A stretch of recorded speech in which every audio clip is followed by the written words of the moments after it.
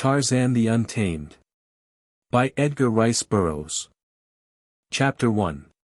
Murder and Pillage.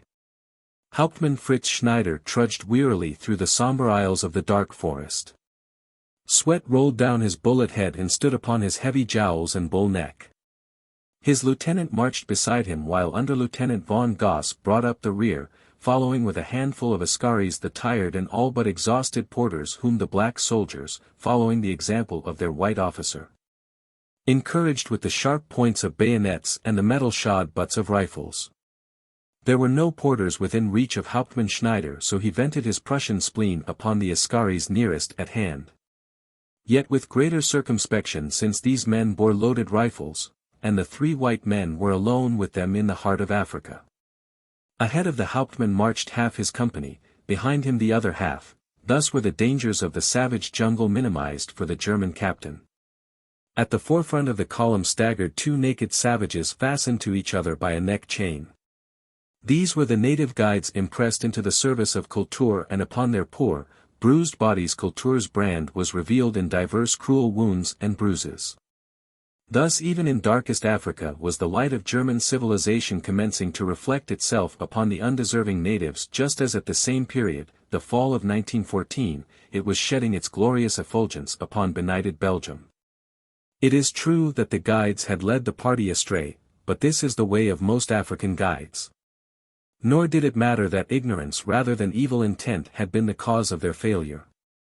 It was enough for Hauptmann Fritz Schneider to know that he was lost in the African wilderness and that he had at hand human beings less powerful than he who could be made to suffer by torture. That he did not kill them outright was partially due to a faint hope that they might eventually prove the means of extricating him from his difficulties, and partially that so long as they lived they might still be made to suffer. The poor creatures, hoping that chance might lead them at last upon the right trail, insisted that they knew the way, and so led on through a dismal forest along a winding game trail trodden deep by the feet of countless generations of the savage denizens of the jungle. Here Tantor, the elephant, took his long way from dust wallow to water. Here Buto, the rhinoceros, blundered blindly in his solitary majesty, while by night the great cats paced silently upon their padded feet beneath the dense canopy of overreaching trees toward the broad plain beyond, where they found their best hunting. It was at the edge of this plain, which came suddenly and unexpectedly before the eyes of the guides, that their sad hearts beat with renewed hope. Here the Hauptmann drew a deep sigh of relief. For after days of hopeless wandering through almost impenetrable jungle, the broad vista of waving grasses dotted here and there with open park-like woods, and in the far distance the winding line of green shrubbery that denoted a river, appeared to the European a veritable heaven. The Hun smiled in his relief, passed a cheery word with his lieutenant, and then scanned the broad plain with his field glasses. Back and forth they swept across the rolling land until at last they came to rest upon a point near the center of the landscape and close to the green-fringed contours of the river. "We are in luck," said Schneider to his companions. "Do you see it?" The lieutenant, who was also gazing through his own glasses, finally brought them to rest upon the same spot that had held the attention of his superior. "Yes," he said, "an English farm. It must be Greystoke's, for there is none other in this part of British East Africa. God is with us, her captain.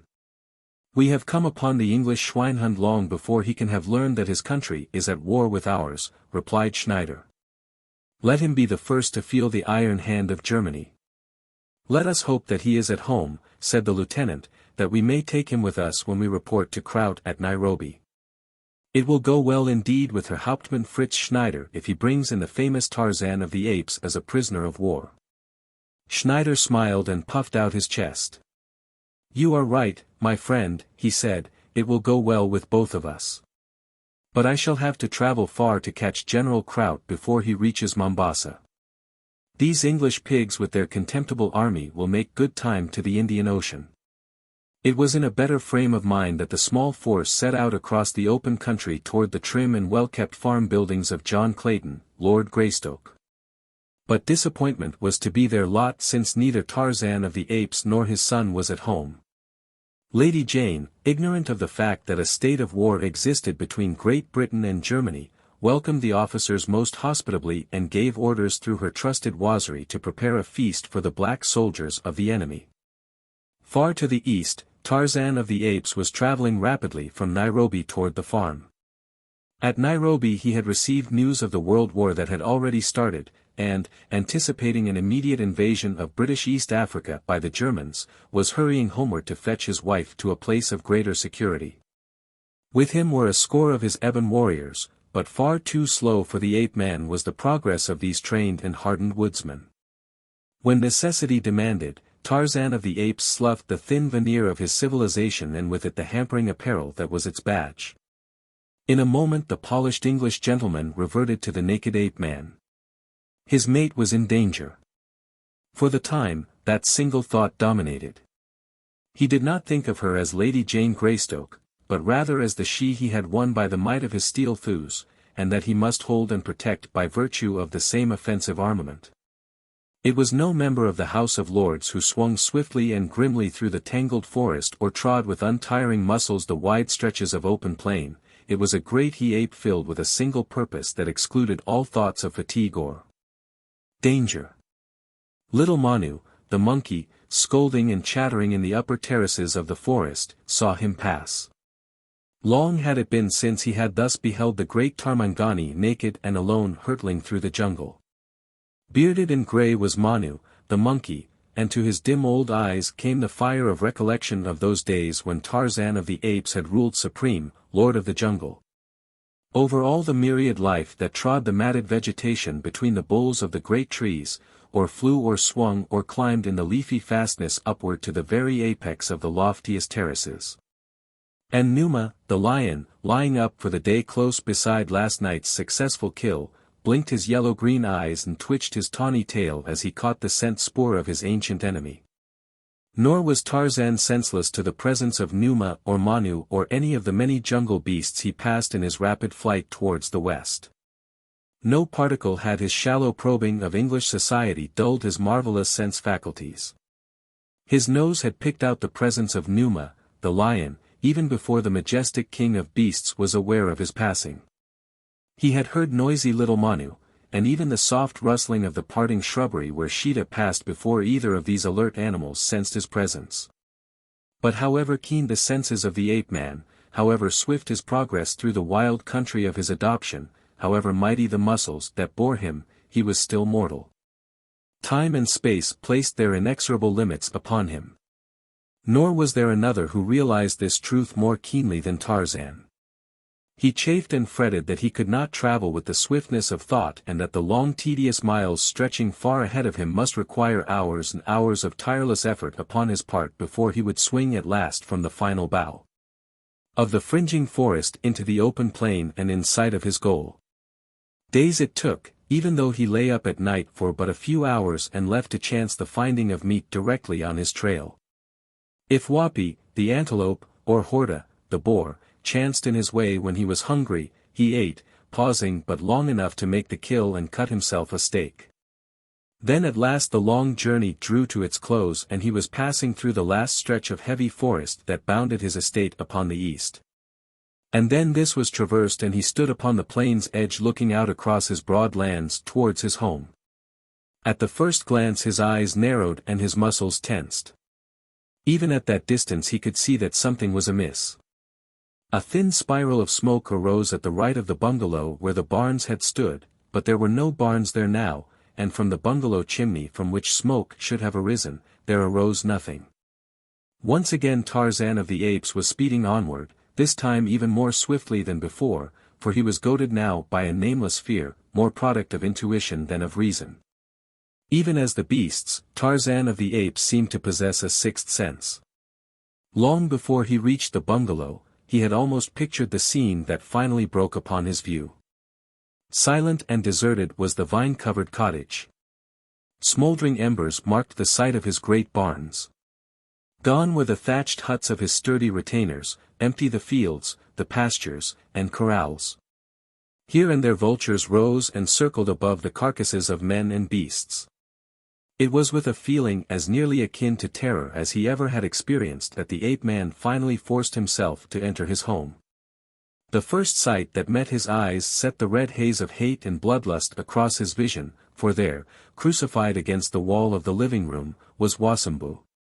Giant son of the faithful Maviro and for over a year the personal bodyguard of Lady Jane.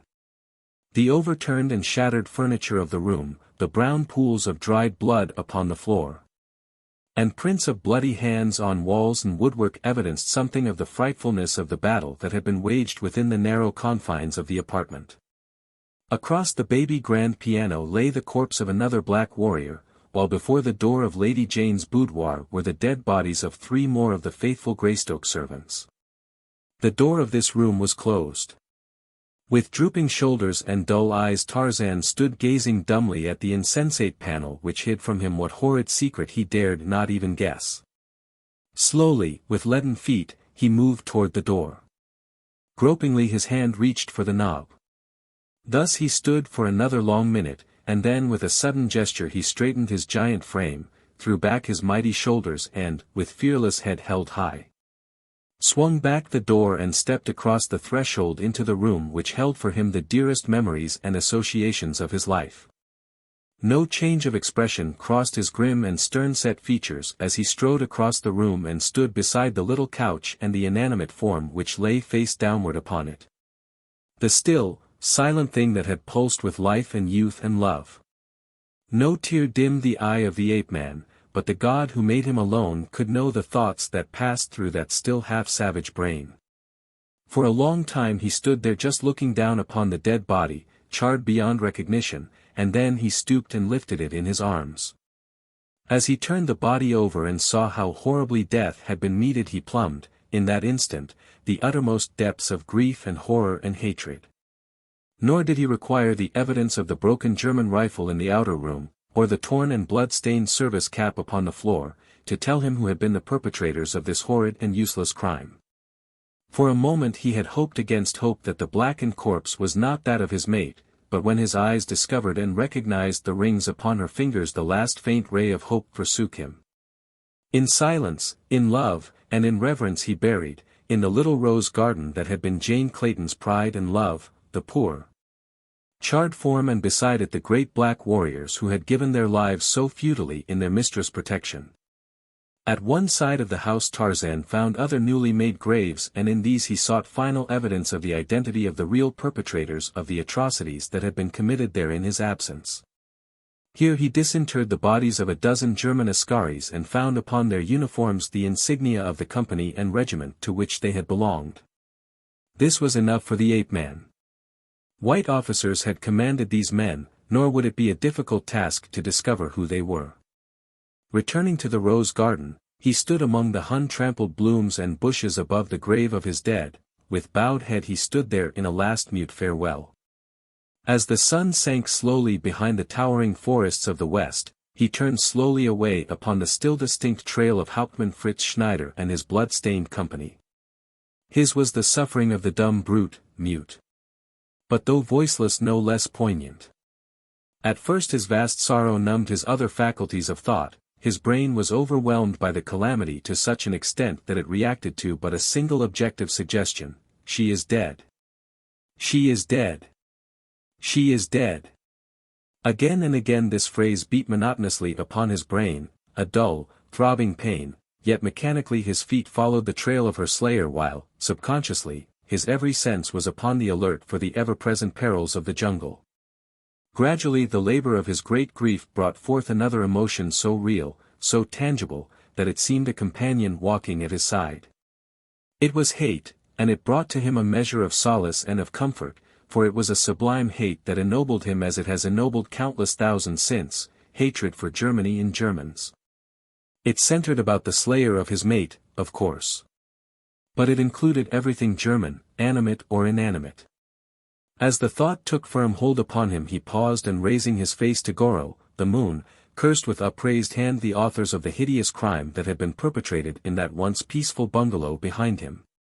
And he cursed their progenitors, their progeny, and all their kind the while he took silent oath to war upon them relentlessly until death overtook him. There followed almost immediately a feeling of content, for, where before his future at best seemed but a void, now it was filled with possibilities the contemplation of which brought him, if not happiness, at least a surcease of absolute grief. For before him lay a great work that would occupy his time. Stripped not only of all the outward symbols of civilization, Tarzan had also reverted morally and mentally to the status of the savage beast he had been reared. Never had his civilization been more than a veneer put on for the sake of her he loved because he thought it made her happier to see him thus. In reality he had always held the outward evidences of so-called culture in deep contempt. Civilization meant to Tarzan of the Apes a curtailment of freedom in all its aspects, freedom of action, freedom of thought, freedom of love, freedom of hate. Clothes he abhorred, uncomfortable, hideous, confining things that reminded him somehow of bonds securing him to the life he had seen the poor creatures of London and Paris living. Clothes were the emblems of that hypocrisy for which civilization stood, a pretense that the wearers were ashamed of what the clothes covered, of the human form made in the semblance of God. Tarzan knew how silly and pathetic the lower orders of animals appeared in the clothing of civilization, for he had seen several poor creatures thus apparelled in various traveling shows in Europe, and he knew, too, how silly and pathetic man appears in them, since the only men he had seen in the first 20 years of his life had been, like himself, naked savages. The ape-man had a keen admiration for a well-muscled, well-proportioned body, whether lion, or antelope, or man, and it had ever been beyond him to understand how clothes could be considered more beautiful than a clear, firm, healthy skin. Or coat and trousers more graceful than the gentle curves of rounded muscles playing beneath a flexible hide. In civilization Tarzan had found greed and selfishness and cruelty far beyond that which he had known in his familiar, savage jungle, and though civilization had given him his mate and several friends whom he loved and admired, he never had come to accept it as you and I who have known little or nothing else. So it was with a sense of relief that he now definitely abandoned it and all that it stood for, and went forth into the jungle once again stripped to his loincloth and weapons. The hunting knife of his father hung at his left hip, his bow and his quiver of arrows were slung across his shoulders, while around his chest over one shoulder and beneath the opposite arm was coiled the long grass rope without which Tarzan would have felt quite as naked as would you should you be suddenly thrust upon a busy highway clad only in a Union suit. A heavy war spear which he sometimes carried in one hand and again slung by a thong about his neck so that it hung down his back completed his armament and his apparel. The diamond-studded locket with the pictures of his mother and father that he had worn always until he had given it as a token of his highest devotion to Jane Clayton before their marriage was missing. She always had worn it since, but it had not been upon her body when he found her slain in her boudoir, so that now his quest for vengeance included also a quest for the stolen trinket.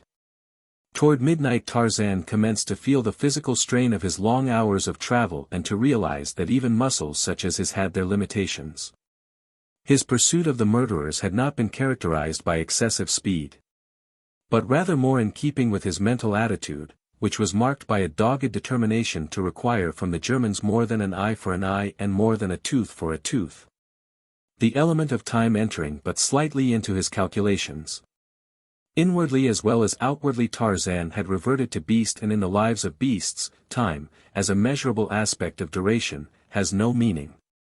The beast is actively interested only in now, and as it is always now and always shall be, there is an eternity of time for the accomplishment of objects. The ape-man, naturally, had a slightly more comprehensive realization of the limitations of time, but, like the beasts, he moved with majestic deliberation when no emergency prompted him to swift action. Having dedicated his life to vengeance, vengeance became his natural state and, therefore, no emergency, so he took his time in pursuit. That he had not rested earlier was due to the fact that he had felt no fatigue, his mind being occupied by thoughts of sorrow and revenge. But now he realized that he was tired, and so he sought a jungle giant that had harbored him upon more than a single other jungle night. Dark clouds moving swiftly across the heavens now and again eclipsed the bright face of Goro, the moon, and forewarned the ape-man of impending storm. In the depth of the jungle the cloud shadows produced a thick blackness that might almost be felt, a blackness that to you and me might have proven terrifying with its accompaniment of rustling leaves and cracking twigs. And its even more suggestive intervals of utter silence in which the crudest of imaginations might have conjured crouching beasts of prey tensed for the fatal charge. But through it Tarzan passed unconcerned, yet always alert. Now he swung lightly to the lower terraces of the overarching trees when some subtle sense warned him that Numa lay upon a kill directly in his path, or again he sprang lightly to one side as Buto, the rhinoceros, lumbered toward him along the narrow, deep-worn trail, for the ape-man, ready to fight upon necessity's slightest pretext, avoided unnecessary quarrels. When he swung himself at last into the tree he sought, the moon was obscured by a heavy cloud, and the tree-tops were waving wildly in a steadily increasing wind whose soughing drowned the lesser noises of the jungle. Upward went Tarzan toward a sturdy crotch across which he long since had laid and secured a little platform of branches. It was very dark now, darker even than it had been before, for almost the entire sky was overcast by thick, black clouds. Presently the man-beast paused, his sensitive nostrils dilating as he sniffed the air about him. Then, with the swiftness and agility of a cat, he leaped far outward upon a swaying branch, sprang upward through the darkness, caught another, swung himself upon it and then to one still higher. What could have so suddenly transformed his matter-of-fact ascent of the giant bull to the swift and wary action of his detour among the branches? You or I could have seen nothing, not even the little platform that an instant before had been just above him and which now was immediately below, but as he swung above it we should have heard an ominous growl. And then as the moon was momentarily uncovered, we should have seen both the platform, dimly, and a dark mass that lay stretched upon it, a dark mass that presently, as our eyes became accustomed to the lesser darkness, would take the form of Xuja, the panther. In answer to the cat's growl, a low and equally ferocious growl rumbled upward from the ape-man's deep chest, a growl of warning that told the panther he was trespassing upon the other's lair, but Xuja was in no mood to be dispossessed. With upturned, snarling face he glared at the brown-skinned Tarmangani above him. Very slowly the ape-man moved inward along the branch until he was directly above the panther. In the man's hand was the hunting knife of his long-dead father, the weapon that had first given him his real ascendancy over the beasts of the jungle. But he hoped not to be forced to use it, knowing as he did that more jungle battles were settled by hideous growling than by actual combat. The law of bluff holding quite as good in the jungle as elsewhere, only in matters of love and food did the great beasts ordinarily close with fangs and talons. Tarzan braced himself against the bole of the tree and leaned closer toward Xuja. "Stealer of Balas," he cried. The panther rose to a sitting position, his bared fangs but a few feet from the ape-man's taunting face. Tarzan growled hideously and struck at the cat's face with his knife. "I am Tarzan of the Apes," he roared. "This is Tarzan's lair. Go, or I will kill you." Though he spoke in the language of the great apes of the jungle, it is doubtful that Xuja understood the words. Though he knew well enough that the hairless ape wished to frighten him from his well-chosen station past which edible creatures might be expected to wander sometime during the watches of the night. Like lightning the cat reared and struck a vicious blow at his tormentor with great, bared talons that might well have torn away the ape-man's face had the blow landed, but it did not land. Tarzan was even quicker than Xuja. As the panther came to all fours again upon the little platform, Tarzan unslung his heavy spear and prodded at the snarling face, and as Xuja warded off the blows, the two continued their horrid duet of blood-curdling roars and growls. Goaded to frenzy the cat presently determined to come up after this disturber of his peace. But when he essayed to leap to the branch that held Tarzan he found the sharp spear point always in his face, and each time as he dropped back he was prodded viciously in some tender part. But at length, rage having conquered his better judgment, he leaped up the rough bole to the very branch upon which Tarzan stood. Now the two faced each other upon even footing and Xuja saw a quick revenge and a supper all in one. The hairless ape thing with the tiny fangs and the puny talons would be helpless before him. The heavy limb bent beneath the weight of the two beasts as Xuja crept cautiously out upon it and Tarzan backed slowly away, growling. The wind had risen to the proportions of a gale so that even the greatest giants of the forest swayed, groaning, to its force, and the branch upon which the two faced each other rose and fell like the deck of a storm-tossed ship. Goro was now entirely obscured, but vivid flashes of lightning lit up the jungle at brief intervals, revealing the grim tableau of primitive passion upon the swaying limb. Tarzan backed away, drawing Sheeta farther from the stem of the tree and out upon the tapering branch, where his footing became ever more precarious. The cat, infuriated by the pain of spear wounds, was overstepping the bounds of caution. Already he had reached a point where he could do little more than maintain a secure footing, and it was this moment that Tarzan chose to charge. With a roar that mingled with the booming thunder from above, he leaped toward the panther, who could only claw futilely with one huge paw while he clung to the branch with the other, but the ape-man did not come within that parabola of destruction. Instead he leaped above menacing claws and snapping fangs, turning in mid-air and alighting upon Sheeta's back, and at the instant of impact his knife struck deep into the tawny side.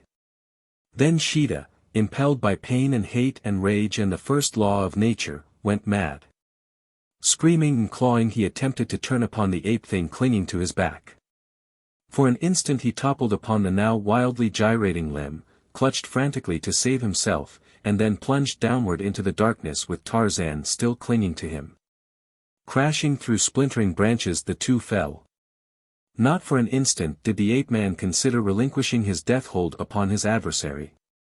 He had entered the lists in mortal combat, and true to the primitive instincts of the wild, the unwritten law of the jungle, one or both must die before the battle ended. Sheeta, cat-like, alighted upon four outsprawled feet, the weight of the ape-man crushing him to earth, the long knife again embedded in his side. Once the panther struggled to rise, but only to sink to earth again. Tarzan felt the giant muscles relax beneath him. Sheeta was dead. Rising, the ape-man placed a foot upon the body of his vanquished foe, raised his face toward the thundering heavens, and as the lightning flashed and the torrential rain broke upon him, screamed forth the wild victory cry of the bull-ape. Having accomplished his aim and driven the enemy from his lair, Tarzan gathered an armful of large fronds and climbed to his dripping couch. Laying a few of the fronds upon the poles, he lay down and covered himself against the rain with the others, and despite the wailing of the wind and the crashing of the thunder, immediately fell asleep. How do you find this book? Any thoughts about the book or the author? Any suggestion for improvement? Please take a moment to share your thoughts in a comment. If you like it, share it with your friends who might enjoy it as well. Subscribe to keep in touch. Visit CompleteAudiobooks.com for more quality content. Chapter 2. The Lion's Cave. The rain lasted for 24 hours, and much of the time it fell in torrents, so that when it ceased, the trail he had been following was entirely obliterated. Cold and uncomfortable, it was a savage Tarzan who threaded the mazes of the soggy jungle. Manu, the monkey, shivering and chattering in the dank trees, scolded and fled at his approach. Even the panthers and the lions let the growling Tarmangani pass unmolested. When the sun shone again upon the second day in a wide, open plain, let the full heat of kudu flood the chilled, brown body, Tarzan's spirits rose. But it was still a sullen, surly brute that moved steadily onward into the south, where he hoped again to pick up the trail of the Germans. He was now in German East Africa, and it was his intention to skirt the mountains west of Kilimanjaro, whose rugged peaks he was quite willing to give a wide berth. And then swing eastward along the south side of the range to the railway that led to Tanga, for his experience among men suggested that it was toward this railroad that German troops would be likely to converge. 2 days later, from the southern slopes of Kilimanjaro, he heard the boom of cannon far away to the east. The afternoon had been dull and cloudy, and now as he was passing through a narrow gorge a few great drops of rain began to splatter upon his naked shoulders. Tarzan shook his head and growled his disapproval. Then he cast his eyes about for shelter, for he had had quite enough of the cold and drenching. He wanted to hasten on in the direction of the booming noise, for he knew that there would be Germans fighting against the English. For an instant his bosom swelled with pride at the thought that he was English, and then he shook his head again viciously. No, he muttered, Tarzan of the Apes is not English, for the English are men and Tarzan is Tarmangani. But he could not hide even from his sorrow or from his sullen hatred of mankind in general that his heart warmed at the thought it was Englishmen who fought the Germans.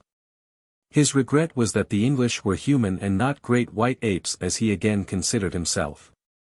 Tomorrow, he thought, I will travel that way and find the Germans, and then he set himself to the immediate task of discovering some shelter from the storm. Presently he espied the low and narrow entrance to what appeared to be a cave at the base of the cliffs which formed the northern side of the gorge.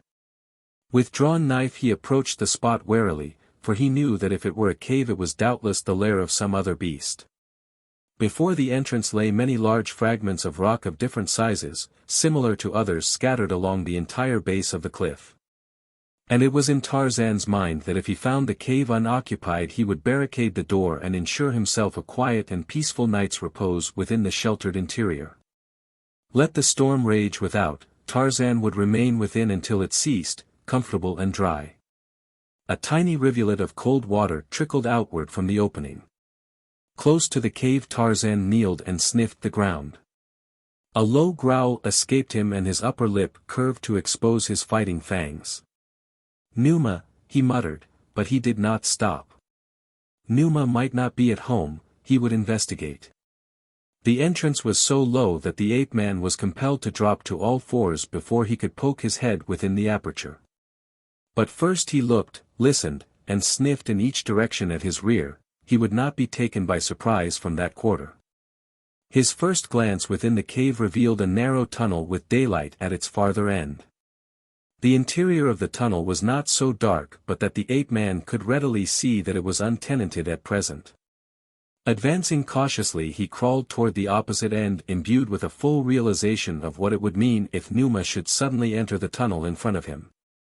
But Numa did not appear and the ape-man emerged at length into the open and stood erect, finding himself in a rocky cleft whose precipitous walls rose almost sheer on every hand. The tunnel from the gorge passing through the cliff and forming a passageway from the outer world into a large pocket or gulch entirely enclosed by steep walls of rock. Except for the small passageway from the gorge, there was no other entrance to the gulch which was some 100 feet in length and about 50 in width and appeared to have been worn from the rocky cliff by the falling of water during long ages. A tiny stream from Kilimanjaro's eternal snow cap still trickled over the edge of the rocky wall at the upper end of the gulch, forming a little pool at the bottom of the cliff from which a small rivulet wound downward to the tunnel through which it passed to the gorge beyond. A single great tree flourished near the center of the gulch, while tufts of wiry grass were scattered here and there among the rocks of the gravelly floor. The bones of many large animals lay about and among them were several human skulls. Tarzan raised his eyebrows. "A man-eater," he murmured, "and from appearances he has held sway here for a long time. Tonight Tarzan will take the lair of the man-eater and Numa may roar and grumble upon the outside." The ape-man had advanced well into the gulch as he investigated his surroundings and now as he stood near the tree, satisfied that the tunnel would prove a dry and quiet retreat for the night. He turned to retrace his way to the outer end of the entrance that he might block it with boulders against Numa's return. But even with the thought there came something to his sensitive ears that froze him into statuesque immobility with eyes glued upon the tunnel's mouth. A moment later the head of a huge lion framed in a great black mane appeared in the opening. The yellow-green eyes glared, round and unblinking, straight at the trespassing Tarmangani. A low growl rumbled from the deep chest, and lips curled back to expose the mighty fangs. "Brother of Dango!" shouted Tarzan, angered that Numa's return should have been so timed as to frustrate his plans for a comfortable night's repose. "I am Tarzan of the Apes, Lord of the Jungle. Tonight I lair here, go." But Numa did not go. Instead he rumbled forth a menacing roar and took a few steps in Tarzan's direction. The ape-man picked up a rock and hurled it at the snarling face. One can never be sure of a lion. This one might turn tail and run at the first intimation of attack. Tarzan had bluffed many in his time, but not now. The missile struck Numa full upon the snout, a tender part of a cat's anatomy, and instead of causing him to flee it transformed him into an infuriated engine of wrath and destruction. Up went his tail, stiff and erect, and with a series of frightful roars he bore down upon the Tarmangani at the speed of an express train. Not an instant too soon did Tarzan reach the tree and swing himself into its branches, and there he squatted, hurling insults at the king of beasts while Numa paced a circle beneath him, growling and roaring in rage. It was raining now in earnest, adding to the ape-man's discomfort and disappointment. He was very angry. But as only direct necessity had ever led him to close in mortal combat with a lion, knowing as he did that he had only luck and agility to pit against the frightful odds of muscle, weight, fangs, and talons. He did not now even consider descending and engaging in so unequal and useless a duel for the mere reward of a little added creature comfort. And so he sat perched in the tree while the rain fell steadily and the lion padded round and round beneath, casting a baleful eye upward after every few steps. Tarzan scanned the precipitous walls for an avenue of escape. They would have baffled an ordinary man, but the ape-man, accustomed to climbing, saw several places where he might gain a foothold, precarious possibly, but enough to give him reasonable assurance of escape if Numa would but betake himself to the far end of the gulch for a moment. Numa, however, notwithstanding the rain, gave no evidence of quitting his post, so that at last Tarzan really began to consider seriously if it might not be as well to take the chance of a battle with him rather than remain longer cold and wet and humiliated in the tree. But even as he turned the matter over in his mind, Numa turned suddenly and walked majestically toward the tunnel without even a backward glance. The instant that he disappeared, Tarzan dropped lightly to the ground upon the far side of the tree and was away at top speed for the cliff. The lion had no sooner entered the tunnel than he backed immediately out again and, pivoting like a flash, was off across the gulch in full charge after the flying ape-man. But Tarzan's lead was too great. If he could find finger or foothold upon the sheer wall he would be safe. But should he slip from the wet rocks his doom was already sealed, as he would fall directly into Numa's clutches, where even the great Tarmangani would be helpless. With the agility of a cat Tarzan ran up the cliff for 30 feet before he paused, and there finding a secure foothold, he stopped and looked down upon Numa, who was leaping upward in a wild and futile attempt to scale the rocky wall to his prey. 15 or 20 feet from the ground the lion would scramble only to fall backward again defeated. Tarzan eyed him for a moment and then commenced a slow and cautious ascent toward the summit. Several times he had difficulty in finding holds, but at last he drew himself over the edge, rose, picked up a bit of loose rock, hurled it at Numa and strode away. Finding an easy descent to the gorge, he was about to pursue his journey in the direction of the still booming guns when a sudden thought caused him to halt and a half-smile to play about his lips. Turning, he trotted quickly back to the outer opening of Numa's tunnel. Close beside it he listened for a moment and then rapidly began to gather large rocks and pile them within the entrance. He had almost closed the aperture when the lion appeared upon the inside, a very ferocious and angry lion that pawed and clawed at the rocks and uttered mighty roars that caused the earth to tremble, but roars did not frighten Tarzan of the Apes. At Kala's shaggy breast he had closed his infant eyes in sleep upon countless nights in years gone by to the savage chorus of similar roars. Scarcely a day or night of his jungle life, and practically all his life had been spent in the jungle, had he not heard the roaring of hungry lions, or angry lions, or lovesick lions. Such sounds affected Tarzan as the tooting of an automobile horn may affect you. If you are in front of the automobile it warns you out of the way, if you are not in front of it you scarcely notice it. Figuratively Tarzan was not in front of the automobile, Numa could not reach him and Tarzan knew it, so he continued deliberately to choke the entrance until there was no possibility of Numa's getting out again. When he was quite through he made a grimace at the hidden lion beyond the barrier and resumed his way toward the east. "A man-eater who will eat no more men," he soliloquized. That night Tarzan lay up under an overhanging shelf of rock.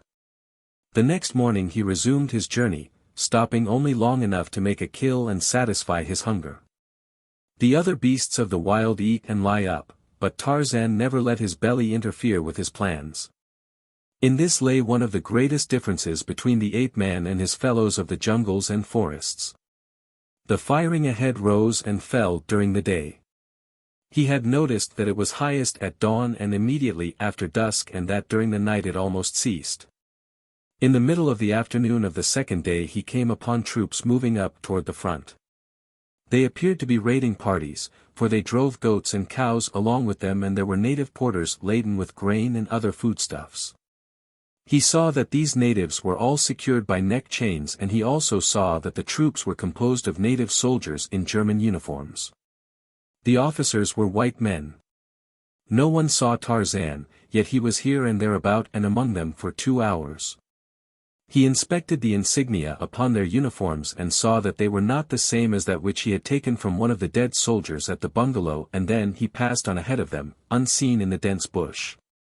He had come upon Germans and had not killed them, but it was because the killing of Germans at large was not yet the prime motive of his existence. Now it was to discover the individual who slew his mate. After he had accounted for him, he would take up the little matter of slaying all Germans who crossed his path, and he meant that many should cross it, for he would hunt them precisely as professional hunters hunt the man-eaters. As he neared the front lines the troops became more numerous. There were motor trucks and ox teams and all the impedimenta of a small army, and always there were wounded men walking or being carried toward the rear.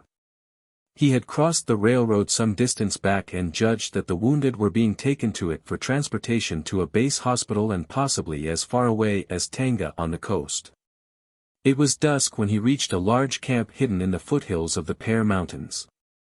As he was approaching from the rear he found it but lightly guarded, and what sentinels there were not upon the alert, and so it was an easy thing for him to enter after darkness had fallen and prowl about listening at the backs of tents, searching for some clue to the slayer of his mate. As he paused at the side of a tent before which sat a number of native soldiers he caught a few words spoken in native dialect that riveted his attention instantly. The Waziri fought like devils, but we are greater fighters and we killed them all. When we were through the captain came and killed the woman. He stayed outside and yelled in a very loud voice until all the men were killed. Under Lieutenant von Goss is braver. He came in and stood beside the door shouting at us, also in a very loud voice, and bade us nail one of the Waziri who was wounded to the wall, and then he laughed loudly because the man suffered. We all laughed. It was very funny. Like a beast of prey, grim and terrible, Tarzan crouched in the shadows beside the tent. What thoughts passed through that savage mind? Who may say? No outward sign of passion was revealed by the expression of the handsome face. The cold, grey eyes denoted only intense watchfulness. Presently the soldier Tarzan had heard first rose and with a parting word turned away. He passed within 10 feet of the ape-man and continued on toward the rear of the camp. Tarzan followed and in the shadows of a clump of bushes overtook his quarry. There was no sound as the man-beast sprang upon the back of his prey and bore it to the ground, for steel fingers closed simultaneously upon the soldier's throat, effectually stifling any outcry. By the neck Tarzan dragged his victim well into the concealment of the bushes. Make no sound, he cautioned in the man's own tribal dialect as he released his hold upon the other's throat. The fellow gasped for breath, rolling frightened eyes upward to see what manner of creature it might be in whose power he was. In the darkness he saw only a naked brown body bending above him. But he still remembered the terrific strength of the mighty muscles that had closed upon his wind and dragged him into the bushes as though he had been but a little child. If any thought of resistance had crossed his mind he must have discarded it at once, as he made no move to escape. "What is the name of the officer who killed the woman at the bungalow where you fought with the Waziri?" asked Tarzan. "Hauptmann Schneider," replied the black when he could again command his voice. "Where is he?" demanded the ape-man. "He is here." "It may be that he is at headquarters. Many of the officers go there in the evening to receive orders." "Lead me there," commanded Tarzan, "and if I am discovered I will kill you immediately. Get up." The black rose and led the way by a roundabout route back through the camp. Several times they were forced to hide while soldiers passed. But at last they reached a great pile of baled hay from about the corner of which the black pointed out a 2-story building in the distance. "Headquarters," he said. "You can go no farther unseen. There are many soldiers about. Tarzan realized that he could not proceed farther in company with the black. He turned and looked at the fellow for a moment as though pondering what disposition to make of him. "You helped to crucify Wasambu, the Waziri," he accused in a low yet none the less terrible tone. The black trembled, his knees giving beneath him. "He ordered us to do it," he pleaded. "Who ordered it done?" demanded Tarzan. "Under Lieutenant von Goss," replied the soldier. "He, too, is here." "I shall find him," returned Tarzan, grimly. "You helped to crucify Wasambu, the Waziri, and, while he suffered, you laughed." The fellow reeled. It was as though in the accusation he read also his death sentence. With no other word Tarzan seized the man again by the neck. As before there was no outcry. The giant muscles tensed. The arms swung quickly upward and with them the body of the black soldier who had helped to crucify Wasambu, the Waziri, described a circle in the air, once, twice, 3 times. And then it was flung aside and the ape-man turned in the direction of General Kraut's headquarters. A single sentinel in the rear of the building barred the way. Tarzan crawled, belly to the ground, toward him, taking advantage of cover as only the jungle-bred beast of prey can do. When the sentinel's eyes were toward him, Tarzan hugged the ground, motionless as stone. When they were turned away, he moved swiftly forward. Presently he was within charging distance. He waited until the man had turned his back once more and then he rose and sped noiselessly down upon him. Again there was no sound as he carried the dead body with him toward the building. The lower floor was lighted, the upper dark. Through the windows Tarzan saw a large front room and a smaller room in rear of it. In the former were many officers. Some moved about talking to one another, others sat at field tables writing. The windows were open and Tarzan could hear much of the conversation, but nothing that interested him.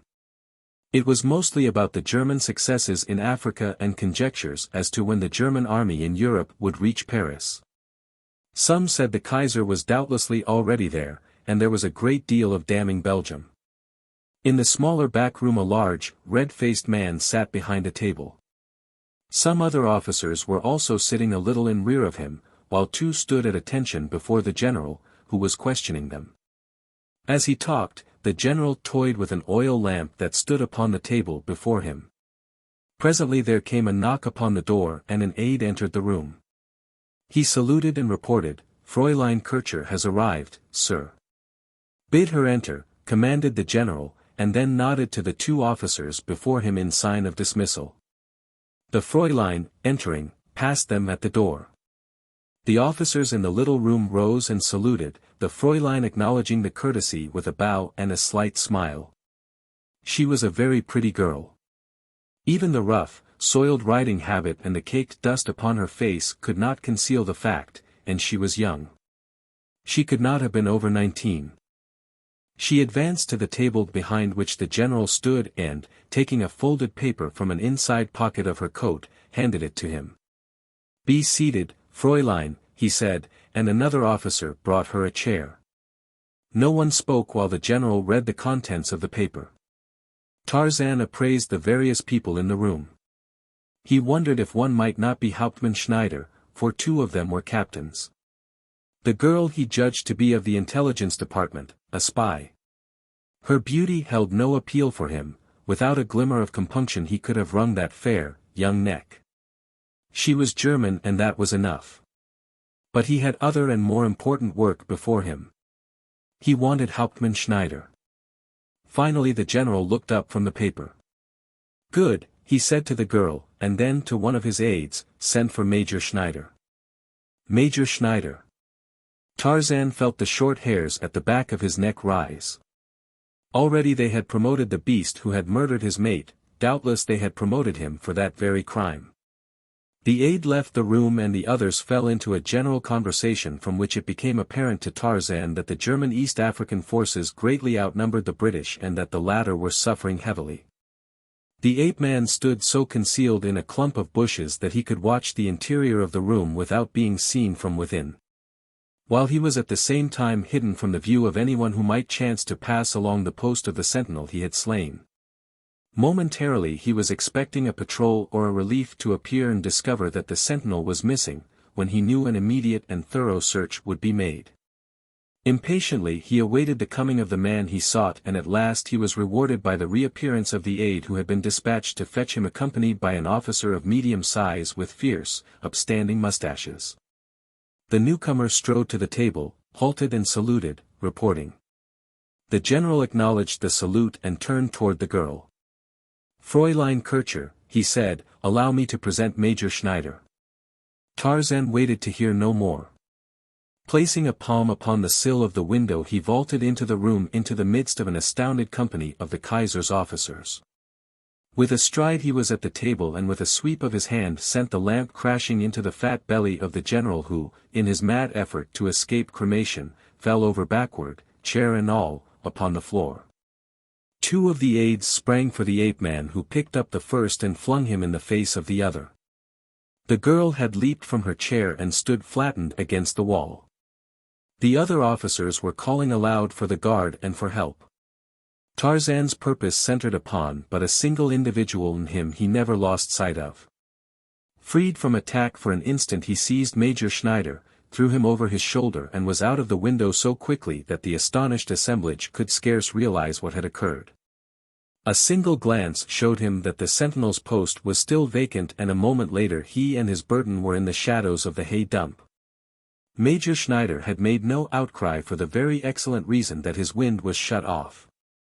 Now Tarzan released his grasp enough to permit the man to breathe. "If you make a sound you will be choked again," he said. Cautiously and after infinite patience Tarzan passed the final outpost. Forcing his captive to walk before him, he pushed on toward the west until, late into the night, he recrossed the railway, where he felt reasonably safe from discovery. The German had cursed and grumbled and threatened and asked questions. But his only reply was another prod from Tarzan's sharp war spear. The ape-man herded him along as he would have driven a hog, with the difference that he would have had more respect and therefore more consideration for a hog. Until now Tarzan had given little thought to the details of revenge. Now he pondered what form the punishment should take. Of only one thing was he certain: it must end in death. Like all brave men and courageous beasts, Tarzan had little natural inclination to torture, none, in fact, but this case was unique in his experience. An inherent sense of justice called for an eye, and his recent oath demanded even more. Yes, the creature must suffer even as he had caused Jane Clayton to suffer. Tarzan could not hope to make the man suffer as he had suffered, since physical pain may never approach the exquisiteness of mental torture. All through the long night the ape-man goaded on the exhausted and now terrified Hun. The awful silence of his captor wrought upon the German's nerves. If he would only speak. Again and again Schneider tried to force or coax a word from him. But always the result was the same: continued silence and a vicious and painful prod from the spear point. Schneider was bleeding and sore. He was so exhausted that he staggered at every step, and often he fell only to be prodded to his feet again by that terrifying and remorseless spear. It was not until morning that Tarzan reached a decision, and it came to him then like an inspiration from above. A slow smile touched his lips, and he immediately sought a place to lie up and rest. He wished his prisoner to be fit now for what lay in store for him. Ahead was a stream which Tarzan had crossed the day before. He knew the ford for a drinking place and a likely spot to make an easy kill. Cautioning the German to utter silence with a gesture, the two approached the stream quietly. Down the game trail Tarzan saw some deer about to leave the water. He shoved Schneider into the brush at one side and, squatting next him, waited. The German watched the silent giant with puzzled, frightened eyes. In the new dawn he, for the first time, was able to obtain a good look at his captor, and, if he had been puzzled and frightened before, those sensations were nothing to what he experienced now. Who and what could this almost naked, white savage be? He had heard him speak but once, when he had cautioned him to silence, and then in excellent German and the well-modulated tones of culture. He watched him now as the fascinated toad watches the snake that is about to devour it. He saw the graceful limbs and symmetrical body motionless as a marble statue as the creature crouched in the concealment of the leafy foliage. Not a muscle, not a nerve moved. He saw the deer coming slowly along the trail, downwind and unsuspecting. He saw a buck pass, an old buck, and then a young and plump one came opposite the giant in ambush. And Schneider's eyes went wide and a scream of terror almost broke from his lips as he saw the agile beast at his side spring straight for the throat of the young buck and heard from those human lips the hunting roar of a wild beast. Down went the buck and Tarzan and his captive had meat. The ape-man ate his raw, but he permitted the German to build a fire and cook his portion. The two lay up until late in the afternoon and then took up the journey once again, a journey that was so frightful to Schneider because of his ignorance of its destination that he at times groveled at Tarzan's feet begging for an explanation and for mercy. But on and on in silence the ape-man went, prodding the failing Hun whenever the latter faltered. It was noon of the third day before they reached their destination. After a steep climb and a short walk they halted at the edge of a precipitous cliff and Schneider looked down into a narrow gulch where a single tree grew beside a tiny rivulet and sparse grass broke from a rock-strewn soil. Tarzan motioned him over the edge, but the German drew back in terror. The ape-man seized him and pushed him roughly toward the brink. "Descend," he said. It was the second time he had spoken in 3 days and perhaps his very silence, ominous in itself, had done more to arouse terror in the breast of the Boche than even the spear point, ever ready as it always was.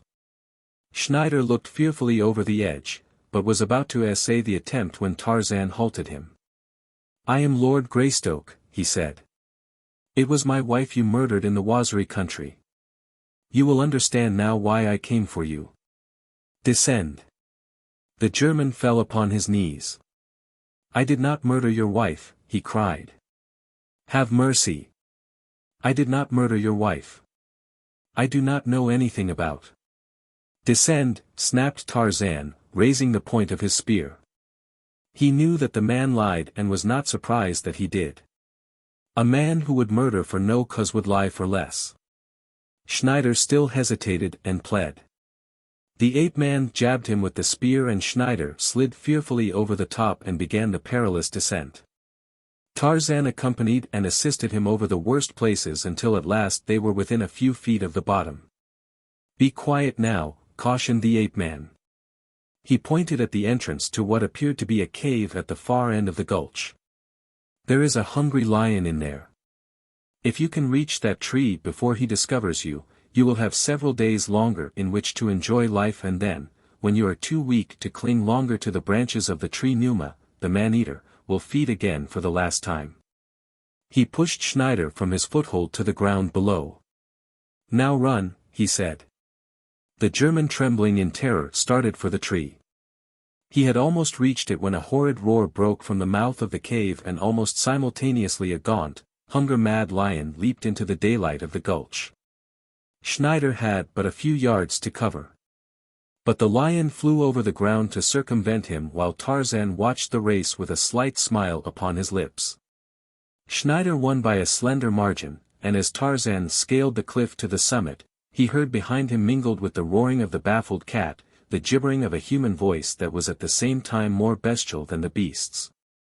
Upon the brink of the cliff the ape-man turned and looked back into the gulch. High in the tree the German clung frantically to a branch across which his body lay. Beneath him was Numa, waiting. The ape-man raised his face to Kudu, the sun, and from his mighty chest rose the savage victory cry of the bull ape. Chapter 3. In the German lines. Tarzan was not yet fully revenged. There were many millions of Germans yet alive, enough to keep Tarzan pleasantly occupied the balance of his life, and yet not enough, should he kill them all, to recompense him for the great loss he had suffered, nor could the death of all those million Germans bring back his loved one. While in the German camp in the Pear Mountains, which lie just east of the boundary line between German and British East Africa, Tarzan had overheard enough to suggest that the British were getting the worst of the fighting in Africa. At first he had given the matter but little thought, since, after the death of his wife, the one strong tie that had held him to civilization, he had renounced all mankind, considering himself no longer man, but ape. After accounting for Schneider as satisfactorily as lay within his power, he circled Kilimanjaro and hunted in the foothills to the north of that mightiest of mountains, as he had discovered that in the neighborhood of the armies there was no hunting at all. Some pleasure he derived through conjuring mental pictures from time to time of the German he had left in the branches of the lone tree at the bottom of the high-walled gulch in which was penned the starving lion. He could imagine the man's mental anguish as he became weakened from hunger and maddened by thirst, knowing that sooner or later he must slip exhausted to the ground where waited the gaunt man-eater. Tarzan wondered if Schneider would have the courage to descend to the little rivulet for water should Numa leave the gulch and enter the cave.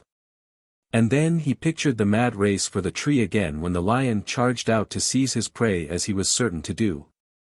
Since the clumsy German could not descend to the rivulet without making at least some slight noise that would attract Numa's attention. But even this pleasure palled, and more the ape-man found himself thinking of the English soldiers fighting against heavy odds, and especially of the fact that it was Germans who were beating them.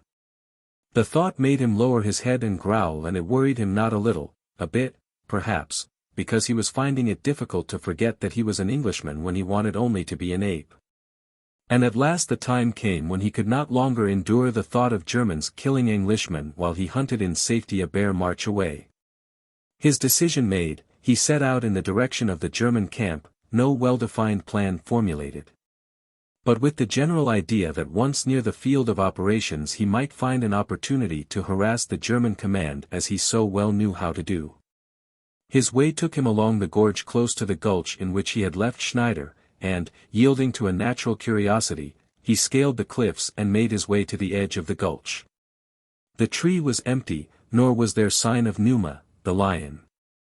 Picking up a rock he hurled it into the gulch, where it rolled to the very entrance to the cave. Instantly the lion appeared in the aperture. But such a different-looking lion from the great sleek brute that Tarzan had trapped there 2 weeks before. Now he was gaunt and emaciated, and when he walked he staggered. "Where is the German?" shouted Tarzan. "Was he good eating, or only a bag of bones when he slipped and fell from the tree?" Numa growled. "You look hungry, Numa," continued the ape-man. "You must have been very hungry to eat all the grass from your lair and even the bark from the tree as far up as you can reach. Would you like another German?" And smiling he turned away. A few minutes later he came suddenly upon Bara, the deer, asleep beneath a tree, and as Tarzan was hungry he made a quick kill, and squatting beside his prey proceeded to eat his fill. As he was gnawing the last morsel from a bone his quick ears caught the padding of stealthy feet behind him, and turning he confronted Dango, the hyena, sneaking upon him. With a growl the ape-man picked up a fallen branch and hurled it at the skulking brute. "Go away, eater of carrion," he cried. But Dango was hungry, and being large and powerful he only snarled and circled slowly about as though watching for an opportunity to charge. Tarzan of the Apes knew Dango even better than Dango knew himself. He knew that the brute, made savage by hunger, was mustering its courage for an attack.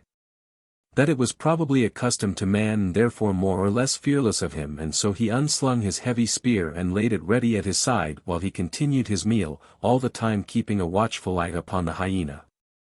He felt no fear, for long familiarity with the dangers of his wild world had so accustomed him to them that he took whatever came as a part of each day's existence as you accept the homely though no less real dangers of the farm, the range, or the crowded metropolis. Being jungle-bred he was ready to protect his kill from all comers within ordinary limitations of caution. Under favorable conditions Tarzan would face even Numa himself and, if forced to seek safety by flight, he could do so without any feeling of shame. There was no braver creature roamed those savage wilds, and at the same time there was none more wise, the two factors that had permitted him to survive. Dango might have charged sooner but for the savage growls of the ape-man, growls which, coming from human lips, raised a question and a fear in the hyena's heart. He had attacked women and children in the native fields and he had frightened their men about their fires at night, but he never had seen a man-thing who made this sound that reminded him more of Numa angry than of a man afraid. When Tarzan had completed his repast, he was about to rise and hurl a clean-picked bone at the beast before he went his way, leaving the remains of his kill to Dango. But a sudden thought stayed him, and instead he picked up the carcass of the deer, threw it over his shoulder, and set off in the direction of the gulch. For a few yards Dango followed, growling, and then realizing that he was being robbed of even a taste of the luscious flesh, he cast discretion to the winds and charged. Instantly, as though nature had given him eyes in the back of his head, Tarzan sensed the impending danger and, dropping Bara to the ground, turned with raised spear. Far back went the brown, right hand and then forward, lightning-like, backed by the power of giant muscles and the weight of his brawn and bone. The spear, released at the right instant, drove straight for Dango, caught him in the neck where it joined the shoulders and passed through the body. When he had withdrawn the shaft from the hyena, Tarzan shouldered both carcasses and continued on toward the gulch. Below lay Numa beneath the shade of the lone tree, and at the ape-man's call he staggered slowly to his feet, yet weak as he was, he still growled savagely, even essaying a roar at the sight of his enemy. Tarzan let the two bodies slide over the rim of the cliff. "Eat, Numa," he cried. "It may be that I shall need you again." He saw the lion, quickened to new life at the sight of food, spring upon the body of the deer, and then he left him rending and tearing the flesh as he bolted great pieces into his empty maw. The following day Tarzan came within sight of the German lines. From a wooded spur of the hills he looked down upon the enemy's left flank and beyond to the British lines.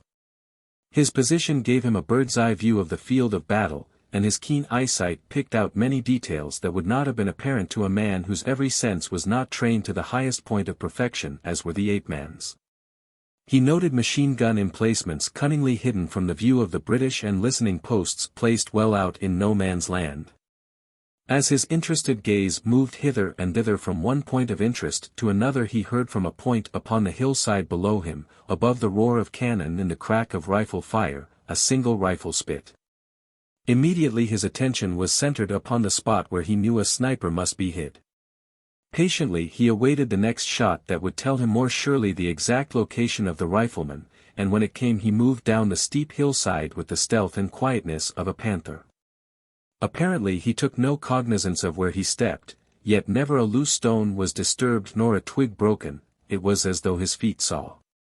Presently, as he passed through a clump of bushes, he came to the edge of a low cliff and saw upon a ledge some 15 feet below him a German soldier prone behind an embankment of loose rock and leafy boughs that hid him from the view of the British lines.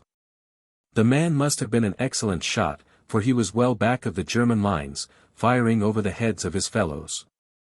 His high-powered rifle was equipped with telescope sights, and he also carried binoculars which he was in the act of using as Tarzan discovered him, either to note the effect of his last shot or to discover a new target.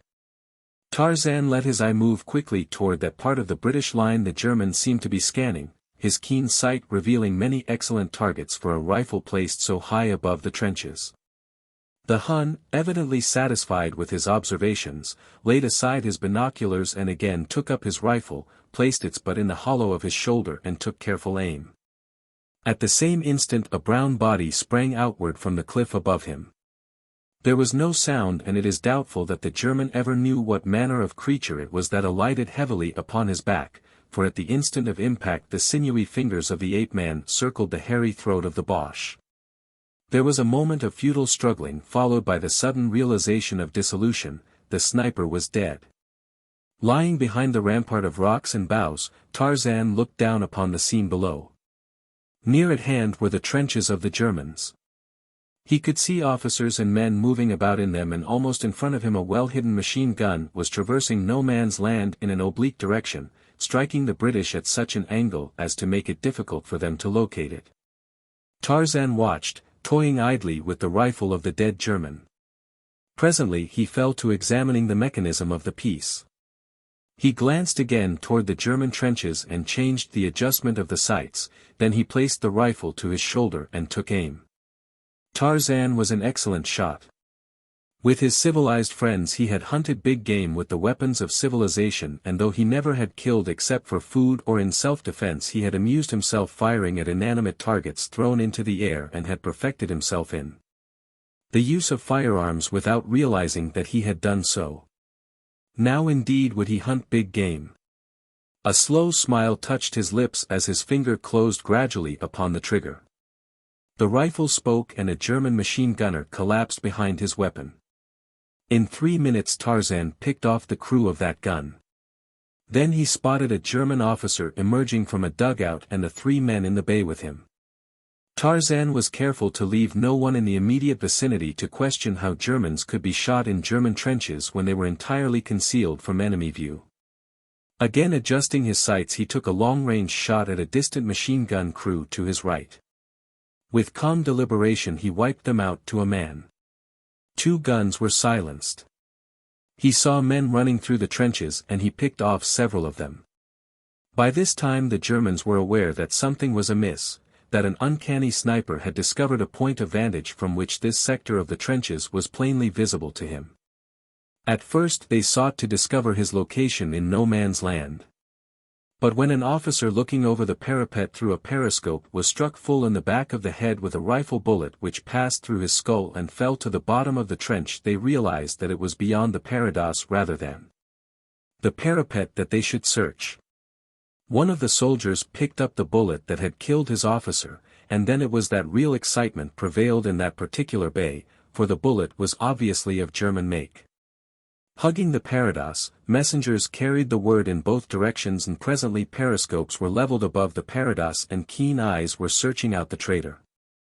It did not take them long to locate the position of the hidden sniper, and then Tarzan saw a machine gun being trained upon him. Before it had gotten into action its crew lay dead about it. But there were other men to take their places, reluctantly perhaps, but driven on by their officers they were forced to it, and at the same time 2 other machine guns were swung around toward the ape man and put into operation. Realizing that the game was about up, Tarzan with a farewell shot laid aside the rifle and melted into the hills behind him. For many minutes he could hear the sputter of machine gun fire concentrated upon the spot he had just quit, and smiled as he contemplated the waste of German ammunition. They have paid heavily for Wasambu, the Waziri, whom they crucified, and for his slain fellows, he mused, but for Jane they can never pay, no, not if I killed them all. After dark that night he circled the flanks of both armies and passed through the British outguards and into the British lines.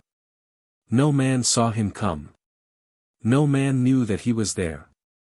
Headquarters of the 2nd Rhodesians occupied a sheltered position far enough back of the lines to be comparatively safe from enemy observation. Even lights were permitted, and Colonel Capel sat before a field table, on which was spread a military map, talking with several of his officers. A large tree spread above them, a lantern sputtered dimly upon the table, while a small fire burned upon the ground close at hand. The enemy had no planes and no other observers could have seen the lights from the German lines. The officers were discussing the advantage in numbers possessed by the enemy and the inability of the British to more than hold their present position. They could not advance. Already they had sustained severe losses in every attack and had always been driven back by overwhelming numbers. There were hidden machine guns, too, that bothered the colonel considerably. It was evidenced by the fact that he often reverted to them during the conversation. "Something silenced them for a while this afternoon," said one of the younger officers. "I was observing at the time and I couldn't make out what the fuss was about, but they seemed to be having a devil of a time in a section of trench on their left. At one time I could have sworn they were attacked in the rear. I reported it to you at the time, sir, you'll recall, for the blighters were peppering away at the side of that bluff behind them. I could see the dirt fly. I don't know what it could have been." There was a slight rustling among the branches of the tree above them, and simultaneously a lithe, brown body dropped in their midst. Hands moved quickly to the butts of pistols. But otherwise there was no movement among the officers. First they looked wonderingly at the almost naked white man standing there with the firelight playing upon rounded muscles, took in the primitive attire and the equally primitive armament, and then all eyes turned toward the colonel. "Who the devil are you, sir?" snapped that officer. "Tarzan of the Apes," replied the newcomer. "Oh, Greystoke," cried a major, and stepped forward with outstretched hand. Presswick, acknowledged Tarzan as he took the proffered hand. I didn't recognize you at first, apologized the major. The last time I saw you you were in London in evening dress. Quite a difference, 'pon my word, man, you'll have to admit it. Tarzan smiled and turned toward the colonel. I overheard your conversation, he said. I have just come from behind the German lines. Possibly I can help you. The colonel looked questioningly toward Major Presswick, who quickly rose to the occasion and presented the ape-man to his commanding officer and fellows. Briefly Tarzan told them what it was that brought him out alone in pursuit of the Germans. And now you have come to join us? Asked the colonel. Tarzan shook his head. Not regularly, he replied. I must fight in my own way, but I can help you. Whenever I wish I can enter the German lines. Capel smiled and shook his head. It's not so easy as you think, he said. I've lost 2 good officers in the last week trying it, and they were experienced men, none better in the intelligence department. Is it more difficult than entering the British lines? Asked Tarzan. The colonel was about to reply when a new thought appeared to occur to him and he looked quizzically at the ape-man. Who brought you here? He asked. Who passed you through our outguards? I have just come through the German lines and yours and passed through your camp, he replied. Send word to ascertain if anyone saw me. But who accompanied you? Insisted Capel. I came alone, replied Tarzan, and then, drawing himself to his full height, you men of civilization, when you come into the jungle, are as dead among the quick.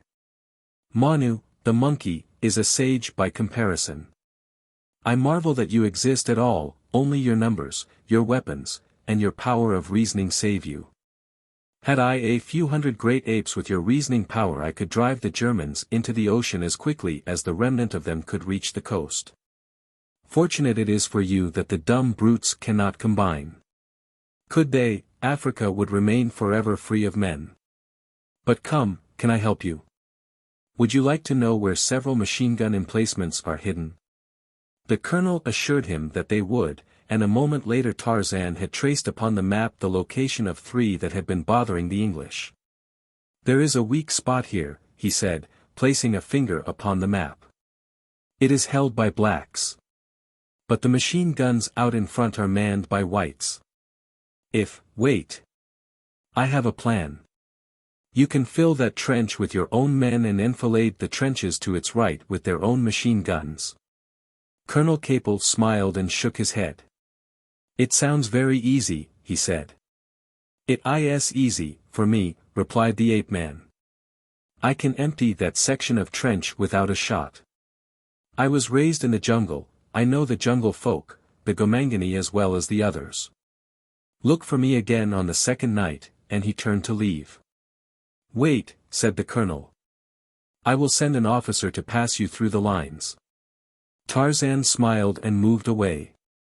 As he was leaving the little group about headquarters he passed a small figure wrapped in an officer's heavy overcoat.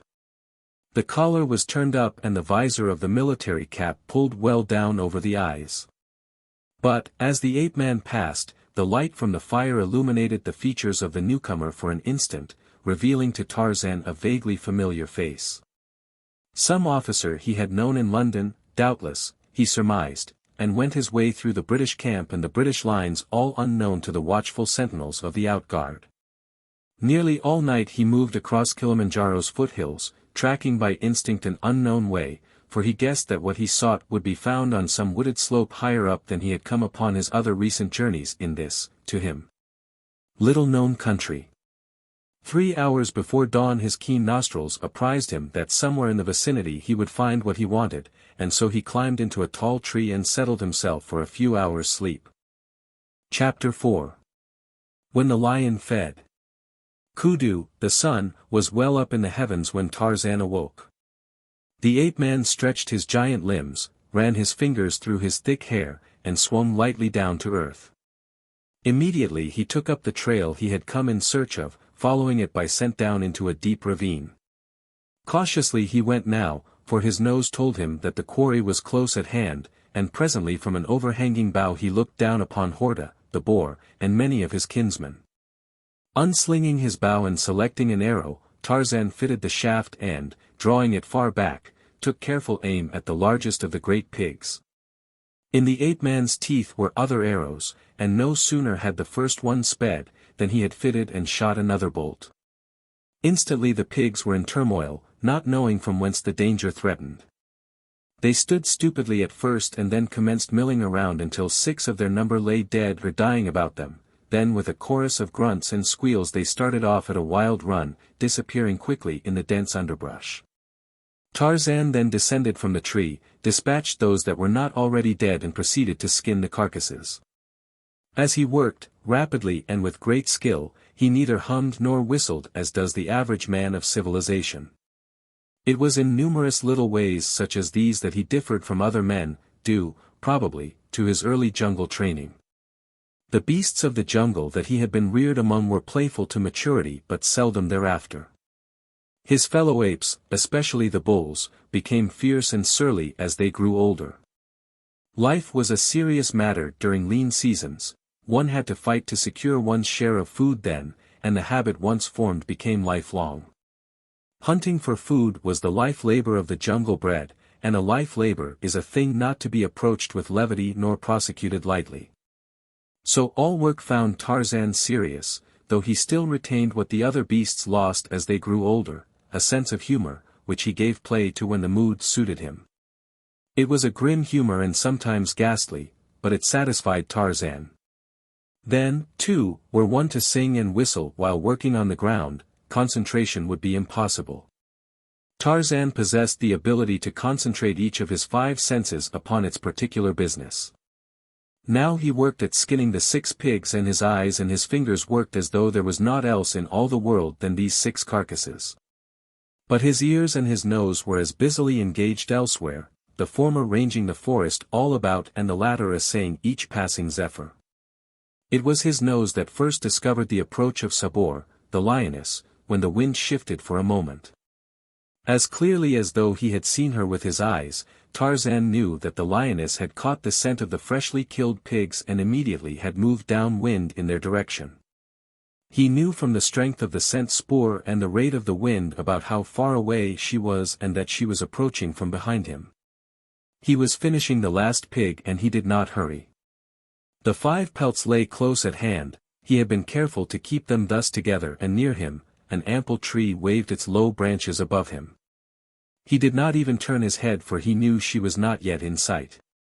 But he bent his ears just a bit more sharply for the first sound of her nearer approach. When the final skin had been removed he rose. Now he heard Sabor in the bushes to his rear, but not yet too close. Leisurely he gathered up the 6 pelts and one of the carcasses, and as the lioness appeared between the boles of 2 trees he swung upward into the branches above him.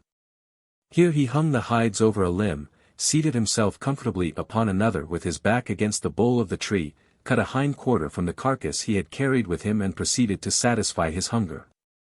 Sabor slunk, growling, from the brush, cast a wary eye upward toward the ape-man and then fell upon the nearest carcass.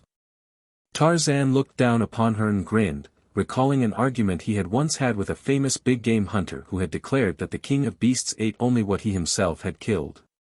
Tarzan knew better for he had seen Numa and Sabor stoop even to carrion. Having filled his belly, the ape-man fell to work upon the hides, all large and strong. First he cut strips from them about 1/2 an inch wide. When he had sufficient number of these strips he sewed 2 of the hides together, afterwards piercing holes every 3 or 4 inches around the edges. Running another strip through these holes gave him a large bag with a drawstring. In similar fashion he produced 4 other like bags, but smaller, from the 4 remaining hides and had several strips left over. All this done he threw a large, juicy fruit at Sabor, cached the remainder of the pig in a crotch of the tree and swung off toward the southwest through the middle terraces of the forest, carrying his 5 bags with him. Straight he went to the rim of the gulch where he had imprisoned Numa, the lion. Very stealthily he approached the edge and peered over. Numa was not in sight. Tarzan sniffed and listened. He could hear nothing, yet he knew that Numa must be within the cave. He hoped that he slept, much depended upon Numa not discovering him. Cautiously he lowered himself over the edge of the cliff, and with utter noiselessness commenced the descent toward the bottom of the gulch. He stopped often and turned his keen eyes and ears in the direction of the cave's mouth at the far end of the gulch, some 100 feet away. As he neared the foot of the cliff his danger increased greatly. If he could reach the bottom and cover half the distance to the tree that stood in the center of the gulch he would feel comparatively safe, for then, even if Numa appeared, he felt that he could beat him either to the cliff or to the tree.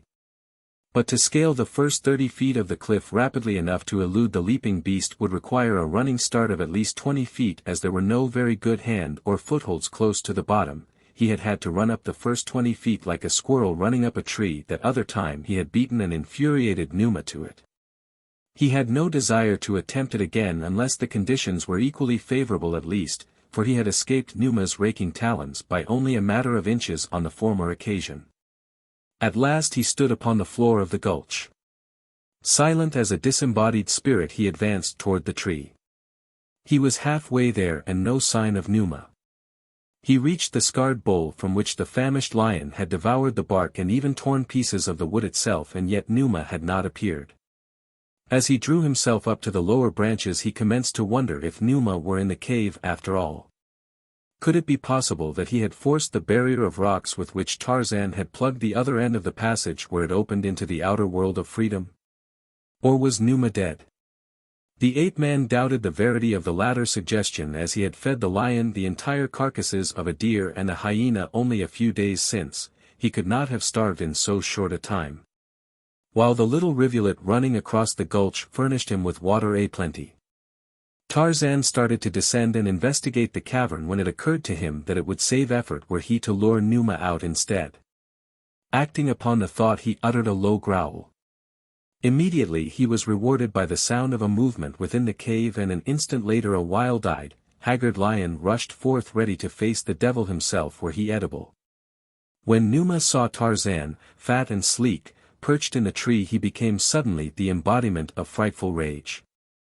His eyes and his nose told him that this was the creature responsible for his predicament, and also that this creature was good to eat. Frantically the lion sought to scramble up the bole of the tree. Twice he leaped high enough to catch the lowest branches with his paws, but both times he fell backward to the earth. Each time he became more furious. His growls and roars were incessant and horrible, and all the time Tarzan sat grinning down upon him, taunting him in jungle Billingsgate for his inability to reach him and mentally exulting that always Numa was wasting his already waning strength. Finally the ape-man rose and unslung his rope. He arranged the coils carefully in his left hand and the noose in his right, and then he took a position with each foot on one of two branches that lay in about the same horizontal plane and with his back pressed firmly against the stem of the tree. There he stood hurling insults at Numa until the beast was again goaded into leaping upward at him, and as Numa rose the noose dropped quickly over his head and about his neck. A quick movement of Tarzan's rope hand tightened the coil, and when Numa slipped backward to the ground only his hind feet touched, for the ape-man held him swinging by the neck. Moving slowly outward upon the two branches Tarzan swung Numa out so that he could not reach the bole of the tree with his raking talons, then he made the rope fast after drawing the lion clear of the ground. Dropped his 5 pigskin sacks to earth and leaped down himself. Numa was striking frantically at the grass rope with his 4 claws. At any moment he might sever it, and Tarzan must, therefore, work rapidly. First he drew the larger bag over Numa's head and secured it about his neck with the drawstring, then he managed, after considerable effort, during which he barely escaped being torn to ribbons by the mighty talons, to hog-tie Numa, drawing his 4 legs together and securing them in that position with the strips trimmed from the pigskins. By this time the lion's efforts had almost ceased. It was evident that he was being rapidly strangled, and as that did not at all suit the purpose of the Tarmangani, the latter swung again into the tree, unfastened the rope from above and lowered the lion to the ground, where he immediately followed it and loosed the noose about Numa's neck. Then he drew his hunting knife and cut 2 round holes in the front of the head bag opposite the lion's eyes for the double purpose of permitting him to see and giving him sufficient air to breathe.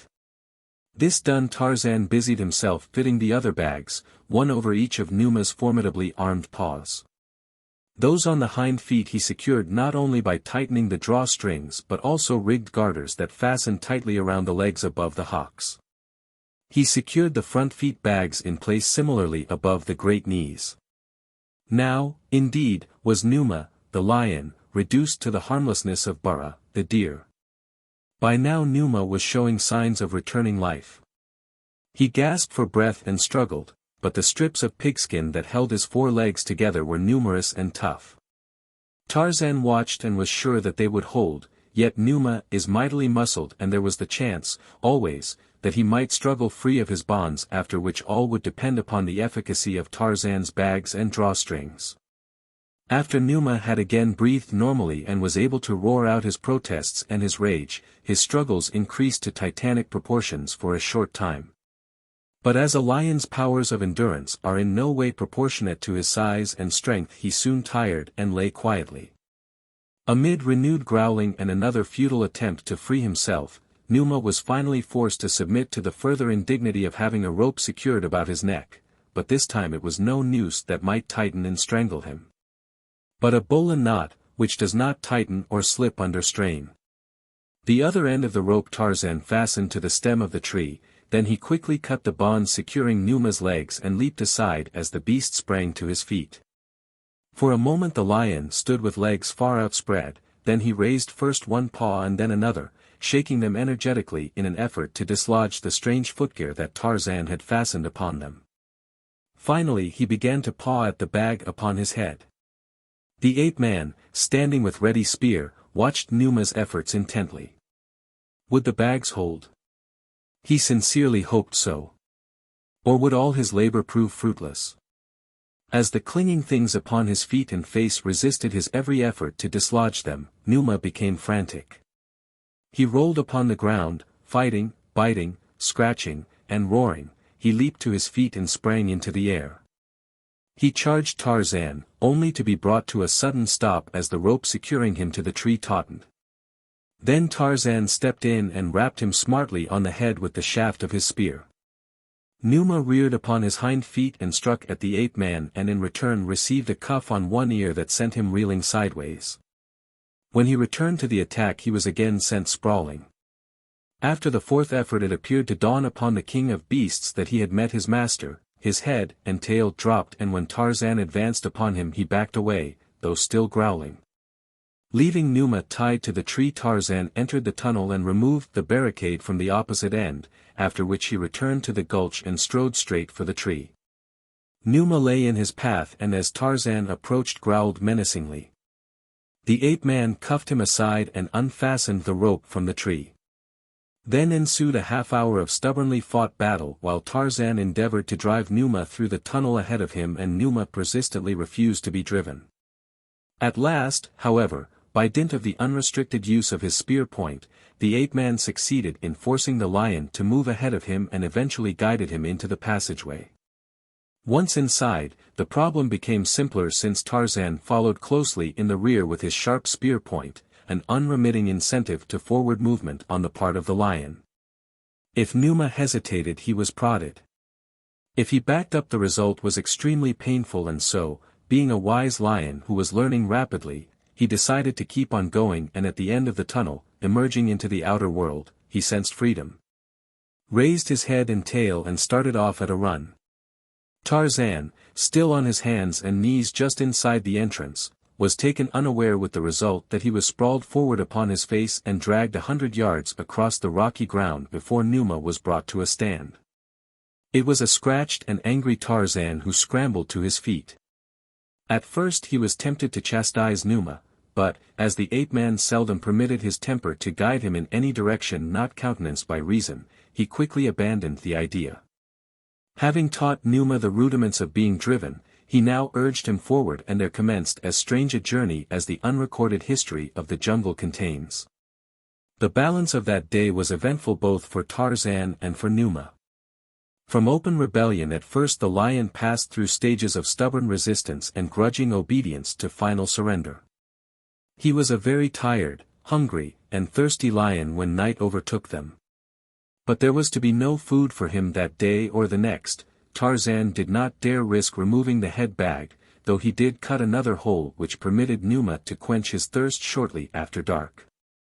Then he tied him to a tree, sought food for himself, and stretched out among the branches above his captive for a few hours' sleep. Early the following morning they resumed their journey, winding over the low foothills south of Kilimanjaro, toward the east. The beasts of the jungle who saw them took one look and fled. The scent spoor of Numa, alone, might have been enough to have provoked flight in many of the lesser animals, but the sight of this strange apparition that smelled like a lion, but looked like nothing they ever had seen before. Being led through the jungles by a giant Tarmangani was too much for even the more formidable denizens of the wild. Sabor, the lioness, recognizing from a distance the scent of her lord and master intermingled with that of a Tarmangani and the hide of Horta, the boar, trotted through the aisles of the forest to investigate.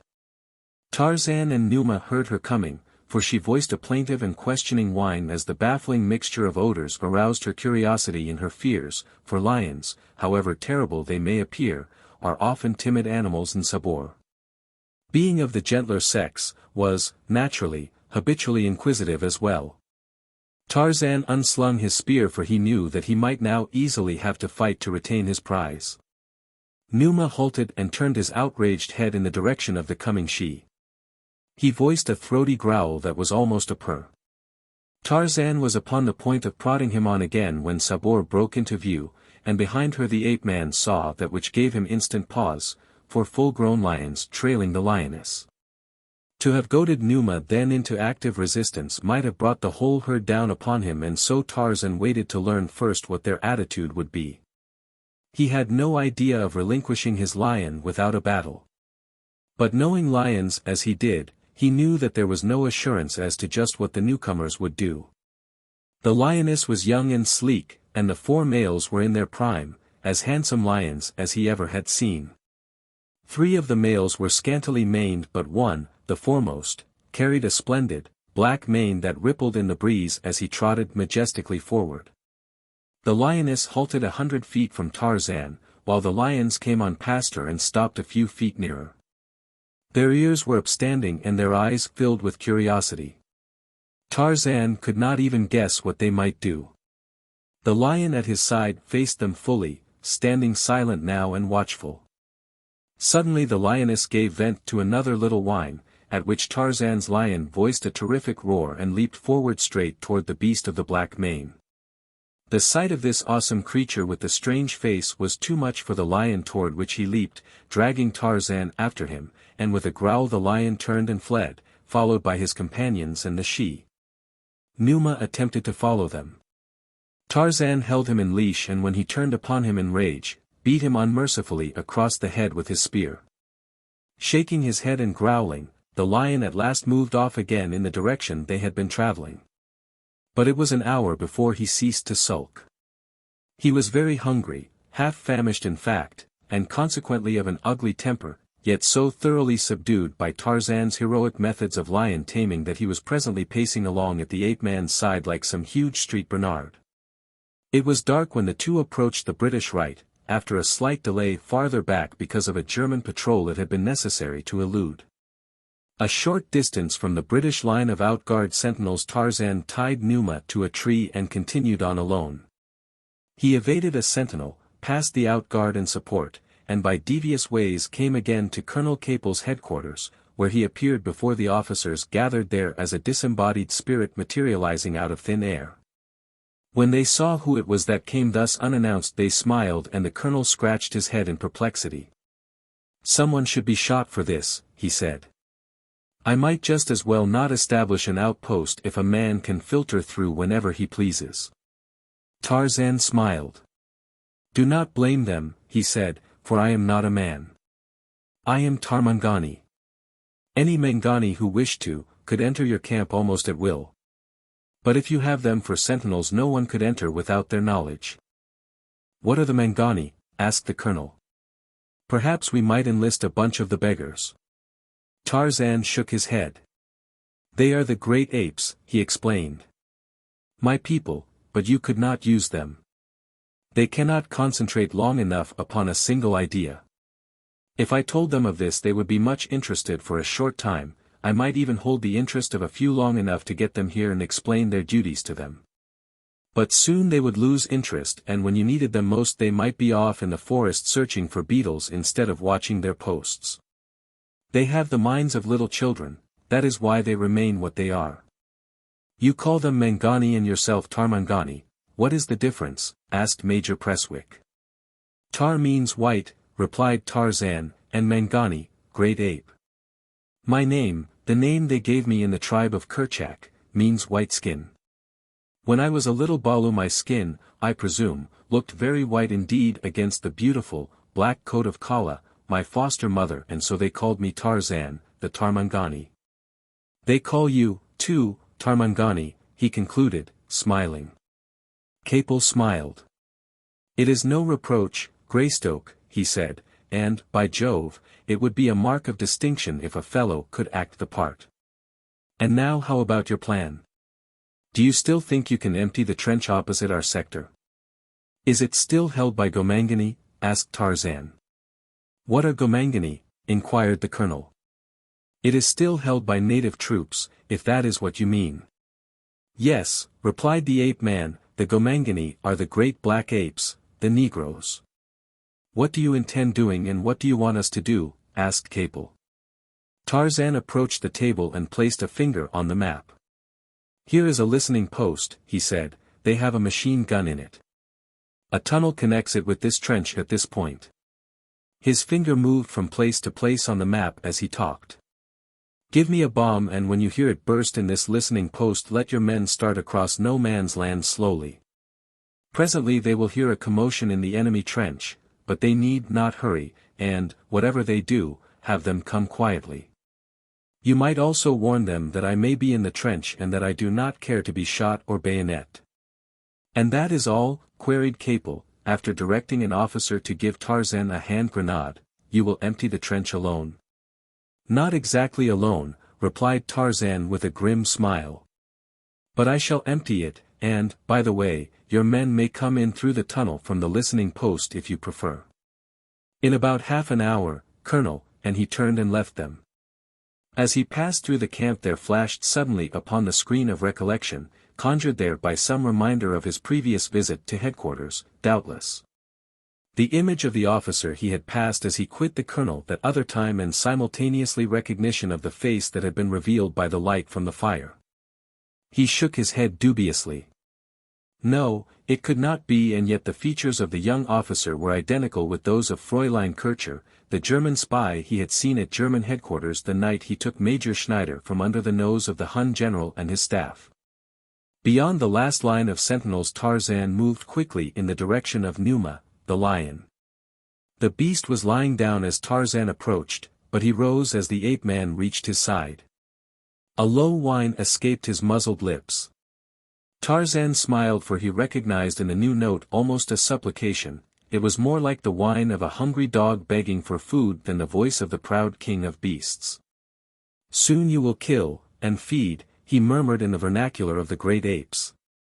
He unfastened the rope from about the tree and, with Numa close at his side, slunk into no man's land. There was little rifle fire and only an occasional shell vouched for the presence of artillery behind the opposing lines. As the shells from both sides were falling well back of the trenches, they constituted no menace to Tarzan. But the noise of them and that of the rifle fire had a marked effect upon Numa, who crouched, trembling, close to the Tarmangani as though seeking protection. Cautiously the two beasts moved forward toward the listening post of the Germans. In one hand Tarzan carried the bomb the English had given him, in the other was the coiled rope attached to the lion. At last Tarzan could see the position a few yards ahead. His keen eyes picked out the head and shoulders of the sentinel on watch. The ape-man grasped the bomb firmly in his right hand. He measured the distance with his eye and gathered his feet beneath him, then in a single motion he rose and threw the missile, immediately flattening himself prone upon the ground. 5 seconds later there was a terrific explosion in the center of the listening post. Numa gave a nervous start and attempted to break away, but Tarzan held him and, leaping to his feet, ran forward, dragging Numa after him. At the edge of the post he saw below him but slight evidence that the position had been occupied at all, for only a few shreds of torn flesh remained. About the only thing that had not been demolished was a machine gun which had been protected by sand bags. There was not an instant to lose. Already a relief might be crawling through the communication tunnel, for it must have been evident to the sentinels in the Hun trenches that the listening post had been demolished. Numa hesitated to follow Tarzan into the excavation. But the ape-man, who was in no mood to temporize, jerked him roughly to the bottom. Before them lay the mouth of the tunnel that led back from no man's land to the German trenches.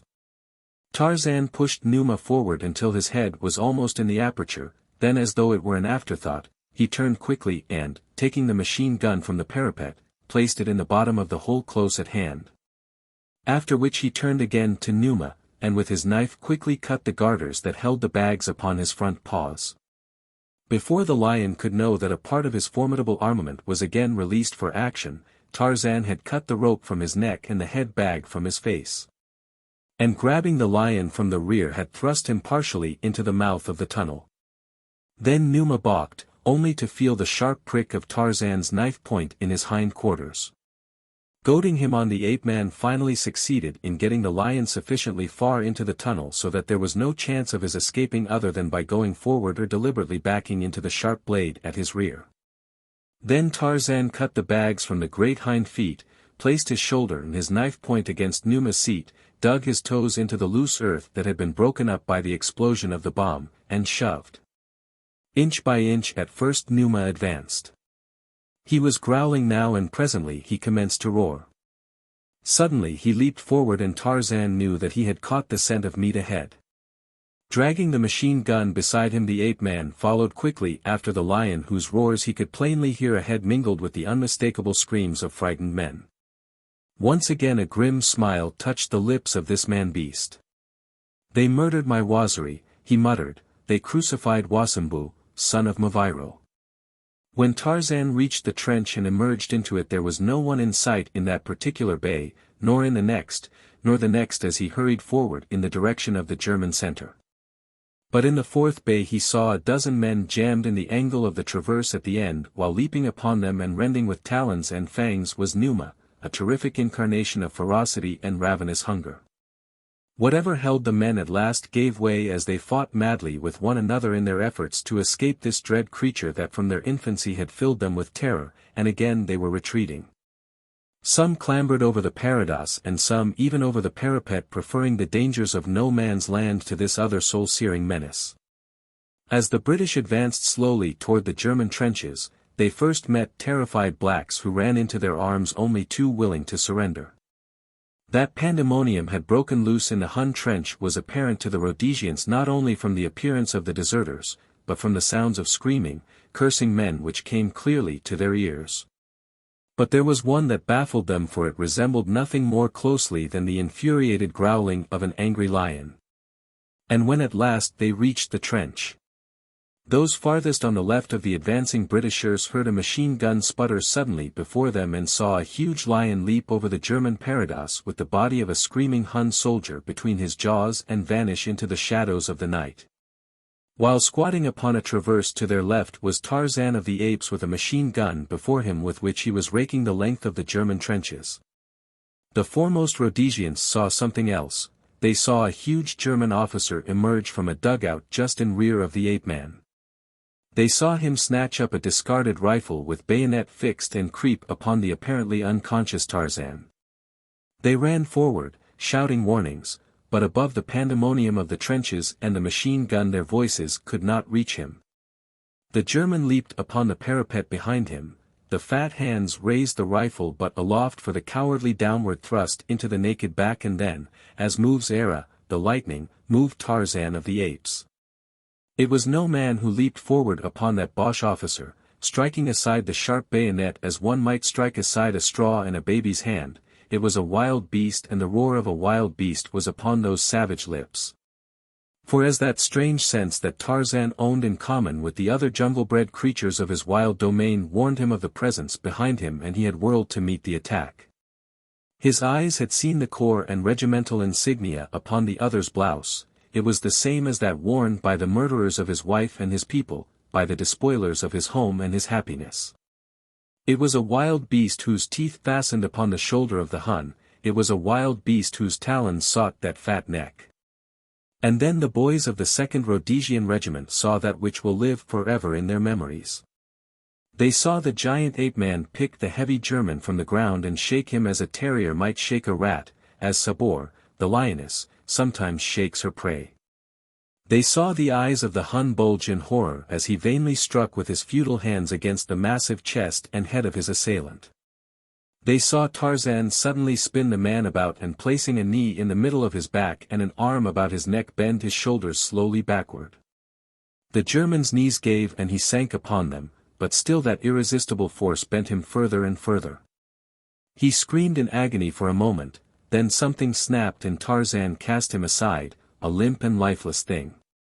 The Rhodesians started forward, a cheer upon their lips, a cheer that never was uttered, a cheer that froze in their throats, for at that moment Tarzan placed a foot upon the carcass of his kill and, raising his face to the heavens, gave voice to the weird and terrifying victory cry of the bull ape. Under-Lieutenant von Goss was dead. Without a backward glance at the awestruck soldiers Tarzan leaped the trench and was gone.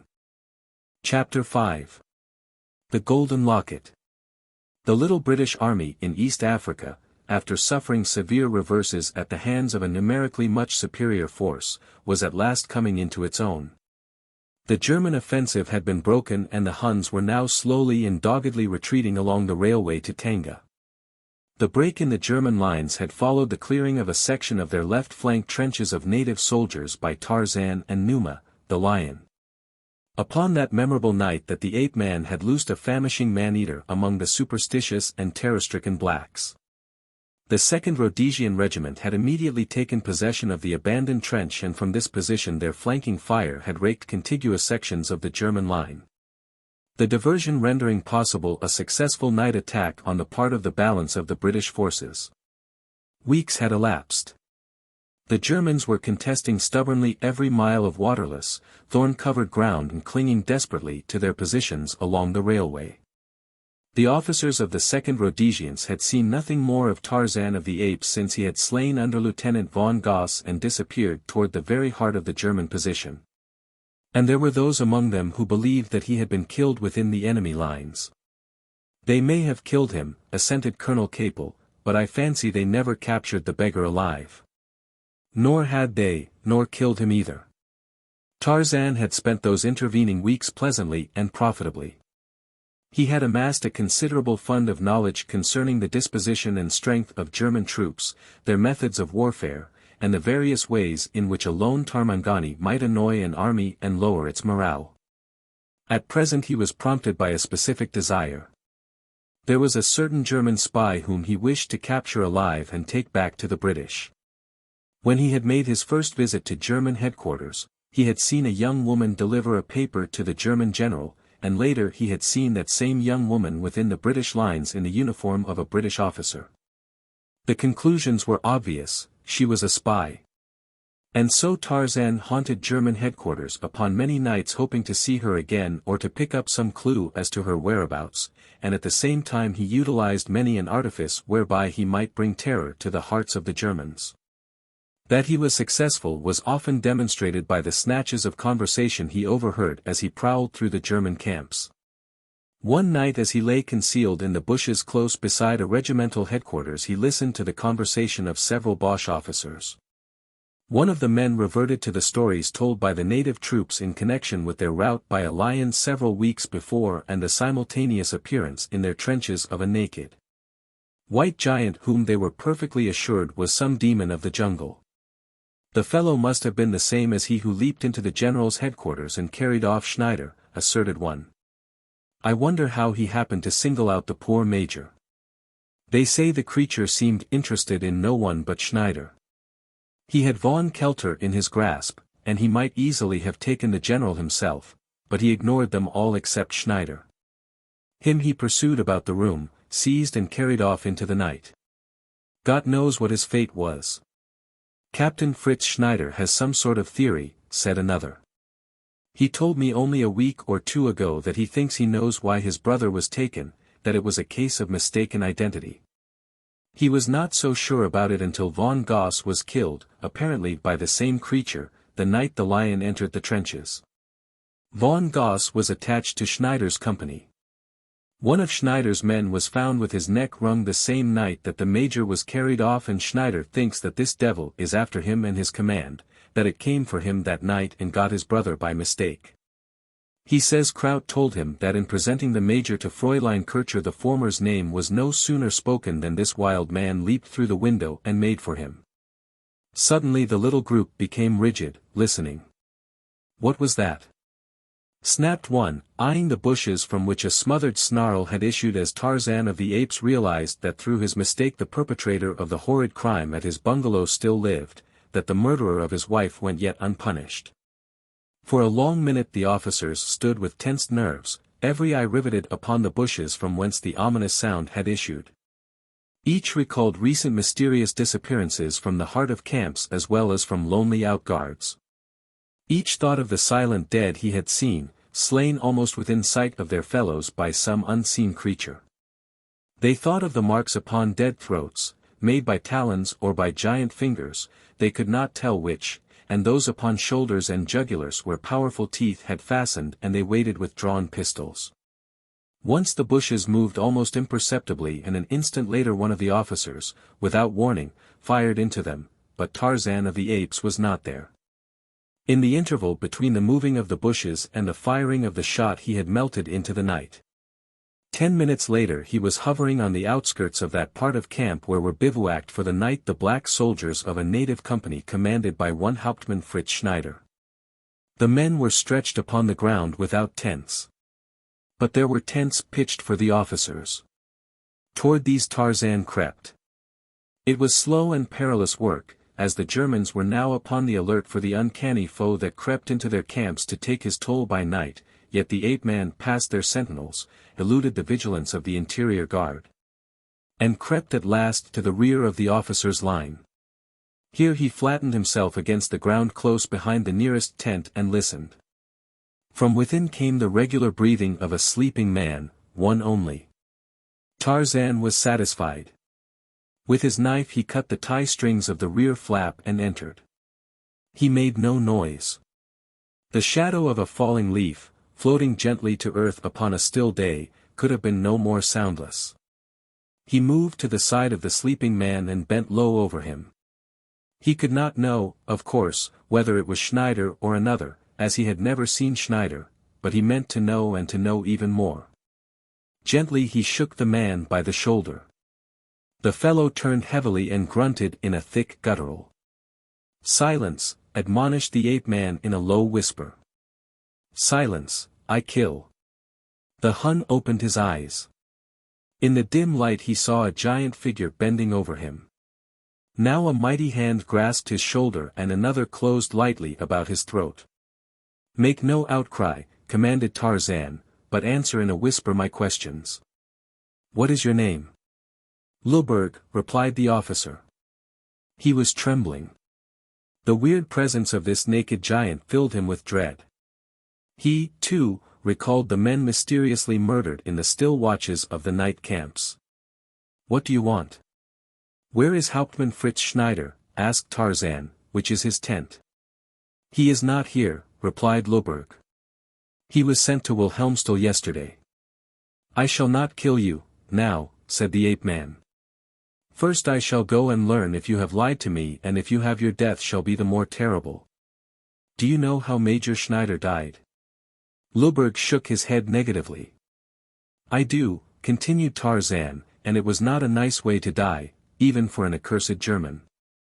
Turn over with your face down and cover your eyes. Do not move or make any sound."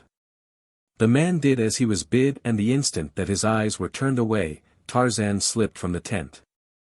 An hour later he was outside the German camp and headed for the little hill town of Wilhelmstal, the summer seat of government of German East Africa. Fräulein Bertha Kircher was lost. She was humiliated and angry. It was long before she would admit it, that she, who prided herself upon her woodcraft, was lost in this little patch of country between the Pangani and the Tanga Railway. She knew that Wilhelmstal lay southeast of her about 50 miles, but, through a combination of untoward circumstances, she found herself unable to determine which was southeast. In the first place, she had set out from German headquarters on a well-marked road that was being traveled by troops, and with every reason to believe that she would follow that road to Wilhelmstal. Later she had been warned from this road by word that a strong British patrol had come down the west bank of the Pangani, effected a crossing south of her, and was even then marching on the railway at Tonda. After leaving the road she found herself in thick bush, and as the sky was heavily overcast she presently had recourse to her compass, and it was not until then that she discovered to her dismay that she did not have it with her. So sure was she of her woodcraft, however, that she continued on in the direction she thought west until she had covered sufficient distance to warrant her in feeling assured that, by now turning south, she could pass safely in rear of the British patrol. Nor did she commence to feel any doubts until long after she had again turned toward the east, well south, as she thought, of the patrol. It was late afternoon, she should long since have struck the road again south of Tonda. But she had found no road, and now she began to feel real anxiety. Her horse had traveled all day without food or water, night was approaching, and with it a realization that she was hopelessly lost in a wild and trackless country notorious principally for its tsetse flies and savage beasts. It was maddening to know that she had absolutely no knowledge of the direction she was traveling, that she might be forging steadily further from the railway, deeper into the gloomy and forbidding country toward the Pangani. Yet it was impossible to stop, she must go on. Bertha Kircher was no coward, whatever else she may have been. But as night began to close down around her she could not shut out from her mind entirely contemplation of the terrors of the long hours ahead before the rising sun should dissipate the Stygian gloom, the horrid jungle night, that lures forth all the prowling, preying creatures of destruction. She found, just before dark, an open meadow-like break in the almost interminable bush. There was a small clump of trees near the center, and here she decided to camp. The grass was high and thick, affording feed for her horse and a bed for herself, and there was more than enough dead wood lying about the trees to furnish a good fire well through the night. Removing the saddle and bridle from her mount she placed them at the foot of a tree and then picketed the animal close by. Then she busied herself collecting firewood, and by the time darkness had fallen she had a good fire and enough wood to last until morning. From her saddlebag she took cold food and from her canteen a swallow of water. She could not afford more than a small swallow, for she could not know how long a time it might be before she should find more. It filled her with sorrow that her poor horse must go waterless, for even German spies may have hearts, and this one was very young and very feminine. It was now dark. There was neither moon nor stars, and the light from her fire only accentuated the blackness beyond. She could see the grass about her and the boles of the trees which stood out in brilliant relief against the solid background of impenetrable night, and beyond the firelight there was nothing. The jungle seemed ominously quiet. Far away in the distance she heard faintly the boom of big guns, but she could not locate their direction. She strained her ears until her nerves were on the point of breaking, but she could not tell from whence the sound came. And it meant so much to her to know, for the battle lines were north of her, and if she could but locate the direction of the firing she would know which way to go in the morning. In the morning. Would she live to see another morning? She squared her shoulders and shook herself together. Such thoughts must be banished, they would never do. Bravely she hummed an air as she arranged her saddle near the fire and pulled a quantity of long grass to make a comfortable seat over which she spread her saddle blanket.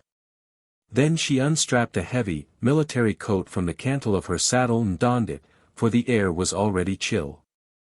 Seating herself where she could lean against the saddle she prepared to maintain a sleepless vigil throughout the night. For an hour the silence was broken only by the distant booming of the guns and the low noises of the feeding horse, and then, from possibly a mile away, came the rumbling thunder of a lion's roar. The girl started and laid her hand upon the rifle at her side. A little shudder ran through her slight frame and she could feel the goose flesh rise upon her body. Again and again was the awful sound repeated, and each time she was certain that it came nearer. She could locate the direction of this sound although she could not that of the guns, for the origin of the former was much closer. The lion was upwind and so could not have caught her scent as yet, though he might be approaching to investigate the light of the fire which could doubtless be seen for a considerable distance. For another fear-filled hour the girl sat straining her eyes and ears out into the black void beyond her little island of light. During all that time the lion did not roar again, but there was constantly the sensation that it was creeping upon her.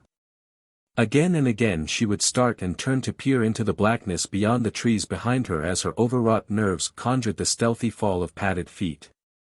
She held the rifle across her knees at the ready now and she was trembling from head to foot. Suddenly her horse raised his head and snorted, and with a little cry of terror the girl sprang to her feet. The animal turned and trotted back toward her until the picket rope brought him to a stand, and then he wheeled about and with ears up-pricked gazed out into the night, but the girl could neither see nor hear aught. Still another hour of terror passed during which the horse often raised his head to peer long and searchingly into the dark. The girl replenished the fire from time to time. She found herself becoming very sleepy. Her heavy lids persisted in drooping, but she dared not sleep. Fearful lest she might be overcome by the drowsiness that was stealing through her she rose and walked briskly to and fro, then she threw some more wood on the fire, walked over and stroked her horse's muzzle and returned to her seat. Leaning against the saddle she tried to occupy her mind with plans for the morrow, but she must have dozed. With a start she awoke. It was broad daylight. The hideous night with its indescribable terrors was gone. She could scarce believe the testimony of her senses. She had slept for hours, the fire was out and yet she and the horse were safe and alive, nor was there sign of savage beast about. And, best of all, the sun was shining, pointing the straight road to the east. Hastily she ate a few mouthfuls of her precious rations, which with a swallow of water constituted her breakfast. Then she saddled her horse and mounted. Already she felt that she was as good as safe in Wilhelmstal. Possibly, however, she might have revised her conclusions could she have seen the two pairs of eyes watching her every move intently from different points in the bush. Light-hearted and unsuspecting, the girl rode across the clearing toward the bush while directly before her two yellow-green eyes glared round and terrible, a tawny tail twitched nervously in great padded paws gathered beneath a sleek barrel for a mighty spring. The horse was almost at the edge of the bush when Numa, the lion, launched himself through the air.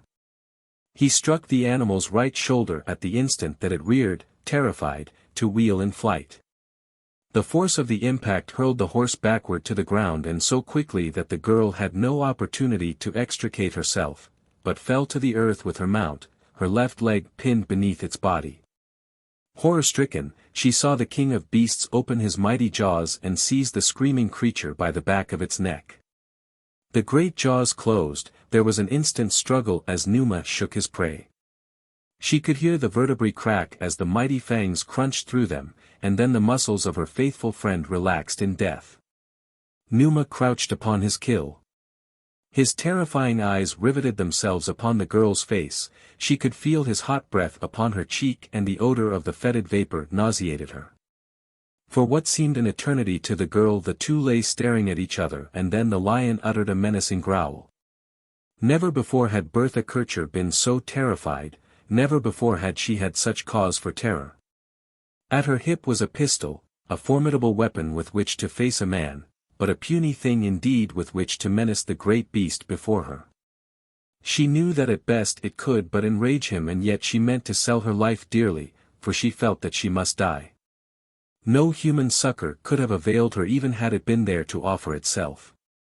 For a moment she tore her gaze from the hypnotic fascination of that awful face and breathed a last prayer to her God. She did not ask for aid, for she felt that she was beyond even divine succor, she only asked that the end might come quickly and with as little pain as possible. No one can prophesy what a lion will do in any given emergency. This one glared and growled at the girl for a moment and then fell to feeding upon the dead horse. Fräulein Kircher wondered for an instant and then attempted to draw her leg cautiously from beneath the body of her mount, but she could not budge it. She increased the force of her efforts and Numa looked up from his feeding to growl again. The girl desisted. She hoped that he might satisfy his hunger and then depart to lie up, but she could not believe that he would leave her there alive. Doubtless he would drag the remains of his kill into the bush for hiding and, as there could be no doubt that he considered her part of his prey, he would certainly come back for her, or possibly drag her in first and kill her. Again Numa fell to feeding. The girl's nerves were at the breaking point. She wondered that she had not fainted under the strain of terror and shock. She recalled that she often had wished she might see a lion, close to, make a kill and feed upon it. God! How realistically her wish had been granted. Again she bethought herself of her pistol. As she had fallen, the holster had slipped around so that the weapon now lay beneath her. Very slowly she reached for it, but in so doing she was forced to raise her body from the ground. Instantly the lion was aroused. With the swiftness of a cat he reached across the carcass of the horse and placed a heavy, taloned paw upon her breast, crushing her back to earth, and all the time he growled and snarled horribly. His face was a picture of frightful rage incarnate. For a moment neither moved and then from behind her the girl heard a human voice uttering bestial sounds. Numa suddenly looked up from the girl's face at the thing beyond her. His growls increased to roars as he drew back, ripping the front of the girl's waist almost from her body with his long talons, exposing her white bosom, which through some miracle of chance the great claws did not touch. Tarzan of the Apes had witnessed the entire encounter from the moment that Numa had leaped upon his prey. For some time before, he had been watching the girl, and after the lion attacked her he had at first been minded to let Numa have his way with her. What was she but a hated German and a spy besides? He had seen her at General Kraut's headquarters, in conference with the German staff, and again he had seen her within the British lines masquerading as a British officer. It was the latter thought that prompted him to interfere. Doubtless General Jan Smuts would be glad to meet and question her. She might be forced to divulge information of value to the British commander before Smuts had her shot. Tarzan had recognized not only the girl, but the lion as well. All lions may look alike to you and me, but not so to their intimates of the jungle. Each has his individual characteristics of face and form and gait as well defined as those that differentiate members of the human family, and besides these the creatures of the jungle have a still more positive test, that of scent. Each of us, man or beast, has his own peculiar odor, and it is mostly by this that the beasts of the jungle, endowed with miraculous powers of scent, recognize individuals. It is the final proof. You have seen it demonstrated 1,000 times. A dog recognizes your voice and looks at you. He knows your face and figure. Good, there can be no doubt in his mind but that it is you, but is he satisfied? No, sir, he must come up and smell of you. All his other senses may be fallible, but not his sense of smell, and so he makes assurance positive by the final test. Tarzan recognized Numa as he whom he had muzzled with the hide of Horta, the boar, as he whom he handled by a rope for 2 days and finally loosed in a German frontline trench.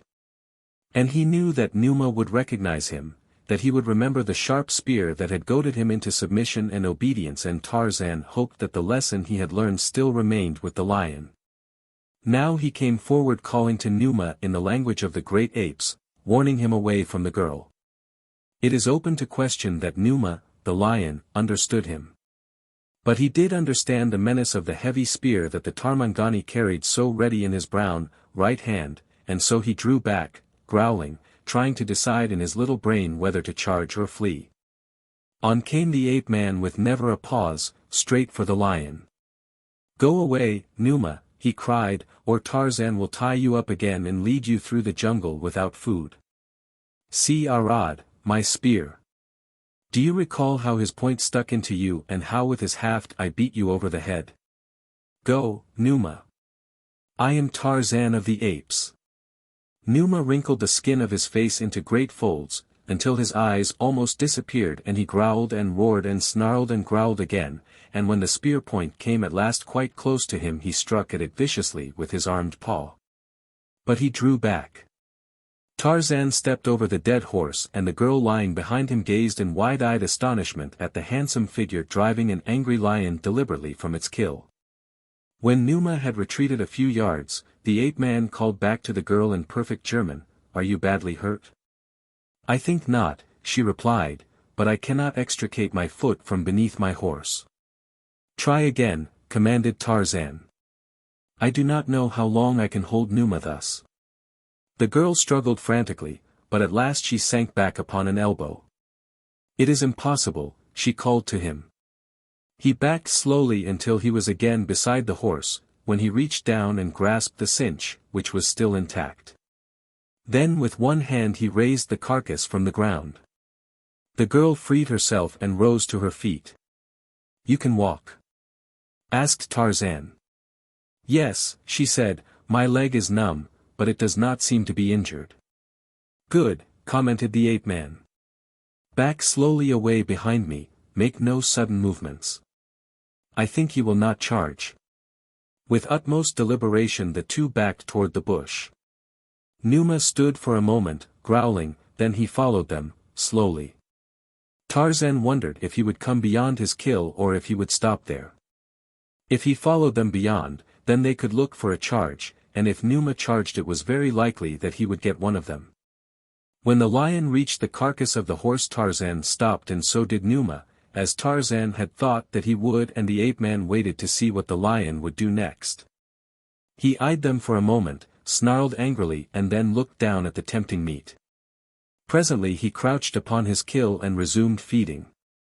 The girl breathed a deep sigh of relief as she and the ape-man resumed their slow retreat with only an occasional glance from the lion, and when at last they reached the bush and had turned and entered it. She felt a sudden giddiness overwhelm her so that she staggered and would have fallen had Tarzan not caught her. It was only a moment before she regained control of herself. "I could not help it," she said, in half apology. "I was so close to death, such a horrible death, it unnerved me for an instant, but I am all right now. How can I ever thank you? It was so wonderful, you did not seem to fear the frightful creature in the least, yet he was afraid of you." "Who are you?" "He knows me," replied Tarzan, grimly, "that is why he fears me." He was standing facing the girl now and for the first time he had a chance to look at her squarely and closely. She was very beautiful, that was undeniable, but Tarzan realized her beauty only in a subconscious way. It was superficial, it did not color her soul which must be black as sin. She was German, a German spy. He hated her and desired only to compass her destruction. But he would choose the manner so that it would work most grievously against the enemy cause. He saw her naked breasts where Numa had torn her clothing from her and dangling there against the soft, white flesh. He saw that which brought a sudden scowl of surprise and anger to his face, the diamond-studded golden locket of his youth, the love token that had been stolen from the breast of his mate by Schneider, the Hun. The girl saw the scowl but did not interpret it correctly. Tarzan grasped her roughly by the arm. "Where did you get this?" he demanded, as he tore the bauble from her. The girl drew herself to her full height. "Take your hand from me," she demanded, but the ape-man paid no attention to her words, only seizing her more forcibly. "Answer me," he snapped. "Where did you get this?" "What is it to you?" she countered. "It is mine," he replied. "Tell me who gave it to you or I will throw you back to Numa." "You would do that?" she asked. "Why not?" he queried. "You are a spy and spies must die if they are caught." "You were going to kill me, then?" "I was going to take you to headquarters. They would dispose of you there, but Numa can do it quite as effectively." "Which do you prefer?" "Hauptmann Fritz Schneider gave it to me," she said. "Headquarters it will be then," said Tarzan. "Come." The girl moved at his side through the bush and all the time her mind worked quickly. They were moving east, which suited her, and as long as they continued to move east she was glad to have the protection of the great, white savage. She speculated much upon the fact that her pistol still swung at her hip. The man must be mad not to take it from her. "What makes you think I am a spy?" she asked after a long silence. I saw you at German headquarters, he replied, and then again inside the British lines. She could not let him take her back to them. She must reach Wilhelmstal at once, and she was determined to do so even if she must have recourse to her pistol. She cast a side glance at the tall figure. What a magnificent creature! But yet he was a brute who would kill her or have her killed if she did not slay him. And the locket. She must have that back, it must not fail to reach Wilhelmstal. Tarzan was now a foot or two ahead of her as the path was very narrow. Cautiously she drew her pistol. A single shot would suffice, and he was so close that she could not miss. As she figured it all out, her eyes rested on the brown skin with the graceful muscles rolling beneath it and the perfect limbs and head and a carriage that a proud king of old might have envied. A wave of revulsion for her contemplated act surged through her. No, she could not do it, yet, she must be free and she must regain possession of the locket. And then, almost blindly, she swung the weapon up and struck Tarzan heavily upon the back of the head with its butt. Like a felled ox he dropped in his tracks. Chapter 6. Vengeance and Mercy. It was an hour later that Xuja, the panther, hunting, chanced to glance upward into the blue sky, where his attention was attracted by Ska, the vulture, circling slowly above the bush a mile away and downwind.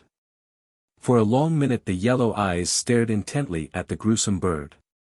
They saw Ska dive and rise again to continue his ominous circling, and in these movements their woodcraft read that which, while obvious to Xuja, would doubtless have meant nothing to you or me. The hunting cat guessed that on the ground beneath Ska was some living thing of flesh, either a beast feeding upon its kill or a dying animal that Ska did not yet dare attack. In either event it might prove meat for Xuja, and so the wary feline stalked by a circuitous route, upon soft, padded feet that gave forth no sound, until the circling Osvogel and his intended prey were upwind. Then, sniffing each vagrant zephyr, Xuja, the panther, crept cautiously forward, nor had he advanced any considerable distance before his keen nostrils were rewarded with the scent of man, a Tarmangani. Xuja paused. He was not a hunter of men. He was young and in his prime, but always before he had avoided this hated presence. Of late he had become more accustomed to it with the passing of many soldiers through his ancient hunting ground, and as the soldiers had frightened away a great part of the game Xuja had been wont to feed upon, the days had been lean. And Xuja was hungry. The circling Ska suggested that this Tarmangani might be helpless and upon the point of dying, else Ska would not have been interested in him, and so easy prey for Xuja. With this thought in mind the cat resumed his stalking. Presently he pushed through the thick bush and his yellow-green eyes rested gloatingly upon the body of an almost naked Tarmangani lying face down in a narrow game trail. Numa, sated, rose from the carcass of Bertha Kircher's horse and seized the partially devoured body by the neck and dragged it into the bush, then he started east toward the lair where he had left his mate. Being uncomfortably full he was inclined to be sleepy and far from belligerent. He moved slowly and majestically with no effort at silence or concealment. The king walked abroad, unafraid. With an occasional regal glance to right or left he moved along a narrow game trail until at a turn he came to a sudden stop at what lay revealed before him, Xuja, the panther. Creeping stealthily upon the almost naked body of a Tarmangani lying face down in the deep dust of the pathway. Numa glared intently at the quiet body in the dust. Recognition came. It was his Tarmangani. A low growl of warning rumbled from his throat and Xuja halted with one paw upon Tarzan's back and turned suddenly to eye the intruder. What passed within those savage brains? Who may say? The panther seemed debating the wisdom of defending his find, for he growled horribly as though warning Numa away from the prey. And Numa? Was the idea of property rights dominating his thoughts? The Tarmangani was his, or he was the Tarmangani's. Had not the great white ape mastered and subdued him and, too, had he not fed him? Numa recalled the fear that he had felt of this man-thing and his cruel spear. But in savage brains fear is more likely to engender respect than hatred, and so Numa found that he respected the creature who had subdued and mastered him.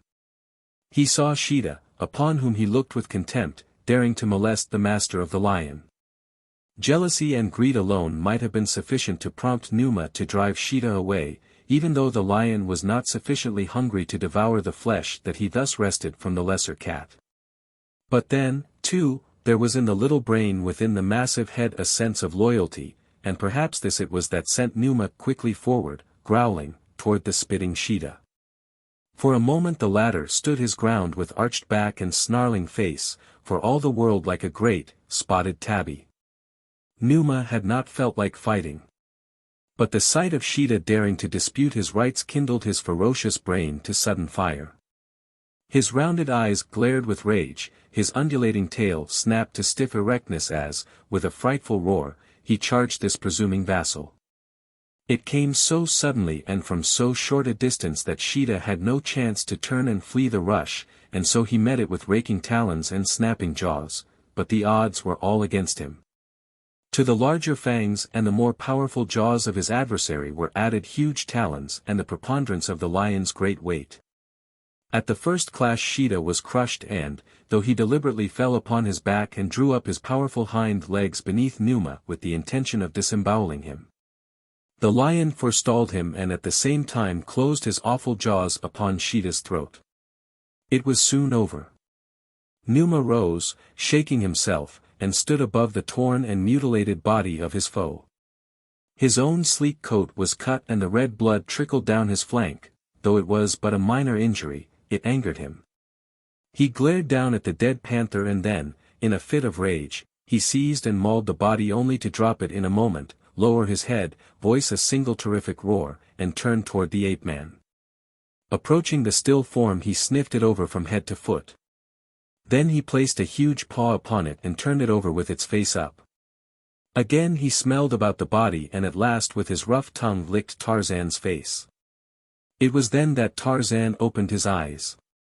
Above him towered the huge lion, its hot breath upon his face, its rough tongue upon his cheek. The ape-man had often been close to death. But never before so close as this, he thought, for he was convinced that death was but a matter of seconds. His brain was still numb from the effects of the blow that had felled him, and so he did not, for a moment, recognize the lion that stood over him as the one he had so recently encountered. Presently, however, recognition dawned upon him and with it a realization of the astounding fact that Numa did not seem bent on devouring him, at least not immediately. His position was a delicate one. The lion stood astraddle Tarzan with his front paws. The ape-man could not rise, therefore, without pushing the lion away, and whether Numa would tolerate being pushed was an open question. 2. The beast might consider him already dead and any movement that indicated the contrary was true would, in all likelihood, arouse the killing instinct of the man-eater. But Tarzan was tiring of the situation. He was in no mood to lie there forever, especially when he contemplated the fact that the girl spy who had tried to brain him was undoubtedly escaping as rapidly as possible. Numa was looking right into his eyes now, evidently aware that he was alive. Presently the lion cocked his head on one side and whined. Tarzan knew the note, and he knew that it spelled neither rage nor hunger, and then he risked all on a single throw, encouraged by that low whine. "Move, Numa," he commanded, and placing a palm against the tawny shoulder he pushed the lion aside. Then he rose and with a hand on his hunting knife awaited that which might follow. It was then that his eyes fell for the first time on the torn body of Sheeta. He looked from the dead cat to the live one and saw the marks of conflict upon the latter, too, and in an instant realized something of what had happened. Numa had saved him from the panther. It seemed incredible, and yet the evidence pointed clearly to the fact. He turned toward the lion and without fear approached and examined his wounds, which he found superficial, and as Tarzan knelt beside him Numa rubbed an itching ear against the naked, brown shoulder. Then the ape-man stroked the great head, picked up his spear, and looked about for the trail of the girl. This he soon found leading toward the east, and as he set out upon it something prompted him to feel for the locket he had hung about his neck. It was gone. No trace of anger was apparent upon the ape-man's face unless it was a slight tightening of the jaws. But he put his hand ruefully to the back of his head where a bump marked the place where the girl had struck him, and a moment later a half-smile played across his lips. He could not help but admit that she had tricked him neatly. And that it must have taken nerve to do the thing she did, and to set out armed only with a pistol through the trackless waste that lay between them and the railway and beyond into the hills where Wilhelmstal lies. Tarzan admired courage. He was big enough to admit it and admire it even in a German spy, but he saw that in this case it only added to her resourcefulness and made her all the more dangerous, and the necessity for putting her out of the way paramount. He hoped to overtake her before she reached Wilhelmstal, and so he set out at the swinging trot that he could hold for hours at a stretch without apparent fatigue. That the girl could hope to reach the town on foot in less than 2 days seemed improbable, for it was a good 30 miles and part of it hilly. Even as the thought crossed his mind he heard the whistle of a locomotive to the east and knew that the railway was in operation again after a shutdown of several days. If the train was going south the girl would signal it if she had reached the right-of-way. His keen ears caught the whining of brake shoes on wheels, and a few minutes later the signal blast for brakes off. The train had stopped and started again, and, as it gained headway and greater distance, Tarzan could tell from the direction of the sound that it was moving south. The ape-man followed the trail to the railway where it ended abruptly on the west side of the track, showing that the girl had boarded the train, just as he thought. There was nothing now but to follow on to Wilhelmstal, where he hoped to find Captain Fritz Schneider, as well as the girl, and to recover his diamond-studded locket. It was dark when Tarzan reached the little hill town of Wilhelmstal. He loitered on the outskirts, getting his bearings and trying to determine how an almost naked white man might explore the village without arousing suspicion. There were many soldiers about and the town was under guard, for he could see a lone sentinel walking his post scarce 100 yards from him. To elude this one would not be difficult. But to enter the village and search it would be practically impossible, garbed, or ungarbed, as he was. Creeping forward, taking advantage of every cover, lying flat and motionless when the sentry's face was toward him, the ape-man at last reached the sheltering shadows of an outhouse just inside the lines. From there he moved stealthily from building to building until at last he was discovered by a large dog in the rear of one of the bungalows. The brute came slowly toward him, growling. Tarzan stood motionless beside a tree. He could see a light in the bungalow and uniformed men moving about, and he hoped that the dog would not bark. He did not. But he growled more savagely, and, just at the moment that the rear door of the bungalow opened and a man stepped out, the animal charged. He was a large dog, as large as Dango, the hyena, and he charged with all the vicious impetuosity of Numa, the lion. As he came Tarzan knelt and the dog shot through the air for his throat. But he was dealing with no man now, and he found his quickness more than matched by the quickness of the Tarmangani. His teeth never reached the soft flesh, strong fingers of steel, seized his neck. He voiced a single startled yelp and clawed at the naked breast before him with his talons, but he was powerless. The mighty fingers closed upon his throat, the man rose, snapped the clawing body once, and cast it aside. At the same time a voice from the open bungalow door called, "Simba." There was no response. Repeating the call the man descended the steps and advanced toward the tree. In the light from the doorway Tarzan could see that he was a tall, broad-shouldered man in the uniform of a German officer. The ape-man withdrew into the shadow of the tree's stem. The man came closer, still calling the dog. He did not see the savage beast, crouching now in the shadow, awaiting him. When he had approached within 10 feet of the Tarmangani, Tarzan leaped upon him. As Sabor springs to the kill, so sprang the ape-man. The momentum and weight of his body hurled the German to the ground, powerful fingers prevented an outcry and, though the officer struggled, he had no chance and a moment later lay dead beside the body of the dog. As Tarzan stood for a moment looking down upon his kill and regretting that he could not risk voicing his beloved victory cry. The sight of the uniforms suggested a means whereby he might pass to and fro through Wilhelmstal with the minimum chance of detection. 10 minutes later a tall, broad-shouldered officer stepped from the yard of the bungalow leaving behind him the corpses of a dog and a naked man. He walked boldly along the little street, and those who passed him could not guess that beneath Imperial Germany's uniform beat a savage heart that pulsed with implacable hatred for the Hun. Tarzan's first concern was to locate the hotel, for here he guessed he would find the girl, and where the girl was doubtless would be Hauptmann Fritz Schneider, who was either her confederate, her sweetheart, or both, and there, too, would be Tarzan's precious Locket. He found the hotel at last, a low, two-storied building with a veranda. There were lights on both floors and people, mostly officers, could be seen within. The ape-man considered entering and inquiring for those he sought. But his better judgment finally prompted him to reconnoiter first.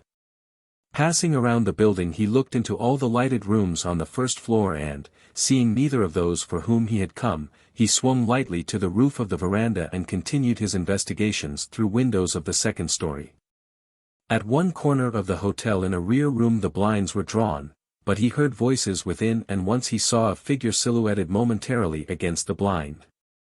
It appeared to be the figure of a woman. But it was gone so quickly that he could not be sure. Tarzan crept close to the window and listened. Yes, there was a woman there and a man. He heard distinctly the tones of their voices, although he could overhear no words, as they seemed to be whispering. The adjoining room was dark. Tarzan tried the window and found it unlatched. All was quiet within. He raised the sash and listened again, still silence. Placing a leg over the sill, he slipped within and hurriedly glanced about. The room was vacant. Crossing to the door, he opened it and looked out into the hall. There was no one there either, and he stepped out and approached the door of the adjoining room where the man and woman were. Pressing close to the door, he listened. Now he distinguished words, for the two had raised their voices as though in argument. The woman was speaking. "I have brought the locket," she said, "as was agreed upon between you and General Kraut, as my identification. I carry no other credentials." This was to be enough. "You have nothing to do but give me the papers and let me go." The man replied in so low a tone that Tarzan could not catch the words, and then the woman spoke again, a note of scorn and perhaps a little of fear in her voice. "You would not dare, Hauptmann Schneider," she said, and then, "do not touch me. Take your hands from me." It was then that Tarzan of the Apes opened the door and stepped into the room. What he saw was a huge, bull-necked German officer with one arm about the waist of Fräulein Bertha Kircher and a hand upon her forehead, pushing her head back as he tried to kiss her on the mouth. The girl was struggling against the great brute. But her efforts were futile. Slowly the man's lips were coming closer to hers, and slowly, step by step, she was being carried backward. Schneider heard the noise of the opening and closing door behind him and turned. At sight of this strange officer he dropped the girl and straightened up. "What is the meaning of this intrusion, Lieutenant?" he demanded, noting the other's epaulets. "Leave the room at once." Tarzan made no articulate reply.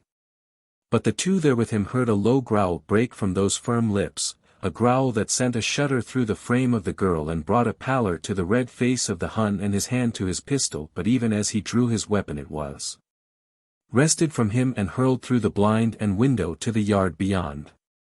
Then Tarzan backed against the door and slowly removed the uniform coat. "You are Hauptmann Schneider," he said to the German. "What of it?" growled the latter. "I am Tarzan of the Apes," replied the ape-man. "Now you know why I intrude." The two before him saw that he was naked beneath the coat which he threw upon the floor, and then he slipped quickly from the trousers and stood there clothed only in his loincloth.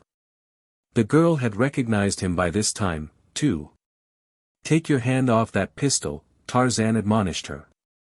Her hand dropped at her side. "Now come here."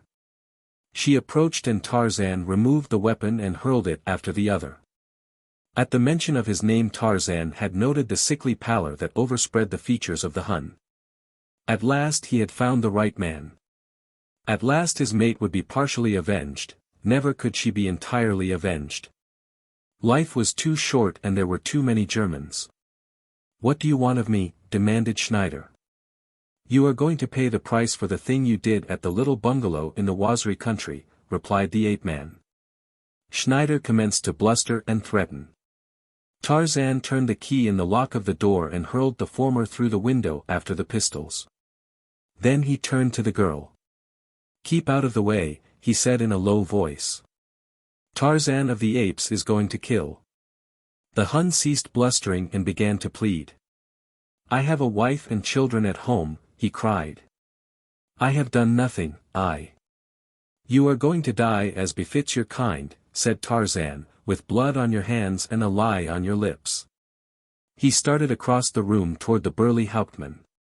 Schneider was a large and powerful man, about the height of the ape-man but much heavier.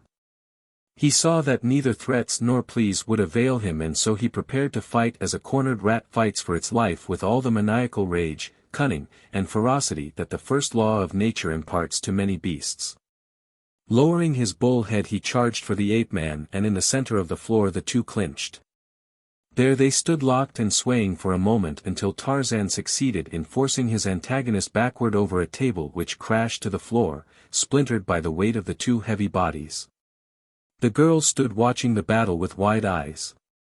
She saw the two men rolling hither and thither across the floor, and she heard with horror the low growls that came from the lips of the naked giant.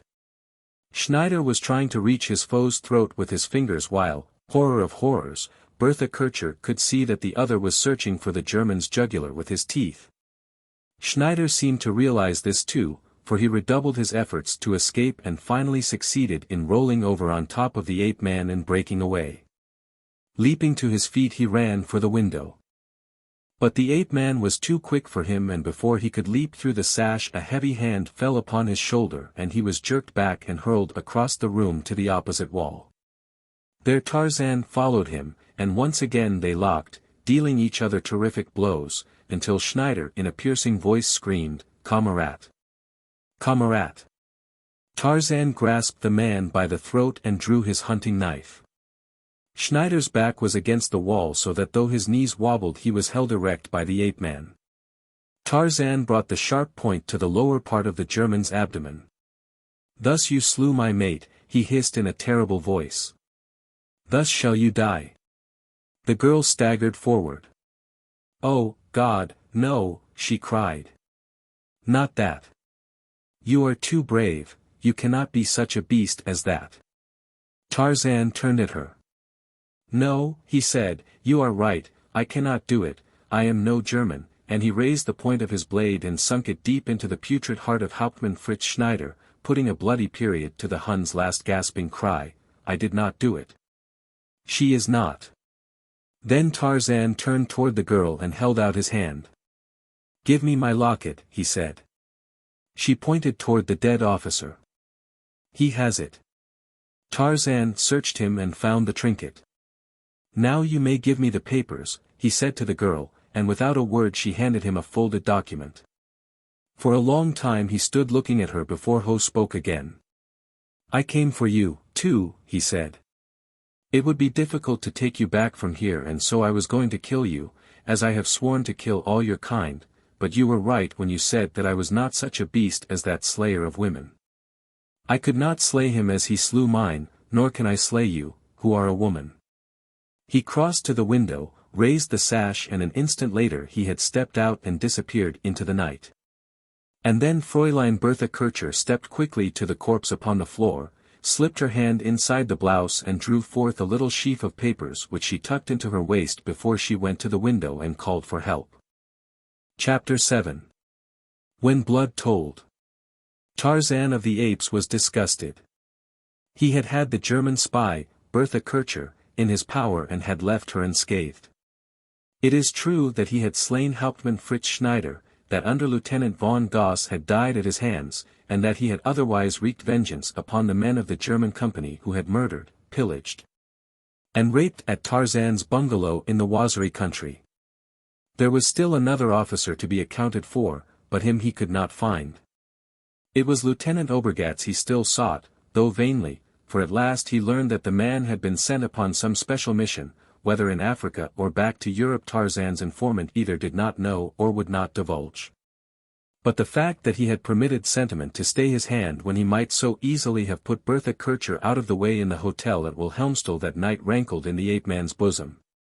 He was shamed by his weakness, and when he had handed the paper she had given him to the British Chief of Staff, even though the information it contained permitted the British to frustrate a German flank attack, he was still much dissatisfied with himself.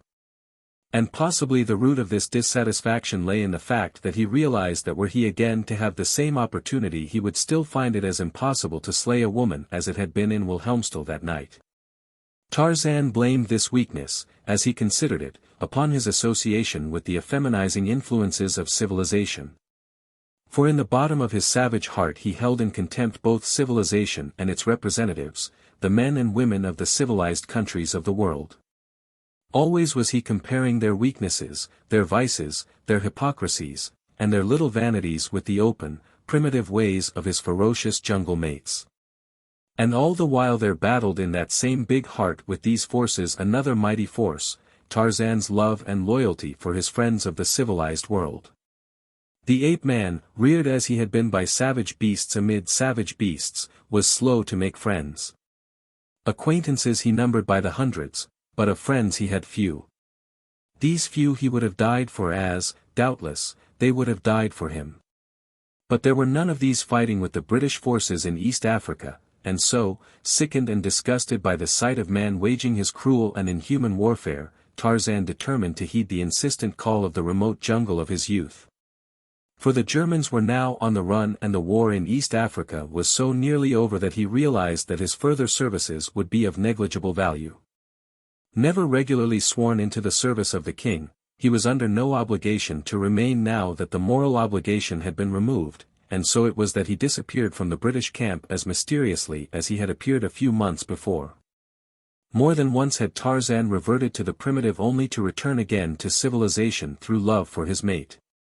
But now that she was gone he felt that this time he had definitely departed forever from the haunts of man, and that he should live and die a beast among beasts even as he had been from infancy to maturity. Between him and his destination lay a trackless wilderness of untouched primeval savagery where, doubtless in many spots, his would be the first human foot to touch the virgin turf. Nor did this prospect dismay the Tarmangani, rather was it an urge and an inducement, for rich in his veins flowed that noble strain of blood that has made most of the earth's surface habitable for man. The question of food and water that would have risen paramount in the mind of an ordinary man contemplating such an excursion gave Tarzan little concern. The wilderness was his natural habitat and woodcraft as inherent to him as breathing. Like other jungle animals he could scent water from a great distance and, where you or I might die of thirst, the ape-man would unerringly select the exact spot at which to dig and find water. For several days Tarzan traversed a country rich in game and watercourses.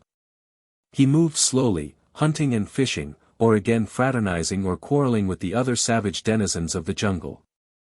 Now it was little Manu, the monkey, who chattered and scolded at the mighty Tarmangani and in the next breath warned him that Hista, the snake, lay coiled in the long grass just ahead. Of Manu Tarzan inquired concerning the great apes, the Mangani, and was told that few inhabited this part of the jungle, and that even these were hunting farther to the north this season of the year. But there is Balgani, said Manu. Would you like to see Balgani? Manu's tone was sneering, and Tarzan knew that it was because little Manu thought all creatures feared mighty Balgani, the gorilla. Tarzan arched his great chest and struck it with a clenched fist. I am Tarzan, he cried. While Tarzan was yet a Balu he slew a Balgani. Tarzan seeks the Mangani, who are his brothers, but Balgani he does not seek, so let Balgani keep from the path of Tarzan. Little Manu, the monkey, was much impressed, for the way of the jungle is to boast and to believe. It was then that he condescended to tell Tarzan more of the Mangani. They go there and there and there, he said, making a wide sweep with a brown hand first toward the north, then west, and then south again. For there, and he pointed due west, is much hunting. But between lies a great place where there is no food and no water, so they must go that way, and again he swung his hand through the half-circle that explained to Tarzan the great detour the apes made to come to their hunting ground to the west. That was all right for the Mangani, who are lazy and do not care to move rapidly, but for Tarzan the straight road would be the best. He would cross the dry country and come to the good hunting in a third of the time that it would take to go far to the north and circle back again. And so it was that he continued on toward the west, and crossing a range of low mountains came in sight of a broad plateau, rock-strewn and desolate. Far in the distance he saw another range of mountains beyond which he felt must lie the hunting ground of the Mangani. There he would join them and remain for a while before continuing on toward the coast and the little cabin that his father had built beside the landlocked harbor at the jungle's edge. Tarzan was full of plans. He would rebuild and enlarge the cabin of his birth, constructing storage houses where he would make the apes lay away food when it was plenty against the times that were lean, a thing no ape ever had dreamed of doing. And the tribe would remain always in the locality and he would be king again as he had in the past. He would try to teach them some of the better things that he had learned from man, yet knowing the ape mind as only Tarzan could, he feared that his labors would be for naught. The ape man found the country he was crossing rough in the extreme, the roughest he ever had encountered. The plateau was cut by frequent canyons, the passage of which often entailed hours of wearing effort. The vegetation was sparse and of a faded brown color that lent to the whole landscape a most depressing aspect. Great rocks were strewn in every direction as far as the eye could see, lying partially embedded in an impalpable dust that rose in clouds about him at every step. The sun beat down mercilessly out of a cloudless sky. For a day Tarzan toiled across this now hateful land, and at the going down of the sun the distant mountains to the west seemed no nearer than at morn. Never a sign of living thing had the ape-man seen, other than Ska, that bird of ill omen, that had followed him tirelessly since he had entered this parched waste. No littlest beetle that he might eat had given evidence that life of any sort existed here, and it was a hungry and thirsty Tarzan who lay down to rest in the evening. He decided now to push on during the cool of the night, for he realized that even mighty Tarzan had his limitations and that where there was no food one could not eat and where there was no water the greatest woodcraft in the world could find none. It was a totally new experience to Tarzan to find so barren and terrible a country in his beloved Africa. Even the Sahara had its oases, but this frightful world gave no indication of containing a square foot of hospitable ground. However, he had no misgivings but that he would fare forth into the wonder country of which little Manu had told him, though it was certain that he would do it with a dry skin and an empty belly. And so he fought on until daylight, when he again felt the need of rest. He was at the edge of another of those terrible canyons, the eighth he had crossed, whose precipitous sides would have taxed to the uttermost the strength of an untired man well fortified by food and water, and for the first time. As he looked down into the abyss and then at the opposite side that he must scale, misgivings began to assail his mind. He did not fear death, with the memory of his murdered mate still fresh in his mind he almost courted it.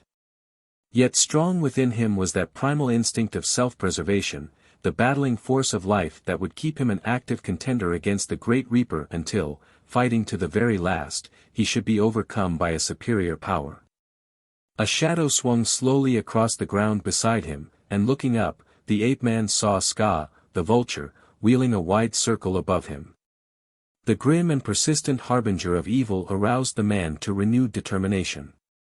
He arose and approached the edge of the canyon, and then, wheeling, with his face turned upward toward the circling bird of prey, he bellowed forth the challenge of the bull ape.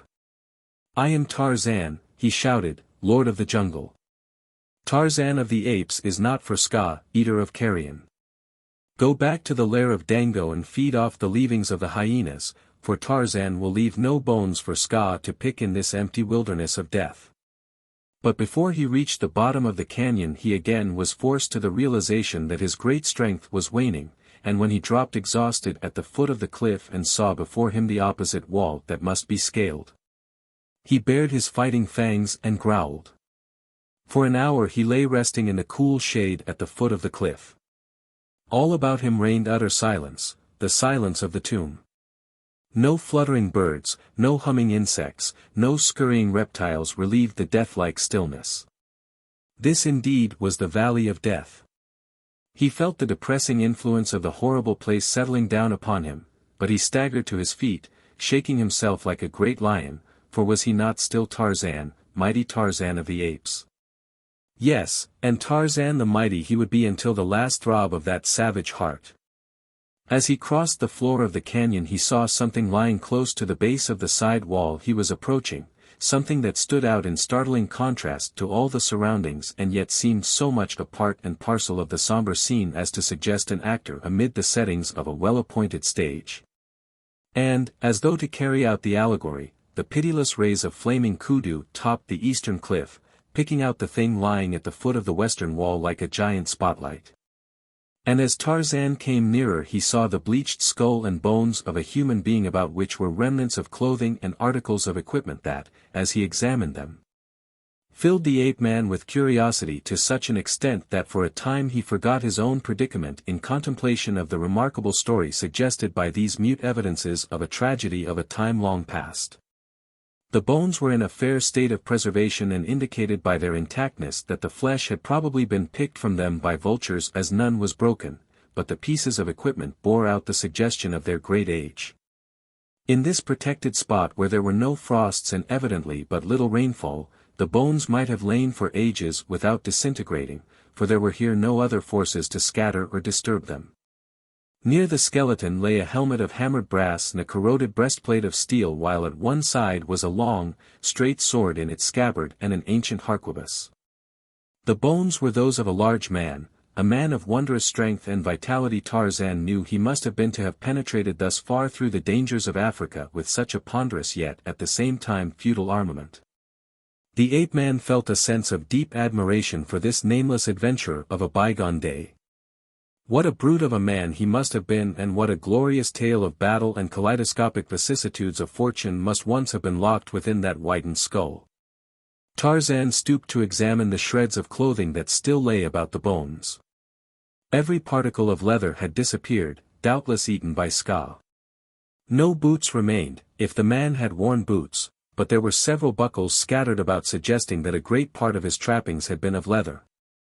While just beneath the bones of one hand lay a metal cylinder about 8 inches long and 2 inches in diameter. As Tarzan picked it up he saw that it had been heavily lacquered and had withstood the slight ravages of time so well as to be in as perfect a state of preservation today as it had been when its owner dropped into his last long sleep perhaps centuries ago. As he examined it he discovered that one end was closed with a friction cover which a little twisting force soon loosened and removed, revealing within a roll of parchment which the ape-man removed and opened, disclosing a number of age-yellowed sheets closely written upon in a fine hand in a language which he guessed to be Spanish but which he could not decipher.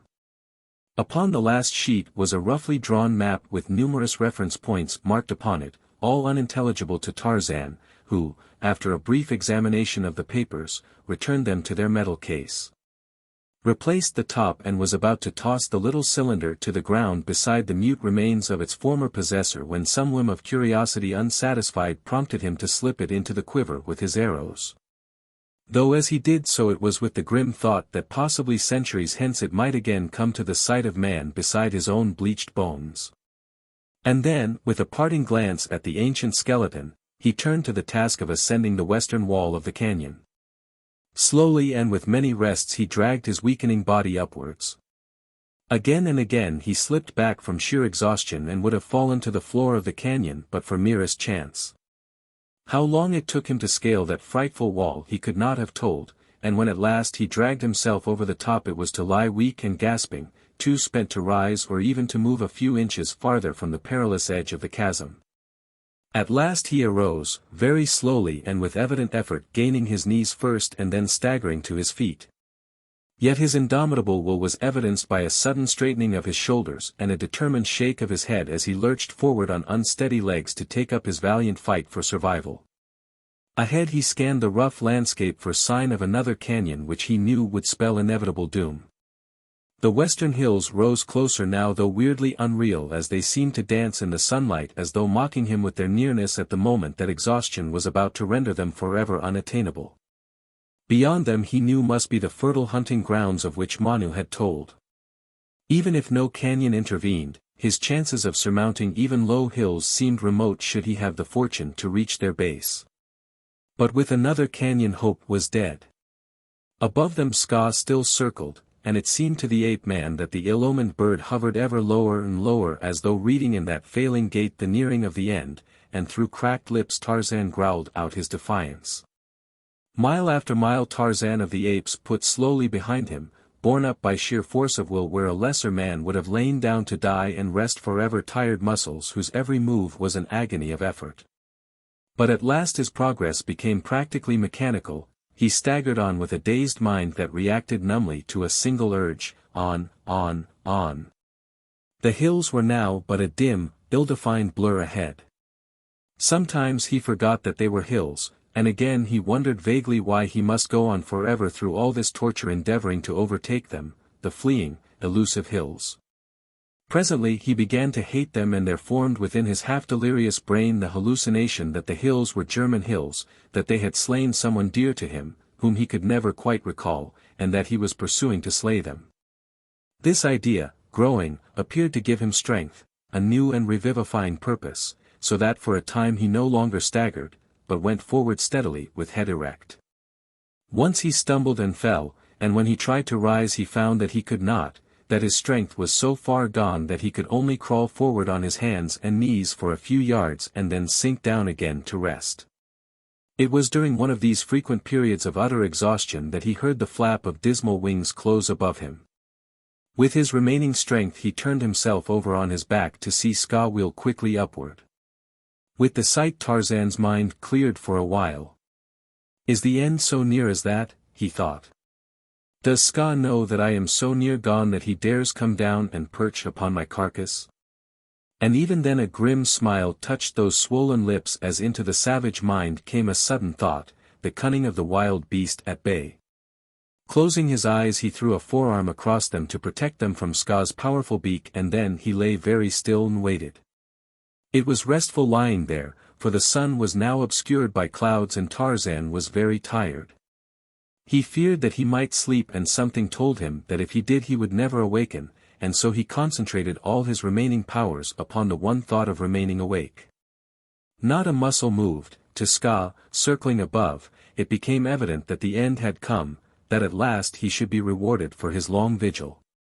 Circling slowly he dropped closer and closer to the dying man. Why did not Tarzan move? Had he indeed been overcome by the sleep of exhaustion, or was Ska right? Had death at last claimed that mighty body? Was that great, savage heart stilled forever? It is unthinkable. Ska, filled with suspicions, circled warily. Twice he almost alighted upon the great, naked breast only to wheel suddenly away, but the third time his talons touched the brown skin. It was as though the contact closed an electric circuit that instantaneously vitalized the quiet clod that had lain motionless so long.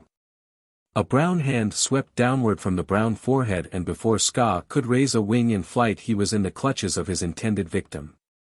Ska fought, but he was no match for even a dying Tarzan, and a moment later the ape-man's teeth closed upon the carrion eater.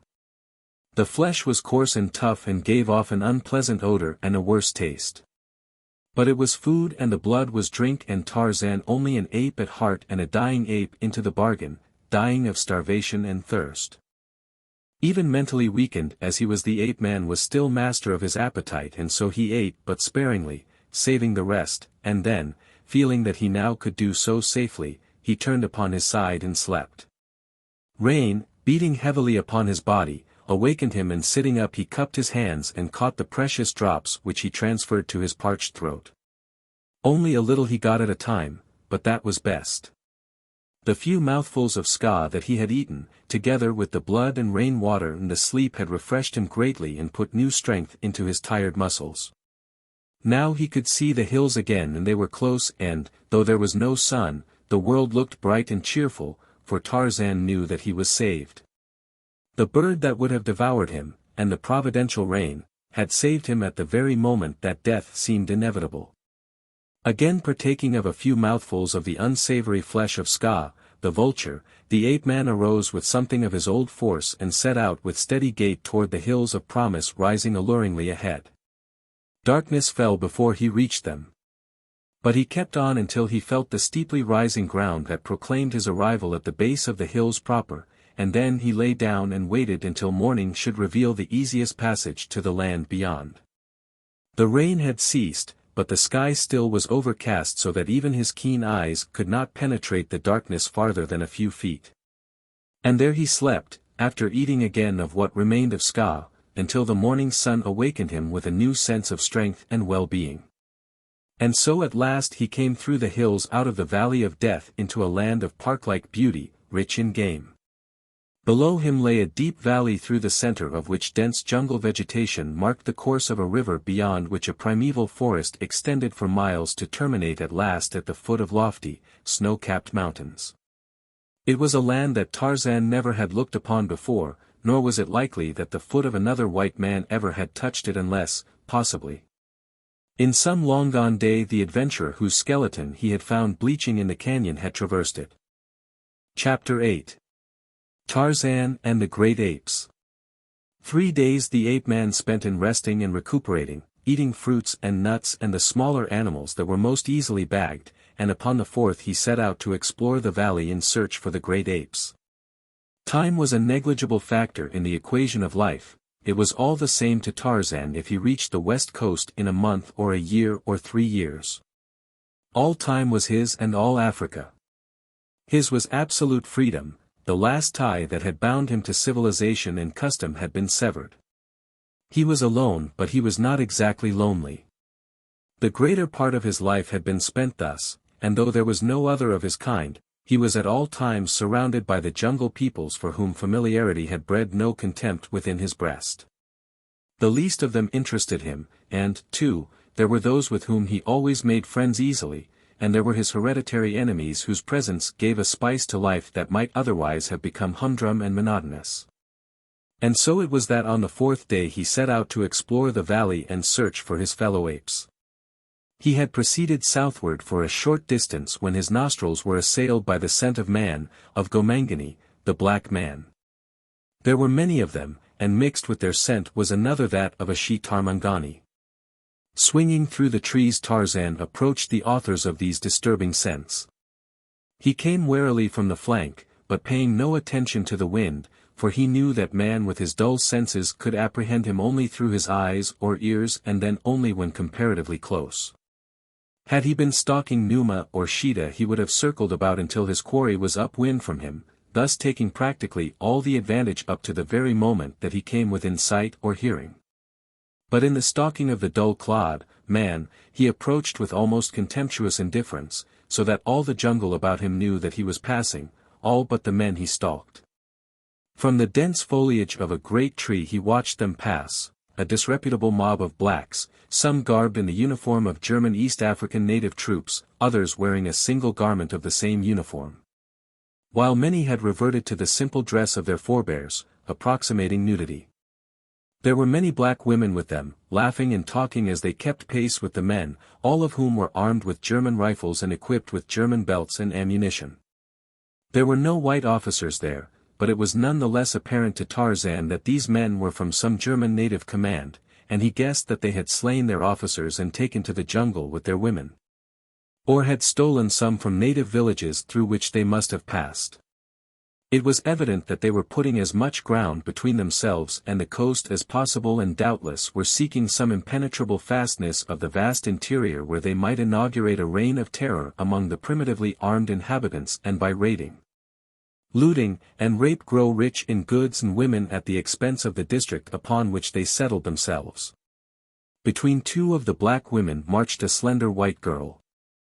She was hatless and with torn and disheveled clothing that had evidently once been a trim riding habit. Her coat was gone and her waist half torn from her body. Occasionally and without apparent provocation one or the other of the negresses struck or pushed her roughly. Tarzan watched through half-closed eyes. His first impulse was to leap among them and bear the girl from their cruel clutches. He had recognized her immediately and it was because of this fact that he hesitated. What was it to Tarzan of the Apes what fate befell this enemy spy? He had been unable to kill her himself because of an inherent weakness that would not permit him to lay hands upon a woman, all of which of course had no bearing upon what others might do to her. That her fate would now be infinitely more horrible than the quick and painless death that the ape-man would have meted to her only interested Tarzan, to the extent that the more frightful the end of a German the more in keeping it would be with what they all deserved. And so he let the blacks pass with Fräulein Bertha Kircher in their midst. Or at least until the last straggling warrior suggested to his mind the pleasures of black baiting, an amusement and a sport in which he had grown ever more proficient since that long-gone day when Kalanga, the son of Mbonga, the chief, had cast his unfortunate spear at Kala, the ape-man's foster mother. The last man, who must have stopped for some purpose, was fully a quarter of a mile in rear of the party. He was hurrying to catch up when Tarzan saw him, and as he passed beneath the tree in which the ape-man perched above the trail, a silent noose dropped deftly about his neck. The main body still was in plain sight, and as the frightened man voiced a piercing shriek of terror, they looked back to see his body rise as though by magic straight into the air and disappear amidst the leafy foliage above. For a moment the blacks stood paralyzed by astonishment and fear, but presently the burly sergeant, Usanga, who led them, started back along the trail at a run, calling to the others to follow him. Loading their guns as they came, the blacks ran to succor their fellow, and at Usanga's command they spread into a thin line that presently entirely surrounded the tree into which their comrade had vanished. Usanga called but received no reply. Then he advanced slowly with rifle at the ready, peering up into the tree. He could see no one, nothing. The circle closed in until 50 blacks were searching among the branches with their keen eyes. What had become of their fellow?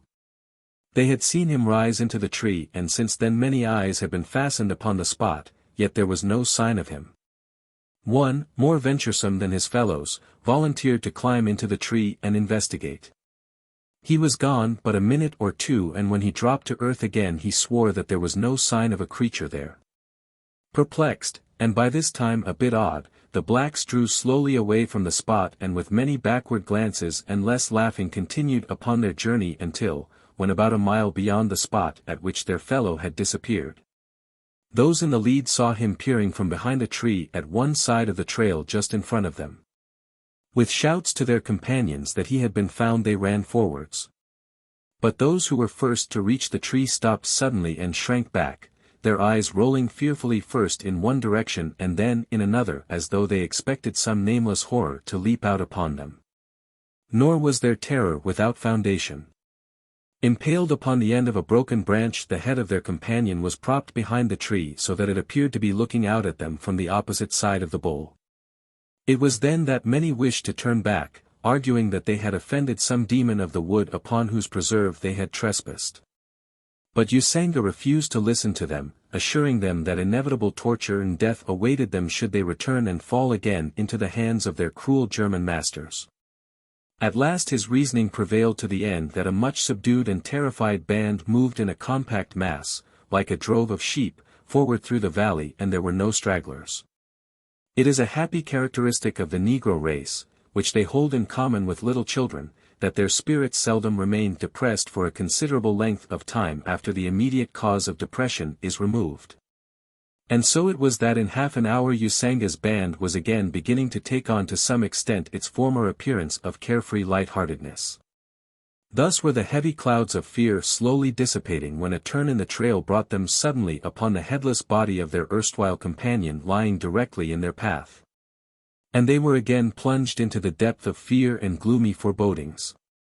So utterly inexplicable and uncanny had the entire occurrence been that there was not a one of them who could find a ray of comfort penetrating the dead blackness of its ominous portent. What had happened to one of their number each conceived as being a wholly possible fate for himself, in fact quite his probable fate. If such a thing could happen in broad daylight, what frightful thing might not fall to their lot when night had enshrouded them in her mantle of darkness? They trembled in anticipation. The white girl in their midst was no less mystified than they. But far less moved, since sudden death was the most merciful fate to which she might now look forward. So far she had been subjected to nothing worse than the petty cruelties of the women, while, on the other hand, it had alone been the presence of the women that had saved her from worse treatment at the hands of some of the men, notably the brutal Black Sergeant, Usanga. His own woman was of the party, a veritable giantess, a virago of the first magnitude, and she was evidently the only thing in the world of which Usanga stood in awe. Even though she was particularly cruel to the young woman, the latter believed that she was her sole protection from the degraded black tyrant. Late in the afternoon the band came upon a small palisaded village of thatched huts set in a clearing in the jungle close beside a placid river. At their approach the villagers came pouring out, and Usanga advanced with 2 of his warriors to palaver with the chief. The experiences of the day had so shaken the nerves of the black sergeant that he was ready to treat with these people rather than take their village by force of arms, as would ordinarily have been his preference. But now a vague conviction influenced him that there watched over this part of the jungle a powerful demon who wielded miraculous power for evil against those who offended him. First Usanga would learn how these villagers stood with this savage god, and if they had his goodwill Usanga would be most careful to treat them with kindness and respect. At the palaver it developed that the village chief had food, goats, and fowl which he would be glad to dispose of for a proper consideration. But as the consideration would have meant parting with precious rifles and ammunition, or the very clothing from their backs, Usanga began to see that after all it might be forced upon him to wage war to obtain food. A happy solution was arrived at by a suggestion of one of his men, that the soldiers go forth the following day and hunt for the villagers, bringing them in so much fresh meat in return for their hospitality. This the chief agreed to, stipulating the kind and quantity of game to be paid in return for flour, goats, and fowl, and a certain number of huts that were to be turned over to the visitors. The details having been settled after an hour or more of that bickering argument of which the native African is so fond, the newcomers entered the village where they were assigned to huts. Bertha Kircher found herself alone in a small hut close to the palisade at the far end of the village street, and though she was neither bound nor guarded, she was assured by Usanga that she could not escape the village without running into almost certain death in the jungle, which the villagers assured them was infested by lions of great size and ferocity. "Be good to Usanga," he concluded, "and no harm will befall you. I will come again to see you after the others are asleep. Let us be friends." As the brute left her the girl's frame was racked by a convulsive shudder as she sank to the floor of the hut and covered her face with her hands. She realized now why the women had not been left to guard her. It was the work of the cunning Usanga, but would not his woman suspect something of his intentions? She was no fool and, further, being imbued with insane jealousy she was ever looking for some overt act upon the part of her ebon lord. Bertha Kircher felt that only she might save her and that she would save her if word could be but gotten to her. But how? Left alone and away from the eyes of her captors for the first time since the previous night. The girl immediately took advantage of the opportunity to assure herself that the papers she had taken from the body of Hauptmann Fritz Schneider were still safely sewn inside one of her undergarments. Alas! Of what value could they now ever be to her beloved country? But habit and loyalty were so strong within her that she still clung to the determined hope of eventually delivering the little packet to her chief.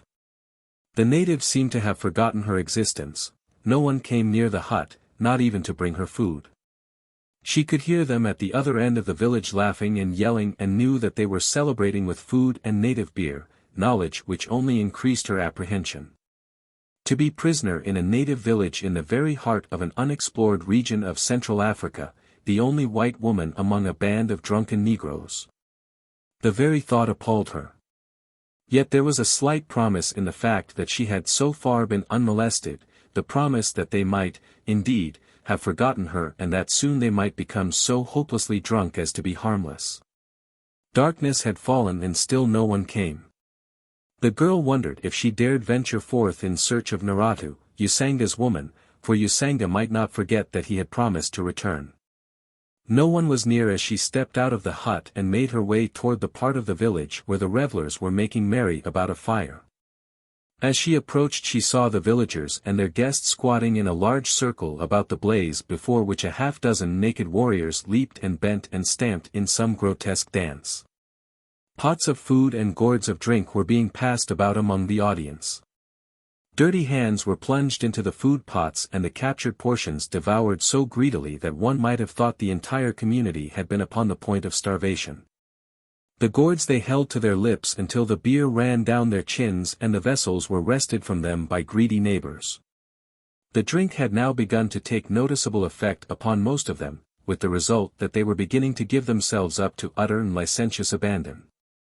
As the girl came nearer, keeping in the shadow of the huts, looking for Naratu, she was suddenly discovered by one upon the edge of the crowd, a huge woman, who rose, shrieking, and came toward her. From her aspect the white girl thought that the woman meant literally to tear her to pieces. So utterly wanton and uncalled for was the attack that it found the girl entirely unprepared, and what would have happened had not a warrior interfered may only be guessed. And then Usanga, noting the interruption, came lurching forward to question her. "What do you want?" he cried. "Food and drink. Come with me," and he threw an arm about her and dragged her toward the circle. "No," she cried, "I want Naratu." "Where is Naratu?" This seemed to sober the black for a moment as though he had temporarily forgotten his better half. He cast quick, fearful glances about, and then, evidently assured that Naratu had noticed nothing, he ordered the warrior who was still holding the infuriated black woman from the white girl to take the latter back to her hut and to remain there on guard over her. First appropriating a gourd of beer for himself, the warrior motioned the girl to precede him, and thus guarded she returned to her hut, the fellow squatting down just outside the doorway, where he confined his attentions for some time to the gourd. Bertha Kircher sat down at the far side of the hut awaiting she knew not what impending fate. She could not sleep, so filled was her mind with wild schemes of escape, though each new one must always be discarded as impractical. Half an hour after the warrior had returned her to her prison he rose and entered the hut, where he tried to engage in conversation with her.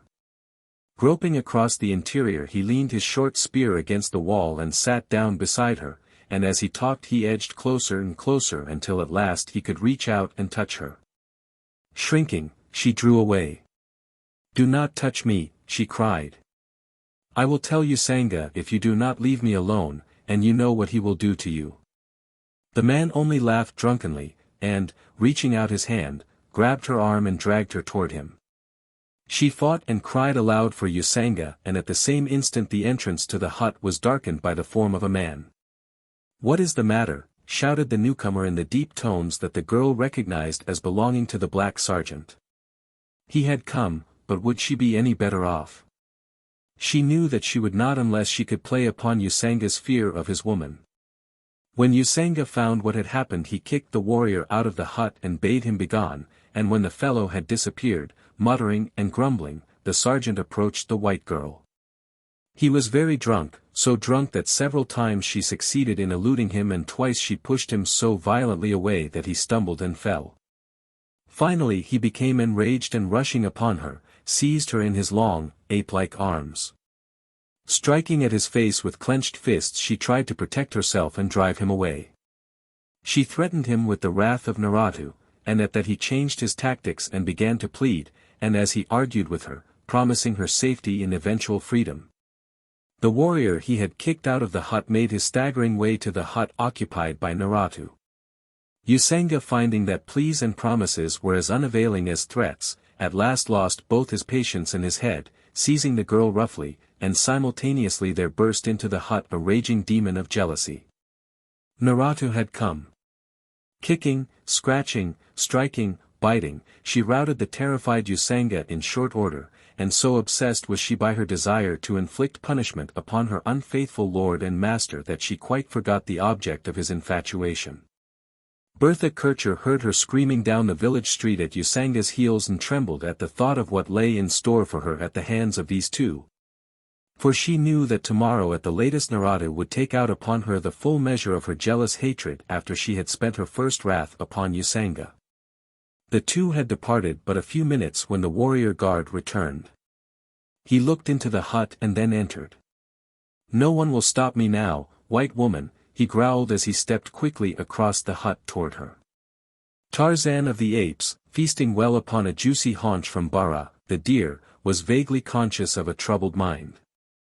He should have been at peace with himself and all the world, for was he not in his native element surrounded by game in plenty and rapidly filling his belly with the flesh he loved best?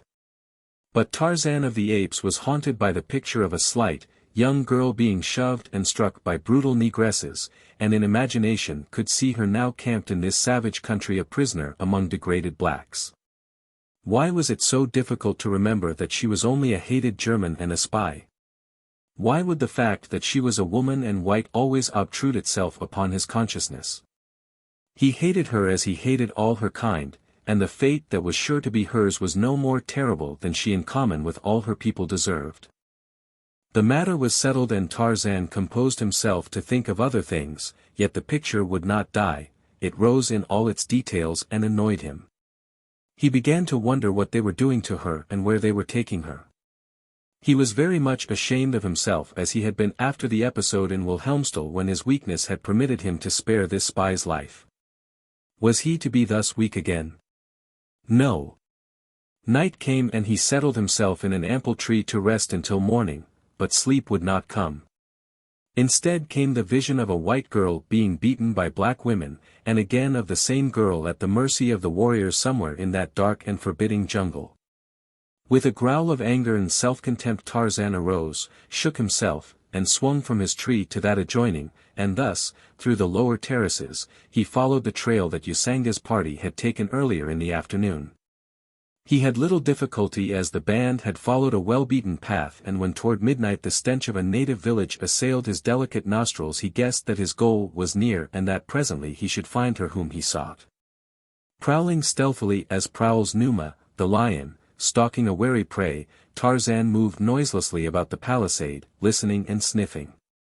At the rear of the village he discovered a tree whose branches extended over the top of the palisade and a moment later he had dropped quietly into the village. From hut to hut he went searching with keen ears and nostrils some confirming evidence of the presence of the girl, and at last, faint and almost obliterated by the odor of the gomangani, he found it hanging like a delicate vapor about a small hut. The village was quiet now, for the last of the beer and the food had been disposed of and the blacks lay in their huts overcome by stupor, yet Tarzan made no noise that even a sober man keenly alert might have heard. He passed around to the entrance of the hut and listened. From within came no sound, not even the low breathing of one awake. Yet he was sure that the girl had been here and perhaps was even now, and so he entered, slipping in as silently as a disembodied spirit. For a moment he stood motionless just within the entranceway, listening. No, there was no one here, of that he was sure, but he would investigate.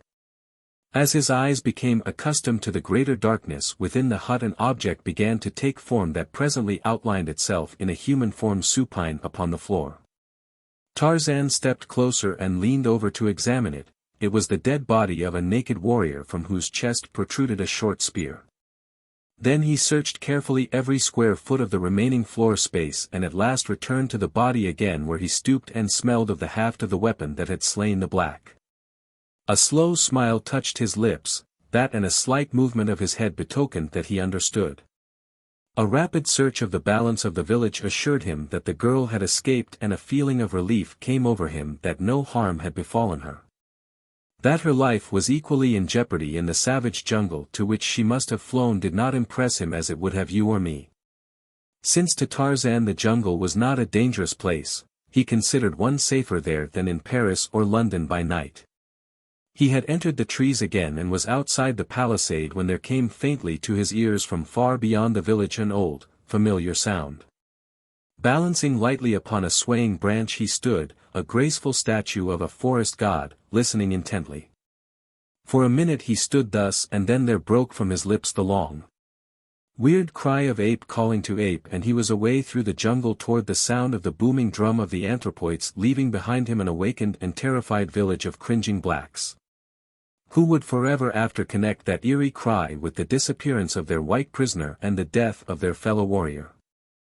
Bertha Kircher, hurrying through the jungle along a well-beaten game trail, thought only of putting as much distance as possible between herself and the village before daylight could permit pursuit of her. Whither she was going she did not know, nor was it a matter of great moment since death must be her lot sooner or later. Fortune favored her that night, for she passed unscathed through as savage and lion-ridden an area as there is in all Africa, a natural hunting ground which the white man has not yet discovered, where deer and antelope and zebra, giraffe and elephant, buffalo, rhinoceros, and the other herbivorous animals of Central Africa abound unmolested by none but their natural enemies, the great cats which, lured here by easy prey and immunity from the rifles of big-game hunters, swarm the district.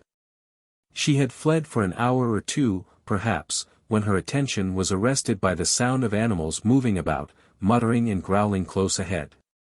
Assured that she had covered a sufficient distance to ensure her a good start in the morning before the blacks could take to her trail, and fearful of what the creatures might be, she climbed into a large tree with the intention of spending the balance of the night there.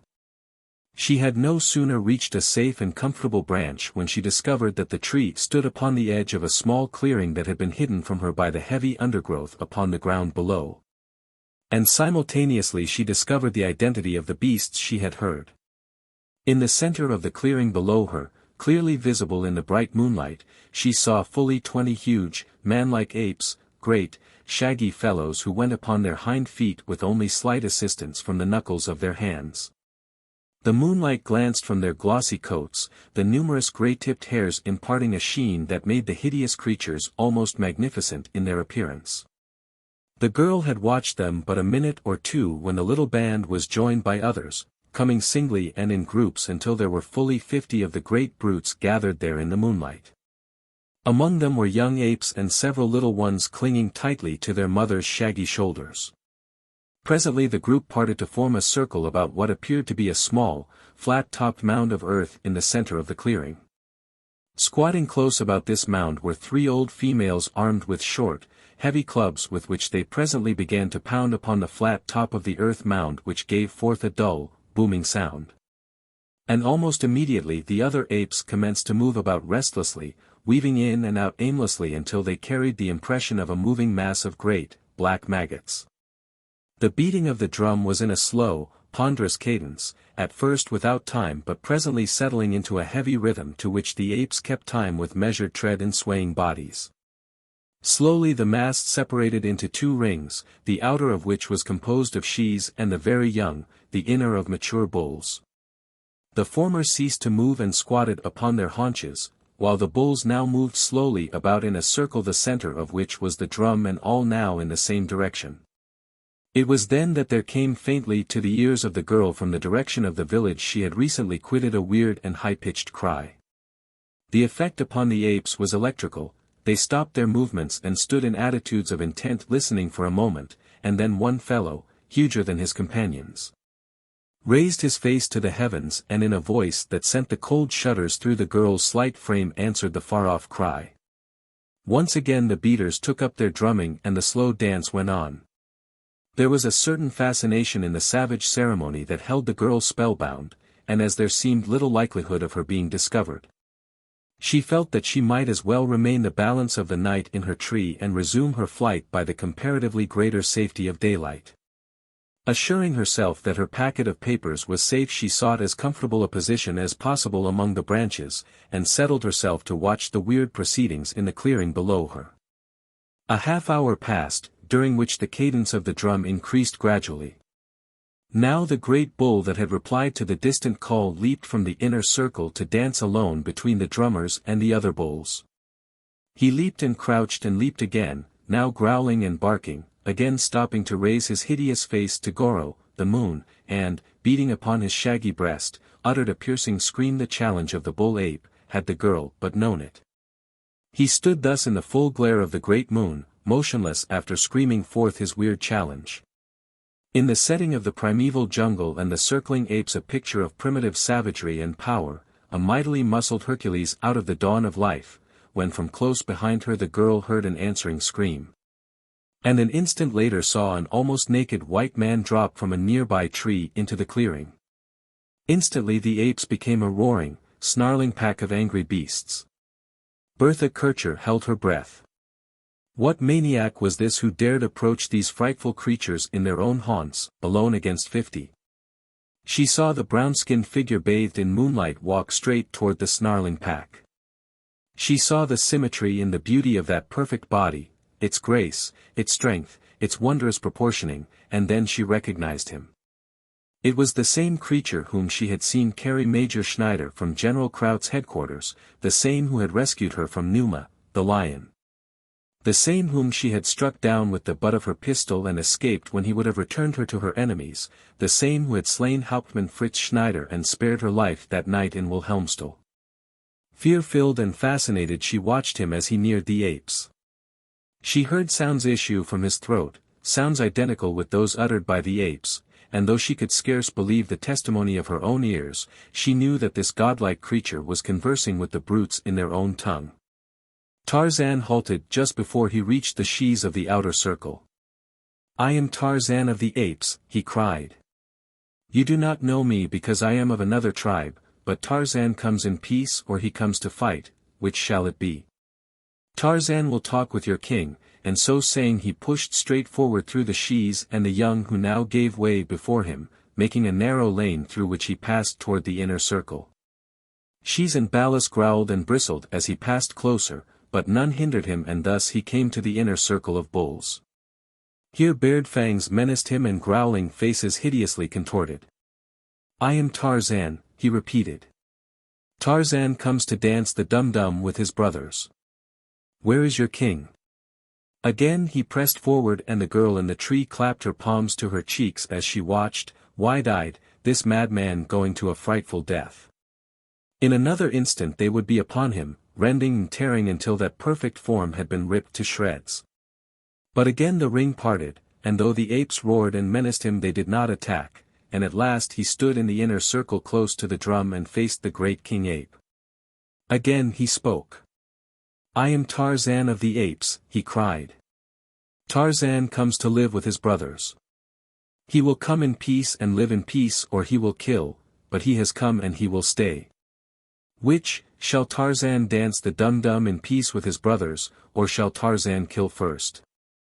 "I am Golat, king of the apes," screamed the great bull. "I kill. I kill. I kill," and with a sullen roar he charged the Tarmangani. The ape-man, as the girl watched him, seemed entirely unprepared for the charge and she looked to see him borne down and slain at the first rush. The great bull was almost upon him with huge hands outstretched to seize him before Tarzan made a move, but when he did move his quickness would have put Era, the lightning, to shame. As darts forward the head of Hista, the snake, so darted forward the left hand of the man-beast as he seized the left wrist of his antagonist. A quick turn and the bull's right arm was locked beneath the right arm of his foe in a jiu-jitsu hold that Tarzan had learned among civilized men, a hold with which he might easily break the great bones, a hold that left the ape helpless. "I am Tarzan of the Apes," screamed the ape-man. "Shall Tarzan dance in peace or shall Tarzan kill? I kill. I kill. I kill," shrieked Golat. With the quickness of a cat Tarzan swung the king ape over one hip and sent him sprawling to the ground. "I am Tarzan, king of all the apes," he shouted. "Shall it be peace?" Golat, infuriated, leaped to his feet and charged again, shouting his war cry, "I kill. I kill. I kill."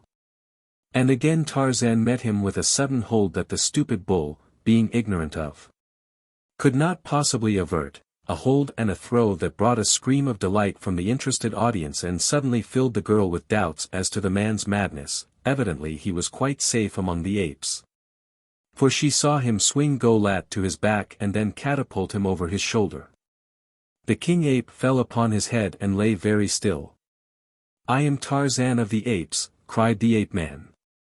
"I come to dance the dum-dum with my brothers," and he made a motion to the drummers, who immediately took up the cadence of the dance where they had dropped it to watch their king slay the foolish Tarmangani. It was then that Golat raised his head and slowly crawled to his feet. Tarzan approached him. "I am Tarzan of the Apes," he cried. "Shall Tarzan dance the dum-dum with his brothers now, or shall he kill first?" Golat raised his bloodshot eyes to the face of the Tarmangani. "Kagoda," he cried. "Tarzan of the Apes will dance the dum-dum with his brothers and Golat will dance with him. And then the girl in the tree saw the savage man leaping, bending, and stamping with the savage apes in the ancient rite of the dum-dum. His roars and growls were more beastly than the beasts. His handsome face was distorted with savage ferocity. He beat upon his great breast and screamed forth his challenge as his smooth, brown hide brushed the shaggy coats of his fellows. It was weird, it was wonderful. And in its primitive savagery it was not without beauty, the strange scene she looked upon, such a scene as no other human being, probably, ever had witnessed, and yet, withal, it was horrible. As she gazed, spellbound, a stealthy movement in the tree behind her caused her to turn her head, and there, back of her, blazing in the reflected moonlight, shone two great, yellow-green eyes. Sheeta, the panther, had found her out. The beast was so close that it might have reached out and touched her with a great, taloned paw. There was no time to think, no time to weigh chances or to choose alternatives. Terror-inspired impulse was her guide as, with a loud scream, she leaped from the tree into the clearing. Instantly the apes, now maddened by the effects of the dancing and the moonlight, turned to note the cause of the interruption. They saw this Tarmangani, helpless and alone, and they started for her. Sheeta, the panther, knowing that not even Numa, the lion, unless maddened by starvation, dares meddle with the great apes at their dum-dum, had silently vanished into the night, seeking his supper elsewhere. Tarzan, turning with the other apes toward the cause of the interruption, saw the girl, recognized her and also her peril. Here again might she die at the hands of others, but why consider it? He knew that he could not permit it, and though the acknowledgment shamed him, it had to be admitted. The leading shes were almost upon the girl when Tarzan leaped among them, and with heavy blows scattered them to right and left. And then as the bulls came to share in the kill they thought this new ape thing was about to make that he might steal all the flesh for himself, they found him facing them with an arm thrown about the creature as though to protect her. "This is Tarzan's she," he said. "Do not harm her." It was the only way he could make them understand that they must not slay her. He was glad that she could not interpret the words. It was humiliating enough to make such a statement to wild apes about this hated enemy. So once again Tarzan of the Apes was forced to protect a Hun. Growling, he muttered to himself in extenuation. "She is a woman and I am not a German, so it could not be otherwise." Chapter 9. Dropped from the sky. Lieutenant Harold Percy Smith Oldwick, Royal Air Service, was on reconnaissance. A report, or it would be better to say a rumor, had come to the British headquarters in German East Africa that the enemy had landed in force on the west coast and was marching across the Dark Continent to reinforce their colonial troops. In fact, the new army was supposed to be no more than 10 or 12 days' march to the west. Of course the thing was ridiculous, preposterous, but preposterous things often happen in war. And anyway no good general permits the least rumor of enemy activity to go uninvestigated. Therefore Lieutenant Harold Percy Smith Oldwick flew low toward the west, searching with keen eyes for signs of a Hun army. Vast forests unrolled beneath him in which a German army corps might have lain concealed, so dense was the overhanging foliage of the great trees. Mountain, meadowland, and desert passed in lovely panorama. But never a sight of man had the young lieutenant. Always hoping that he might discover some sign of their passage, a discarded lorry, a broken limber, or an old camp site, he continued farther and farther into the west until well into the afternoon. Above a tree-dotted plain through the center of which flowed a winding river he determined to turn about and start for camp. It would take straight flying at top speed to cover the distance before dark. But as he had ample gasoline and a trustworthy machine there was no doubt in his mind but that he could accomplish his aim. It was then that his engine stalled. He was too low to do anything but land, and that immediately, while he had the more open country accessible, for directly east of him was a vast forest into which a stalled engine could only have plunged him to certain injury and probable death. And so he came down in the meadowland near the winding river and there started to tinker with his motor. As he worked he hummed a tune, some music hall air that had been popular in London the year before. So that one might have thought him working in the security of an English flying field surrounded by innumerable comrades rather than alone in the heart of an unexplored African wilderness. It was typical of the man that he should be wholly indifferent to his surroundings, although his looks entirely belied any assumption that he was of particularly heroic strain. Lieutenant Harold Percy Smith Oldwick was fair-haired, blue-eyed, and slender, with a rosy, boyish face that might have been molded more by an environment of luxury, indolence, and ease than the more strenuous exigencies of life's sterner requirements. And not only was the young lieutenant outwardly careless of the immediate future and of his surroundings, but actually so. That the district might be infested by countless enemies seemed not to have occurred to him in the remotest degree. He bent assiduously to the work of correcting the adjustment that had caused his motor to stall without so much as an upward glance at the surrounding country. The forest to the east of him, and the more distant jungle that bordered the winding river, might have harbored an army of bloodthirsty savages, but neither could elicit even a passing show of interest on the part of Lieutenant Smith Oldwick. And even had he looked, it is doubtful if he would have seen the score of figures crouching in the concealment of the undergrowth at the forest's edge. There are those who are reputed to be endowed with that which is sometimes, for want of a better appellation, known as the sixth sense, a species of intuition which apprises them of the presence of an unseen danger.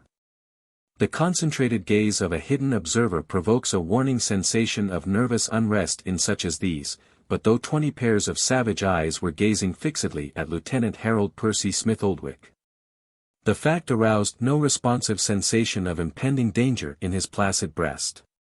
He hummed peacefully and, his adjustment completed, tried out his motor for a minute or two, then shut it off and descended to the ground with the intention of stretching his legs and taking a smoke before continuing his return flight to camp.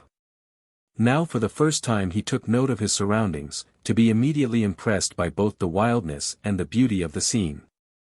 In some respects the tree-dotted meadowland reminded him of a park-like English forest, and that wild beasts and savage men could ever be a part of so quiet a scene seemed the remotest of contingencies. Some gorgeous blooms upon a flowering shrub at a little distance from his machine caught the attention of his aesthetic eye, and as he puffed upon his cigarette, he walked over to examine the flowers more closely. As he bent above them he was probably some 100 yards from his plane, and it was at this instant that Numabo, chief of the Wamabo, chose to leap from his ambush and lead his warriors in a sudden rush upon the white man. The young Englishman's first intimation of danger was a chorus of savage yells from the forest behind him. Turning, he saw a score of naked, black warriors advancing rapidly toward him. They moved in a compact mass, and as they approached more closely their rate of speed noticeably diminished. Lieutenant Smith Oldwick realized in a quick glance that the direction of their approach and their proximity had cut off all chances of retreating to his plane, and he also understood that their attitude was entirely warlike and menacing. He saw that they were armed with spears and with bows and arrows, and he felt quite confident that notwithstanding the fact that he was armed with a pistol they could overcome him with the first rush. What he did not know about their tactics was that at any show of resistance they would fall back, which is the nature of the native Negroes, but that after numerous advances and retreats, during which they would work themselves into a frenzy of rage by much shrieking, leaping, and dancing, they would eventually come to the point of a determined and final assault. Numabo was in the forefront, a fact which taken in connection with his considerably greater size and more warlike appearance, indicated him as the natural target, and it was at Numabo that the Englishman aimed his first shot. Unfortunately for him it missed its target, as the killing of the chief might have permanently dispersed the others. The bullet passed Numabo to lodge in the breast of a warrior behind him, and as the fellow lunged forward with a scream the others turned and retreated. But to the lieutenant's chagrin they ran in the direction of the plain instead of back toward the forest, so that he was still cut off from reaching his machine. Presently they stopped and faced him again. They were talking loudly and gesticulating, and after a moment one of them leaped into the air, brandishing his spear and uttering savage war cries, which soon had their effect upon his fellows, so that it was not long ere all of them were taking part in the wild show of savagery, which would bolster their waning courage and presently spur them on to another attack. The second charge brought them closer to the Englishman, and though he dropped another with his pistol, it was not before 2 or 3 spears had been launched at him. He now had 5 shots remaining and there were still 18 warriors to be accounted for, so that unless he could frighten them off, it was evident that his fate was sealed. That they must pay the price of 1 life for every attempt to take his had its effect upon them, and they were longer now in initiating a new rush, and when they did so it was more skillfully ordered than those that had preceded it. For they scattered into 3 bands which, partially surrounding him, came simultaneously toward him from different directions, and though he emptied his pistol with good effect, they reached him at last. They seemed to know that his ammunition was exhausted, for they circled close about him now with the evident intention of taking him alive, since they might easily have riddled him with their sharp spears with perfect safety to themselves. For 2 or 3 minutes they circled about him until, at a word from Numabo, they closed in simultaneously, and though the slender young lieutenant struck out to right and left, he was soon overwhelmed by superior numbers and beaten down by the hafts of spears in brawny hands. He was all but unconscious when they finally dragged him to his feet, and after securing his hands behind his back, pushed him roughly along ahead of them toward the jungle. As the guard prodded him along the narrow trail, Lieutenant Smith Oldwick could not but wonder why they had wished to take him alive. He knew that he was too far inland for his uniform to have any significance to this native tribe to whom no inkling of the World War probably ever had come. And he could only assume that he had fallen into the hands of the warriors of some savage potentate upon whose royal caprice his fate would hinge. They had marched for perhaps half an hour when the Englishmen saw ahead of them, in a little clearing upon the bank of the river, the thatched roofs of native huts showing above a crude but strong palisade. And presently he was ushered into a village street where he was immediately surrounded by a throng of women and children and warriors. Here he was soon the center of an excited mob whose intent seemed to be to dispatch him as quickly as possible. The women were more venomous than the men, striking and scratching him whenever they could reach him, until at last Numabo, the chief, was obliged to interfere to save his prisoner for whatever purpose he was destined.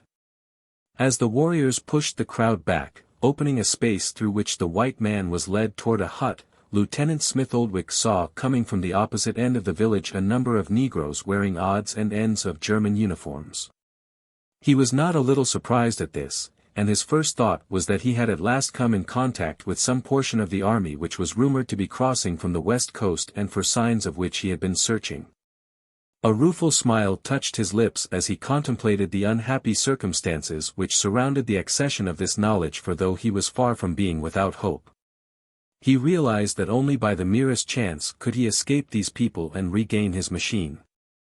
Among the partially uniformed blacks was a huge fellow in the tunic of a sergeant, and as this man's eyes fell upon the British officer, a loud cry of exultation broke from his lips.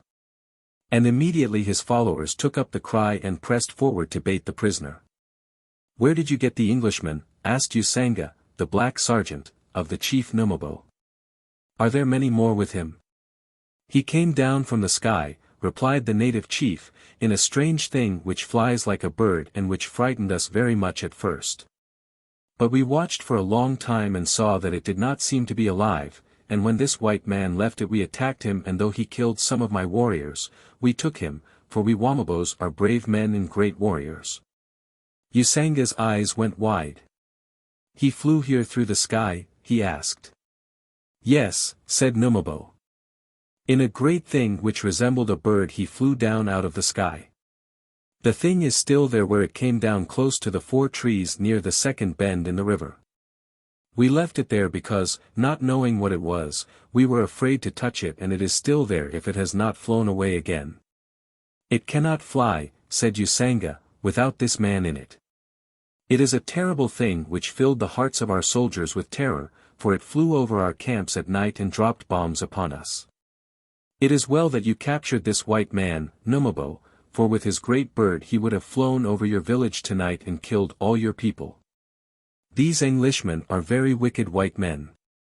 "He will fly no more," said Numabo.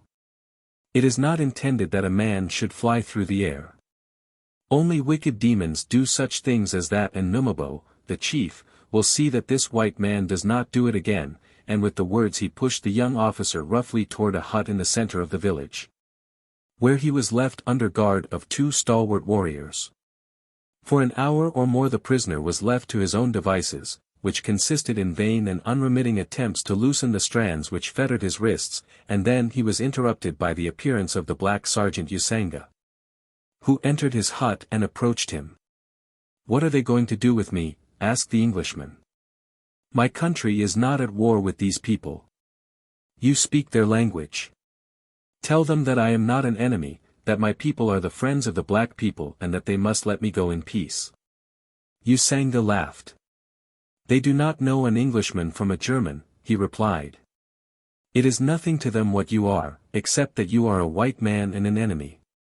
"Then why did they take me alive?" asked the lieutenant. "Come," said Usanga, and he led the Englishman to the doorway of the hut. "Look," he said, and pointed a black forefinger toward the end of the village street where a wider space between the huts left a sort of plaza.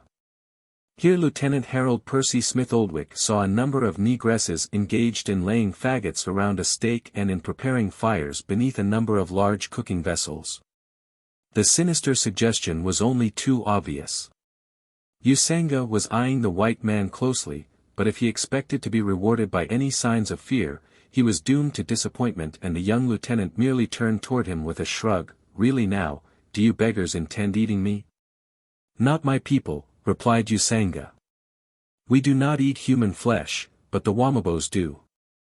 It is they who will eat you, but we will kill you for the feast, Englishman." The Englishman remained standing in the doorway of the hut, an interested spectator of the preparations for the coming orgy that was so horribly to terminate his earthly existence. It can hardly be assumed that he felt no fear. Yet, if he did, he hid it perfectly beneath an imperturbable mask of coolness. Even the brutal Usanga must have been impressed by the bravery of his victim since, though he had come to abuse and possibly to torture the helpless prisoner, he now did neither. Contenting himself merely with berating whites as a race and Englishmen especially, because of the terror the British aviators had caused Germany's native troops in East Africa. "No more," he concluded, "will your great bird fly over our people dropping death among them from the skies. Usanga will see to that." And he walked abruptly away toward a group of his own fighting men who were congregated near the stake where they were laughing and joking with the women. A few minutes later the Englishman saw them pass out of the village gate, and once again his thoughts reverted to various futile plans for escape. Several miles north of the village on a little rise of ground close to the river where the jungle, halting at the base of a knoll, had left a few acres of grassy land sparsely wooded. A man and a girl were busily engaged in constructing a small boma, in the center of which a thatched hut already had been erected. They worked almost in silence with only an occasional word of direction or interrogation between them. Except for a loincloth, the man was naked, his smooth skin tanned to a deep brown by the action of sun and wind. He moved with the graceful ease of a jungle cat, and when he lifted heavy weights, the action seemed as effortless as the raising of empty hands. When he was not looking at her, and it was seldom that he did, the girl found her eyes wandering toward him, and at such times there was always a puzzled expression upon her face as though she found in him an enigma which she could not solve. As a matter of fact, her feelings toward him were not untinged with awe, since in the brief period of their association she had discovered in this handsome, godlike giant the attributes of the Superman and the savage beast closely intermingled. At first she had felt only that unreasoning feminine terror which her unhappy position naturally induced. To be alone in the heart of an unexplored wilderness of Central Africa with a savage wild man was in itself sufficiently appalling, but to feel also that this man was a blood enemy. That he hated her and her kind, and that in addition thereto he owed her a personal grudge for an attack she had made upon him in the past, left no loophole for any hope that he might accord her even the minutest measure of consideration. She had seen him first months since when he had entered the headquarters of the German High Command in East Africa and carried off the luckless Major Schneider, of whose fate no hint had ever reached the German officers. And she had seen him again upon that occasion when he had rescued her from the clutches of the lion and, after explaining to her that he had recognized her in the British camp, had made her prisoner. It was then that she had struck him down with the butt of her pistol and escaped. That he might seek no personal revenge for her act had been evidenced in Wilhelmstal the night that he had killed Hauptmann Fritz Schneider and left without molesting her. No, she could not fathom him. He hated her, and at the same time he had protected her, as had been evidenced again when he had kept the great apes from tearing her to pieces after she had escaped from the Wamabo village to which Usanga, the black sergeant, had brought her a captive. But why was he saving her? For what sinister purpose could this savage enemy be protecting her from the other denizens of his cruel jungle? She tried to put from her mind the probable fate which awaited her, yet it persisted in obtruding itself upon her thoughts. Though always she was forced to admit that there was nothing in the demeanor of the man to indicate that her fears were well grounded. She judged him perhaps by the standards other men had taught her, and because she looked upon him as a savage creature. She felt that she could not expect more of chivalry from him than was to be found in the breasts of the civilized men of her acquaintance. Fräulein Bertha Kircher was by nature a companionable and cheerful character. She was not given to morbid forebodings, and above all things she craved the society of her kind and that interchange of thought which is one of the marked distinctions between man and the lower animals. Tarzan, on the other hand, was sufficient unto himself. Long years of semi-solitude among creatures whose powers of oral expression are extremely limited had thrown him almost entirely upon his own resources for entertainment. His active mind was never idle, but because his jungle mates could neither follow nor grasp the vivid train of imaginings that his man-mind wrought, he had long since learned to keep them to himself. And so now he found no need for confiding them in others. This fact, linked with that of his dislike for the girl, was sufficient to seal his lips for other than necessary conversation, and so they worked on together in comparative silence. Bertha Kircher, however, was nothing if not feminine, and she soon found that having someone to talk to who would not talk was extremely irksome. Her fear of the man was gradually departing, and she was full of 1,000 unsatisfied curiosities as to his plans for the future in so far as they related to her, as well as more personal questions regarding himself. Since she could not but wonder as to his antecedents and his strange and solitary life in the jungle, as well as his friendly intercourse with the savage apes among which she had found him. With the waning of her fears she became sufficiently emboldened to question him, and so she asked him what he intended doing after the hut and boma were completed. "I am going to the west coast where I was born," replied Tarzan. "I do not know when. I have all my life before me, and in the jungle there is no reason for haste. We are not forever running as fast as we can from one place to another as are you of the outer world. When I have been here long enough I will go on toward the west, but first I must see that you have a safe place in which to sleep, and that you have learned how to provide yourself with necessaries. That will take time." "You are going to leave me here alone?" cried the girl. Her tones marked the fear which the prospect induced. "You are going to leave me here alone in this terrible jungle, a prey to wild beasts and savage men, hundreds of miles from a white settlement and in a country which gives every evidence of never having been touched by the foot of civilized men?" "Why not?" asked Tarzan. "I did not bring you here. Would one of your men accord any better treatment to an enemy woman?" "Yes," she exclaimed. "They certainly would. No man of my race would leave a defenseless white woman alone in this horrible place." Tarzan shrugged his broad shoulders. The conversation seemed profitless, and it was further distasteful to him for the reason that it was carried on in German, a tongue which he detested as much as he did the people who spoke it. He wished that the girl spoke English, and then it occurred to him that as he had seen her in disguise in the British camp carrying on her nefarious work as a German spy, she probably did speak English, and so he asked her. "Of course I speak English," she exclaimed, "but I did not know that you did." Tarzan looked his wonderment but made no comment. He only wondered why the girl should have any doubts as to the ability of an Englishman to speak English. And then suddenly it occurred to him that she probably looked upon him merely as a beast of the jungle who by accident had learned to speak German through frequenting the district which Germany had colonized. It was there only that she had seen him, and so she might not know that he was an Englishman by birth, and that he had had a home in British East Africa. It was as well, he thought, that she knew little of him, as the less she knew the more he might learn from her as to her activities in behalf of the Germans and of the German spy system of which she was a representative. And so it occurred to him to let her continue to think that he was only what he appeared to be, a savage denizen of his savage jungle, a man of no race and no country, hating all white men impartially. And this in truth, was what she did think of him. It explained perfectly his attacks upon Major Schneider and the Major's brother, Hauptmann Fritz. Again they worked on in silence upon the boma which was now nearly completed, the girl helping the man to the best of her small ability. Tarzan could not but note with grudging approval the spirit of helpfulness she manifested in the ofttimes painful labor of gathering and arranging the thorn bushes which constituted the temporary protection against roaming carnivores. Her hands and arms gave bloody token of the sharpness of the numerous points that had lacerated her soft flesh, and even though she were an enemy Tarzan could not but feel compunction that he had permitted her to do this work. And at last he bade her stop. "Why?" she asked.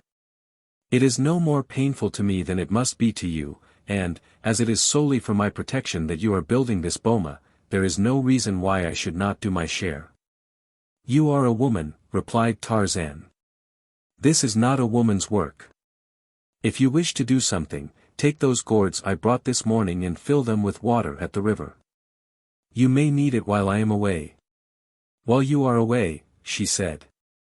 "You are going away?" "When the boma is built I am going out after meat," he replied. "Tomorrow I will go again and take you and show you how you may make your own kills after I am gone." Without a word she took the gourds and walked toward the river. As she filled them, her mind was occupied with painful forebodings of the future. She knew that Tarzan had passed a death sentence upon her, and that the moment that he left her, her doom was sealed, for it could be but a question of time, a very short time, before the grim jungle would claim her. For how could a lone woman hope successfully to combat the savage forces of destruction which constituted so large a part of existence in the jungle? So occupied was she with the gloomy prophecies that she had neither ears nor eyes for what went on about her. Mechanically she filled the gourds and, taking them up, turned slowly to retrace her steps to the boma only to voice immediately a half-stifled scream and shrink back from the menacing figure looming before her and blocking her way to the hut. Golat, the king ape, hunting a little apart from his tribe, had seen the woman go to the river for water, and it was he who confronted her when she turned back with her filled gourds. Golat was not a pretty creature when judged by standards of civilized humanity, though the shes of his tribe and even Golat himself, considered his glossy black coat shot with silver, his huge arms dangling to his knees. His bullet head sunk between his mighty shoulders, marks of great personal beauty. His wicked, bloodshot eyes and broad nose, his ample mouth and great fighting fangs only enhanced the claim of this Adonis of the forest upon the affections of his shes. Doubtless in the little, savage brain there was a well-formed conviction that this strange she belonging to the Tarmangani must look with admiration upon so handsome a creature as Golat. For there could be no doubt in the mind of any that his beauty entirely eclipsed such as the hairless white ape might lay claim to. But Bertha Kircher saw only a hideous beast, a fierce and terrible caricature of man. Could Golat have known what passed through her mind, he must have been terribly chagrined, though the chances are that he would have attributed it to a lack of discernment on her part. Tarzan heard the girl's cry and looking up saw at a glance the cause of her terror.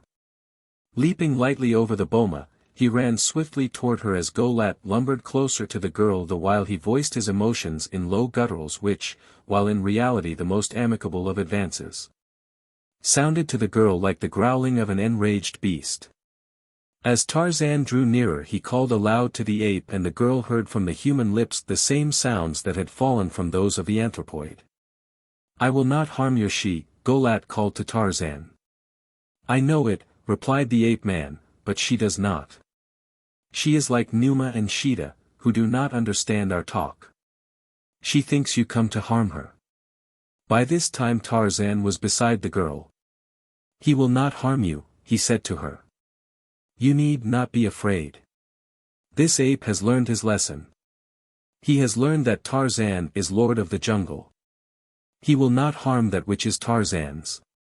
The girl cast a quick glance at the man's face. It was evident to her that the words he had spoken meant nothing to him and that the assumed proprietorship over her was, like the boma, only another means for her protection. "But I am afraid of him," she said. "You must not show your fear. You will be often surrounded by these apes. At such times you will be safest. Before I leave you I will give you the means of protecting yourself against them should one of them chance to turn upon you. If I were you I would seek their society.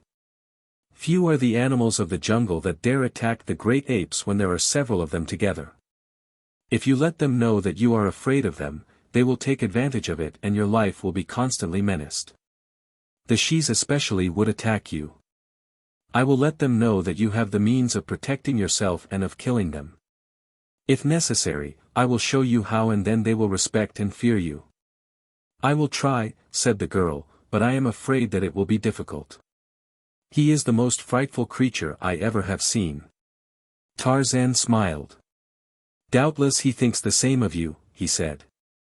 By this time other apes had entered the clearing. They were now the center of a considerable group, among which were several bulls, some young shes, and some older ones with their little ballast clinging to their backs or frolicking around at their feet. Though they had seen the girl the night of the Dum-Dum and Sheeta had forced her to leap from her concealment into the arena where the apes were dancing, they still evinced a great curiosity regarding her. Some of the shes came very close and plucked at her garments, commenting upon them to one another in their strange tongue. The girl, by the exercise of all the willpower she could command, succeeded in passing through the ordeal without evincing any of the terror and revulsion that she felt. Tarzan watched her closely, a half-smile upon his face. He was not so far removed from recent contact with civilized people that he could not realize the torture that she was undergoing. But he felt no pity for this woman of a cruel enemy who doubtless deserved the worst suffering that could be meted to her. Yet, notwithstanding his sentiments toward her, he was forced to admire her fine display of courage. Suddenly he turned to the apes. Tarzan goes to hunt for himself and his she, he said. The she will remain there, and he pointed toward the hut. See that no member of the tribe harms her. Do you understand? The apes nodded. We will not harm her, said Golat. No, said Tarzan. You will not. For if you do, Tarzan will kill you, and then turning to the girl, come, he said, I am going to hunt now. You had better remain at the hut. The apes have promised not to harm you. I will leave my spear with you. It will be the best weapon you could have in case you should need to protect yourself, but I doubt if you will be in any danger for the short time that I am away. He walked with her as far as the boma and when she had entered he closed the gap with thorn bushes and turned away toward the forest. She watched him moving across the clearing, noting the easy, cat-like tread and the grace of every movement that harmonized so well with the symmetry and perfection of his figure. At the forest's edge she saw him swing lightly into a tree and disappear from view, and then, being a woman, she entered the hut and, throwing herself upon the ground, burst into tears. Chapter 10. In the Hands of Savages. Tarzan sought Bara, the deer, or Horta, the boar, for of all the jungle animals he doubted if any would prove more palatable to the white woman, but though his keen nostrils were ever on the alert, he traveled far without being rewarded with even the faintest scent spoor of the game he sought. Keeping close to the river where he hoped to find Bara or Horta approaching or leaving a drinking place he came at last upon the strong odor of the Wamabo village and being ever ready to pay his hereditary enemies, the Gomangani, an undesired visit. He swung into a detour and came up in the rear of the village. From a tree which overhung the palisade he looked down into the street where he saw the preparations going on which his experience told him indicated the approach of one of those frightful feasts the piece de resistance of which is human flesh. One of Tarzan's chief divertissements was the baiting of the blacks. He realized more keen enjoyment through annoying and terrifying them than from any other source of amusement the grim jungle offered. To rob them of their feast in some way that would strike terror to their hearts would give him the keenest of pleasure, and so he searched the village with his eyes for some indication of the whereabouts of the prisoner. His view was circumscribed by the dense foliage of the tree in which he sat, and, so that he might obtain a better view, he climbed further aloft and moved cautiously out upon a slender branch. Tarzan of the Apes possessed a woodcraft scarcely short of the marvelous, but even Tarzan's wondrous senses were not infallible. The branch upon which he made his way outward from the bowl was no smaller than many that had borne his weight upon countless other occasions. Outwardly it appeared strong and healthy and was in full foliage, nor could Tarzan know that close to the stem a burrowing insect had eaten away half the heart of the solid wood beneath the bark. And so when he reached a point far out upon the limb, it snapped close to the bole of the tree without warning. Below him were no larger branches that he might clutch, and as he lunged downward his foot caught in a looped creeper so that he turned completely over and alighted on the flat of his back in the center of the village street. At the sound of the breaking limb and the crashing body falling through the branches the startled blacks scurried to their huts for weapons, and when the braver of them emerged, they saw the still form of an almost naked white man lying where he had fallen. Emboldened by the fact that he did not move they approached more closely, and when their eyes discovered no signs of others of his kind in the tree, they rushed forward until a dozen warriors stood about him with ready spears. At first they thought that the falling had killed him, but upon closer examination they discovered that the man was only stunned. One of the warriors was for thrusting a spear through his heart, but Numabo, the chief, would not permit it. "Bind him," he said. "We will feed well tonight." And so they bound his hands and feet with thongs of gut and carried him into the hut where Lieutenant Harold Percy Smith-Oldwick awaited his fate. The Englishman had also been bound hand and foot by this time for fear that at the last moment he might escape and rob them of their feast. A great crowd of natives were gathered about the hut attempting to get a glimpse of the new prisoner, but Numabo doubled the guard before the entrance for fear that some of his people, in the exuberance of their savage joy, might rob the others of the pleasures of the death dance which would precede the killing of the victims. The young Englishman had heard the sound of Tarzan's body crashing through the tree to the ground and the commotion in the village which immediately followed, and now, as he stood with his back against the wall of the hut, he looked upon the fellow prisoner that the blacks carried in and laid upon the floor with mixed feelings of surprise and compassion. He realized that he never had seen a more perfect specimen of manhood than that of the unconscious figure before him, and he wondered to what sad circumstances the man owed his capture. It was evident that the new prisoner was himself as much a savage as his captors if apparel and weapons were any criterion by which to judge. Yet it was also equally evident that he was a white man, and from his well-shaped head and clean-cut features that he was not one of those unhappy half-wits who so often revert to savagery even in the heart of civilized communities. As he watched the man, he presently noticed that his eyelids were moving. Slowly they opened and a pair of gray eyes looked blankly about. With returning consciousness the eyes assumed their natural expression of keen intelligence, and a moment later, with an effort, the prisoner rolled over upon his side and drew himself to a sitting position.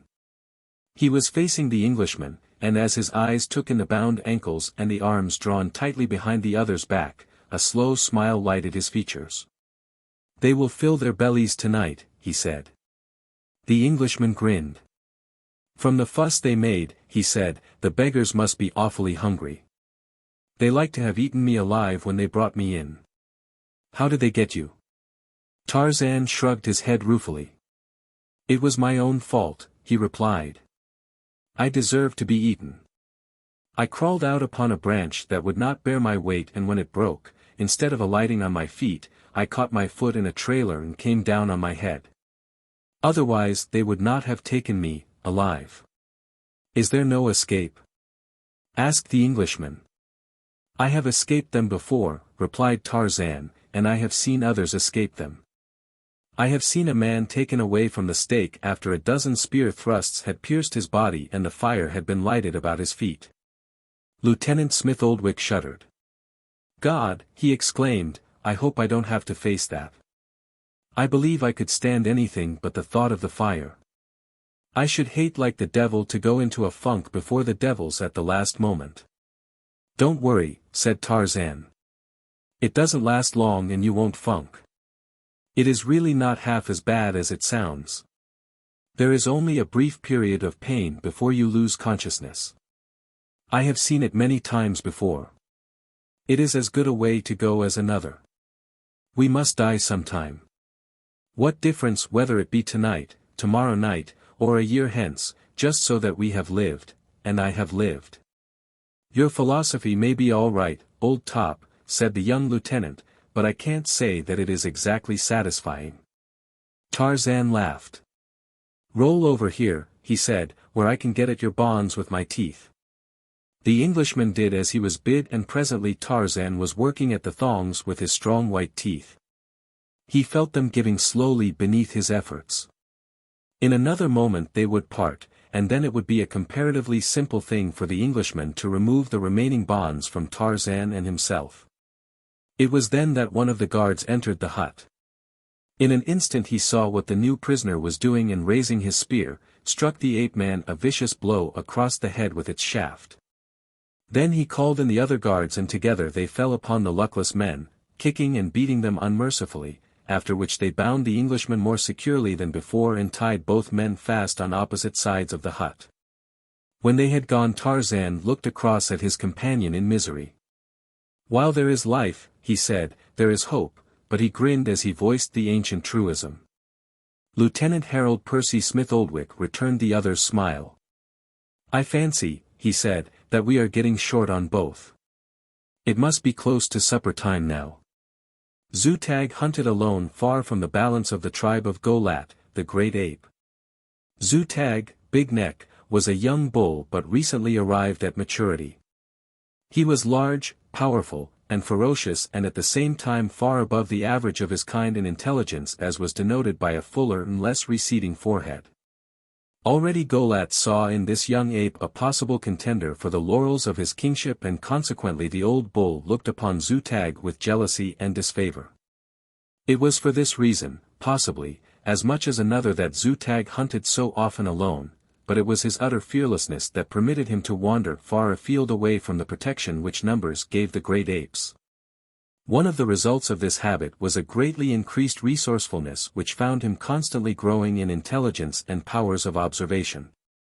Today he had been hunting toward the south and was returning along the river upon a path he often followed because it led by the village of the Gomangani, whose strange and almost ape-like actions and peculiar manners of living had aroused his interest and curiosity.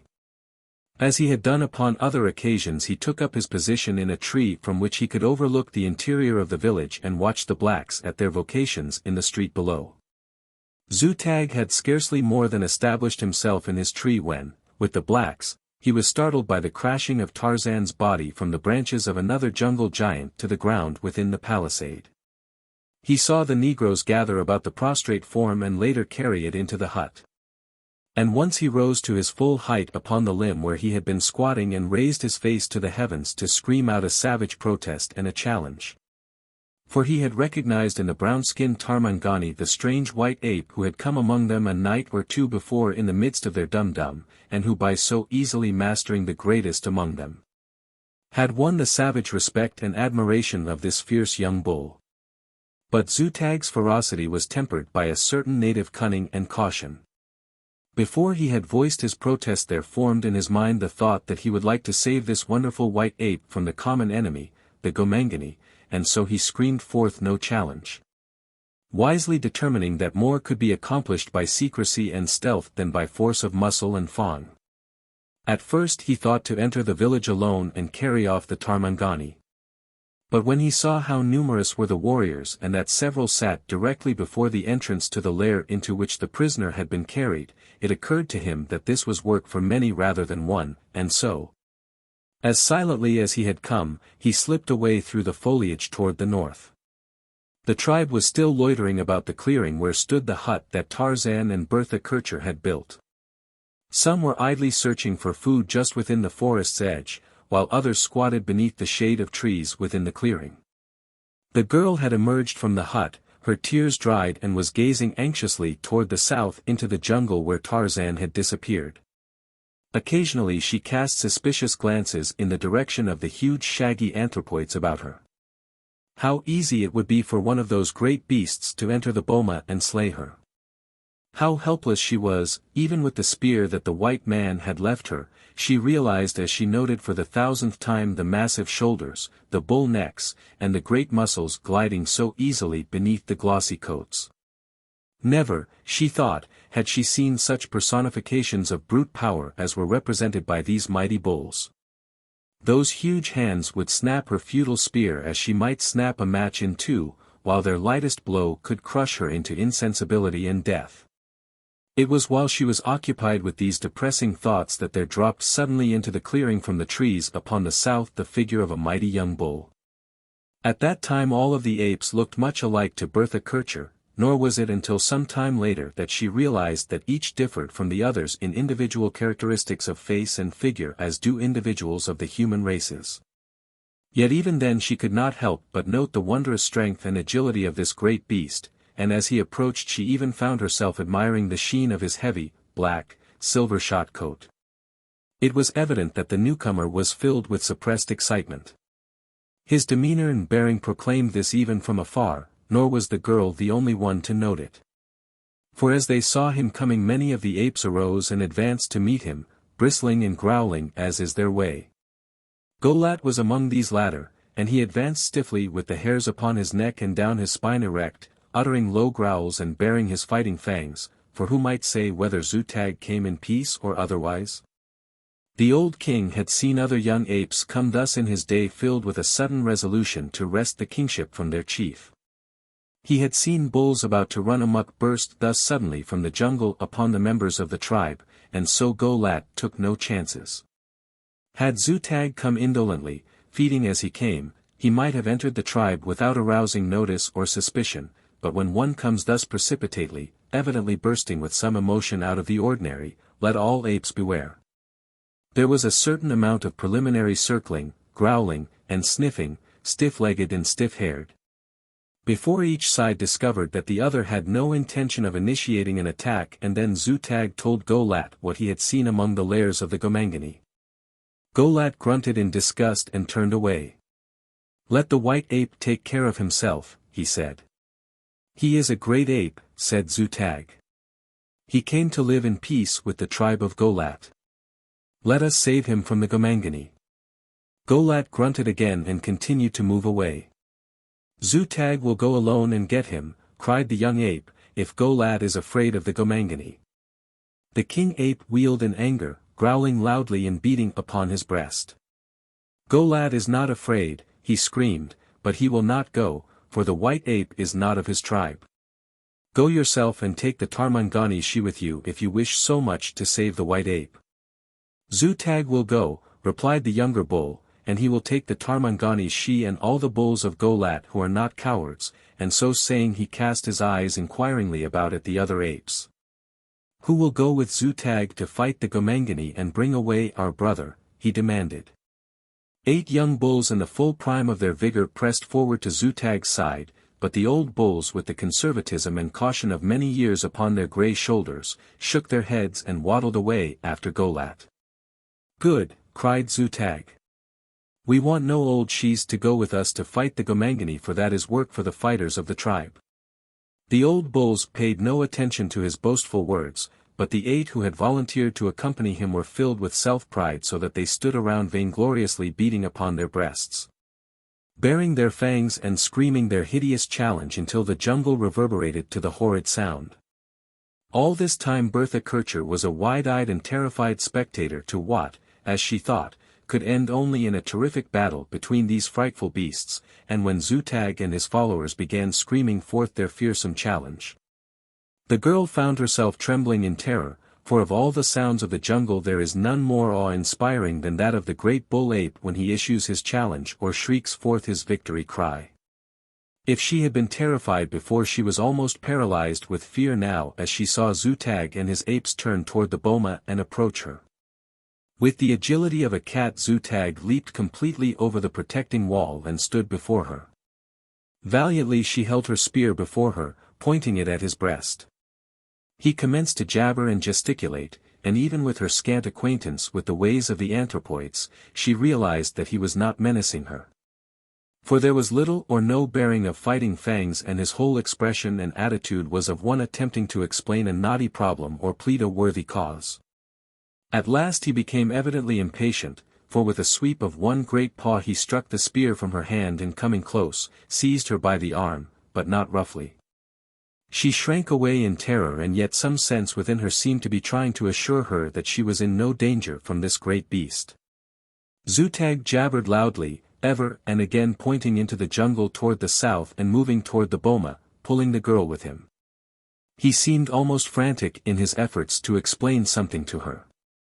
He pointed toward the boma, herself, and then to the forest, and then, at last, as though by a sudden inspiration, he reached down and, seizing the spear, repeatedly touched it with his forefinger and again pointed toward the south. Suddenly it dawned upon the girl that what the ape was trying to explain to her was related in some way to the white man whose property they thought she was. Possibly her grim protector was in trouble, and with this thought firmly established, she no longer held back, but started forward as though to accompany the young bull. At the point in the boma where Tarzan had blocked the entrance, she started to pull away the thorn bushes, and, when Zutag saw what she was doing, he fell to and assisted her so that presently they had an opening through the boma through which she passed with the great ape. Immediately Zutag and his 8 apes started off rapidly toward the jungle, so rapidly that Bertha Kircher would have had to run at top speed to keep up with them. This she realized she could not do, and so she was forced to lag behind, much to the chagrin of Zutag, who constantly kept running back and urging her to greater speed. Once he took her by the arm and tried to draw her along. Her protests were of no avail, since the beast could not know that they were protests, nor did he desist until she caught her foot in some tangled grass and fell to the ground. Then indeed was Zutag furious and growled hideously. His apes were waiting at the edge of the forest for him to lead them. He suddenly realized that this poor weak she could not keep up with them, and that if they traveled at her slow rate they might be too late to render assistance to the Tarmangani, and so without more ado, the giant anthropoid picked Bertha Kircher bodily from the ground and swung her to his back. Her arms were about his neck, and in this position he seized her wrists in one great paw so that she could not fall off, and started at a rapid rate to join his companions. Dressed as she was in riding breeches with no entangling skirts to hinder or catch upon passing shrubbery, she soon found that she could cling tightly to the back of the mighty bull, and when a moment later he took to the lower branches of the trees, she closed her eyes and clung to him in terror lest she be precipitated to the ground below.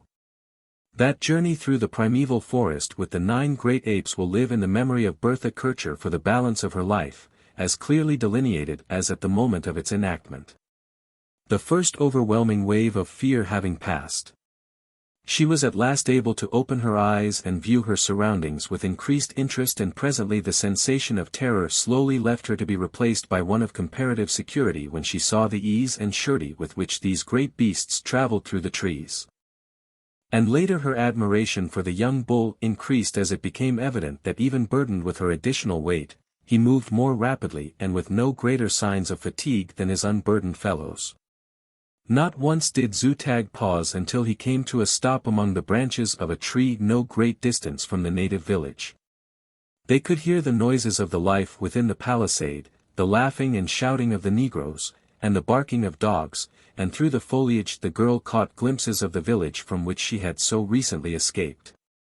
She shuddered to think of the possibility of having to return to it and of possible recapture, and she wondered why Zutag had brought her here. Now the apes advanced slowly once more and with great caution, moving as noiselessly through the trees as the squirrels themselves, until they had reached a point where they could easily overlook the palisade and the village street below. Zutag squatted upon a great branch close to the bole of the tree, and by loosening the girl's arms from about his neck, indicated that she was to find a footing for herself, and when she had done so, he turned toward her and pointed repeatedly at the open doorway of a hut upon the opposite side of the street below them. By various gestures he seemed to be trying to explain something to her, and at last she caught at the germ of his idea, that her white man was a prisoner there. Beneath them was the roof of a hut onto which she saw that she could easily drop, but what she could do after she had entered the village was beyond her. Darkness was already falling and the fires beneath the cooking pots had been lighted. The girl saw the stake in the village street and the piles of faggots about it, and in terror she suddenly realized the portent of these grisly preparations. Oh, if she but only had some sort of a weapon that might give her even a faint hope, some slight advantage against the blacks. Then she would not hesitate to venture into the village in an attempt to save the man who had upon 3 different occasions saved her. She knew that he hated her, and yet strong within her breast burned the sense of her obligation to him. She could not fathom him. Never in her life had she seen a man at once so paradoxical and dependable. In many of his ways he was more savage than the beasts with which he associated, and yet, on the other hand, he was as chivalrous as a knight of old. For several days she had been lost with him in the jungle, absolutely at his mercy, yet she had come to trust so implicitly in his honor that any fear she had had of him was rapidly disappearing. On the other hand, that he might be hideously cruel was evidenced to her by the fact that he was planning to leave her alone in the midst of the frightful dangers which menaced her by night and by day. Xuja was evidently waiting for darkness to fall before carrying out whatever plans had matured in his savage little brain, for he and his fellows sat quietly in the tree about her, watching the preparations of the blacks. Presently it became apparent that some altercation had arisen among the Negroes, for a score or more of them were gathered around one who appeared to be their chief, and all were talking and gesticulating heatedly. The argument lasted for some 5 or 10 minutes, when suddenly the little knot broke and 2 warriors ran to the opposite side of the village, from whence they presently returned with a large stake which they soon set up beside the one already in place. The girl wondered what the purpose of the second stake might be, nor did she have long to wait for an explanation. It was quite dark by this time, the village being lighted by the fitful glare of many fires, and now she saw a number of warriors approach and enter the hut Xuja had been watching. A moment later they reappeared, dragging between them 2 captives, one of whom the girl immediately recognized as her protector and the other as an Englishman in the uniform of an aviator. This, then, was the reason for the 2 stakes. Arising quickly she placed a hand upon Xuja's shoulder and pointed down into the village. "Come," she said, as if she had been talking to one of her own kind, and with the word she swung lightly to the roof of the hut below. From there to the ground was but a short drop, and a moment later she was circling the hut upon the side farthest from the fires, keeping in the dense shadows where there was little likelihood of being discovered. She turned once to see that Xuja was directly behind her and could see his huge bulk looming up in the dark, while beyond was another one of his 8. Doubtless they had all followed her, and this fact gave her a greater sense of security and hope than she had before experienced. Pausing beside the hut next to the street, she peered cautiously about the corner. A few inches from her was the open doorway of the structure, and beyond, farther down the village street, the blacks were congregating about the prisoners, who were already being bound to the stakes. All eyes were centered upon the victims, and there was only the remotest chance that she and her companions would be discovered until they were close upon the blacks. She wished, however, that she might have some sort of a weapon with which to lead the attack, for she could not know, of course, for a certainty whether the great apes would follow her or not. Hoping that she might find something within the hut, she slipped quickly around the corner and into the doorway, and after her, one by one, came the 9 bulls. Searching quickly about the interior, she presently discovered a spear, and, armed with this, she again approached the entrance. Tarzan of the Apes and Lieutenant Harold Percy Smith Oldwick were bound securely to their respective stakes. Neither had spoken for some time. The Englishman turned his head so that he could see his companion in misery. Tarzan stood straight against his stake. His face was entirely expressionless in so far as either fear or anger were concerned. His countenance portrayed bored indifference, though both men knew that they were about to be tortured. "Goodbye, old top," whispered the young lieutenant. Tarzan turned his eyes in the direction of the other and smiled. "Goodbye," he said. "If you want to get it over in a hurry, inhale the smoke and flames as rapidly as you can." "Thanks," replied the aviator, and though he made a wry face, he drew himself up very straight and squared his shoulders. The women and children had seated themselves in a wide circle about the victims, while the warriors, hideously painted, were forming slowly to commence the dance of death. Again Tarzan turned to his companion. "If you'd like to spoil their fun," he said, "don't make any fuss no matter how much you suffer. If you can carry on to the end without changing the expression upon your face or uttering a single word, you will deprive them of all the pleasures of this part of the entertainment. Goodbye again and good luck." The young Englishman made no reply, but it was evident from the set of his jaws that the Negroes would get little enjoyment out of him. The warriors were circling now. Presently Numabo would draw first blood with his sharp spear, which would be the signal for the beginning of the torture, after a little of which the faggots would be lighted around the feet of the victims. Closer and closer danced the hideous chief, his yellow, sharp-filed teeth showing in the firelight between his thick, red lips. Now bending double, now stamping furiously upon the ground, now leaping into the air, he danced step by step in the narrowing circle that would presently bring him within spear reach of the intended feast. At last the spear reached out and touched the ape-man on the breast, and when it came away, a little trickle of blood ran down the smooth brown hide, and almost simultaneously there broke from the outer periphery of the expectant audience a woman's shriek which seemed a signal for a series of hideous screamings, growlings and barkings. And a great commotion upon that side of the circle.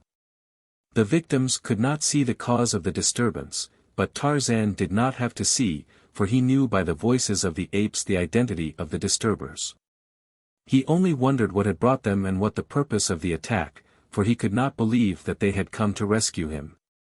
Numabo and his warriors broke quickly from the circle of their dance to see pushing toward them through the ranks of their screaming and terrified people the very white girl who had escaped them a few nights before.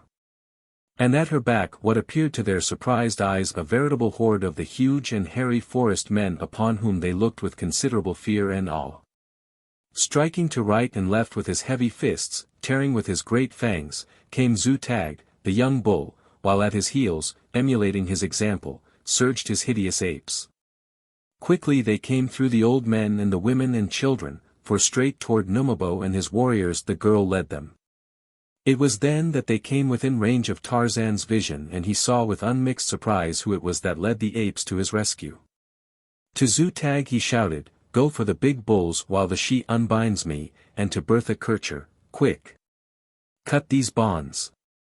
The apes will take care of the blacks." Turning from her advance the girl ran to his side.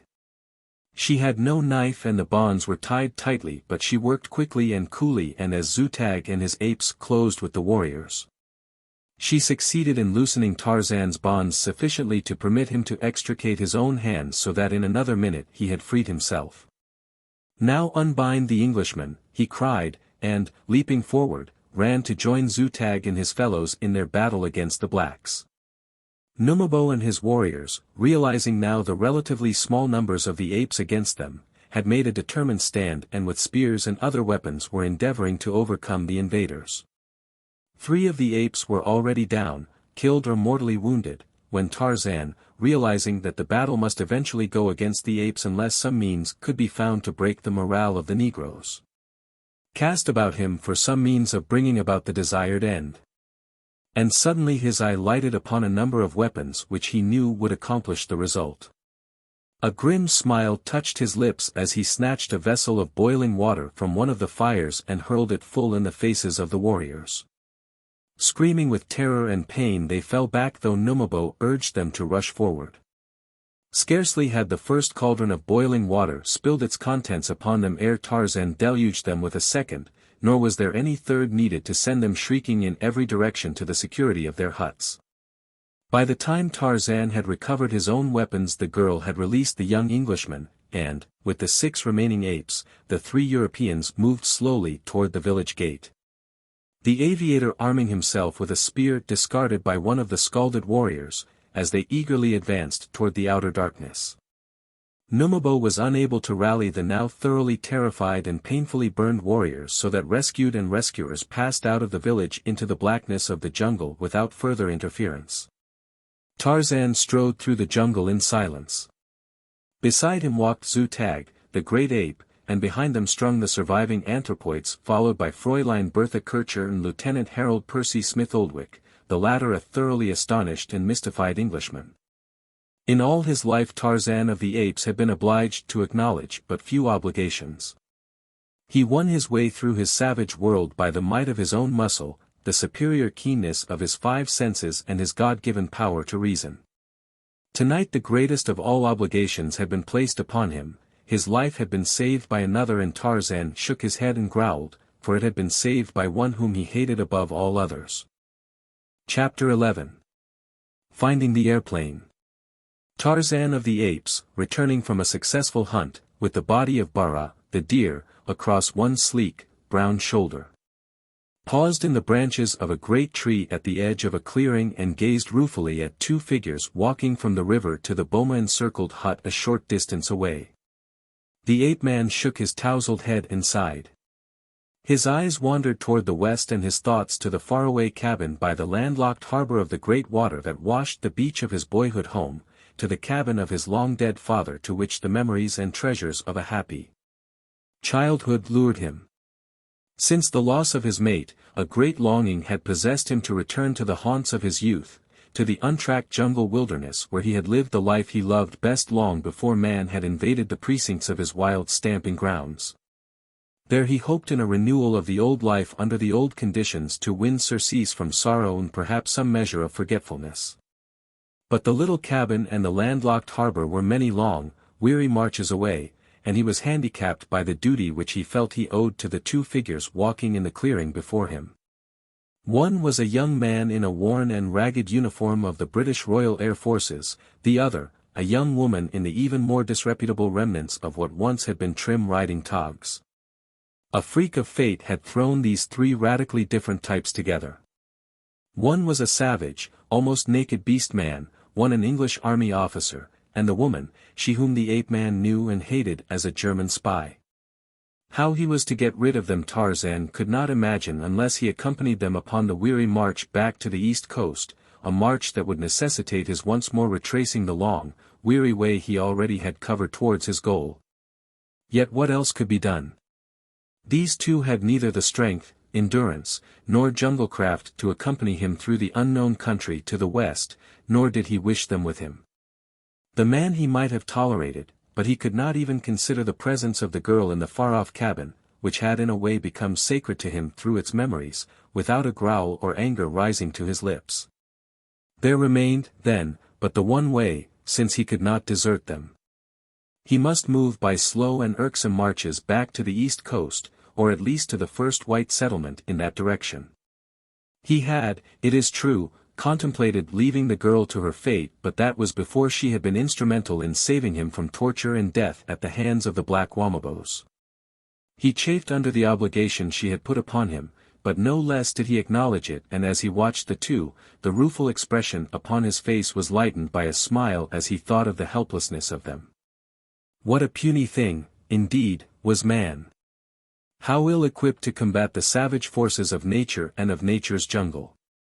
Why, even the tiny Balu of the tribe of Golat, the great ape, was better fitted to survive than these, for a Balu could at least escape the numerous creatures that menaced its existence, while with the possible exception of Koda, the tortoise, none moved so slowly as did helpless and feeble man. Without him these two doubtless would starve in the midst of plenty, should they by some miracle escape the other forces of destruction which constantly threatened them.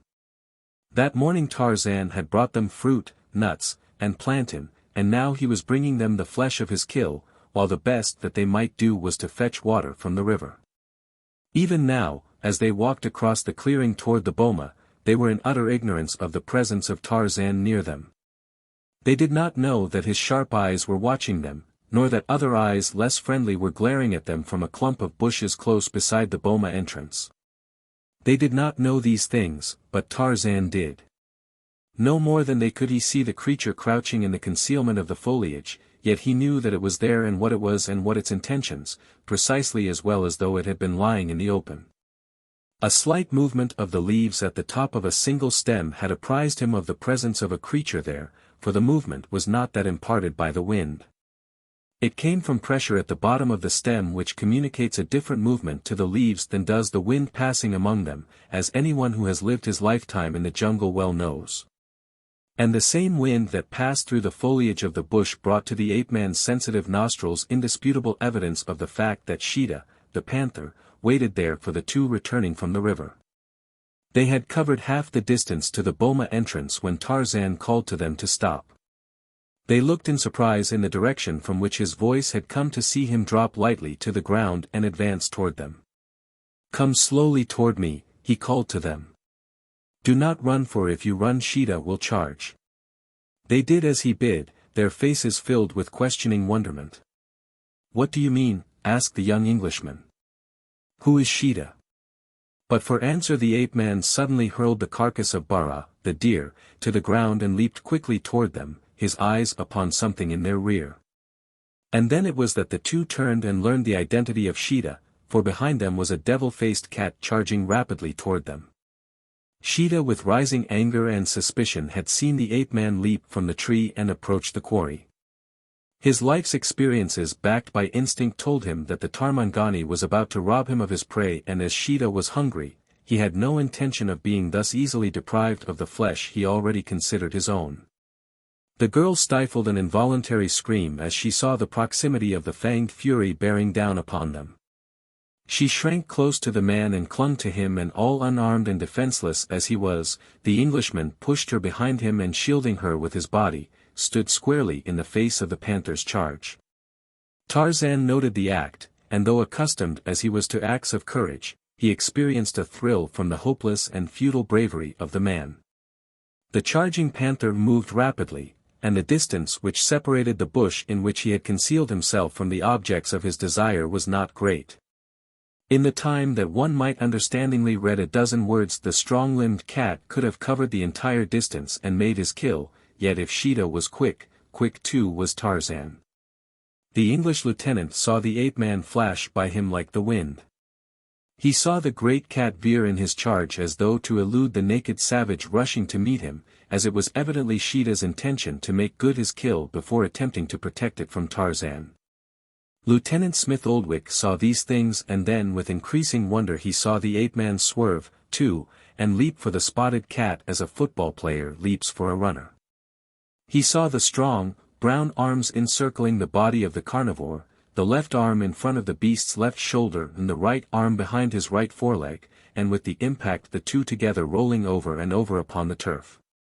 He heard the snarls and growls of bestial combat, and it was with a feeling of no little horror that he realized that the sounds coming from the human throat of the battling man could scarce be distinguished from those of the panther. The first momentary shock of terror over, the girl released her grasp upon the Englishman's arm. "Cannot we do something?" she asked. "Cannot we help him before the beast kills him?" The Englishman looked upon the ground for some missile with which to attack the panther, and then the girl uttered an exclamation and started at a run toward the hut. "Wait there," she called over her shoulder. "I will fetch the spear that he left me." Smith Oldwick saw the raking talons of the panther searching for the flesh of the man, and the man on his part straining every muscle and using every artifice to keep his body out of range of them. The muscles of his arms knotted under the brown hide. The veins stood out upon his neck and forehead as with ever-increasing power he strove to crush the life from the great cat. The ape-man's teeth were fastened in the back of Sheeta's neck, and now he succeeded in encircling the beast's torso with his legs, which he crossed and locked beneath the cat's belly. Leaping and snarling, Sheeta sought to dislodge the ape-man's hold upon him. He hurled himself upon the ground and rolled over and over. He reared upon his hind legs and threw himself backwards, but always the savage creature upon his back clung tenaciously to him, and always the mighty brown arms crushed tighter and tighter about his chest. And then the girl, panting from her quick run, returned with the short spear Tarzan had left her as her sole weapon of protection. She did not wait to hand it to the Englishman, who ran forward to receive it, but brushed past him and leaped into close quarters beside the growling, tumbling mass of yellow fur and smooth brown hide. Several times she attempted to press the point home into the cat's body, but on both occasions the fear of endangering the ape-man caused her to desist. But at last the two lay motionless for a moment as the carnivore sought a moment's rest from the strenuous exertions of battle. And then it was that Bertha Kircher pressed the point of the spear to the tawny side and drove it deep into the savage heart. Tarzan rose from the dead body of Sheeta and shook himself after the manner of beasts that are entirely clothed with hair. Like many other of his traits and mannerisms, this was the result of environment rather than heredity or reversion, and even though he was outwardly a man, the Englishman and the girl were both impressed with the naturalness of the act. It was as though Numa, emerging from a fight, had shaken himself to straighten his rumpled mane and coat, and yet, too, There was something uncanny about it, as there had been when the savage growls and hideous snarls issued from those clean-cut lips. Tarzan looked at the girl, a quizzical expression upon his face. Again had she placed him under obligations to her, and Tarzan of the Apes did not wish to be obligated to a German spy. Yet in his honest heart he could not but admit a certain admiration for her courage, a trait which always greatly impressed the ape-man, he himself the personification of courage. "Here is the kill," he said, picking the carcass of Bara from the ground. "You will want to cook your portion, I presume, but Tarzan does not spoil his meat with fire." They followed him to the boma, where he cut several pieces of meat from the carcass for them, retaining a joint for himself. The young lieutenant prepared a fire, and the girl presided over the primitive culinary rites of their simple meal. As she worked some little way apart from them, the lieutenant and the ape-man watched her. "She is wonderful." "Is she not?" murmured Smith Oldwick. "She is a German and a spy," replied Tarzan. The Englishman turned quickly upon him. "What do you mean?" he cried. "I mean what I say," replied the ape-man. "She is a German and a spy." "I do not believe it," exclaimed the aviator. "You do not have to," Tarzan assured him. "It is nothing to me what you believe. I saw her in conference with the Boche general and his staff at the camp near Taveta. They all knew her and called her by name, and she handed him a paper. The next time I saw her she was inside the British lines in disguise, and again I saw her bearing word to a German officer at Wilhelmstal. She is a German and a spy, but she is a woman, and therefore I cannot destroy her." "You really believe that what you say is true?" asked the young lieutenant. "My God! I cannot believe it. She is so sweet and brave and good." The ape-man shrugged his shoulders. "She is brave," he said, "but even Pamba, the rat, must have some good quality, but she is what I have told you, and therefore I hate her, and you should hate her." Lieutenant Harold Percy Smith Oldwick buried his face in his hands. "God forgive me," he said at last. "I cannot hate her." The ape-man cast a contemptuous look at his companion and arose. "Tarzan goes again to hunt," he said. "You have enough food for 2 days. By that time he will return." The two watched him until he had disappeared in the foliage of the trees at the further side of the clearing. When he had gone, the girl felt a vague sense of apprehension that she never experienced when Tarzan was present. The invisible menaces lurking in the grim jungle seemed more real and much more imminent now that the ape-man was no longer near. While he had been there talking with them, the little thatched hut and its surrounding thorn boma had seemed as safe a place as the world might afford. She wished that he had remained. 2 days seemed an eternity in contemplation, 2 days of constant fear, 2 days, every moment of which would be fraught with danger. She turned toward her companion. "I wish that he had remained," she said. "I always feel so much safer when he is near. He is very grim and very terrible, and yet I feel safer with him than with any man I ever have known. He seems to dislike me, and yet I know that he would let no harm befall me. I cannot understand him." "Neither do I understand him," replied the Englishman, "but I know this much, our presence here is interfering with his plans. He would like to be rid of us, and I half imagine that he rather hopes to find when he returns that we have succumbed to one of the dangers which must always confront us in this savage land. I think that we should try to return to the white settlements. This man does not want us here, nor is it reasonable to assume that we could long survive in such a savage wilderness. I have traveled and hunted in several parts of Africa, but never have I seen or heard of any single locality so overrun with savage beasts and dangerous natives. If we set out for the east coast at once we would be in but little more danger than we are here, and if we could survive a day's march, I believe that we will find the means of reaching the coast in a few hours. For my plane must still be in the same place that I landed just before the blacks captured me. Of course there is no one here who could operate it, nor is there any reason why they should have destroyed it. As a matter of fact, the natives would be so fearful and suspicious of so strange and incomprehensible a thing that the chances are they would not dare approach it. Yes, it must be where I left it and all ready to carry us safely to the settlements. But we cannot leave, said the girl, until he returns. We could not go away like that without thanking him or bidding him farewell. We are under two great obligations to him. The man looked at her in silence for a moment. He wondered if she knew how Tarzan felt toward her, and then he himself began to speculate upon the truth of the ape-man's charges. The longer he looked at the girl, the less easy was it to entertain the thought that she was an enemy spy. He was upon the point of asking her point-blank, but he could not bring himself to do so, finally determining to wait until time and longer acquaintance should reveal the truth or falsity of the accusation. I believe, he said as though there had been no pause in their conversation, that the man would be more than glad to find us gone when he returns. It is not necessary to jeopardize our lives for 2 more days in order that we may thank him, however much we may appreciate his services to us. You have more than balanced your obligations to him, and from what he told me I feel that you especially should not remain here longer. The girl looked up at him in astonishment. What do you mean? She asked. I do not like to tell, said the Englishman, digging nervously at the turf with the point of a stick, but you have my word that he would rather you were not here. Tell me what he said, she insisted, I have a right to know. Lieutenant Smith Oldwick squared his shoulders and raised his eyes to those of the girl. He said that he hated you, he blurted. He has only aided you at all from a sense of duty because you are a woman. The girl paled and then flushed. I will be ready to go, she said, in just a moment. We had better take some of this meat with us. There is no telling when we will be able to get more. And so the two set out down the river toward the south.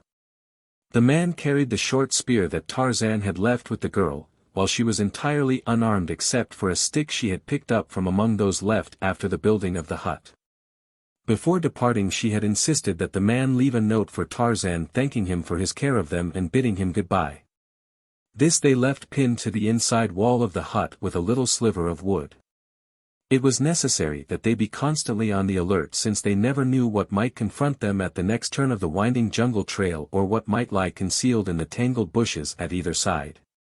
There was also the ever-present danger of meeting some of Numabo's black warriors, and as the village lay directly in their line of march, there was the necessity for making a wide detour before they reached it in order to pass around it without being discovered. I am not so much afraid of the native blacks, said the girl, as I am of Usanga and his people. He and his men were all attached to a German native regiment. They brought me along with them when they deserted, either with the intention of holding me ransom or selling me into the harem of one of the black sultans of the north. Usanga is much more to be feared than Numabo, for he has had the advantage of European military training and is armed with more or less modern weapons and ammunition. It is lucky for me, remarked the Englishman, that it was the ignorant Numabo who discovered and captured me rather than the worldly wise Usanga. He would have felt less fear of the giant flying machine and would have known only too well how to wreck it. Let us pray that the black sergeant has not discovered it, said the girl. They made their way to a point which they guessed was about a mile above the village, then they turned into the trackless tangle of undergrowth to the east. So dense was the verdure at many points that it was with the utmost difficulty they wormed their way through, sometimes on hands and knees and again by clambering over numerous fallen tree trunks. Interwoven with dead limbs and living branches were the tough and rope-like creepers which formed a tangled network across their path. South of them in an open meadowland a number of black warriors were gathered about an object which elicited much wondering comment. The blacks were clothed in fragments of what had once been uniforms of a native German command. They were a most unlovely band, and chief among them in authority and repulsiveness was the black Sergeant Usanga. The object of their interest was a British aeroplane. Immediately after the Englishman had been brought to Numabo's village, Usanga had gone out in search of the plane, prompted partially by curiosity and partially by an intention to destroy it, but when he had found it, some new thought had deterred him from carrying out his design. The thing represented considerable value, as he well knew, and it had occurred to him that in some way he might turn his prize to profit. Every day he had returned to it, and while at first it had filled him with considerable awe, he eventually came to look upon it with the accustomed eye of a proprietor. So that he now clambered into the fuselage and even advanced so far as to wish that he might learn to operate it. What a feat it would be indeed to fly like a bird far above the highest tree top. How it would fill his less favored companions with awe and admiration.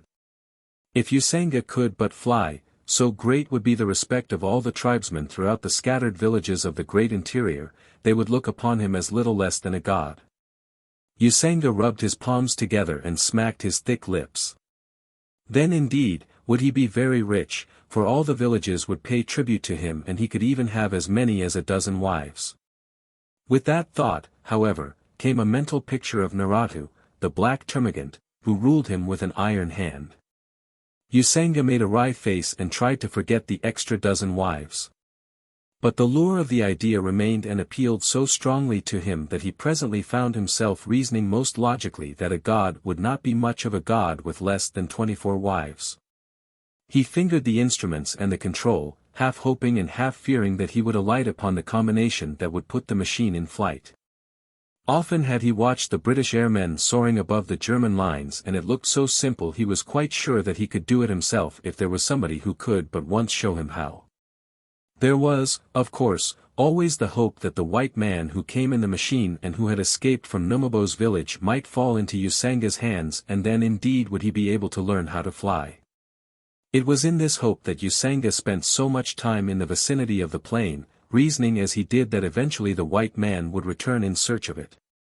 And at last he was rewarded, for upon this very day after he had quit the machine and entered the jungle with his warriors, he heard voices to the north and when he and his men had hidden in the dense foliage upon either side of the trail.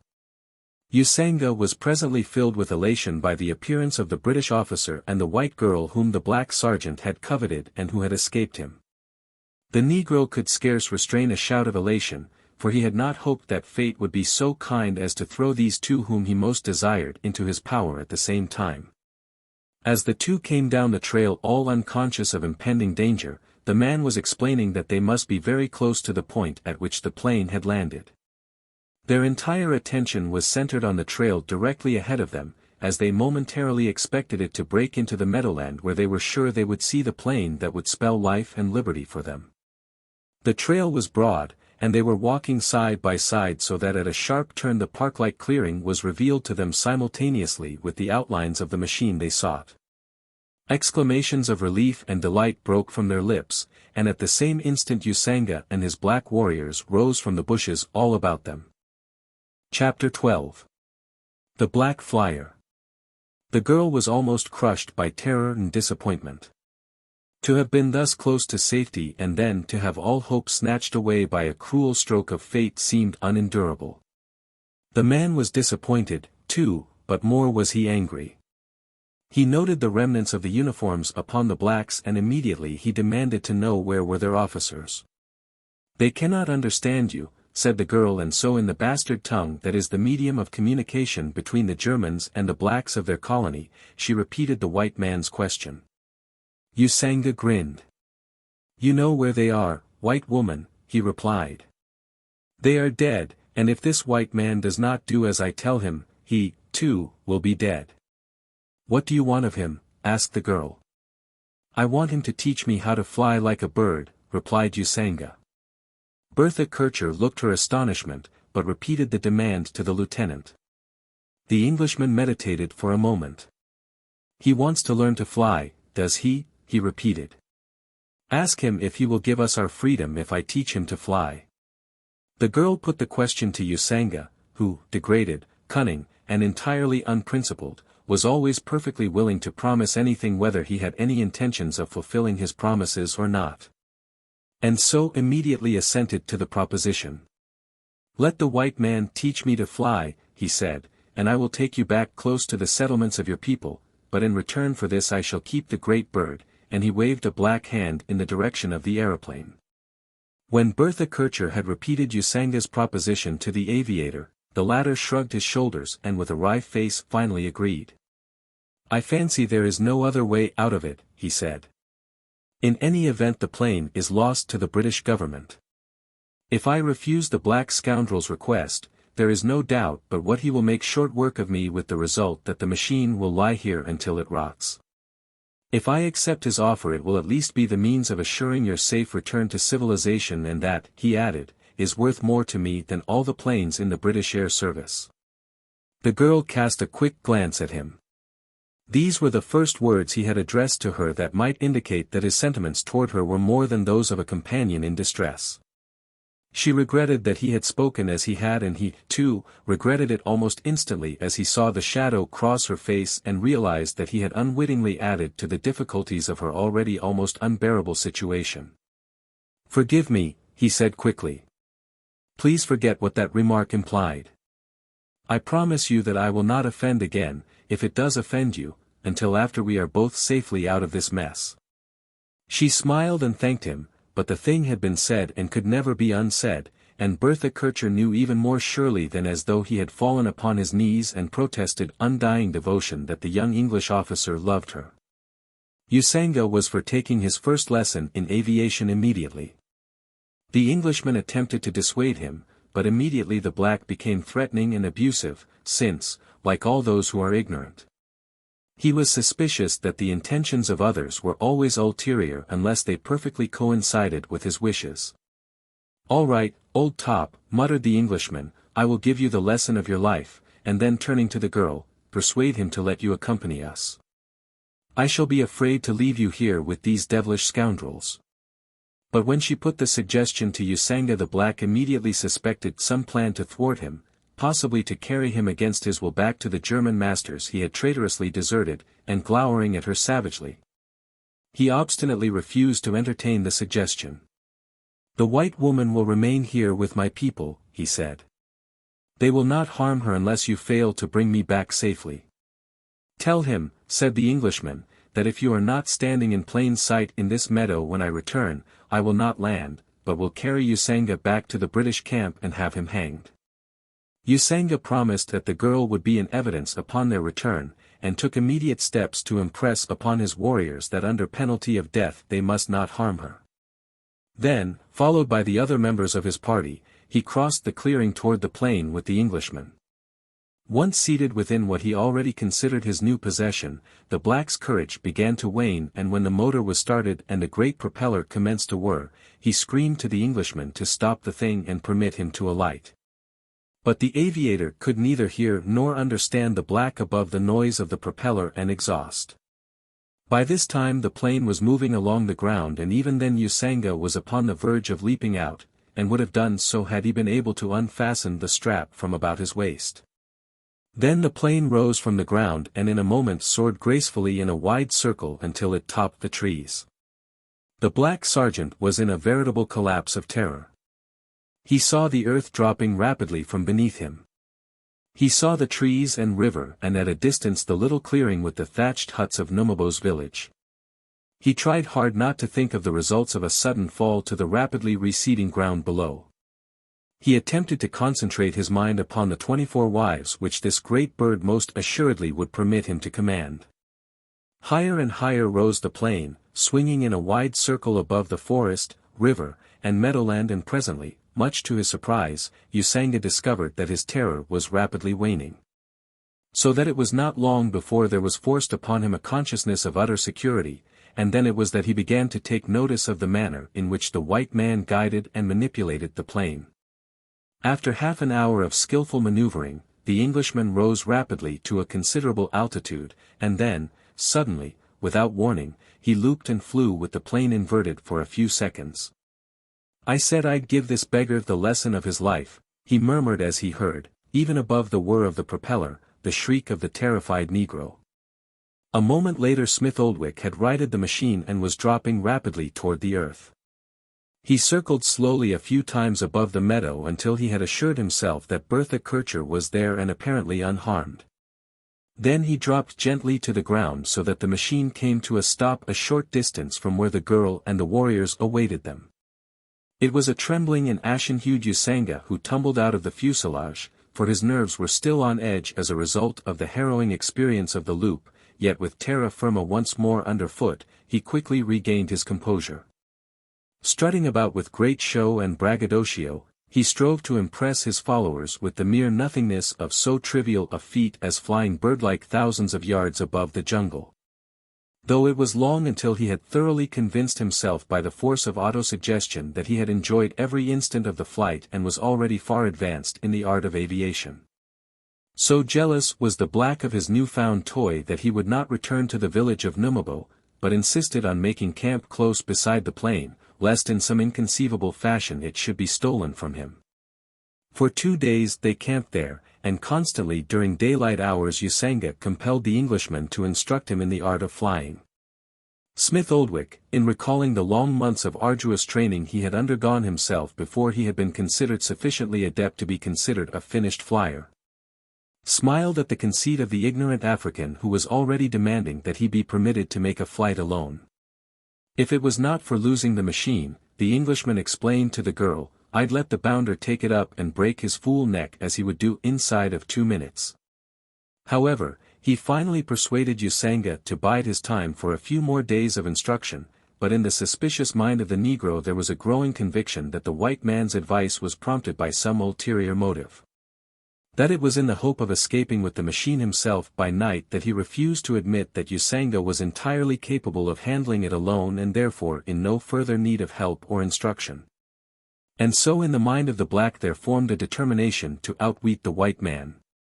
The lure of the 24 seductive wives proved in itself a sufficient incentive, and there, too, was added his desire for the white girl whom he had long since determined to possess. It was with these thoughts in mind that Usanga lay down to sleep in the evening of the 2nd day. Constantly, however, the thought of Naratu and her temper arose to take the keen edge from his pleasant imaginings. If he could but rid himself of her. The thought having taken form persisted, but always it was more than outweighed by the fact that the black sergeant was actually afraid of his woman. So much afraid of her in fact that he would not have dared to attempt to put her out of the way unless he could do so secretly while she slept. However, as one plan after another was conjured by the strength of his desires, he at last hit upon one which came to him almost with the force of a blow and brought him sitting upright among his sleeping companions. When morning dawned Usanga could scarce wait for an opportunity to put his scheme into execution, and the moment that he had eaten, he called several of his warriors aside and talked with them for some moments. The Englishman, who usually kept an eye upon his black captor, saw now that the latter was explaining something in detail to his warriors. And from his gestures and his manner it was apparent that he was persuading them to some new plan as well as giving them instructions as to what they were to do. Several times, too, he saw the eyes of the Negroes turned upon him, and once they flashed simultaneously toward the white girl. Everything about the occurrence, which in itself seemed trivial enough, aroused in the mind of the Englishman a well-defined apprehension that something was afoot that boded ill for him and for the girl. He could not free himself of the idea, and so he kept a still closer watch over the black, although, as he was forced to admit to himself, he was quite powerless to avert any fate that lay in store for them. Even the spear that he had had when captured had been taken away from him, so that now he was unarmed and absolutely at the mercy of the black sergeant and his followers. Lieutenant Harold Percy Smith Oldwick did not have long to wait before discovering something of Usanga's plan, for almost immediately after the sergeant finished giving his instructions, a number of warriors approached the Englishman, while 3 went directly to the girl. Without a word of explanation the warriors seized the young officer and threw him to the ground upon his face. For a moment he struggled to free himself and succeeded in landing a few heavy blows among his assailants. But he was too greatly outnumbered to hope to more than delay them in the accomplishment of their object, which he soon discovered was to bind him securely hand and foot. When they had finally secured him to their satisfaction, they rolled him over on his side, and then it was he saw Bertha Kircher had been similarly trussed. Smith Oldwick lay in such a position that he could see nearly the entire expanse of meadow and the aeroplane a short distance away. Usanga was talking to the girl, who was shaking her head in vehement negatives. "What is he saying?" called the Englishman. "He is going to take me away in the plane," the girl called back. "He is going to take me farther inland to another country where he says that he will be king and I am to be one of his wives," and then to the Englishman's surprise she turned a smiling face toward him. "But there is no danger," she continued. "For we shall both be dead within a few minutes, just give him time enough to get the machine under way, and if he can rise 100 feet from the ground I shall never need fear him more." God, cried the man. Is there no way that you can dissuade him? Promise him anything. Anything that you want. I have money, more money than that poor fool could imagine there was in the whole world. With it he can buy anything that money will purchase, fine clothes and food and women, all the women he wants. Tell him this and tell him that if he will spare you I give him my word that I will fetch it all to him. The girl shook her head. It is useless, she said. He would not understand, and if he did understand, he would not trust you. The blacks are so unprincipled themselves that they can imagine no such thing as principle or honor in others. And especially do these blacks distrust an Englishman whom the Germans have taught them to believe are the most treacherous and degraded of people. No, it is better thus. I am sorry that you cannot go with us, for if he goes high enough my death will be much easier than that which probably awaits you. Usanga had been continually interrupting their brief conversation in an attempt to compel the girl to translate it to him, for he feared that they were concocting some plan to thwart him, and to quiet and appease him. She told him that the Englishman was merely bidding her farewell and wishing her good luck. Suddenly she turned to the black. Will you do something for me? She asked. If I go willingly with you. What is it you want? He inquired. Tell your men to free the white man after we are gone. He can never catch us. That is all I ask of you. If you will grant him his freedom and his life, I will go willingly with you. You will go with me anyway, growled Usanga. It is nothing to me whether you go willingly or not. I am going to be a great king and you will do whatever I tell you to do. He had in mind that he would start properly with this woman. There should be no repetition of his harrowing experience with Naratu. This wife and the 24 others should be carefully selected and well trained. Hereafter Usanga would be master in his own house. Bertha Kircher saw that it was useless to appeal to the brute and so she held her peace though she was filled with sorrow in contemplating the fate that awaited the young officer, scarce more than a boy, who had impulsively revealed his love for her. At Usanga's order one of the blacks lifted her from the ground and carried her to the machine, and after Usanga had clambered aboard, they lifted her up and he reached down and drew her into the fuselage where he removed the thongs from her wrists and strapped her into her seat and then took his own directly ahead of her. The girl turned her eyes toward the Englishman. She was very pale but her lips smiled bravely. Goodbye, she cried. Goodbye, and God bless you. He called back, his voice the least bit husky, and then, the thing I wanted to say, may I say it now, we are so very near the end? Her lips moved but whether they voiced consent or refusal he did not know, for the words were drowned in the whir of the propeller. The black had learned his lesson sufficiently well so that the motor was started without bungling and the machine was soon under way across the meadowland. A groan escaped the lips of the distracted Englishman as he watched the woman he loved being carried to almost certain death. He saw the plane tilt and the machine rise from the ground. It was a good take-off, as good as Lieutenant Harold Percy Smith Oldwick could make himself, but he realized that it was only so by chance. At any instant the machine might plunge to earth, and even if, by some miracle of chance, the black could succeed in rising above the tree tops and make a successful flight, there was not one chance in 100,000 that he could ever land again without killing his fair captive and himself. But what was that? His heart stood still. Chapter 13. Usanga's Reward. For 2 days Tarzan of the Apes had been hunting leisurely to the north, and swinging in a wide circle, he had returned to within a short distance of the clearing where he had left Bertha Kircher and the young lieutenant. He had spent the night in a large tree that overhung the river only a short distance from the clearing, and now in the early morning hours he was crouching at the water's edge waiting for an opportunity to capture Paisa, the fish, thinking that he would take it back with him to the hut where the girl could cook it for herself and her companion. Motionless as a bronze statue was the wily ape-man, for well he knew how wary is Paisa, the fish. The slightest movement would frighten him away and only by infinite patience might he be captured at all. Tarzan depended upon his own quickness and the suddenness of his attack, for he had no bait or hook. His knowledge of the ways of the denizens of the water told him where to wait for Paisa. It might be a minute or it might be an hour before the fish would swim into the little pool above which he crouched, but sooner or later one would come. That the ape-man knew, so with the patience of the beast of prey he waited for his quarry. At last there was a glint of shiny scales. Paisa was coming. In a moment he would be within reach, and then with the swiftness of light too strong, brown hands would plunge into the pool and seize him, but, just at the moment that the fish was about to come within reach, there was a great crashing in the underbrush behind the ape-man. Instantly Paisa was gone, and Tarzan, growling, had wheeled about to face whatever creature might be menacing him. The moment that he turned he saw that the author of the disturbance was Zutag. "What does Zutag want?" asked the ape-man. "Zutag comes to the water to drink," replied the ape. "Where is the tribe?" asked Tarzan. "They are hunting for pisangs and simatines farther back in the forest," replied Zutag. "And the Tarmangani she and bull?" asked Tarzan, "are they safe?" "They have gone away," replied Zutag.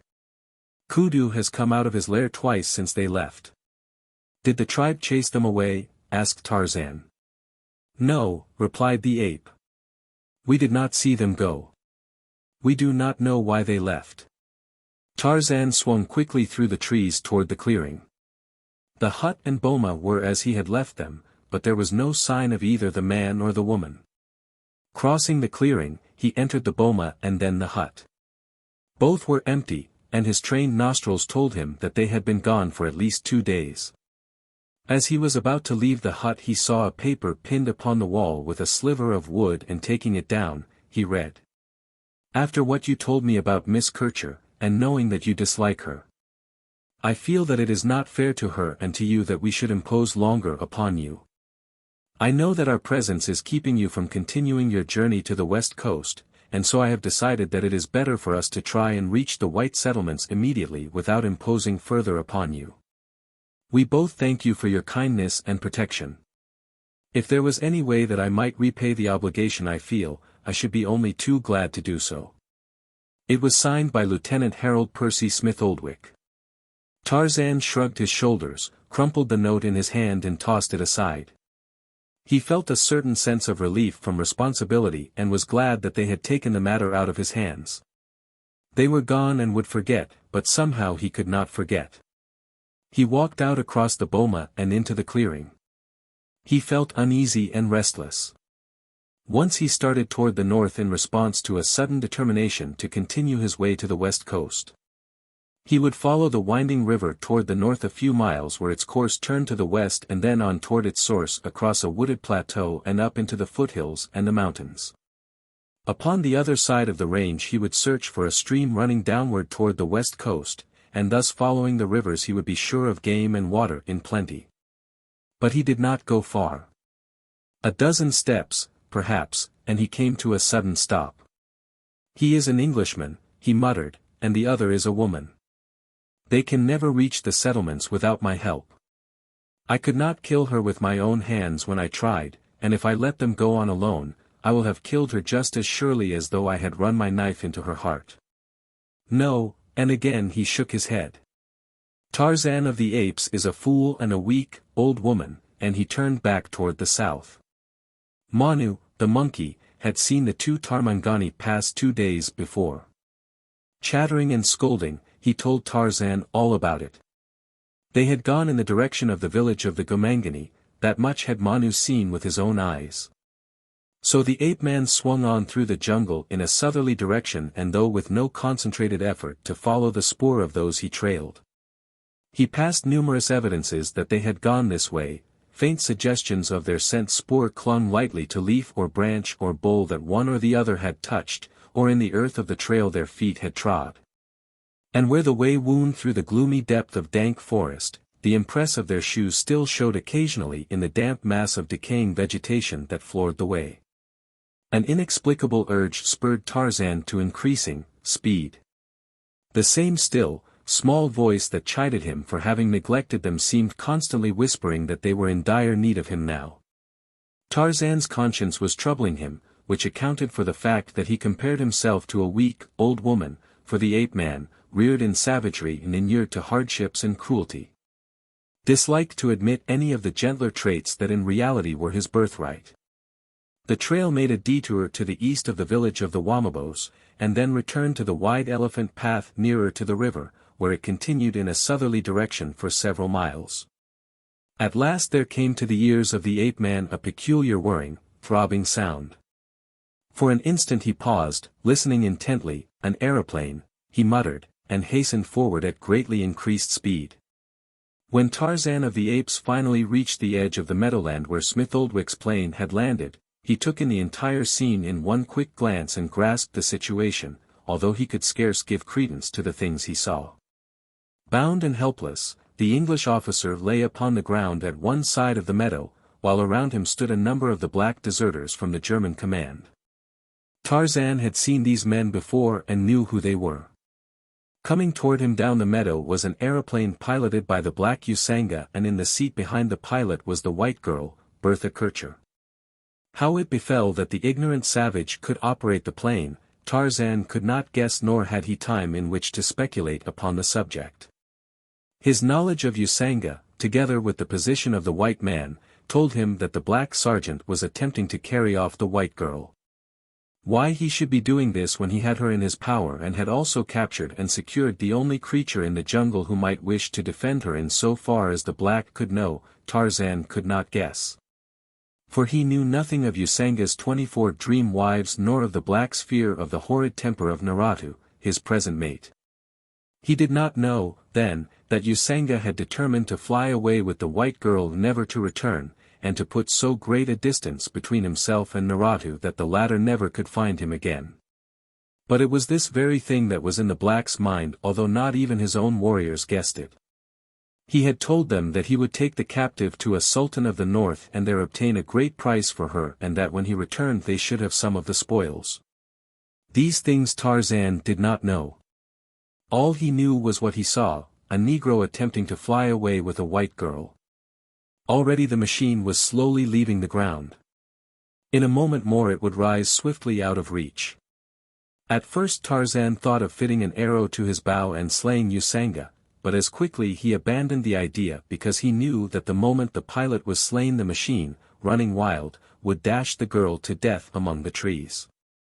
There was but one way in which he might hope to succor her, a way which if it failed must send him to instant death, and yet he did not hesitate in an attempt to put it into execution.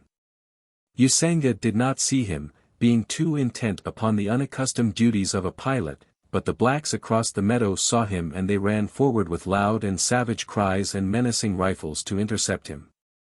They saw a giant white man leap from the branches of a tree to the turf and race rapidly toward the plain. They saw him take a long grass rope from about his shoulders as he ran. They saw the noose swinging in an undulating circle above his head.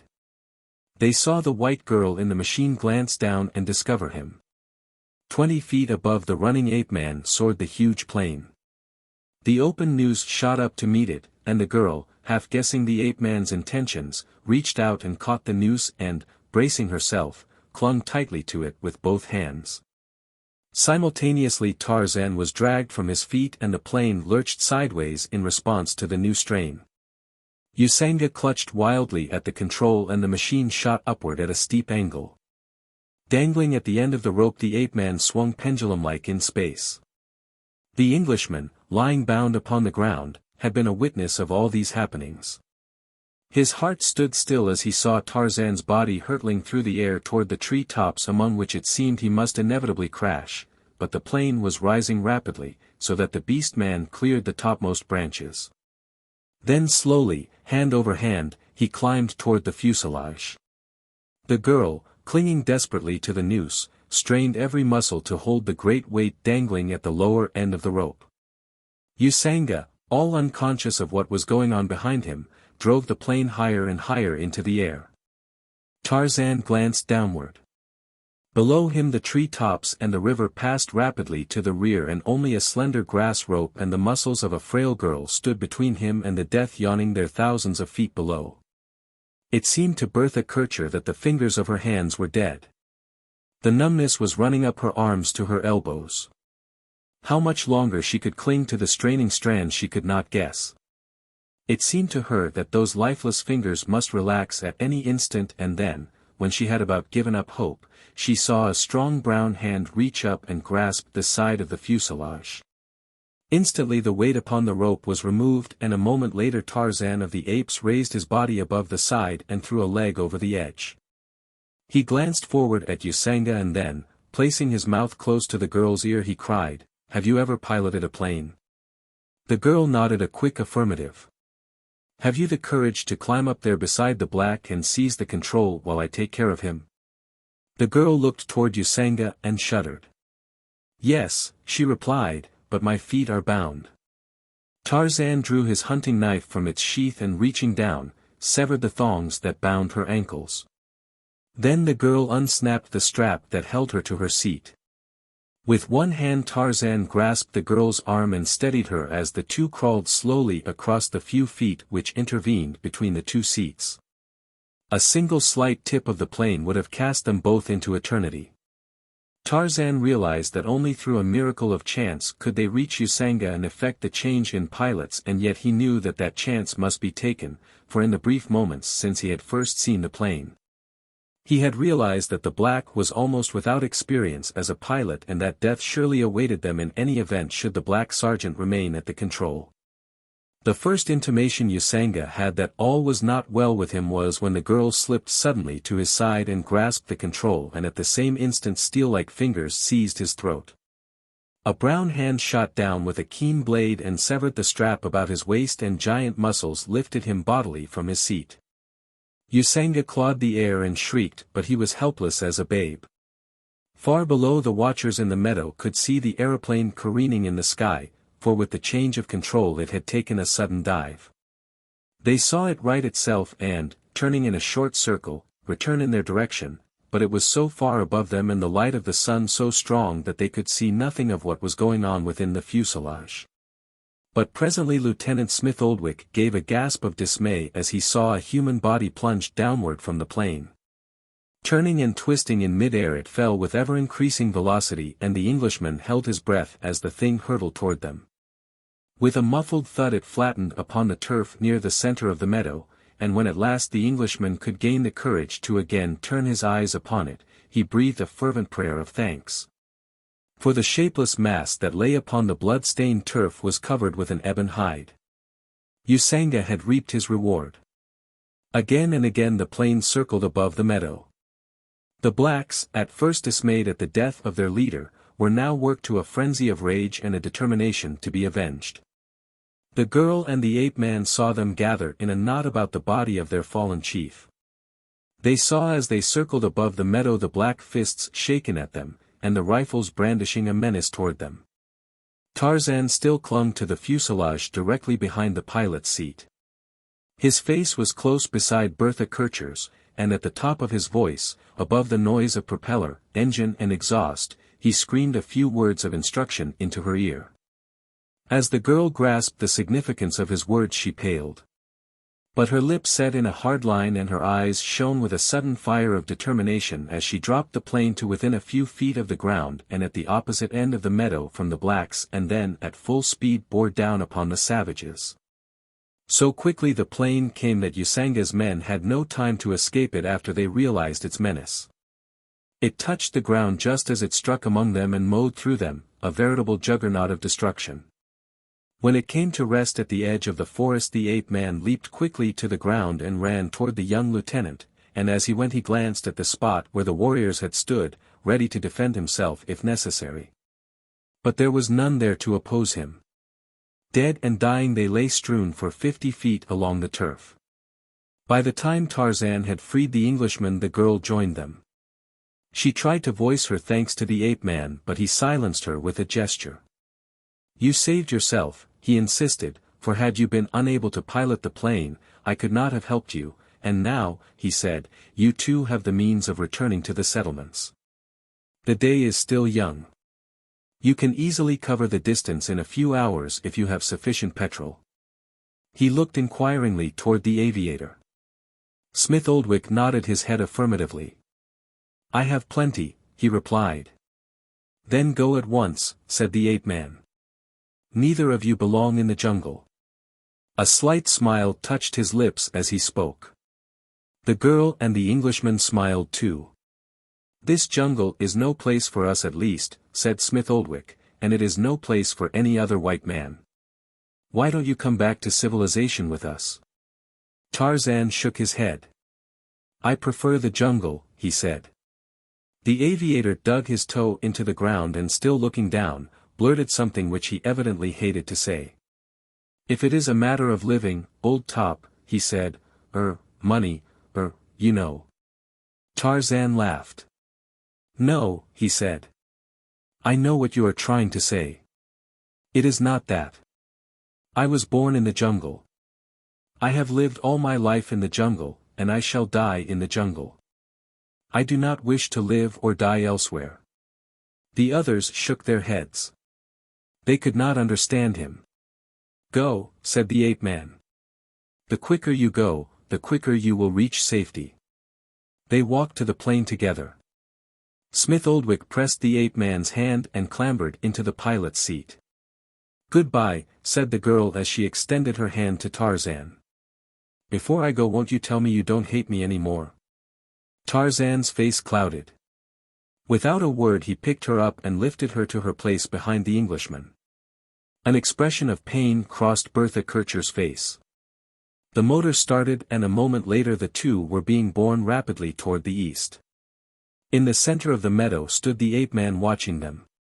"It is too bad that she is a German and a spy," he said, "for she is very hard to hate." Chapter 14. The Black Lion. Numa, the lion, was hungry. He had come out of the desert country to the east into a land of plenty, but though he was young and strong, the wary grass-eaters had managed to elude his mighty talons each time he had thought to make a kill. Numa, the lion, was hungry and very savage. For 2 days he had not eaten and now he hunted in the ugliest of humors. No more did Numa roar forth a rumbling challenge to the world, but rather he moved silent and grim, stepping softly that no cracking twig might betray his presence to the keen-eared quarry he sought. Fresh was the spoor of Bara, the deer, that Numa picked up in the well-beaten game trail he was following. No hour had passed since Bara had come this way. The time could be measured in minutes, and so the great lion redoubled the cautiousness of his advance as he crept stealthily in pursuit of his quarry. A light wind was moving through the jungle aisles, and it wafted down now to the nostrils of the eager carnivore the strong scent spoor of the deer, exciting his already avid appetite to a point where it became a gnawing pain. Yet Numa did not permit himself to be carried away by his desires into any premature charge such as had recently lost him the juicy meat of Paco, the zebra. Increasing his gait but slightly he followed the tortuous windings of the trail until suddenly just before him, where the trail wound about the bole of a huge tree, he saw a young buck moving slowly ahead of him. Numa judged the distance with his keen eyes, glowing now like 2 terrible spots of yellow fire in his wrinkled, snarling face. He could do it, this time he was sure. One terrific roar that would paralyze the poor creature ahead of him into momentary inaction, and a simultaneous charge of lightning-like rapidity and Numa, the lion, would feed. The sinuous tail, undulating slowly at its tufted extremity, whipped suddenly erect. It was the signal for the charge and the vocal organs were shaped for the thunderous roar when, as lightning out of a clear sky, Sheeta, the panther, leaped suddenly into the trail between Numa and the deer. A blundering charge made Sheeta, for with the first crash of his spotted body through the foliage verging the trail, Bara gave a single startled backward glance and was gone. The roar that was intended to paralyze the deer broke horribly from the deep throat of the great cat, an angry roar of rage against the meddling Sheeta who had robbed him of his kill. And the charge that was intended for Bara was launched against the panther. But here too Numa was doomed to disappointment, for with the first notes of his fearsome roar Sheeta, considering well the better part of valor, leaped into a nearby tree. A half-hour later it was a thoroughly furious Numa who came unexpectedly upon the scent of man. Heretofore the lord of the jungle had disdained the unpalatable flesh of the despised man-thing. Such meat was only for the old, the toothless, and the decrepit who no longer could make their kills among the fleet-footed grass-eaters. Bara, the deer, Horta, the boar, and, best and wariest, Paco, the zebra, were for the young, the strong, and the agile, but Numa was hungry, hungrier than he ever had been in the 5 short years of his life. What if he was a young, powerful, cunning, and ferocious beast?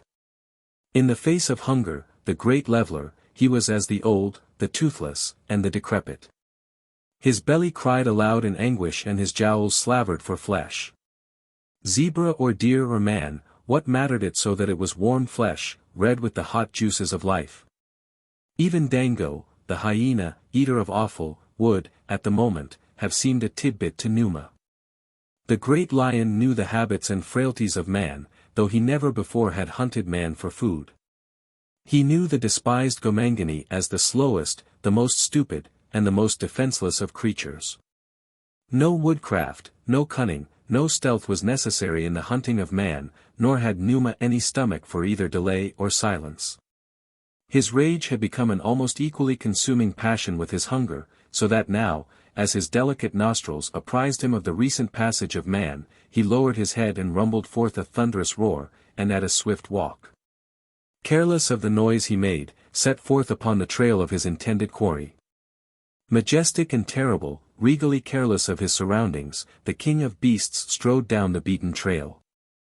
The natural caution that is inherent to all creatures of the wild had deserted him. What had he, lord of the jungle, to fear and, with only man to hunt, what need of caution? And so he did not see or scent what a more wary Numa might readily have discovered until, with the cracking of twigs and a tumbling of earth, he was precipitated into a cunningly devised pit that the wily Wamabos had excavated for just this purpose in the center of the game trail. Tarzan of the Apes stood in the center of the clearing watching the plane shrinking to diminutive toy-like proportions in the eastern sky. He had breathed a sigh of relief as he saw it rise safely with the British Flier and Fräulein Bertha Kircher. For weeks he had felt the hampering responsibility of their welfare in this savage wilderness where their utter helplessness would have rendered them easy prey for the savage carnivores or the cruel Wamabos. Tarzan of the Apes loved unfettered freedom, and now that these two were safely off his hands, he felt that he could continue upon his journey toward the west coast and the long untenanted cabin of his dead father. And yet, as he stood there watching the tiny speck in the east, another sigh heaved his broad chest, nor was it a sigh of relief, but rather a sensation which Tarzan had never expected to feel again and which he now disliked to admit even to himself. It could not be possible that he, the jungle-bred, who had renounced forever the society of man to return to his beloved beasts of the wilds, could be feeling anything akin to regret at the departure of these two, or any slightest loneliness now that they were gone. Lieutenant Harold Percy Smith Oldwick Tarzan had liked, but the woman whom he had known as a German spy he had hated, though he never had found it in his heart to slay her as he had sworn to slay all Huns. He had attributed this weakness to the fact that she was a woman, although he had been rather troubled by the apparent inconsistency of his hatred for her and his repeated protection of her when danger threatened.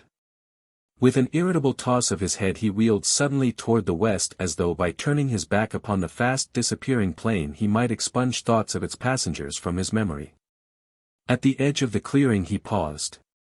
A giant tree loomed directly ahead of him and, as though actuated by sudden and irresistible impulse, he leaped into the branches and swung himself with ape-like agility to the topmost limbs that would sustain his weight.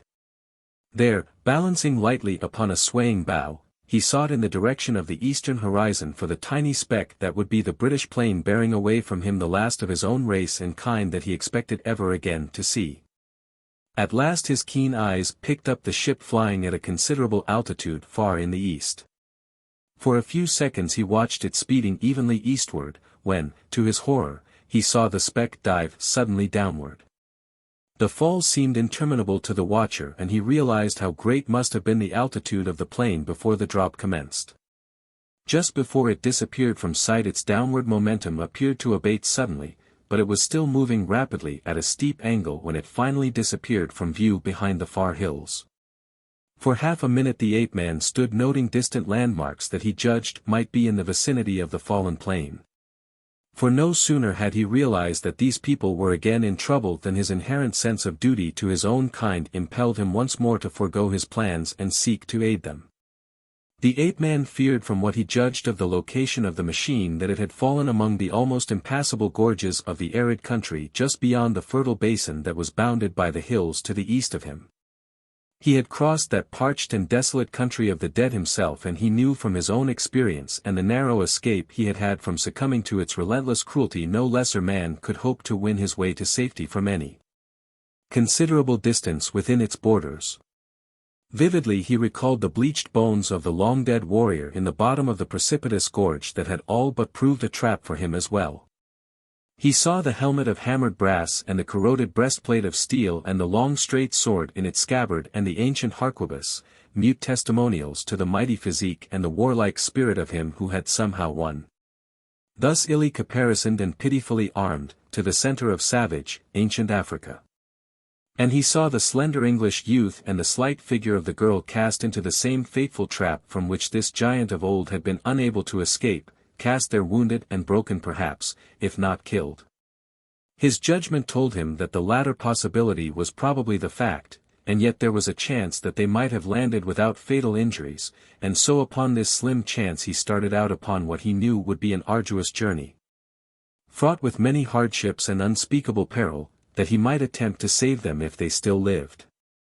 He had covered a mile perhaps when his quick ears caught the sound of rapid movement along the game trail ahead of him. The sound, increasing in volume, proclaimed the fact that whatever caused it was moving in his direction and moving rapidly.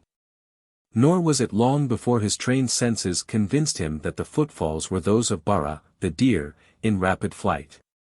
Inextricably confused in Tarzan's character were the attributes of man and of beasts. Long experience had taught him that he fights best or travels fastest who is best nourished, and so, with few exceptions, Tarzan could delay his most urgent business to take advantage of an opportunity to kill and feed. This perhaps was the predominant beast trait in him. The transformation from an English gentleman, impelled by the most humanitarian motives, to that of a wild beast crouching in the concealment of a dense bush ready to spring upon its approaching prey, was instantaneous. And so, when Bara came, escaping the clutches of Numa and Sheeta, his terror and his haste precluded the possibility of his sensing that other equally formidable foe lying in ambush for him. Abreast of the ape-man came the deer. A light brown body shot from the concealing verdure of the bush, strong arms encircled the sleek neck of the young buck and powerful teeth fastened themselves in the soft flesh. Together the two rolled over in the trail, and a moment later the ape-man rose, and, with one foot upon the carcass of his kill, raised his voice in the victory cry of the bull ape. Like an answering challenge came suddenly to the ears of the ape-man the thunderous roar of a lion, a hideous angry roar in which Tarzan thought that he discerned a note of surprise and terror. In the breast of the wild things of the jungle, as in the breasts of their more enlightened brothers and sisters of the human race, the characteristic of curiosity is well developed. Nor was Tarzan far from innocent of it. The peculiar note in the roar of his hereditary enemy aroused a desire to investigate, and so, throwing the carcass of Bara, the deer, across his shoulder, the ape-man took to the lower terraces of the forest and moved quickly in the direction from which the sound had come, which was in line with the trail he had set out upon. As the distance lessened, the sounds increased in volume, which indicated that he was approaching a very angry lion, and presently, where a jungle giant overspread the broad game trail that countless thousands of hoofed and padded feet had worn and trampled into a deep furrow during perhaps countless ages, he saw beneath him the lion pit of the Wamabos, and in it, leaping futilely for freedom, such a lion as even Tarzan of the Apes never before had beheld. A mighty beast it was that glared up at the ape-man, large, powerful, and young, with a huge black mane and a coat so much darker than any Tarzan ever had seen that in the depths of the pit it looked almost black, a black lion. Tarzan, who had been upon the point of taunting and reviling his captive foe, was suddenly turned to open admiration for the beauty of the splendid beast. What a creature! How by comparison the ordinary forest lion was dwarfed into insignificance. Here indeed was one worthy to be called king of beasts. With his first sight of the great cat the ape-man knew that he had heard no note of terror in that initial roar. Surprise doubtless, but the vocal cords of that mighty throat never had reacted to fear. With growing admiration came a feeling of quick pity for the hapless situation of the great brute rendered futile and helpless by the wiles of the Gomangani. Enemy though the beast was, he was less an enemy to the ape-man than those blacks who had trapped him, for though Tarzan of the Apes claimed many fast and loyal friends among certain tribes of African natives, there were others of degraded character and bestial habits that he looked upon with utter loathing, and of such were the human flesh-eaters of Numabo the chief. For a moment Numa, the lion, glared ferociously at the naked man-thing upon the tree limb above him. Steadily those yellow-green eyes bored into the clear eyes of the ape-man, and then the sensitive nostrils caught the scent of the fresh blood of Bara and the eyes moved to the carcass lying across the brown shoulder. And there came from the cavernous depths of the savage throat a low whine. Tarzan of the Apes smiled. As unmistakably as though a human voice had spoken, the lion had said to him, "I am hungry, even more than hungry. I am starving," and the ape-man looked down upon the lion beneath him and smiled, a slow quizzical smile, and then he shifted the carcass from his shoulder to the branch before him and, drawing the long blade that had been his father's, deftly cut off a hind quarter and, wiping the bloody blade upon Bara's smooth coat, he returned it to its scabbard. Numa, with watering jaws, looked up at the tempting meat and whined again, and the ape-man smiled down upon him his slow smile and, raising the hind quarter in his strong brown hands, buried his teeth in the tender, juicy flesh. For the third time Numa, the lion, uttered that low pleading whine, and then, with a rueful and disgusted shake of his head, Tarzan of the Apes raised the balance of the carcass of Bara, the deer, and hurled it to the famished beast below. "Old woman," muttered the ape-man. "Tarzan has become a weak old woman. Presently he would shed tears because he has killed Bara, the deer. He cannot see Numa, his enemy, go hungry, because Tarzan's heart is turning to water by contact with the soft, weak creatures of civilization." But yet he smiled, nor was he sorry that he had given way to the dictates of a kindly impulse. As Tarzan tore the flesh from that portion of the kill he had retained for himself, his eyes were taking in each detail of the scene below. He saw the avidity with which Numa devoured the carcass. He noted with growing admiration the finer points of the beast, and also the cunning construction of the trap. The ordinary lion pit with which Tarzan was familiar had stakes embedded in the bottom, upon whose sharpened points the hapless lion would be impaled, but this pit was not so made. Here the short stakes were set at intervals of about a foot around the walls near the top, their sharpened points inclining downward so that the lion had fallen unhurt into the trap but could not leap out because each time he essayed it his head came in contact with the sharp end of a stake above him. Evidently, then, the purpose of the Wamabos was to capture a lion alive.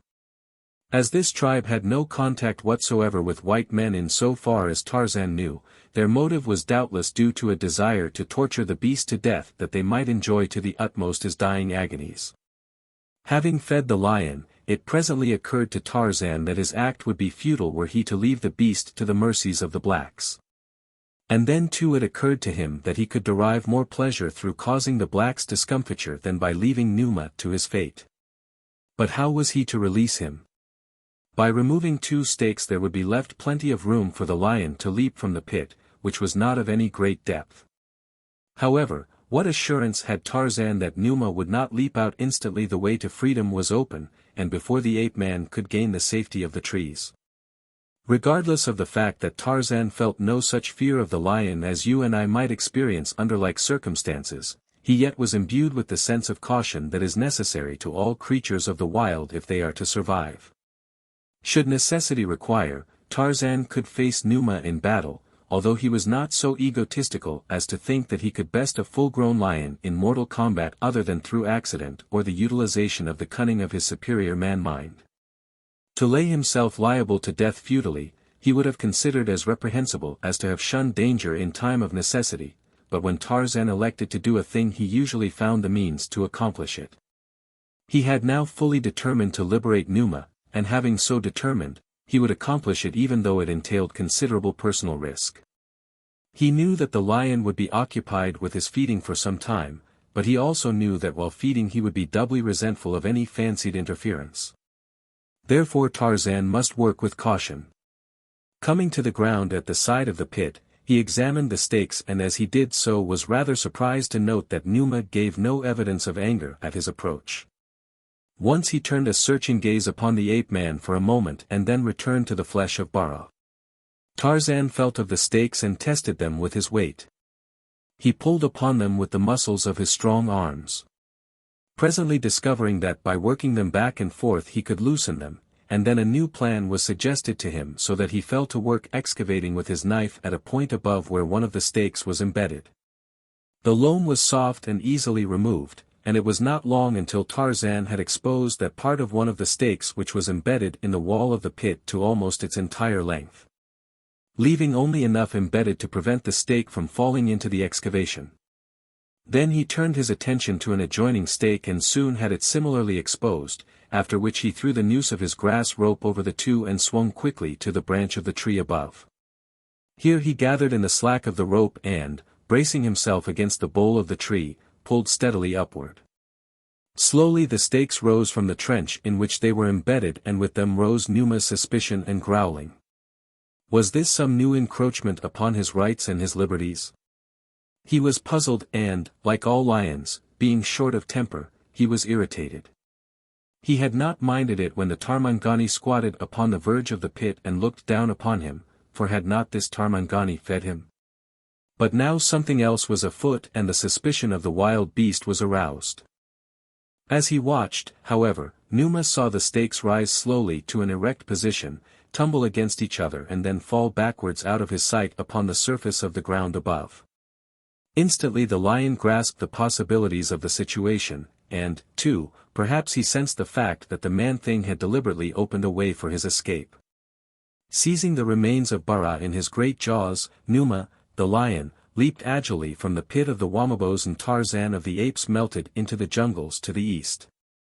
On the surface of the ground or through the swaying branches of the trees the spoor of man or beast was an open book to the ape-man, but even his acute senses were baffled by the spoorless trail of the airship. Of what good were eyes, or ears, or the sense of smell in following a thing whose path had lain through the shifting air thousands of feet above the tree tops? Only upon his sense of direction could Tarzan depend in his search for the fallen plane. He could not even judge accurately as to the distance it might lie from him. And he knew that from the moment that it disappeared beyond the hills it might have traveled a considerable distance at right angles to its original course before it crashed to earth. If its occupants were killed or badly injured the ape-man might search futilely in their immediate vicinity for some time before finding them. There was but one thing to do and that was to travel to a point as close as possible to where he judged the plane had landed, and then to follow in ever-widening circles until he picked up their scent spoor. And this he did. Before he left the Valley of Plenty he made several kills and carried the choicest cuts of meat with him, leaving all the dead weight of bones behind.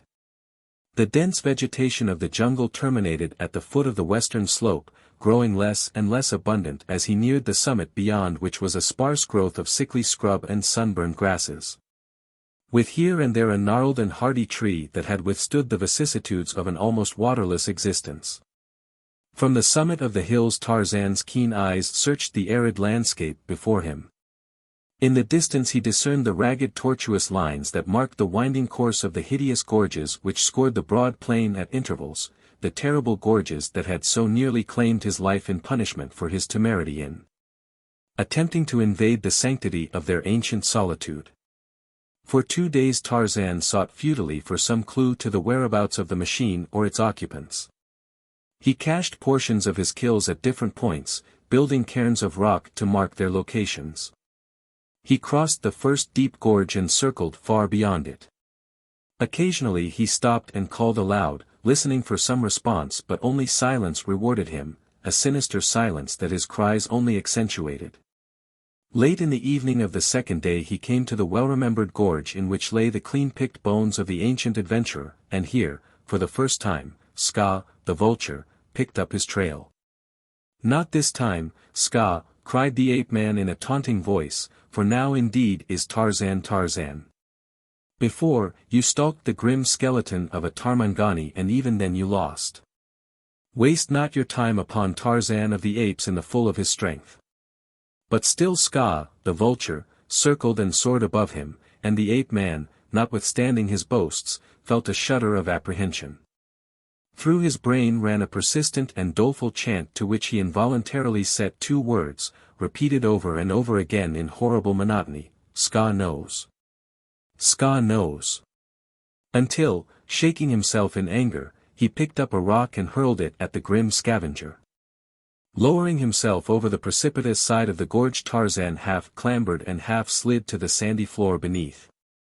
He had come upon the rift at almost the exact spot at which he had clambered from it weeks before, and there he saw, just as he had left it, just, doubtless, as it had lain for centuries, the mighty skeleton and its mighty armor. As he stood looking down upon this grim reminder that another man of might had succumbed to the cruel powers of the desert, he was brought to startled attention by the report of a firearm. The sound of which came from the depths of the gorge to the south of him, and reverberated along the steep walls of the narrow rift. Chapter 15. Mysterious Footprints. As the British plane piloted by Lieutenant Harold Percy Smith Oldwick rose above the jungle wilderness where Bertha Kircher's life had so often been upon the point of extinction, and sped toward the east, the girl felt a sudden contraction of the muscles of her throat. She tried very hard to swallow something that was not there. It seemed strange to her that she should feel regret in leaving behind her such hideous perils, and yet it was plain to her that such was the fact. For she was also leaving behind something beside the dangers that had menaced her, a unique figure that had entered her life, and for which she felt an unaccountable attraction. Before her in the pilot's seat sat an English officer and gentleman whom, she knew, loved her, and yet she dared to feel regret in his company at leaving the stamping ground of a wild beast. Lieutenant Smith Oldwick, on his part, was in the seventh heaven of elation. He was in possession again of his beloved ship, he was flying swiftly in the direction of his comrades and his duty, and with him was the woman he loved. The fly in the ointment, however, was the accusation Tarzan had made against this woman. He had said that she was a German, and a spy, and from the heights of bliss the English officer was occasionally plunged to the depths of despair in contemplation of the inevitable, were the ape-man's charges to prove true. He found himself torn between sentiments of love and honor. On the one hand he could not surrender the woman he loved to the certain fate that must be meted out to her if she were in truth an enemy spy, while on the other it would be equally impossible for him as an Englishman and an officer to give her aid or protection. The young man contented himself therefore with repeated mental denials of her guilt. He tried to convince himself that Tarzan was mistaken, and when he conjured upon the screen of recollection the face of the girl behind him, he was doubly reassured that those lines of sweet femininity in character, those clear and honest eyes, could not belong to one of the hated alien race. And so they sped toward the east, each wrapped in his own thoughts. Below them they saw the dense vegetation of the jungle give place to the scantier growth upon the hillside. And then before them there spread the wide expanse of arid wastelands marked by the deep scarring of the narrow gorges that long-gone rivers had cut there in some forgotten age. Shortly after they passed the summit of the ridge which formed the boundary between the desert and the fertile country, Ska, the vulture, winging his way at a high altitude toward his eyrie, caught sight of a strange new bird of gigantic proportions encroaching upon the preserves of his aerial domain. Whether with intent to give battle to the interloper or merely impelled by curiosity, Ska rose suddenly upward to meet the plane. Doubtless he misjudged the speed of the newcomer, but be that as it may, the tip of the propeller blade touched him and simultaneously many things happened. The lifeless body of Ska, torn and bleeding, dropped plummet-like toward the ground. A bit of splintered spruce drove backward to strike the pilot on the forehead, the plane shuddered and trembled, and as Lieutenant Harold Percy Smith Oldwick sank forward in momentary unconsciousness the ship dived headlong toward the earth. Only for an instant was the pilot unconscious, but that instant almost proved their undoing. When he awoke to a realization of their peril it was also to discover that his motor had stalled. The plane had attained frightful momentum, and the ground seemed too close for him to hope to flatten out in time to make a safe landing. Directly beneath him was a deep rift in the plateau, a narrow gorge, the bottom of which appeared comparatively level and sand-covered. In the brief instant in which he must reach a decision, the safest plan seemed to attempt a landing in the gorge, and this he did, but not without considerable damage to the plane and a severe shaking up for himself and his passenger. Fortunately neither of them was injured, but their condition seemed indeed a hopeless one.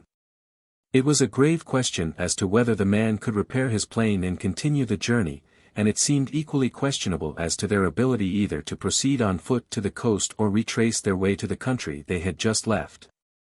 The man was confident that they could not hope to cross the desert country to the east in the face of thirst and hunger, while behind them in the Valley of Plenty lay almost equal danger in the form of carnivores and the warlike natives. After the plane came to its sudden and disastrous stop, Smith Oldwick turned quickly to see what the effect of the accident had been on the girl. He found her pale but smiling, and for several seconds the two sat looking at each other in silence. "This is the end?" the girl asked. The Englishman shook his head. "It is the end of the first leg, anyway," he replied. "But you can't hope to make repairs here," she said dubiously. "No," he said, "not if they amount to anything, but I may be able to patch it up. I will have to look her over a bit first. Let us hope there is nothing serious. It's a long, long way to the Tanga Railway." "We would not get far," said the girl, a slight note of hopelessness in her tone. "Entirely unarmed as we are, it would be little less than a miracle if we covered even a small fraction of the distance." "But we are not unarmed," replied the man. "I have an extra pistol here, that the beggars didn't discover," and, removing the cover of a compartment, he drew forth an automatic. Bertha Kircher leaned back in her seat and laughed aloud, a mirthless, half-hysterical laugh. "That pop gun!" she exclaimed. "What earthly good would it do other than to infuriate any beast of prey you might happen to hit with it?" Smith Oldwick looked rather crestfallen. "But it is a weapon," he said. "You will have to admit that, and certainly I could kill a man with it." "You could if you happened to hit him," said the girl, "or the thing didn't jam. Really, I haven't much faith in an automatic. I have used them myself." "Oh, of course," he said ironically, "an express rifle would be better, for who knows but we might meet an elephant here in the desert." The girl saw that he was hurt, and she was sorry, for she realized that there was nothing he would not do in her service or protection, and that it was through no fault of his that he was so illy armed. Doubtless, too, he realized as well as she the futility of his weapon, and that he had only called attention to it in the hope of reassuring her and lessening her anxiety. "Forgive me," she said. "I did not mean to be nasty, but this accident is the proverbial last straw. It seems to me that I have borne all that I can. Though I was willing to give my life in the service of my country, I did not imagine that my death agonies would be so long drawn out, for I realize now that I have been dying for many weeks." "What do you mean?" he exclaimed. "What do you mean by that? You are not dying. There is nothing the matter with you." "Oh, not that," she said, "I did not mean that. What I mean is that at the moment the black sergeant, Usanga, and his renegade German native troops captured me and brought me inland, my death warrant was signed. Sometimes I have imagined that a reprieve has been granted. Sometimes I have hoped that I might be upon the verge of winning a full pardon, but really in the depths of my heart I have known that I should never live to regain civilization. I have done my bit for my country, and though it was not much I can at least go with the realization that it was the best I was able to offer.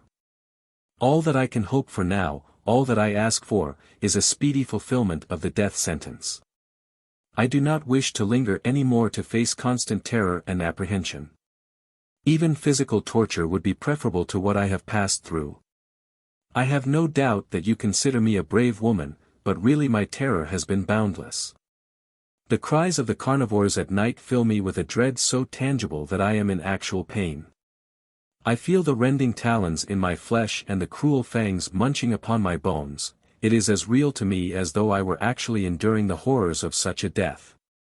I doubt if you can understand it, men are so different." "Yes," he said, "I think I can understand it, and because I understand I can appreciate more than you imagine the heroism you have shown in your endurance of all that you have passed through. There can be no bravery where there is no fear. A child might walk into a lion's den, but it would take a very brave man to go to its rescue. Thank you, she said, but I am not brave at all, and now I am very much ashamed of my thoughtlessness for your own feelings. I will try and take a new grip upon myself and we will both hope for the best. I will help you all I can if you will tell me what I may do. The first thing, he replied, is to find out just how serious our damage is, and then to see what we can do in the way of repairs. For 2 days Smith Oldwick worked upon the damaged plane, worked in the face of the fact that from the first he realized the case was hopeless. And at last he told her. I knew it, she said, but I believe that I felt much as you must have. That however futile our efforts here might be, it would be infinitely as fatal to attempt to retrace our way to the jungle we just left or to go on toward the coast. You know and I know that we could not reach the Tanga railway on foot. We should die of thirst and starvation before we had covered half the distance, and if we returned to the jungle, even were we able to reach it, it would be but to court an equally certain, though different, fate. So we might as well sit here and wait for death as to uselessly waste our energies in what we know would be a futile attempt at escape, he asked.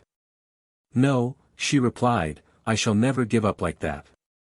What I meant was that it was useless to attempt to reach either of the places where we know that there is food and water in abundance, so we must strike out in a new direction. Somewhere there may be water in this wilderness and if there is, the best chance of our finding it would be to follow this gorge downward. We have enough food and water left, if we are careful of it, for a couple of days and in that time we might stumble upon a spring or possibly even reach the fertile country which I know lies to the south. When Usanga brought me to the Wamabo country from the coast he took a southerly route along which there was usually water and game in plenty. It was not until we neared our destination that the country became overrun with carnivores. So there is hope if we can reach the fertile country south of us that we can manage to pull through to the coast.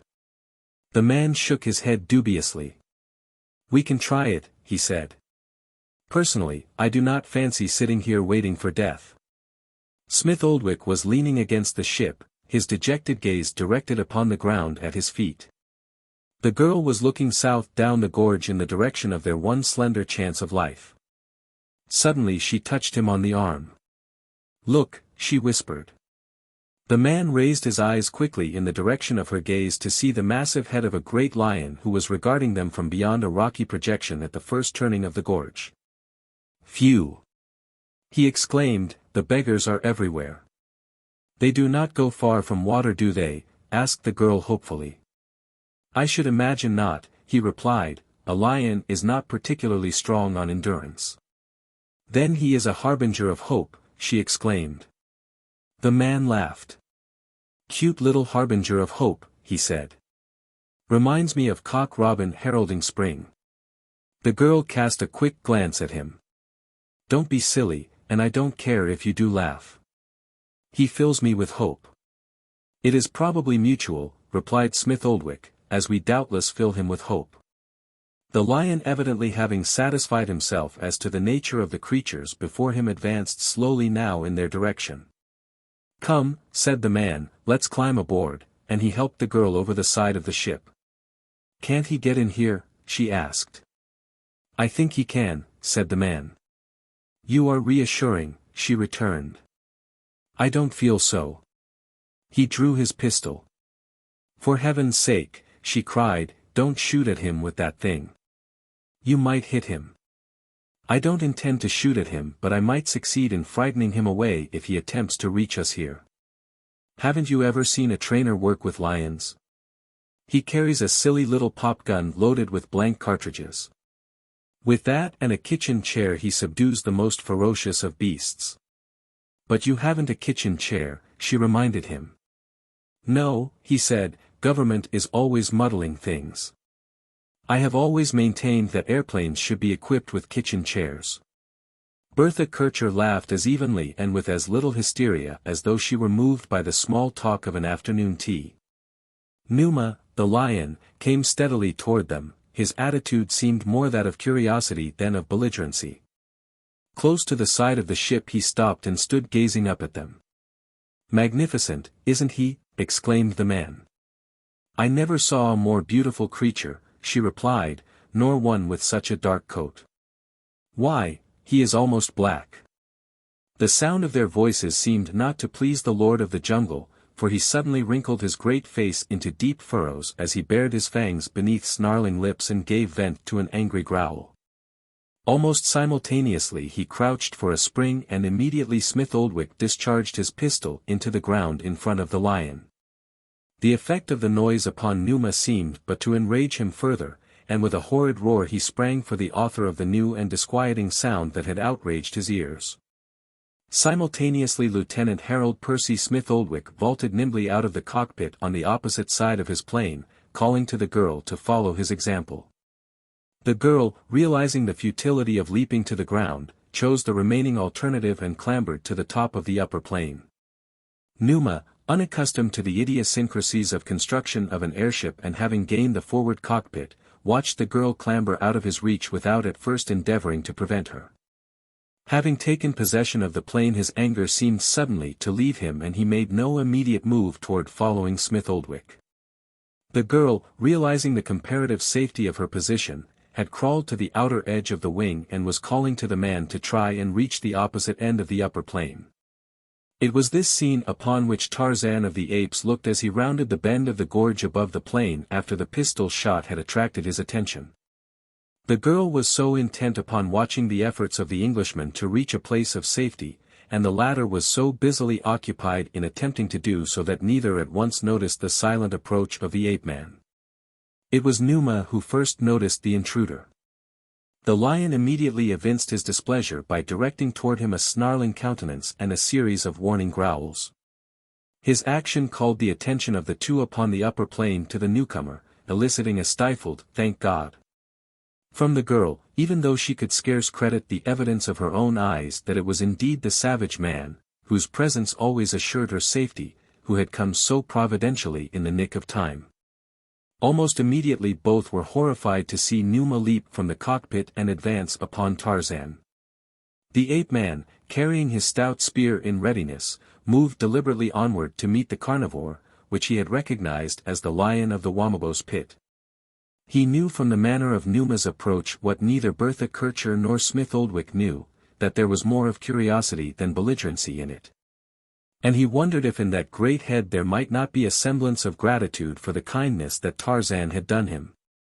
There was no question in Tarzan's mind but that Numa recognized him. For he knew his fellows of the jungle well enough to know that while they ofttimes forgot certain sensations more quickly than man, there are others which remain in their memories for years. A well-defined scent spoor might never be forgotten by a beast if it had first been sensed under unusual circumstances, and so Tarzan was confident that Numa's nose had already reminded him of all the circumstances of their brief connection. Love of the sporting chance is inherent in the Anglo-Saxon race, and it was not now Tarzan of the Apes but rather John Clayton, Lord Greystoke, who smilingly welcomed the sporting chance which he must take to discover how far-reaching was Numa's gratitude. Smith Oldwick and the girl saw the two nearing each other. The former swore softly beneath his breath while he nervously fingered the pitiful weapon at his hip. The girl pressed her open palms to her cheeks as she leaned forward in stony-eyed, horror-stricken silence. While she had every confidence in the prowess of the godlike creature who thus dared brazenly to face the king of beasts, she had no false conception of what must certainly happen when they met. She had seen Tarzan battle with Sheeta, the panther, and she had realized then that powerful as the man was, it was only agility, cunning, and chance that placed him upon anywhere near an equal footing with his savage adversary. And that of the three factors upon his side chance was the greatest. She saw the man and the lion stop simultaneously, not more than a yard apart. She saw the beast's tail whipping from side to side and she could hear his deep-throated growls rumbling from his cavernous breast, but she could read correctly neither the movement of the lashing tail nor the notes of the growl. To her they seemed to indicate nothing but bestial rage, while to Tarzan of the Apes they were conciliatory and reassuring in the extreme. And then she saw Numa move forward again until his nose touched the man's naked leg and she closed her eyes and covered them with her palms. For what seemed an eternity she waited for the horrid sound of the conflict which she knew must come, but all she heard was an explosive sigh of relief from Smith Oldwick and a half-hysterical, "By Jove!" Just fancy it. She looked up to see the great lion rubbing his shaggy head against the man's hip, and Tarzan's free hand entangled in the black mane as he scratched Numa, the lion, behind a back-laid ear. Strange friendships are often formed between the lower animals of different species, but less often between man and the savage Felidae, because of the former's inherent fear of the great cats.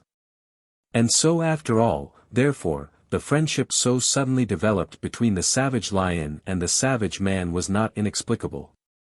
As Tarzan approached the plain, Numa walked at his side, and when Tarzan stopped and looked up at the girl and the man, Numa stopped also. "I had about given up hope of finding you," said the ape-man, "and it is evident that I found you just in time." "But how did you know we were in trouble?" asked the English officer. "I saw your plane fall," replied Tarzan. "I was watching you from a tree beside the clearing where you took off. I didn't have much to locate you by other than the general direction, but it seems that you've volplaned a considerable distance toward the south after you disappeared from my view behind the hills. I have been looking for you further toward the north. I was just about to turn back when I heard your pistol shot. Is your ship beyond repair?" "Yes," replied Smith Oldwick, "it is hopeless."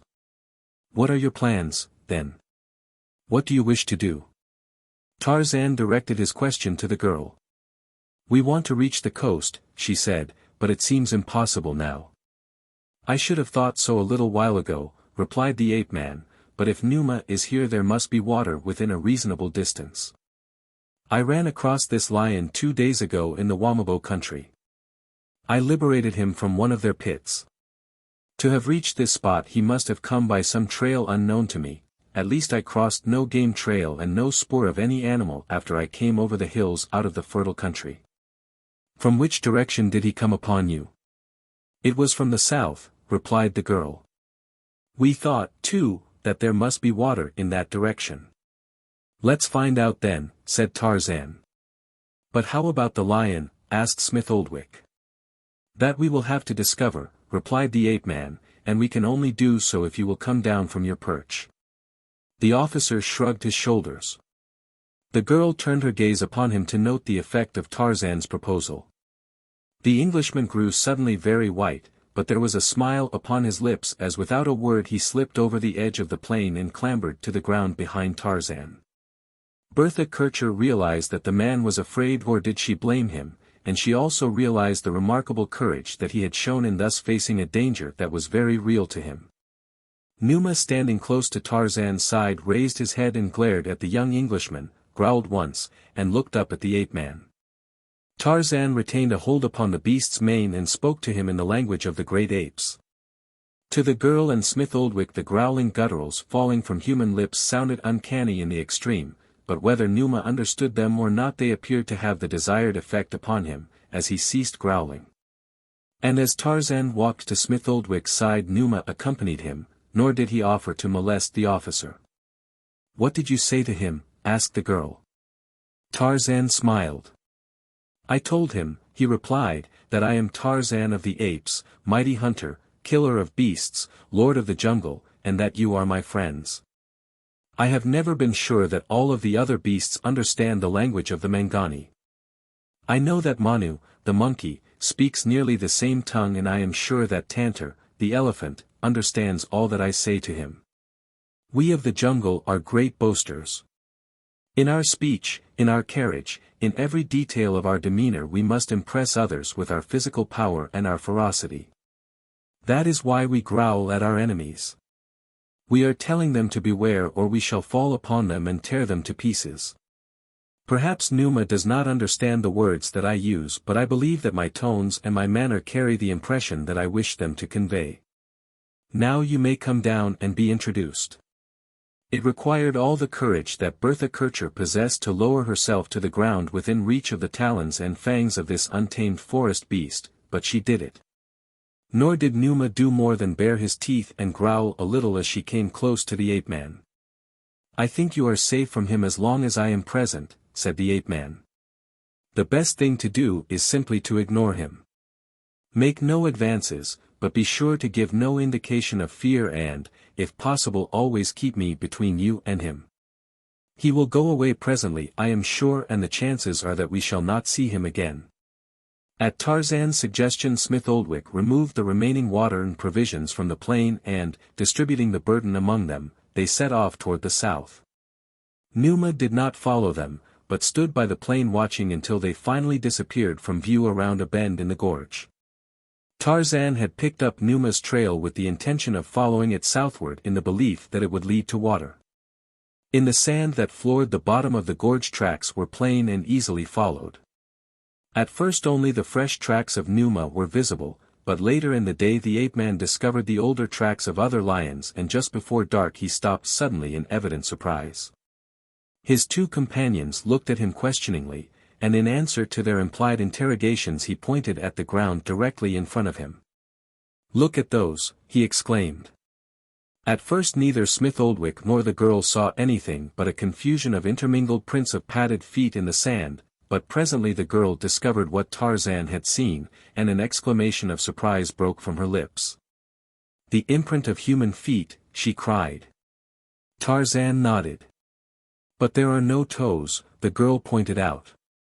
"The feet were shod with a soft sandal," explained Tarzan. "Then there must be a native village somewhere in the vicinity," said Smith Oldwick. "Yes," replied the ape-man, "but not the sort of natives which we would expect to find here in this part of Africa, where others all go unshod with the exception of a few of Usanga's renegade German native troops who wear German army shoes. I don't know that you can notice it, but it is evident to me that the foot inside the sandal that made these imprints were not the foot of a Negro. If you will examine them carefully you will notice that the impression of the heel and ball of the foot are well marked even through the sole of the sandal. The weight comes more nearly in the center of a Negro's footprint." "Then you think these were made by a white person?" "It looks that way," replied Tarzan, and suddenly, to the surprise of both the girl and Smith Oldwick, he dropped to his hands and knees and sniffed at the tracks, again a beast utilizing the senses and woodcraft of a beast. Over an area of several square yards his keen nostrils sought the identity of the makers of the tracks. At length he rose to his feet.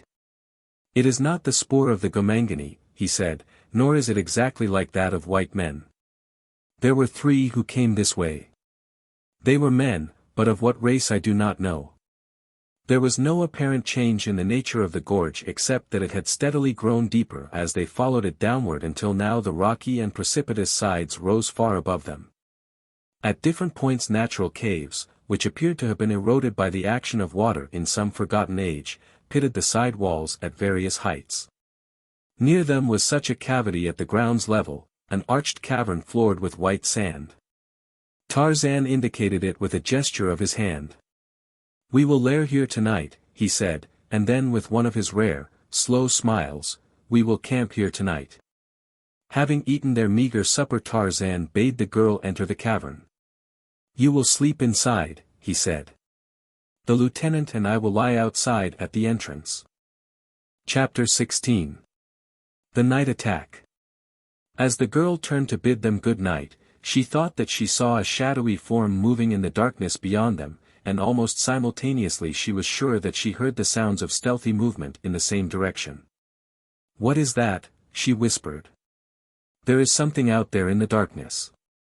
"Yes," replied Tarzan, "it is a lion. It has been there for some time. Hadn't you noticed it before?" "Oh!"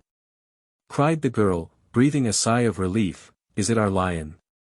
"No," said Tarzan, "it is not our lion. It is another lion and he is hunting." "He is stalking us?" asked the girl. "He is," replied the ape-man. Smith Oldwick fingered the grip of his pistol. Tarzan saw the involuntary movement and shook his head. "Leave that thing where it is, Lieutenant," he said. The officer laughed nervously. "I couldn't help it, you know, old man," he said. "Instinct of self-preservation and all that." "It would prove an instinct of self-destruction," said Tarzan. "There are at least 3 hunting lions out there watching us. If we had a fire or the moon were up you would see their eyes plainly. Presently they may come after us but the chances are that they will not. If you are very anxious that they should, fire your pistol and hit one of them. What if they do charge? Asked the girl. There is no means of escape. Why, we should have to fight them, replied Tarzan. What chance would we three have against them? Asked the girl. The ape-man shrugged his shoulders. One must die sometime, he said. To you doubtless it may seem terrible, such a death. But Tarzan of the Apes has always expected to go out in some such way. Few of us die of old age in the jungle, nor should I care to die thus. Some day Numa will get me, or Sheeta, or a black warrior. These or some of the others. What difference does it make which it is, or whether it comes tonight or next year or in 10 years? After it is over it will be all the same. The girl shuddered. Yes, she said in a dull, hopeless voice, after it is over it will be all the same. Then she went into the cavern and lay down upon the sand. Smith Oldwick sat in the entrance and leaned against the cliff. Tarzan squatted on the opposite side. May I smoke? Questioned the officer of Tarzan. I have been hoarding a few cigarettes and if it won't attract those bouncers out there I would like to have one last smoke before I cash in. Will you join me? And he proffered the ape-man a cigarette. No, thanks, said Tarzan, but it will be all right if you smoke. No wild animal is particularly fond of the fumes of tobacco so it certainly won't entice them any closer. Smith Oldwick lighted his cigarette and sat puffing slowly upon it. He had proffered one to the girl but she had refused, and thus they sat in silence for some time, the silence of the night ruffled occasionally by the faint crunching of padded feet upon the soft sands of the gorge's floor. It was Smith Oldwick who broke the silence. Aren't they unusually quiet for lions? He asked. No, replied the ape-man. The lion that goes roaring around the jungle does not do it to attract prey. They are very quiet when they are stalking their quarry. I wish they would roar, said the officer. I wish they would do anything, even charge. Just knowing that they are there and occasionally seeing something like a shadow in the darkness and the faint sounds that come to us from them are getting on my nerves. But I hope, he said, that all three don't charge at once. 3. Said Tarzan. There are 7 of them out there now. Good Lord! Exclaimed Smith Oldwick. Couldn't we build a fire, asked the girl, and frighten them away? I don't know that it would do any good, said Tarzan. As I have an idea that these lions are a little different from any that we are familiar with and possibly for the same reason which at first puzzled me a little, I refer to the apparent docility in the presence of a man of the lion who was with us today. A man is out there now with those lions. It is impossible, exclaimed Smith Oldwick. They would tear him to pieces. What makes you think there is a man there? Asked the girl. Tarzan smiled and shook his head. I am afraid you would not understand, he replied. It is difficult for us to understand anything that is beyond our own powers. What do you mean by that? Asked the officer. Well, said Tarzan, if you had been born without eyes you could not understand sense impressions that the eyes of others transmit to their brains. And as you have both been born without any sense of smell I am afraid you cannot understand how I can know that there is a man there. You mean that you sent a man? Asked the girl. Tarzan nodded affirmatively. And in the same way you know the number of lions? Asked the man. Yes, said Tarzan. No 2 lions look alike, no 2 have the same scent. The young Englishman shook his head. No, he said, I cannot understand. I doubt if the lions or the man are here necessarily for the purpose of harming us, said Tarzan, because there has been nothing to prevent their doing so long before had they wished to. I have a theory, but it is utterly preposterous. What is it? Asked the girl. I think they are here, replied Tarzan, to prevent us from going someplace that they do not wish us to go. In other words we are under surveillance, and possibly as long as we don't go where we are not wanted we shall not be bothered. But how are we to know where they don't want us to go? Asked Smith Oldwick. We can't know, replied Tarzan, and the chances are that the very place we are seeking is the place they don't wish us to trespass on. You mean the water? Asked the girl. Yes, replied Tarzan. For some time they sat in silence which was broken only by an occasional sound of movement from the outer darkness. It must have been an hour later that the ape-man rose quietly and drew his long blade from its sheath. Smith Oldwick was dozing against the rocky wall of the cavern entrance, while the girl, exhausted by the excitement and fatigue of the day, had fallen into deep slumber. An instant after Tarzan arose, Smith Oldwick and the girl were aroused by a volley of thunderous roars and the noise of many padded feet rushing toward them. Tarzan of the Apes stood directly before the entrance to the cavern, his knife in his hand, awaiting the charge. The ape-man had not expected any such concerted action as he now realized had been taken by those watching them. He had known for some time that other men had joined those who were with the lions earlier in the evening, and when he arose to his feet it was because he knew that the lions and the men were moving cautiously closer to him and his party. He might easily have eluded them, for he had seen that the face of the cliff rising above the mouth of the cavern might be scaled by as good a climber as himself. It might have been wiser had he tried to escape, for he knew that in the face of such odds even he was helpless, but he stood his ground, though I doubt if he could have told why. He owed nothing either of duty or friendship to the girl sleeping in the cavern, nor could he longer be of any protection to her or her companion. Yet something held him there in futile self-sacrifice.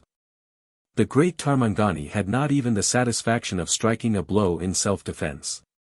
A veritable avalanche of savage beasts rolled over him and threw him heavily to the ground. In falling his head struck the rocky surface of the cliff, stunning him. It was daylight when he regained consciousness.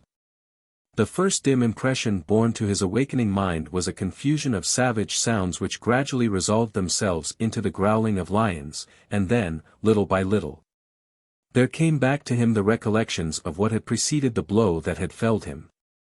Strong in his nostrils was the scent of Numa, the lion, and against one naked leg he could feel the coat of some animal.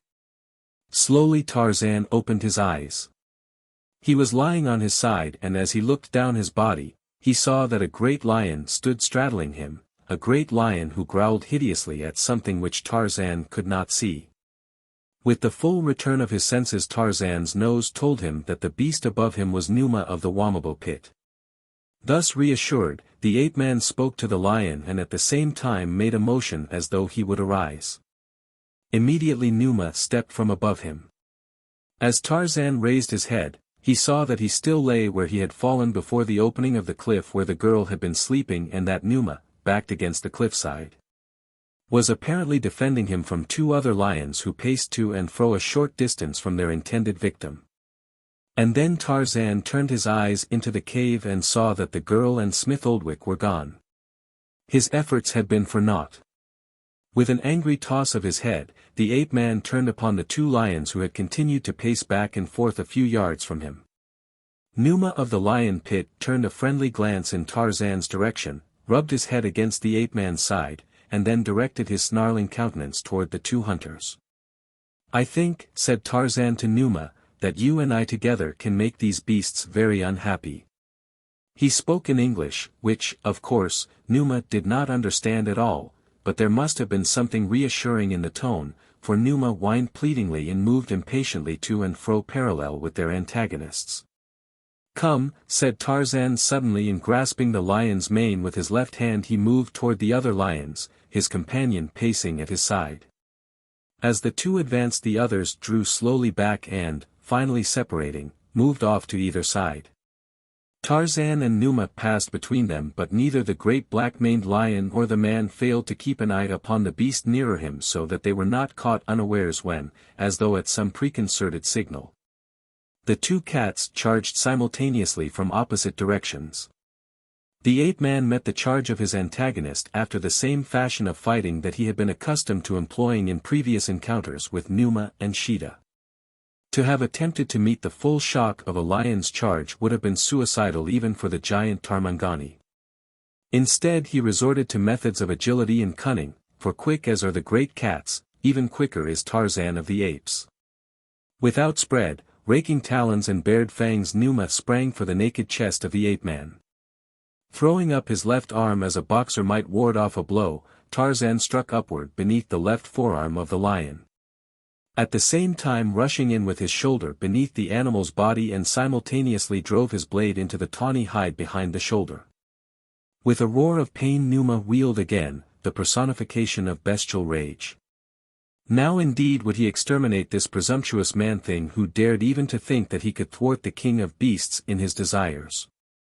But as he wheeled, his intended quarry wheeled with him, brown fingers locked in a heavy mane on the powerful neck, and again the blade struck deep into the lion's side. Then it was that Numa went mad with hate and pain, and at the same instant the ape-man leaped full upon his back. Easily before had Tarzan locked his legs beneath the belly of a lion while he clung to its long mane and stabbed it until his point reached its heart. So easy it had seemed before that he experienced a sharp feeling of resentment that he was unable to do so now, for the quick movements of the lion prevented him, and presently, to his dismay, as the lion leaped and threw him about, the ape-man realized that he was swinging inevitably beneath those frightful talons. With a final effort he threw himself from Numa's back and sought, by his quickness, to elude the frenzied beast for the fraction of an instant that would permit him to regain his feet and meet the animal again upon a more even footing. But this time Numa was too quick for him, and he was but partially up when a great paw struck him on the side of the head and bowled him over. As he fell he saw a black streak shoot above him and another lion close upon his antagonist. Rolling from beneath the two battling lions, Tarzan regained his feet, though he was half dazed and staggering from the impact of the terrible blow he had received. Behind him he saw a lifeless lion lying torn and bleeding upon the sand, and before him Numa of the pit was savagely mauling the second lion. He of the black coat tremendously outclassed his adversary in point of size and strength as well as in ferocity. The battling beasts made a few feints and passes at each other before the larger succeeded in fastening his fangs in the other's throat, and then, as a cat shakes a mouse, the larger lion shook the lesser. And when his dying foe sought to roll beneath and rake his conqueror with his hind claws, the other met him halfway at his own game. And as the great talons buried themselves in the lower part of the other's chest and then were raked downward with all the terrific strength of the mighty hind legs, the battle was ended. As Numa rose from his second victim and shook himself, Tarzan could not but again note the wondrous proportions and symmetry of the beast. The lions they had bested were splendid specimens themselves, and in their coats Tarzan noted a suggestion of the black which was such a strongly marked characteristic of Numa of the pit. Their manes were just a trifle darker than an ordinary black-maned lion, but the tawny shade on the balance of their coats predominated. However, the ape-man realized that they were a distinct species from any he had seen, as though they had sprung originally from a cross between the forest lion of his acquaintance and a breed of which Numa of the pit might be typical. The immediate obstruction in his way having been removed, Tarzan was for setting out in search of the spoor of the girl and Smith Oldwick, that he might discover their fate. He suddenly found himself tremendously hungry, and as he circled about over the sandy bottom searching among the tangled network of innumerable tracks for those of his protégés, there broke from his lips involuntarily the whine of a hungry beast. Immediately Numa of the pit pricked up his ears and, regarding the ape-man steadily for a moment, he answered the call of hunger and started briskly off toward the south, stopping occasionally to see if Tarzan was following.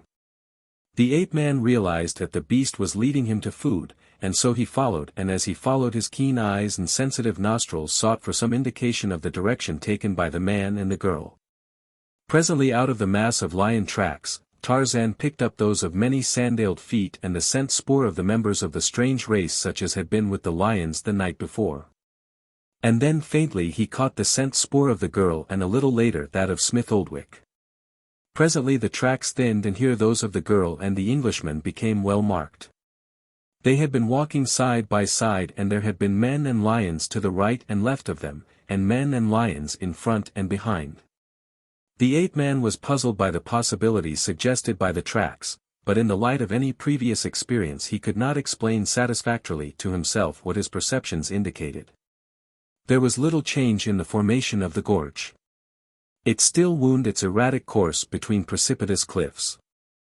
In places it widened out and again it became very narrow and always deeper the further south they traveled. Presently the bottom of the gorge began to slope more rapidly. Here and there were indications of ancient rapids and waterfalls.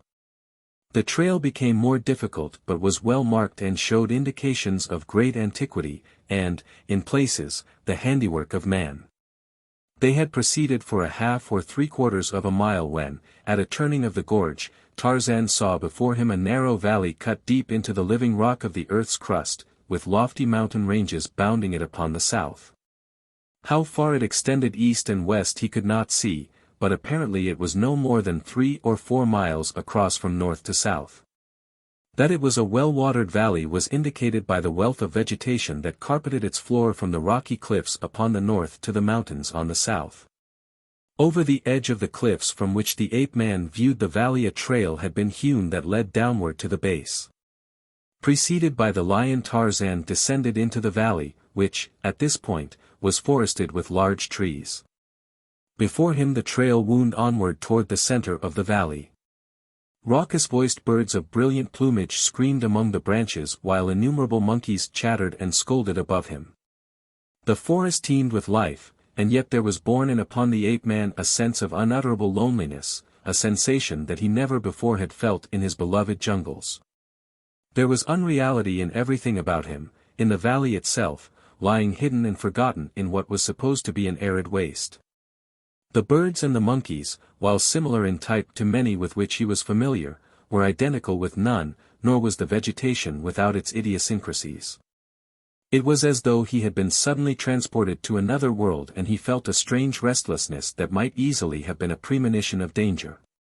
Fruits were growing among the trees, and some of these he saw that Manu, the monkey, ate. Being hungry he swung to the lower branches and, amidst a great chattering of the monkeys, proceeded to eat such of the fruit as he saw the monkeys ate in safety.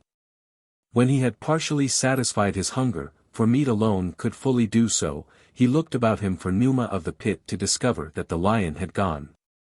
Chapter 17. The Walled City. Dropping to the ground once more, he picked up the trail of the girl and her captors, which he followed easily along what appeared to be a well-beaten trail. It was not long before he came to a small stream, where he quenched his thirst, and thereafter he saw that the trail followed in the general direction of the stream, which ran southwesterly. Here and there were cross trails and others which joined the main avenue, and always upon each of them were the tracks and scent of the great cats, of Numa, the lion, and Sheeta, the panther. With the exception of a few small rodents, there appeared to be no other wild life on the surface of the valley. There was no indication of Bara, the deer, or Horta, the boar, or of Gorgo, the buffalo, Buto, Tantor, or Duro. Hista, the snake, was there. He saw him in the trees in greater numbers than he ever had seen Hista before. And once beside a reedy pool he caught a scent that could have belonged to none other than Gimla the crocodile, but upon none of these did the Tarmangani care to feed. And so, as he craved meat, he turned his attention to the birds above him. His assailants of the night before had not disarmed him. Either in the darkness and the rush of the charging lions the human foe had overlooked him, or else they had considered him dead. But whatever the reason, he still retained his weapons, his spear and his long knife, his bow and arrows, and his grass rope. Fitting a shaft to his bow, Tarzan awaited an opportunity to bring down one of the larger birds, and when the opportunity finally presented itself he drove the arrow straight to its mark. As the gaily plumaged creature fluttered to earth, its companions and the little monkeys set up a most terrific chorus of wails and screaming protests. The whole forest became suddenly a babel of hoarse screams and shrill shrieks. Tarzan would not have been surprised had one or two birds in the immediate vicinity given voice to terror as they fled, but that the whole life of the jungle should set up so weird a protest filled him with disgust. It was an angry face that he turned up toward the monkeys and the birds as there suddenly stirred within him a savage inclination to voice his displeasure in his answer to what he considered their challenge. And so it was that there broke upon this jungle for the first time Tarzan's hideous scream of victory and challenge. The effect upon the creatures above him was instantaneous.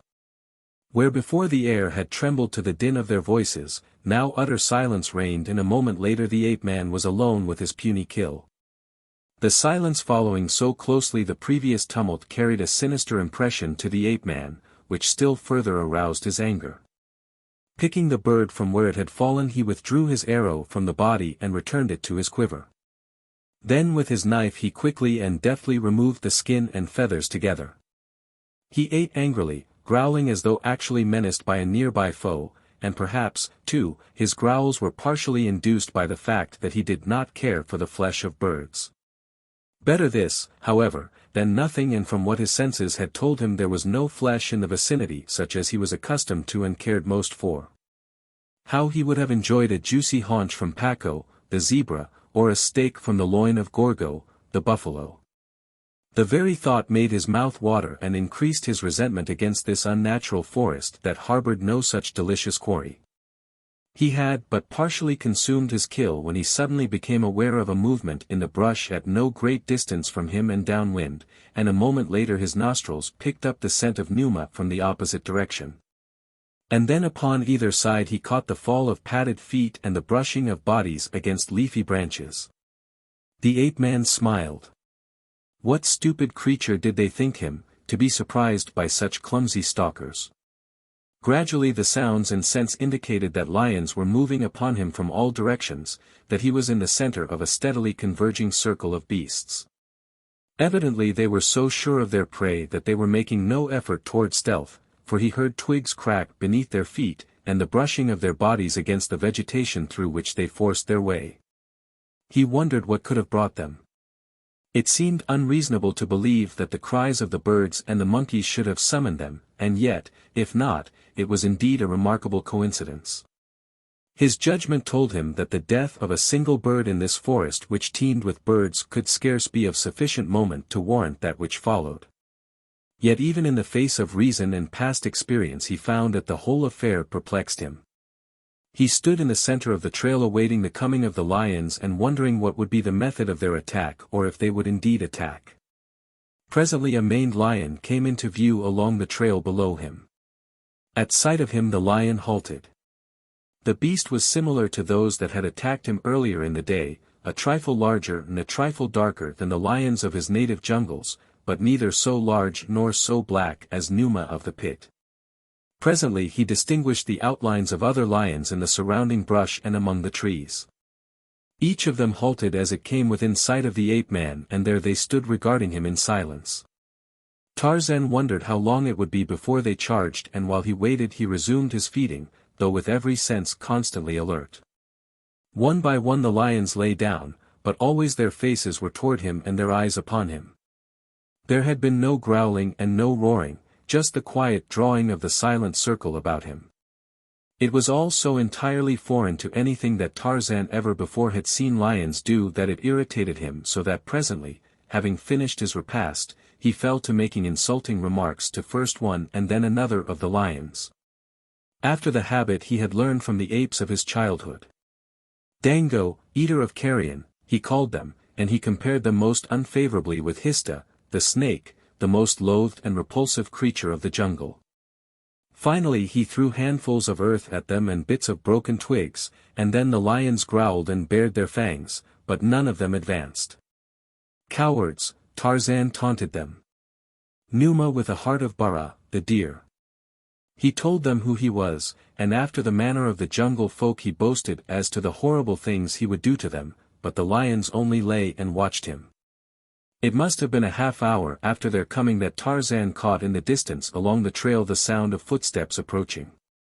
They were the footsteps of a creature who walked upon two legs, and though Tarzan could catch no scent spoor from that direction he knew that a man was approaching. Nor had he long to wait before his judgment was confirmed by the appearance of a man who halted in the trail directly behind the first lion that Tarzan had seen. At sight of the newcomer the ape-man realized that here was one similar to those who had given off the unfamiliar scent spoor that he had detected the previous night. And he saw that not only in the matter of scent did the man differ from other human beings with whom Tarzan was familiar. The fellow was strongly built with skin of a leathery appearance, like parchment yellowed with age. His hair, which was coal-black and 3 or 4 inches in length, grew out stiffly at right angles to his scalp. His eyes were close set and the irises densely black and very small, so that the white of the eyeball showed around them. The man's face was smooth except for a few straggly hairs on his chin and upper lip. The nose was aquiline and fine, but the hair grew so far down on the forehead as to suggest a very low and brutal type. The upper lip was short and fine while the lower lip was rather heavy and inclined to be pendulous, the chin being equally weak. Altogether the face carried the suggestion of a once strong and handsome countenance entirely altered by physical violence or by degraded habits and thoughts. The man's arms were long, though not abnormally so, while his legs were short, though straight. He was clothed in tight-fitting nether garments and a loose, sleeveless tunic that fell just below his hips, while his feet were shod in soft-soled sandals, the wrappings of which extended halfway to his knees, closely resembling a modern spiral military legging. He carried a short, heavy spear, and at his side swung a weapon that at first so astonished the ape-man that he could scarcely believe the evidence of his senses, a heavy saber in a leather-covered scabbard. The man's tunic appeared to have been fabricated upon a loom. It was certainly not made of skins, while the garments that covered his legs were quite as evidently made from the hides of rodents. Tarzan noted the utter unconcern with which the man approached the lions, and the equal indifference of Numa to him. The fellow paused for a moment as though appraising the ape-man and then pushed on past the lions, brushing against the tawny hide as he passed him in the trail. About 20 feet from Tarzan the man stopped, addressing the former in a strange jargon, no syllable of which was intelligible to the Tarmangani. His gestures indicated numerous references to the lions surrounding them, and once he touched his spear with the forefinger of his left hand and twice he struck the saber at his hip. While he spoke Tarzan studied the fellow closely, with the result that there fastened itself upon his mind a strange conviction, that the man who addressed him was what might only be described as a rational maniac. As the thought came to the ape-man he could not but smile, so paradoxical the description seemed. Yet a closer study of the man's features, carriage, and the contour of his head carried almost incontrovertibly the assurance that he was insane, while the tones of his voice and his gestures resembled those of a sane and intelligent mortal. Presently the man had concluded his speech and appeared to be waiting questioningly Tarzan's reply. The ape-man spoke to the other first in the language of the great apes, but he soon saw that the words carried no conviction to his listener. Then with equal futility he tried several native dialects but to none of these did the man respond. By this time Tarzan began to lose patience. He had wasted sufficient time by the road, and as he had never depended much upon speech in the accomplishment of his ends, he now raised his spear and advanced toward the other. This, evidently, was a language common to both, for instantly the fellow raised his own weapon and at the same time a low call broke from his lips, a call which instantly brought to action every lion in the hitherto silent circle. A volley of roars shattered the silence of the forest and simultaneously lions sprang into view upon all sides as they closed in rapidly upon their quarry. The man who had called them stepped back, his teeth bared in a mirthless grin. It was then that Tarzan first noticed that the fellow's upper canines were unusually long and exceedingly sharp. It was just a flashing glimpse he got of them as he leaped agilely from the ground and, to the consternation of both the lions and their master, disappeared in the foliage of the lower terrace. Flinging back over his shoulder as he swung rapidly away, "I am Tarzan of the Apes. Mighty hunter, mighty fighter. None in the jungle more powerful, none more cunning than Tarzan." A short distance beyond the point at which they had surrounded him, Tarzan came to the trail again and sought for the spoor of Bertha Kircher and Lieutenant Smith Oldwick. He found them quickly and continued upon his search for the two. The spoor lay directly along the trail for another half-mile when the way suddenly debouched from the forest into open land and there broke upon the astonished view of the ape-man the domes and minarets of a walled city. Directly before him in the wall nearest him Tarzan saw a low-arched gateway to which a well-beaten trail led from that which he had been following. In the open space between the forest and the city walls, quantities of garden stuff was growing, while before him at his feet, in an open man-made ditch, ran a stream of water. The plants in the garden were laid out in well-spaced, symmetrical rows and appeared to have been given excellent attention and cultivation.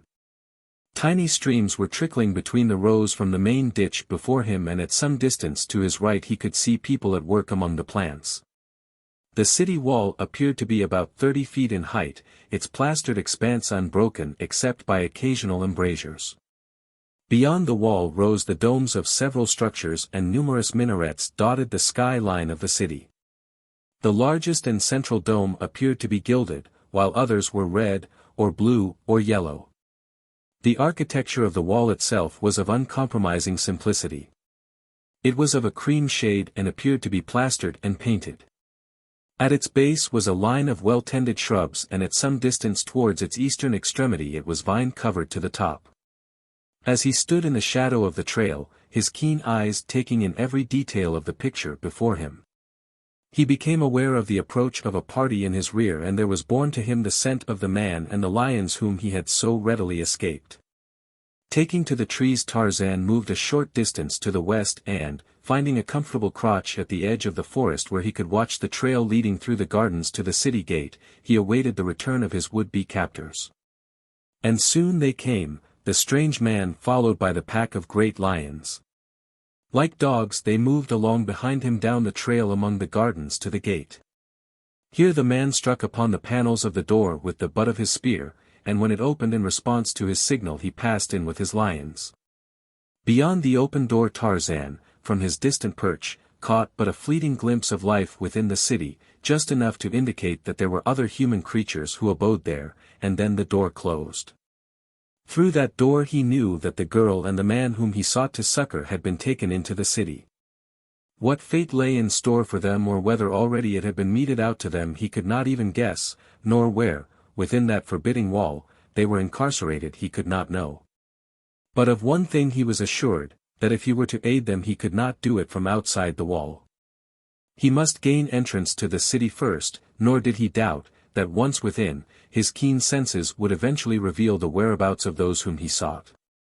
The low sun was casting long shadows across the gardens when Tarzan saw the workers returning from the eastern field. A man came first, and as he came he lowered little gates along the large ditch of running water, shutting off the streams that had run between the rows of growing plants. And behind him came other men carrying burdens of fresh vegetables in great woven baskets upon their shoulders. Tarzan had not realized that there had been so many men working in the field, but now as he sat there at the close of the day he saw a procession filing in from the east, bearing the tools and the produce back into the city. And then, to gain a better view, the ape-man ascended to the topmost branches of a tall tree where he overlooked the nearer wall. From this point of vantage he saw that the city was long and narrow, and that while the outer walls formed a perfect rectangle, the streets within were winding. Toward the center of the city there appeared to be a low, white building around which the larger edifices of the city had been built, and here, in the fast waning light, Tarzan thought that between two buildings he caught the glint of water. But of that he was not sure. His experience of the centers of civilization naturally inclined him to believe that this central area was a plaza about which the larger buildings were grouped, and that there would be the most logical place to search first for Bertha Kircher and her companion. And then the sun went down and darkness quickly enveloped the city, a darkness that was accentuated for the ape-man rather than relieved by the artificial lights which immediately appeared in many of the windows visible to him. Tarzan had noticed that the roofs of most of the buildings were flat, the few exceptions being those of what he imagined to be the more pretentious public structures. How this city had come to exist in this forgotten part of unexplored Africa the ape-man could not conceive. Better than another, he realized something of the unsolved secrets of the great dark continent, enormous areas of which have as yet been untouched by the foot of civilized man.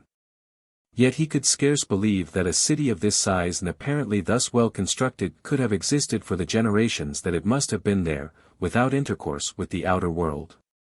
Even though it was surrounded by a trackless desert waste, as he knew it to be. He could not conceive that generation after generation of men could be born and die there without attempting to solve the mysteries of the world beyond the confines of their little valley. And yet, here was the city surrounded by tilled land and filled with people. With the coming of night there arose throughout the jungle the cries of the great cats, the voice of Numa blended with that of Sheeta, and the thunderous roars of the great males reverberated through the forest until the earth trembled. And from within the city came the answering roars of other lions. A simple plan for gaining entrance to the city had occurred to Tarzan, and now that darkness had fallen he set about to put it into effect. Its success hinged entirely upon the strength of the vines he had seen surmounting the wall toward the east. In this direction he made his way, while from out of the forest about him the cries of the flesh-eaters increased in volume and ferocity. A quarter of a mile intervened between the forest and the city wall, a quarter of a mile of cultivated land unrelieved by a single tree. Tarzan of the Apes realized his limitations, and so he knew that it would undoubtedly spell death for him to be caught in the open space by one of the great black lions of the forest if, as he had already surmised, Numa of the Pit was a specimen of the forest lion of the valley. He must, therefore, depend entirely upon his cunning and his speed, and upon the chance that the vine would sustain his weight. He moved through the middle terrace, where the way is always easiest, until he reached a point opposite the vine-clad portion of the wall, and there he waited, listening and scenting, until he might assure himself that there was no Numa within his immediate vicinity, or, at least, none that sought him.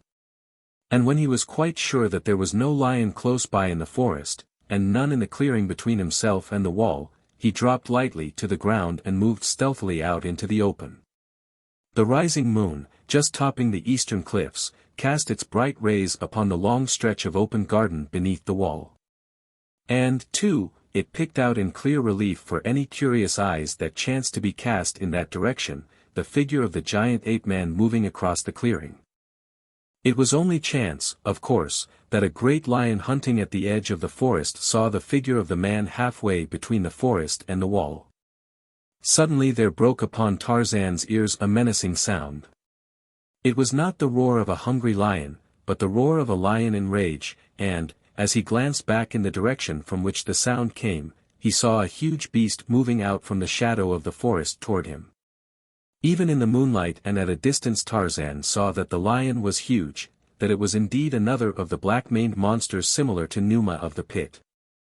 For an instant he was impelled to turn and fight, but at the same time the thought of the helpless girl imprisoned in the city flashed through his brain and, without an instant's hesitation, Tarzan of the Apes wheeled and ran for the wall. Then it was that Numa charged. Numa, the lion, can run swiftly for a short distance, but he lacks endurance. For the period of an ordinary charge he can cover the ground with greater rapidity possibly than any other creature in the world. Tarzan, on the other hand, could run at great speed for long distances, though never as rapidly as Numa when the latter charged.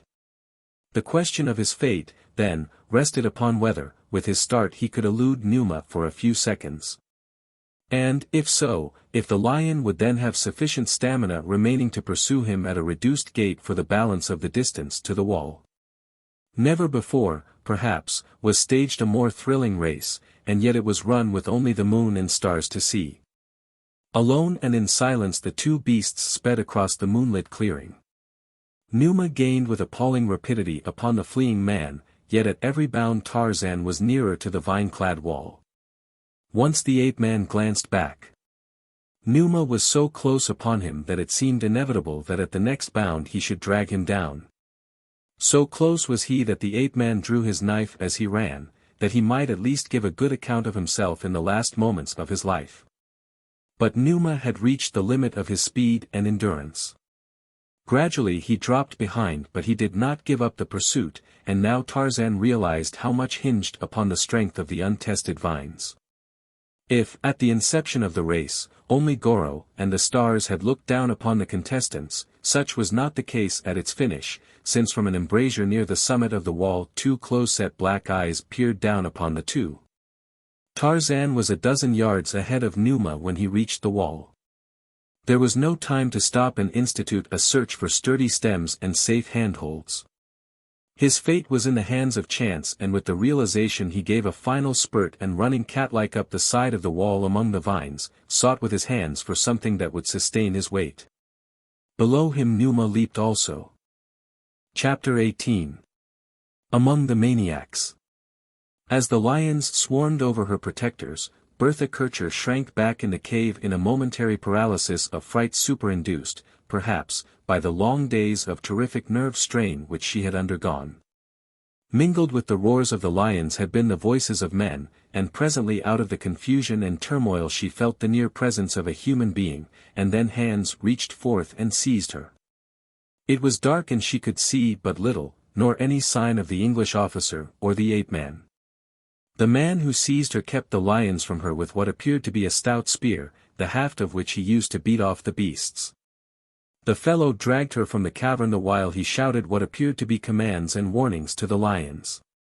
Once out upon the light sands of the bottom of the gorge objects became more distinguishable, and then she saw that there were other men in the party and that two half led and half carried the stumbling figure of a third, whom she guessed must be Smith Oldwick. For a time the lions made frenzied efforts to reach the two captives, but always the men with them succeeded in beating them off. The fellows seemed utterly unafraid of the great beasts leaping and snarling about them, handling them much the same as one might handle a pack of obstreperous dogs.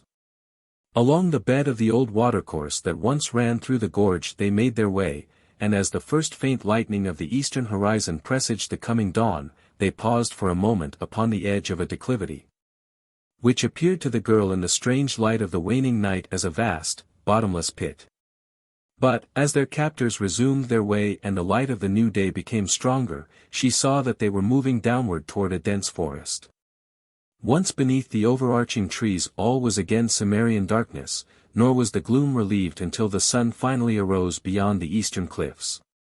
When she saw that they were following what appeared to be a broad and well-beaten game trail through a forest of great trees. The ground was unusually dry for an African forest, and the underbrush, while heavily foliaged, was not nearly so rank and impenetrable as that which she had been accustomed to find in similar woods. It was as though the trees and the bushes grew in a waterless country, nor was there the musty odor of decaying vegetation or the myriads of tiny insects such as are bred in damp places. As they proceeded and the sun rose higher, the voices of the arboreal jungle life rose in discordant notes and loud chattering about them. Innumerable monkeys scolded and screamed in the branches overhead, while harsh-voiced birds of brilliant plumage darted hither and thither. She noticed presently that their captors often cast apprehensive glances in the direction of the birds and on numerous occasions seemed to be addressing the winged denizens of the forest. One incident made a marked impression on her. The man who immediately preceded her was a fellow of powerful build, yet, when a brilliantly colored parrot swooped downward toward him, he dropped upon his knees and covering his face with his arms bent forward until his head touched the ground. Some of the others looked at him and laughed nervously. Presently the man glanced upward and seeing that the bird had gone, rose to his feet and continued along the trail. It was at this brief halt that Smith Oldwick was brought to her side by the men who had been supporting him. He had been rather badly mauled by one of the lions, but was now able to walk alone, though he was extremely weak from shock and loss of blood. "Pretty mess, what?" he remarked with a wry smile, indicating his bloody and disheveled state. "It is terrible," said the girl.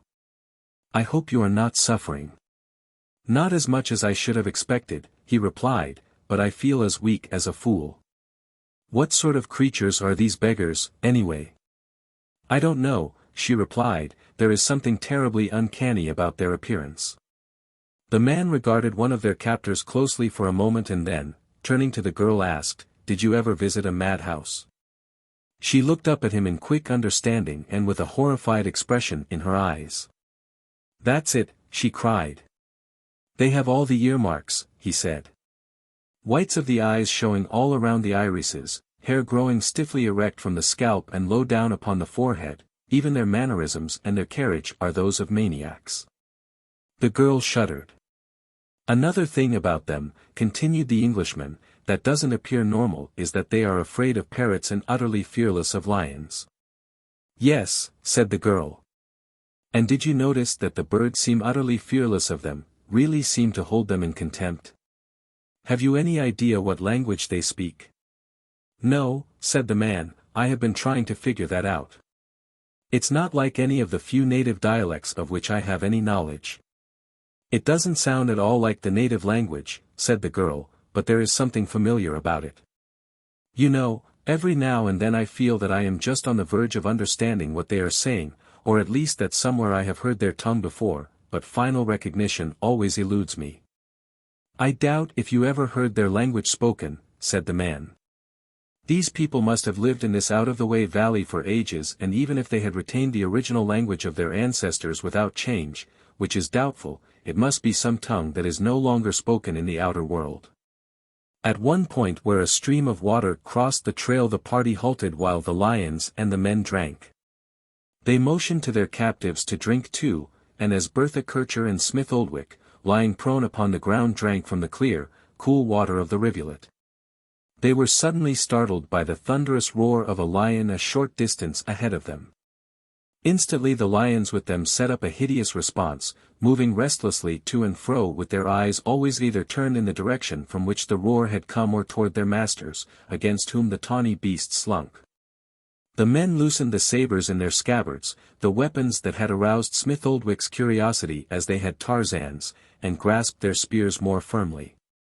Evidently there were lions, and while they evinced no fear of the beasts which accompanied them, it was quite evident that the voice of the newcomer had an entirely different effect upon them. Although the men seemed less terrified than the lions. Neither, however, showed any indication of an inclination to flee. On the contrary, the entire party advanced along the trail in the direction of the menacing roars, and presently there appeared in the center of the path a black lion of gigantic proportions. To Smith Oldwick and the girl he appeared to be the same lion that they had encountered at the plain and from which Tarzan had rescued them. But it was not Numa of the pit, although he resembled him closely. The black beast stood directly in the center of the trail, lashing his tail and growling menacingly at the advancing party. The men urged on their own beasts, who growled and whined but hesitated to charge. Evidently becoming impatient, and in full consciousness of his might, the intruder raised his tail stiffly erect and shot forward. Several of the defending lions made a half-hearted attempt to obstruct his passage, but they might as well have placed themselves in the path of an express train, as hurling them aside the great beast leaped straight for one of the men.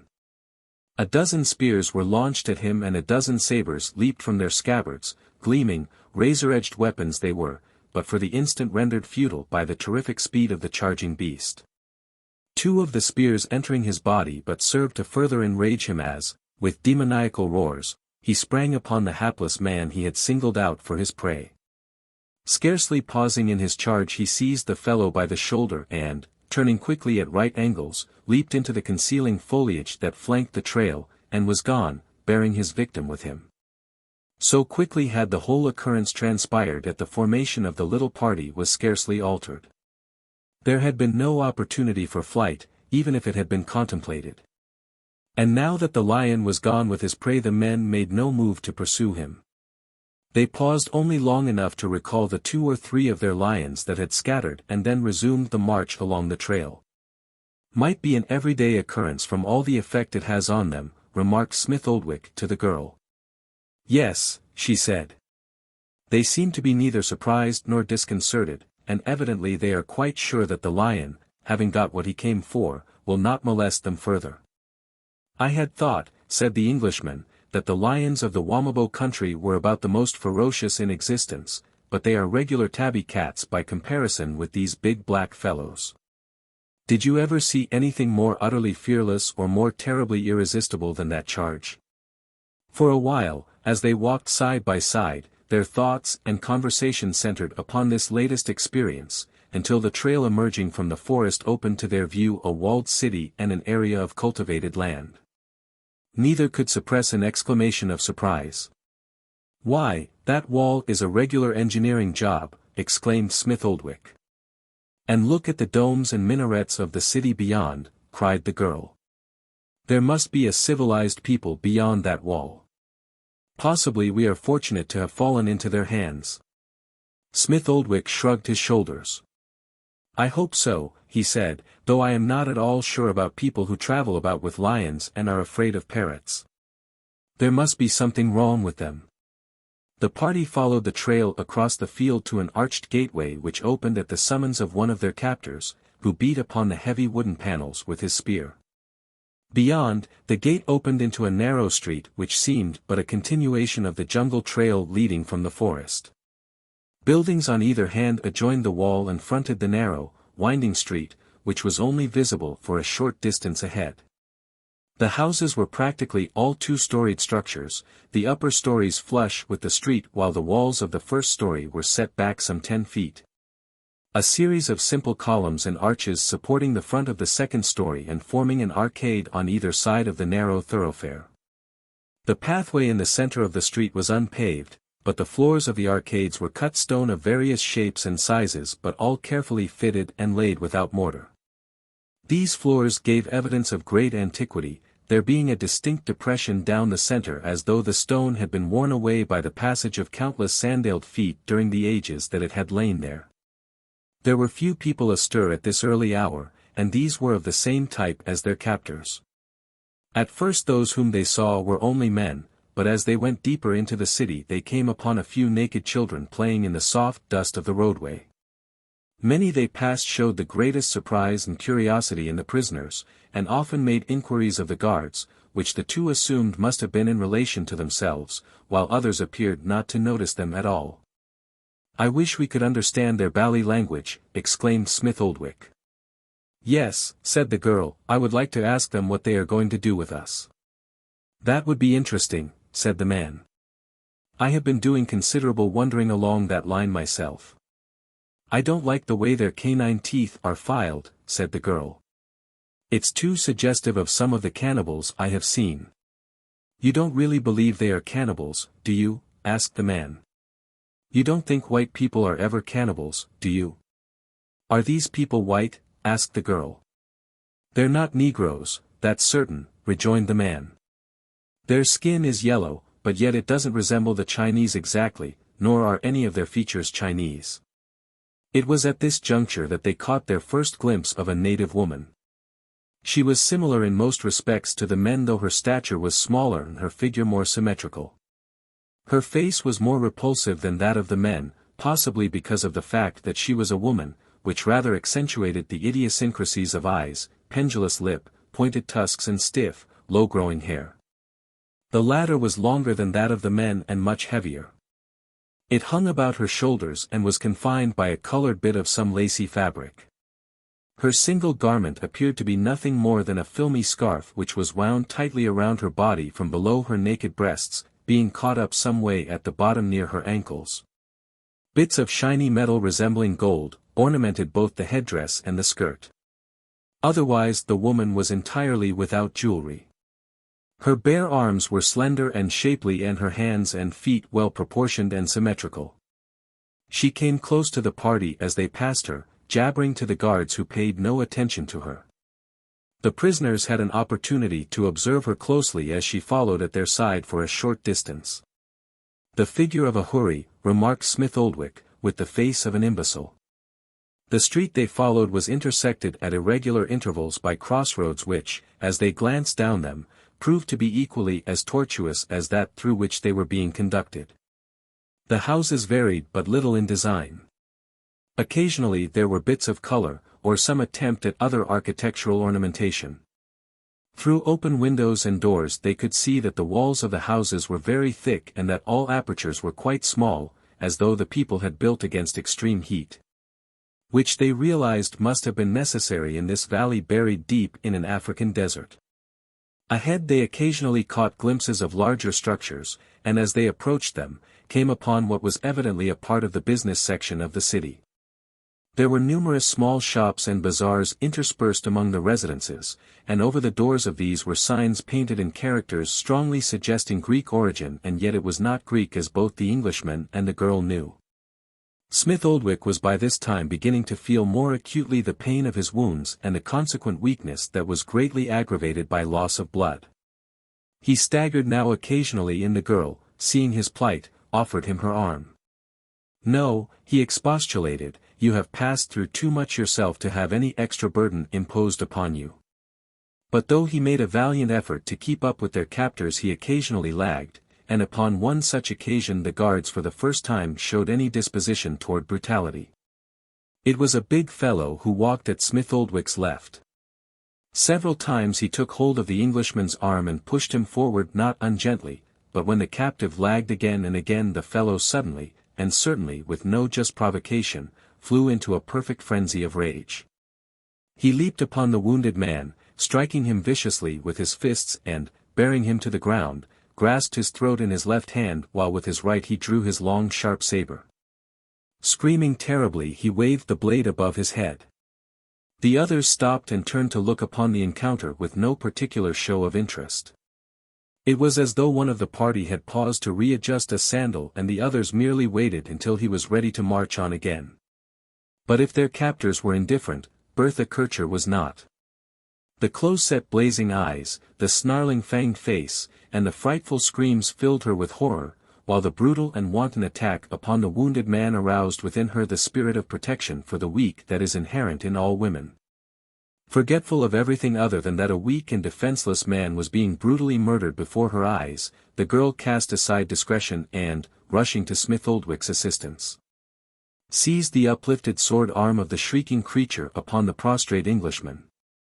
Clinging desperately to the fellow she surged backward with all her weight and strength with the result that she overbalanced him and sent him sprawling to the pavement upon his back.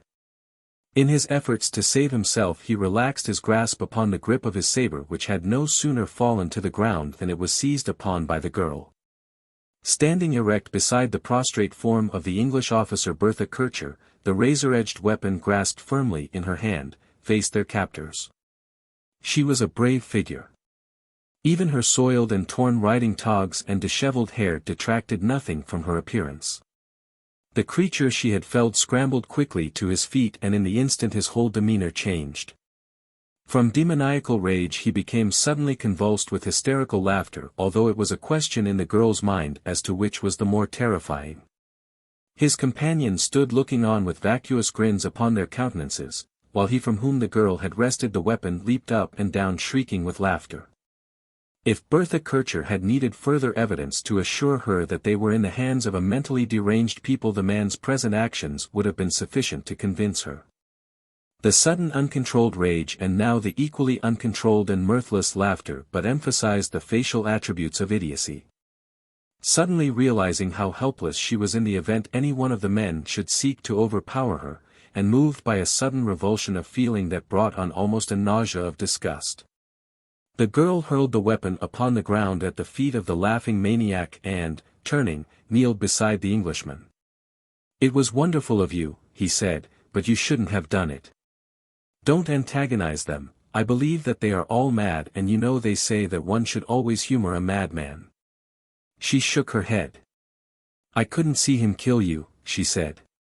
A sudden light sprang to the man's eyes as he reached out a hand and grasped the girl's fingers. "Do you care a little now?" he asked. "Can't you tell me that you do, just a bit?" She did not withdraw her hand from his, but she shook her head sadly. "Please don't," she said. "I am sorry that I can only like you very much." The light died from his eyes and his fingers relaxed their grasp on hers. "Please forgive me," he murmured. "I intended waiting until we got out of this mess and you were safe among your own people. It must have been the shock or something like that, and seeing you defending me as you did. Anyway, I couldn't help it, and really it doesn't make much difference what I say now, does it?" "What do you mean?" she asked quickly. He shrugged and smiled ruefully. "I will never leave this city alive," he said. "I wouldn't mention it except that I realize that you must know it as well as I. I was pretty badly torn up by the lion, and this fellow here has about finished me. There might be some hope if we were among civilized people, but here with these frightful creatures what care could we get even if they were friendly?" Bertha Kircher knew that he spoke the truth, and yet she could not bring herself to an admission that Smith Oldwick would die. She was very fond of him, in fact her great regret was that she did not love him, but she knew that she did not. It seemed to her that it could be such an easy thing for any girl to love Lieutenant Harold Percy Smith Oldwick, an English officer and a gentleman, the scion of an old family and himself a man of ample means, young, good-looking and affable. What more could a girl ask for than to have such a man love her, and that she possessed Smith Oldwick's love there was no doubt in Bertha Kircher's mind. She sighed, and then, laying her hand impulsively on his forehead, she whispered, "Do not give up hope, though. Try to live for my sake, and for your sake I will try to love you." It was as though new life had suddenly been injected into the man's veins. His face lightened instantly, and with strength that he himself did not know he possessed, he rose slowly to his feet, albeit somewhat unsteadily. The girl helped him and supported him after he had arisen. For the moment they had been entirely unconscious of their surroundings, and now as she looked at their captors she saw that they had fallen again into their almost habitual manner of stolid indifference. And at a gesture from one of them the march was resumed as though no untoward incident had occurred. Bertha Kircher experienced a sudden reaction from the momentary exaltation of her recent promise to the Englishman. She knew that she had spoken more for him than for herself, but now that it was over she realized, as she had realized the moment before she had spoken, that it was unlikely she would ever care for him the way he wished. But what had she promised? Only that she would try to love him. And now, she asked herself. She realized that there might be little hope of their ever returning to civilization. Even if these people should prove friendly and willing to let them depart in peace, how were they to find their way back to the coast? With Tarzan dead, as she fully believed him after having seen his body lying lifeless at the mouth of the cave when she had been dragged forth by her captor, there seemed no power at their command which could guide them safely. The two had scarcely mentioned the ape-man since their capture, for each realized fully what his loss meant to them. They had compared notes relative to those few exciting moments of the final attack and capture and had found that they agreed perfectly upon all that had occurred.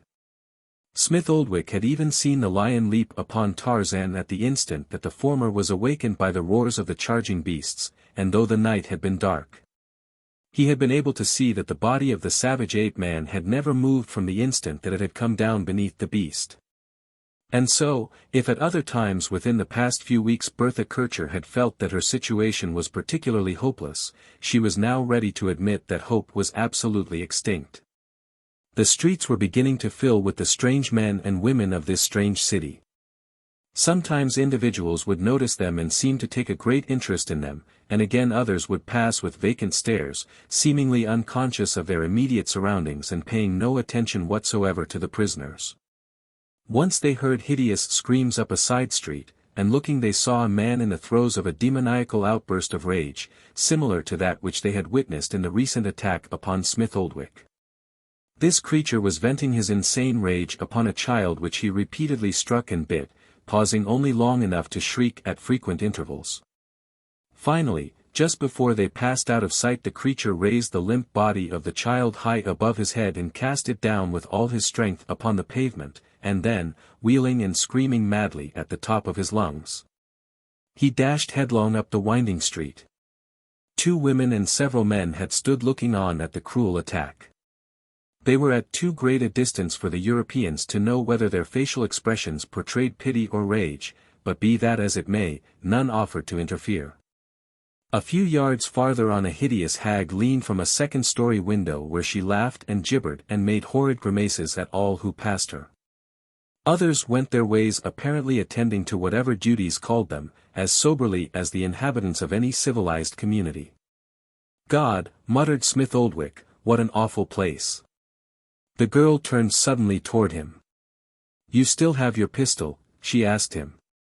Yes, he replied. I tucked it inside my shirt.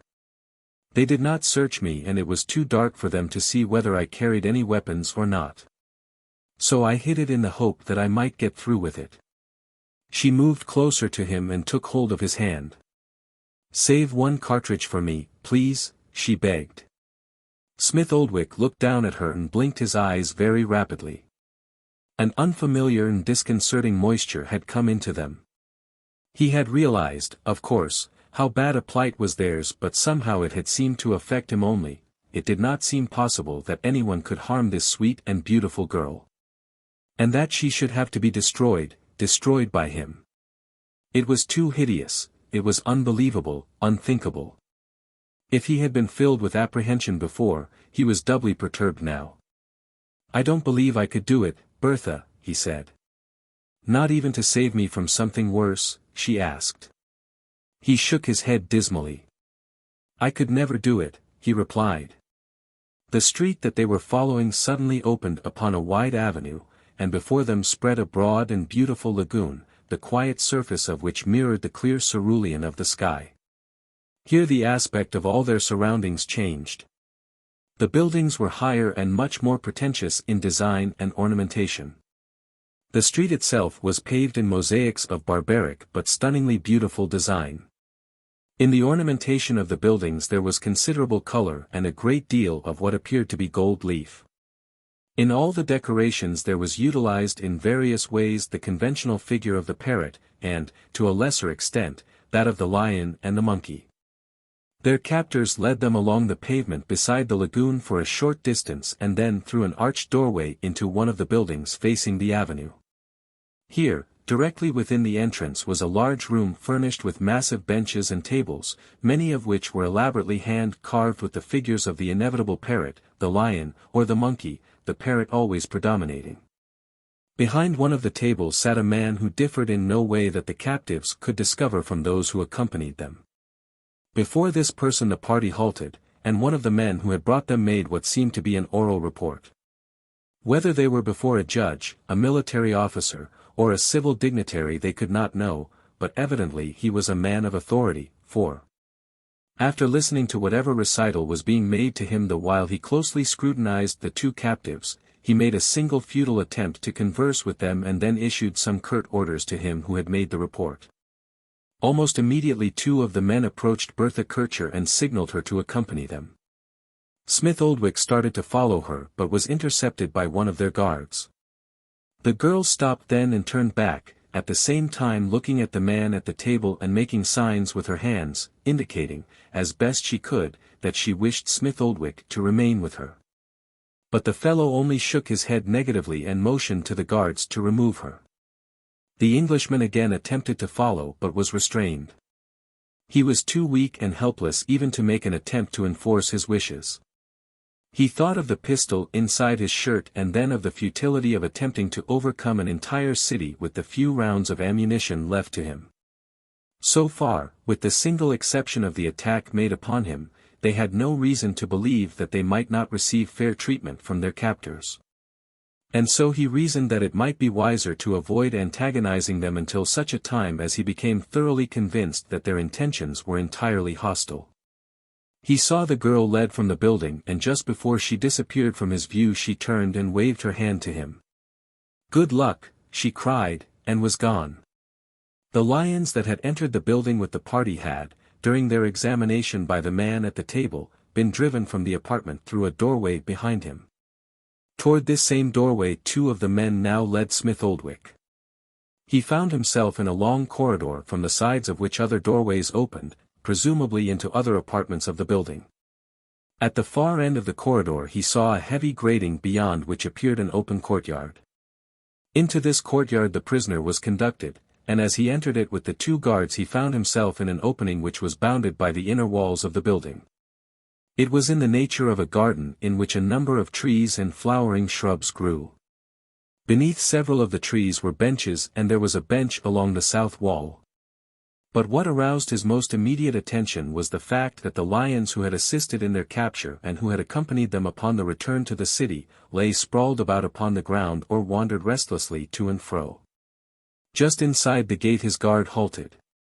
The two men exchanged a few words and then turned and re-entered the corridor. The Englishman was horror-stricken as the full realization of his terrible plight forced itself upon his tired brain.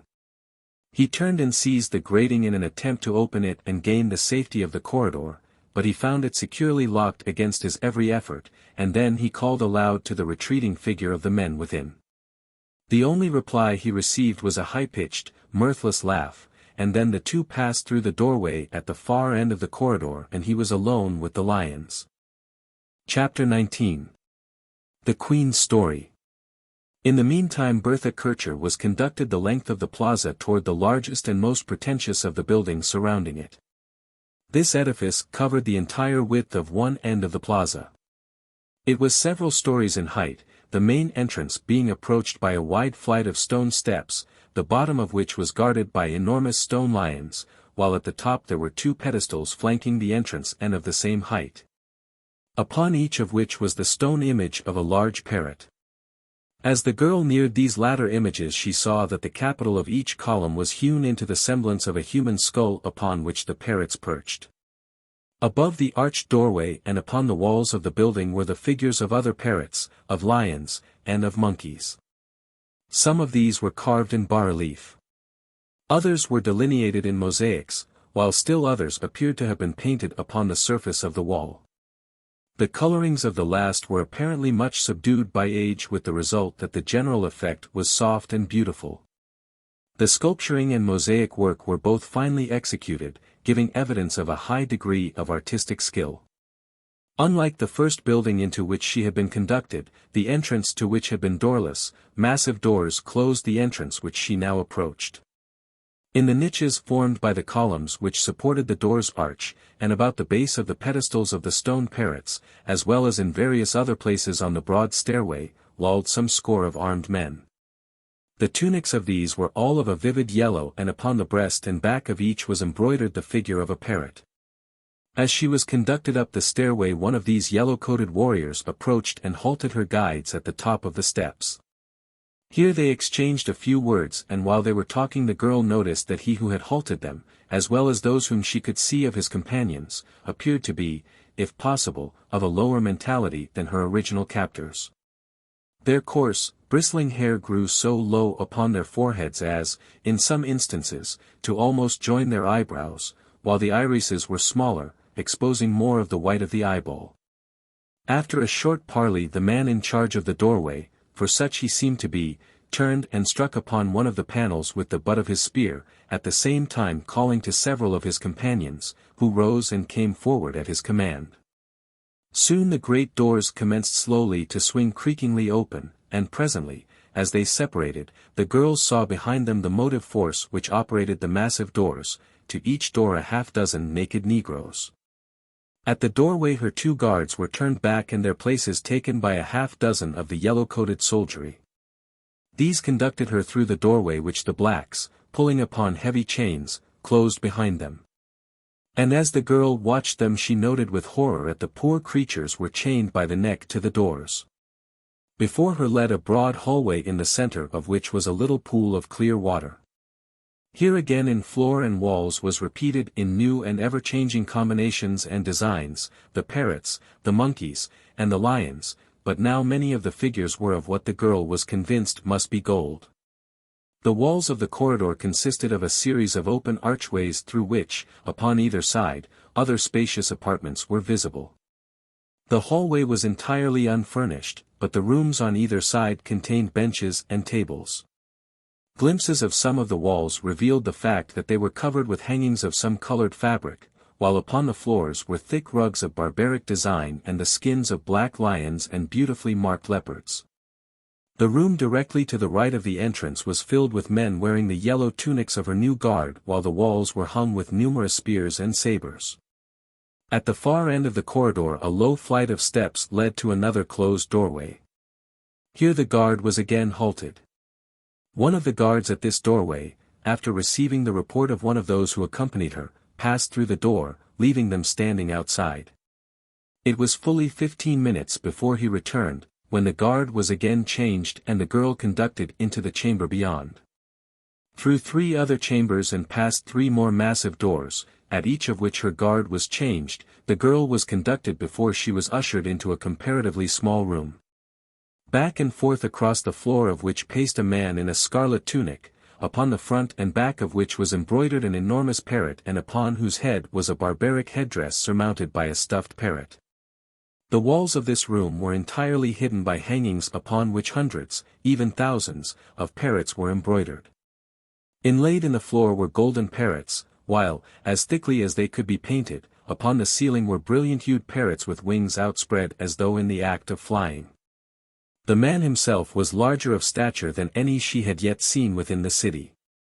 His parchment-like skin was wrinkled with age and he was much fatter than any other of his kind that she had seen.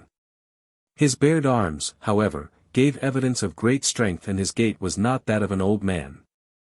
His facial expression denoted almost utter imbecility and he was quite the most repulsive creature that ever Bertha Kircher had looked upon. For several minutes after she was conducted into his presence he appeared not to be aware that she was there but continued his restless pacing to and fro. Suddenly, without the slightest warning, and while he was at the far end of the room from her with his back toward her, he wheeled and rushed madly at her. Involuntarily the girl shrank back, extending her open palms toward the frightful creature as though to hold him aloof, but a man upon either side of her, the two who had conducted her into the apartment, seized and held her. Although he rushed violently toward her, the man stopped without touching her. For a moment his horrid white-rimmed eyes glared searchingly into her face, immediately following which he burst into maniacal laughter. For 2 or 3 minutes the creature gave himself over to merriment, and then, stopping as suddenly as he had commenced to laugh, he fell to examining the prisoner. He felt of her hair, her skin, the texture of the garment she wore, and by means of signs made her understand she was to open her mouth. In the latter he seemed much interested, calling the attention of one of the guards to her canine teeth and then baring his own sharp fangs for the prisoner to see. Presently he resumed pacing to and fro across the floor, and it was fully 15 minutes before he again noticed the prisoner, and then it was to issue a curt order to her guards, who immediately conducted her from the apartment. The guards now led the girl through a series of corridors and apartments to a narrow stone stairway which led to the floor above, finally stopping before a small door where stood a naked Negro armed with a spear. At a word from one of her guards the Negro opened the door and the party passed into a low-ceiled apartment, the windows of which immediately caught the girl's attention through the fact that they were heavily barred. The room was furnished similarly to those that she had seen in other parts of the building, the same carved tables and benches, the rugs upon the floor, the decorations upon the walls. Although in every respect it was simpler than anything she had seen on the floor below. In one corner was a low couch covered with a rug similar to those on the floor except that it was of a lighter texture, and upon this sat a woman. As Bertha Kircher's eyes alighted upon the occupant of the room the girl gave a little gasp of astonishment, for she recognized immediately that here was a creature more nearly of her own kind than any she had seen within the city's walls. An old woman it was who looked at her through faded blue eyes, sunken deep in a wrinkled and toothless face. But the eyes were those of a sane and intelligent creature, and the wrinkled face was the face of a white woman. At sight of the girl the woman rose and came forward, her gait so feeble and unsteady that she was forced to support herself with a long staff which she grasped in both her hands. One of the guards spoke a few words to her and then the men turned and left the apartment. The girl stood just within the door waiting in silence for what might next befall her. The old woman crossed the room and stopped before her, raising her weak and watery eyes to the fresh young face of the newcomer. Then she scanned her from head to foot and once again the old eyes returned to the girl's face. Bertha Kircher on her part was not less frank in her survey of the little old woman. It was the latter who spoke first. In a thin, cracked voice she spoke, hesitatingly, falteringly, as though she were using unfamiliar words and speaking a strange tongue. "You are from the outer world?" she asked in English. "God grant that you may speak and understand this tongue." "English?" the girl exclaimed. "Yes, of course, I speak English." "Thank God," cried the little old woman. "I did not know whether I myself might speak it so that another could understand. For 60 years I have spoken only their accursed gibberish. For 60 years I have not heard a word in my native language. Poor creature! Poor creature!" she mumbled. "What accursed misfortune threw you into their hands?" "You are an English woman?" asked Bertha Kircher. "Did I understand you aright that you are an English woman and have been here for 60 years? The old woman nodded her head affirmatively.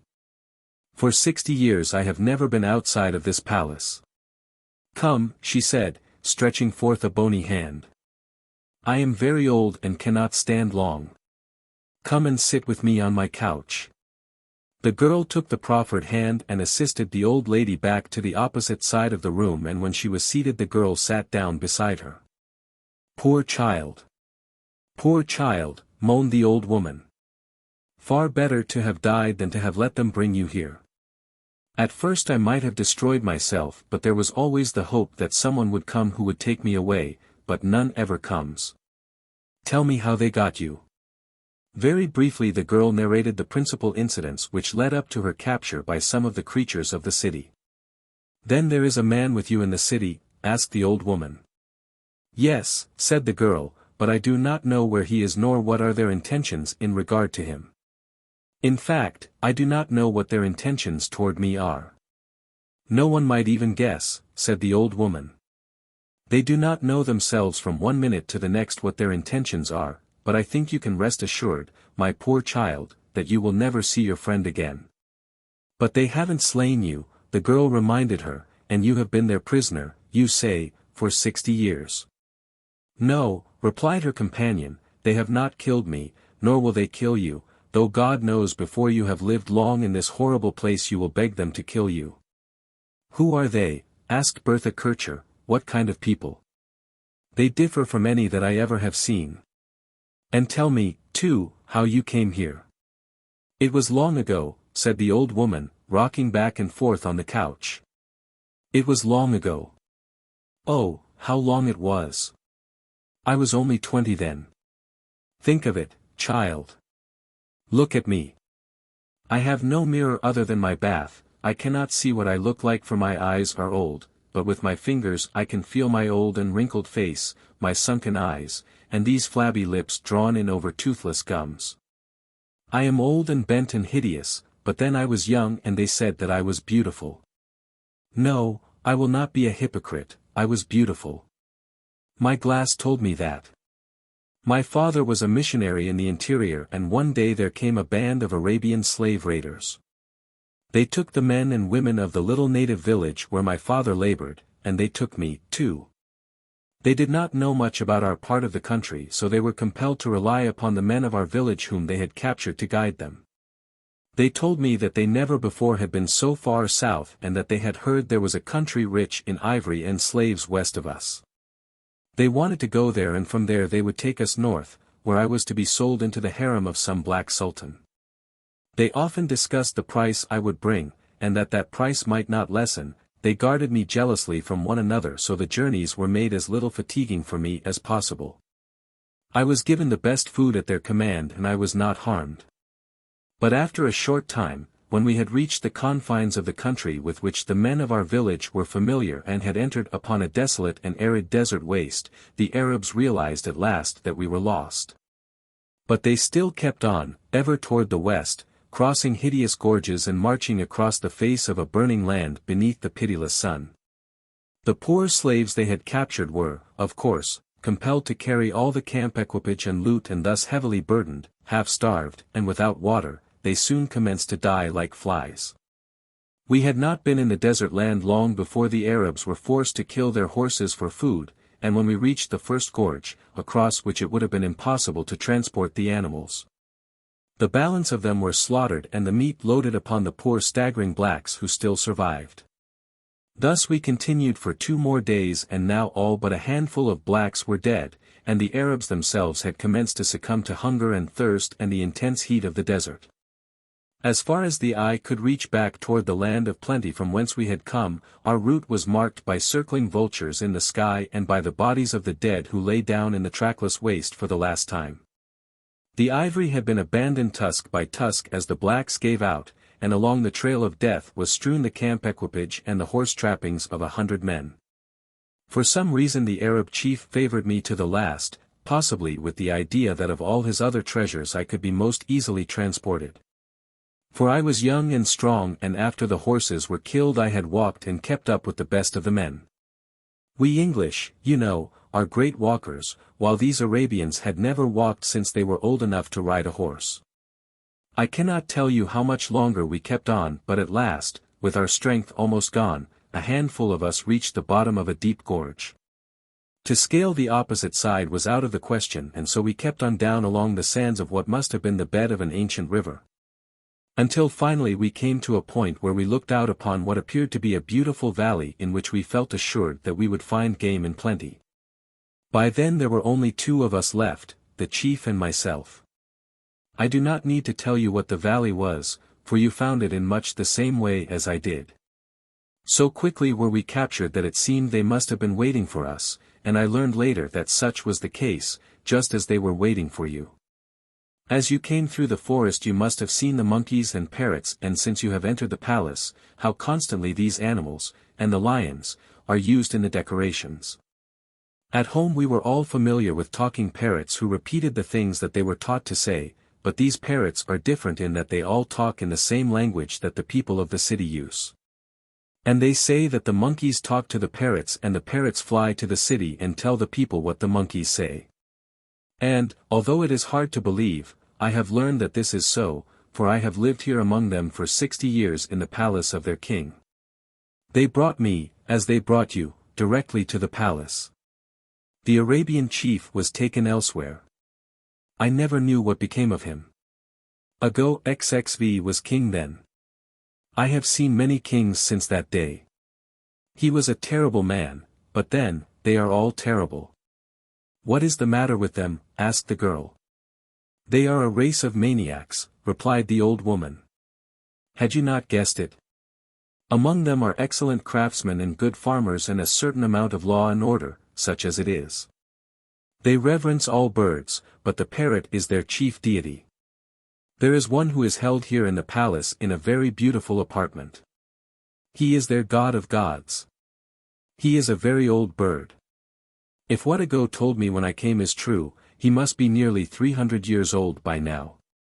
Their religious rites are revolting in the extreme, and I believe that it may be the practice of these rites through ages that has brought the race to its present condition of imbecility.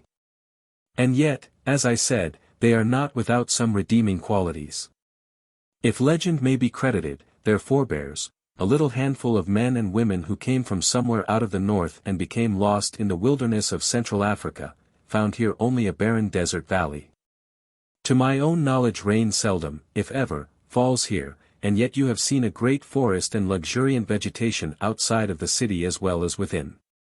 This miracle is accomplished by the utilization of natural springs which their ancestors developed, and upon which they have improved to such an extent that the entire valley receives an adequate amount of moisture at all times.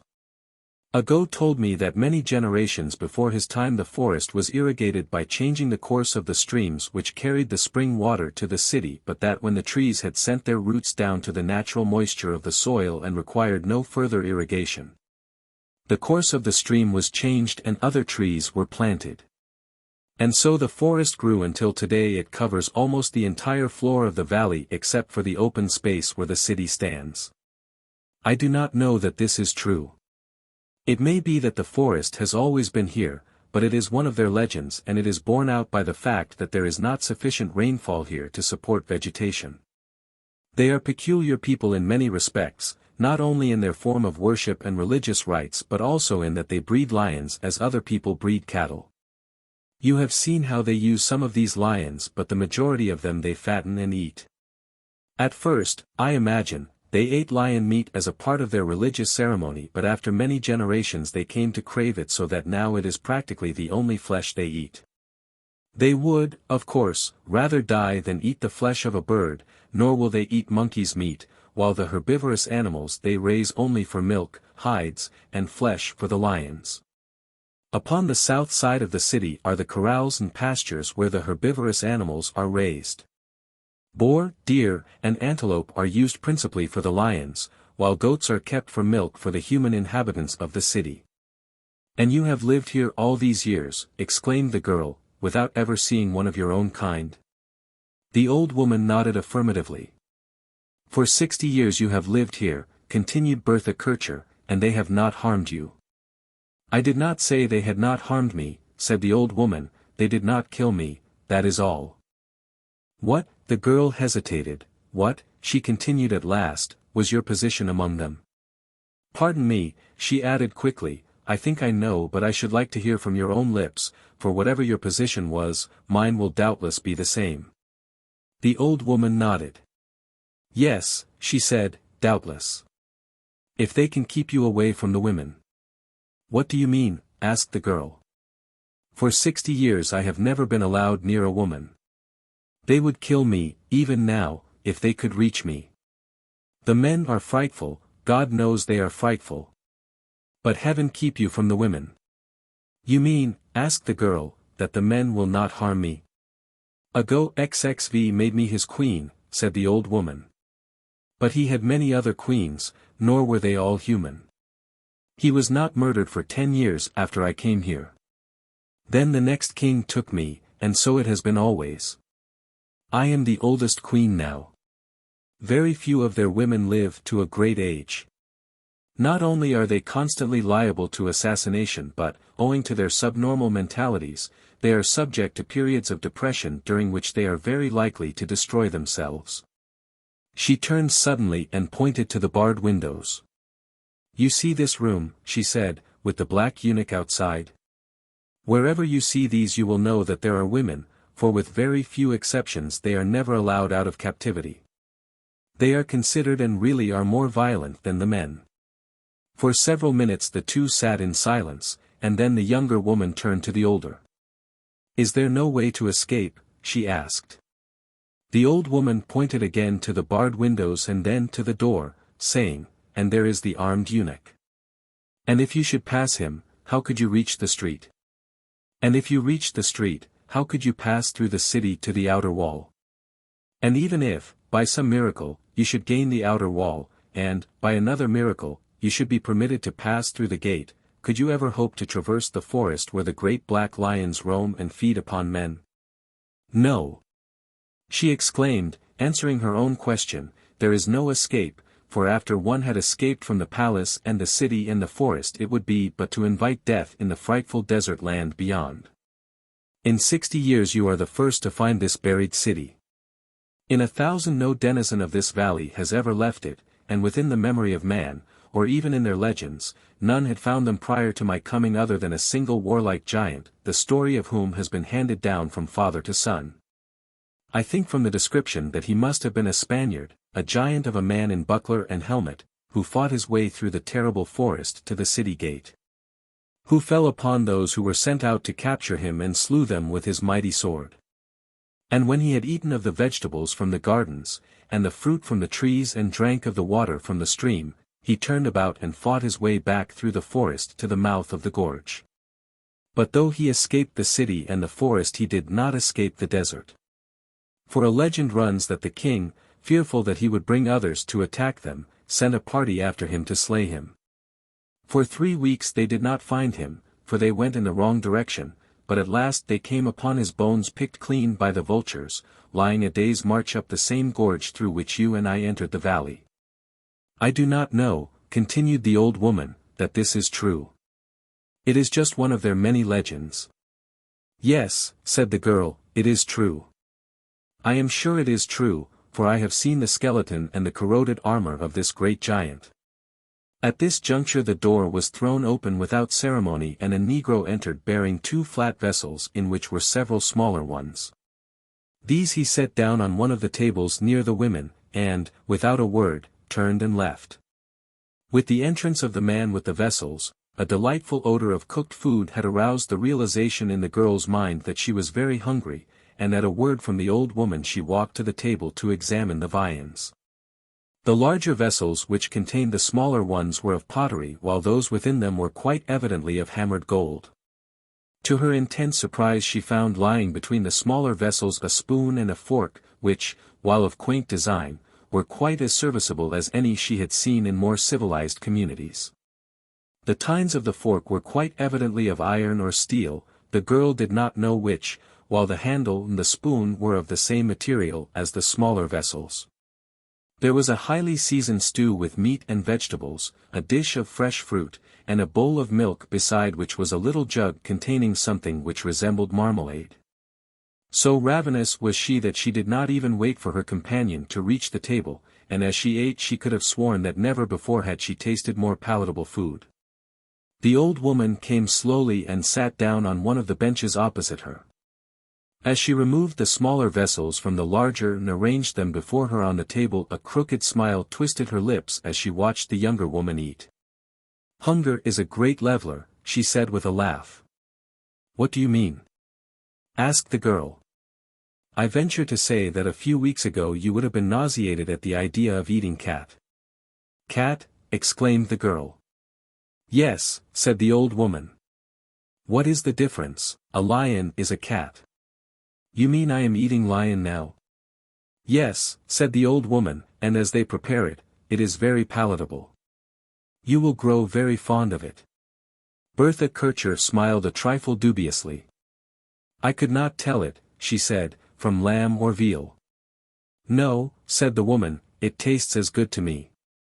But these lions are very carefully kept and very carefully fed, and their flesh is so seasoned and prepared that it might be anything so far as taste is concerned. And so Bertha Kircher broke her long fast upon strange fruits, lion meat, and goat's milk. Scarcely had she finished when again the door opened and there entered a yellow-coated soldier. He spoke to the old woman. The king, she said, has commanded that you be prepared and brought to him. You are to share these apartments with me. The king knows that I am not like his other women. He never would have dared to put you with them. Herrig 16 has occasional lucid intervals. You must have been brought to him during one of these. Like the rest of them, he thinks that he alone of all the community is sane, but more than once I have thought that the various men with whom I have come in contact here, including the kings themselves, looked upon me as, at least, less mad than the others. Yet how I have retained my senses all these years is beyond me. What do you mean by prepare? Asked Bertha Kircher.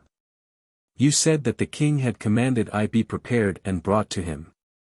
You will be bathed and furnished with a robe similar to that which I wear. Is there no escape? Asked the girl.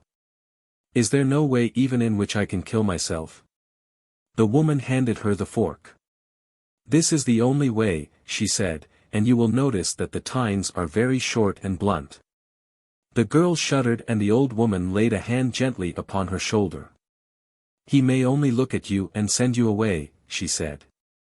Ago XXV sent for me once, tried to talk with me, discovered that I could not understand him and that he could not understand me, ordered that I be taught the language of his people, and then apparently forgot me for a year. Sometimes I do not see the king for a long period. There was one king who ruled for 5 years whom I never saw.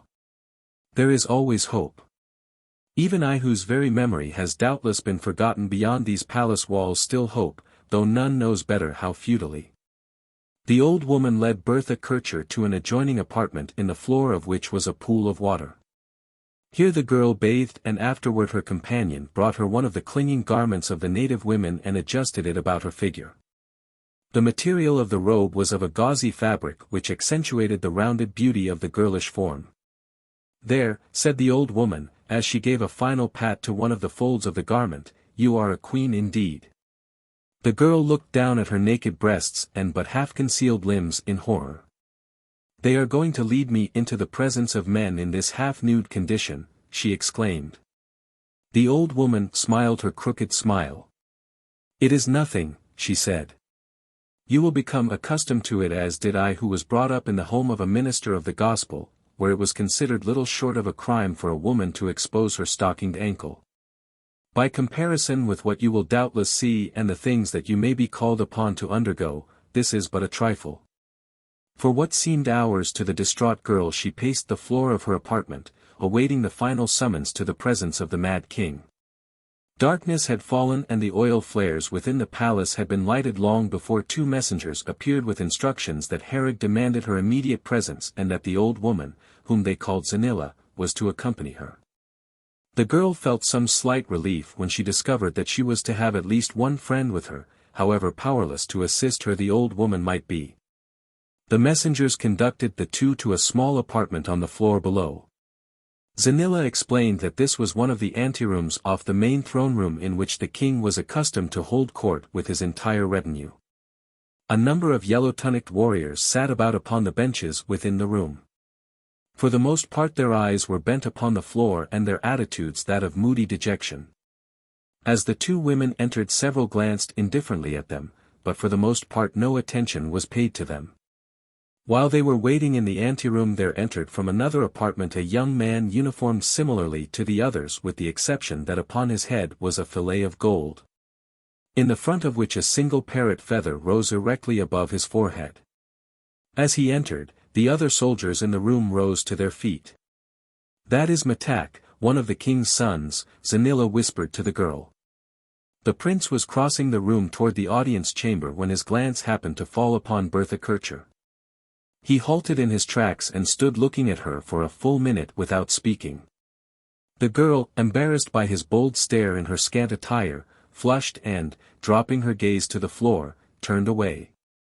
Matak suddenly commenced to tremble from head to foot and then, without warning other than a loud, hoarse scream, he sprang forward and seized the girl in his arms.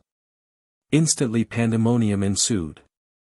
The two messengers who had been charged with the duty of conducting the girl to the king's presence danced, shrieking, about the prince, waving their arms and gesticulating wildly as though they would force him to relinquish her. The while they dared not lay hands upon royalty. The other guardsmen, as though suffering in sympathy the madness of their prince, ran forward screaming and brandishing their sabers.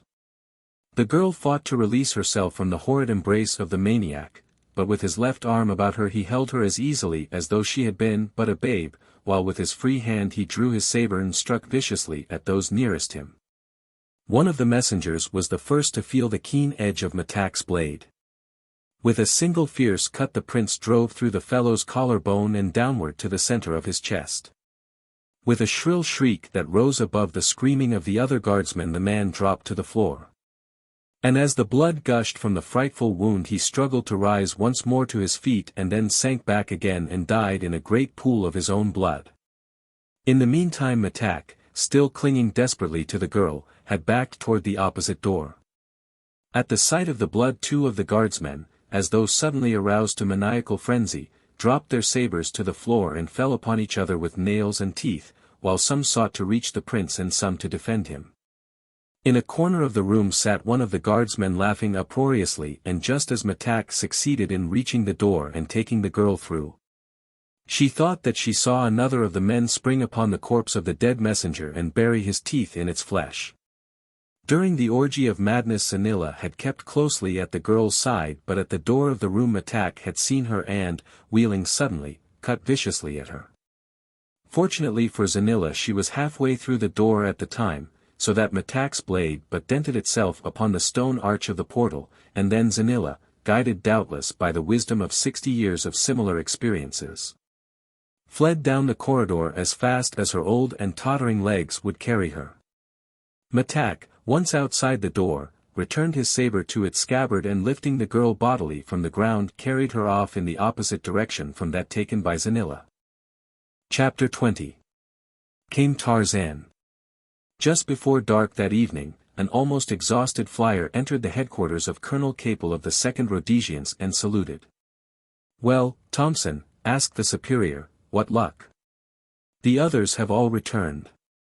Never saw a thing of Oldwick or his plane. I guess we shall have to give it up unless you were more successful." "I was," replied the young officer. "I found the plane." "No," ejaculated Colonel Capel. "Where was it? Any sign of Oldwick?" "It is in the rottenest hole in the ground you ever saw, quite a bit inland. Narrow gorge. Saw the plane all right but can't reach it. There was a regular devil of a lion wandering around it. I landed near the edge of the cliff and was going to climb down and take a look at the plane. But this fellow hung around for an hour or more and I finally had to give it up." "Do you think the lions got Oldwick?" asked the colonel. "I doubt it," replied Lieutenant Thompson, "from the fact that there was no indication that the lion had fed anywhere about the plane.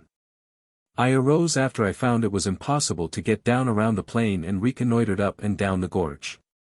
Several miles to the south I found a small, wooded valley in the center of which, please don't think me crazy, sir, is a regular city, streets, buildings, a central plaza with a lagoon. Good-sized buildings with domes and minarets and all that sort of stuff." The elder officer looked at the younger compassionately. "You're all wrought up, Thompson," he said. "Go and take a good sleep. You have been on this job now for a long while and it must have gotten on your nerves." The young man shook his head a bit irritably. "Pardon me, sir," he said, "but I am telling you the truth. I am not mistaken. I circled over the place several times. It may be that Oldwick has found his way there, or has been captured by these people." "Were there people in the city?" asked the colonel.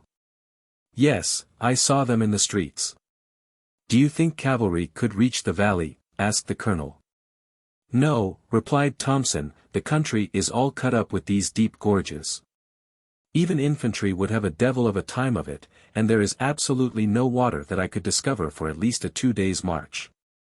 It was at this juncture that a big Vauxhall drew up in front of the headquarters of the 2nd Rhodesians, and a moment later General Smuts alighted and entered.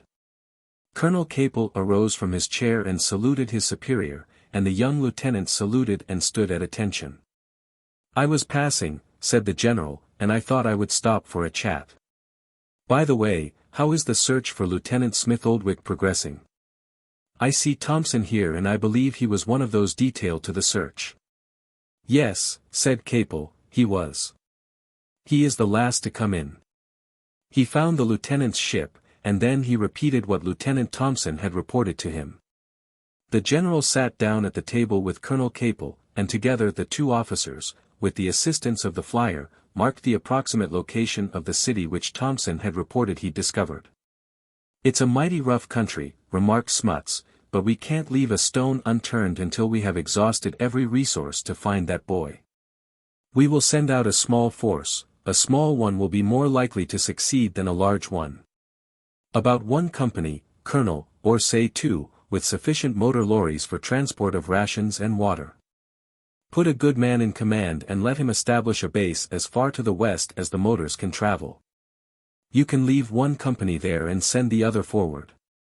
I am inclined to believe you can establish your base within a day's march of the city, and if such is the case the force you send ahead should have no trouble on the score of lack of water, as there certainly must be water in the valley where the city lies. Detail a couple of planes for reconnaissance and messenger service so that the base can keep in touch at all times with the advance party. When can your force move out?" "We can load the lorries tonight," replied Capel, "and march about 1 o'clock tomorrow morning." "Good," said the general, "keep me advised," and returning the other's salutes he departed. As Tarzan leaped for the vines he realized that the lion was close upon him and that his life depended upon the strength of the creepers clinging to the city walls. But to his intense relief he found the stems as large around as a man's arm, and the tendrils which had fastened themselves to the walls so firmly fixed, that his weight upon the stem appeared to have no appreciable effect upon them. He heard Numa's baffled roar as the lion slipped downward clawing futilely at the leafy creepers, and then with the agility of the apes who had reared him, Tarzan bounded nimbly aloft to the summit of the wall. A few feet below him was the flat roof of the adjoining building, and as he dropped to it his back was toward the niche from which an embrasure looked out upon the gardens and the forest beyond. So that he did not see the figure crouching there in the dark shadow. But if he did not see he was not long in ignorance of the fact that he was not alone, for scarcely had his feet touched the roof when a heavy body leaped upon him from behind and brawny arms encircled him about the waist. Taken at a disadvantage and lifted from his feet, the ape-man was, for the time being, helpless. Whatever the creature was that had seized him, it apparently had a well-defined purpose in mind. For it walked directly toward the edge of the roof so that it was soon apparent to Tarzan that he was to be hurled to the pavement below, a most efficacious manner of disposing of an intruder.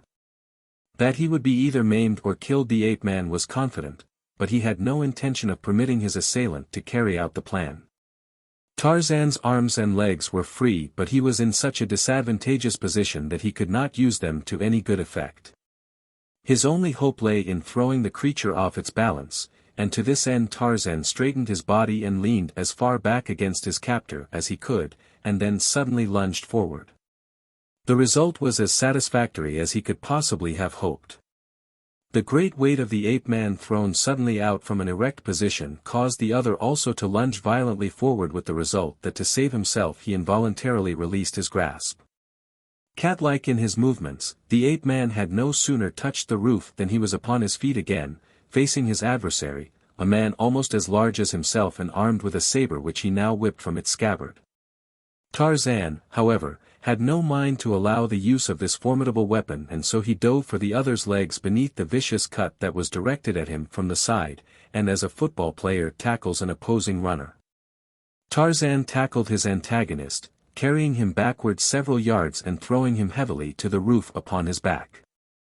No sooner had the man touched the roof than the ape-man was upon his chest, one brawny hand sought and found the sword wrist and the other the throat of the yellow-tunicked guardsman. Until then the fellow had fought in silence, but just as Tarzan's fingers touched his throat he emitted a single piercing shriek that the brown fingers cut off almost instantly.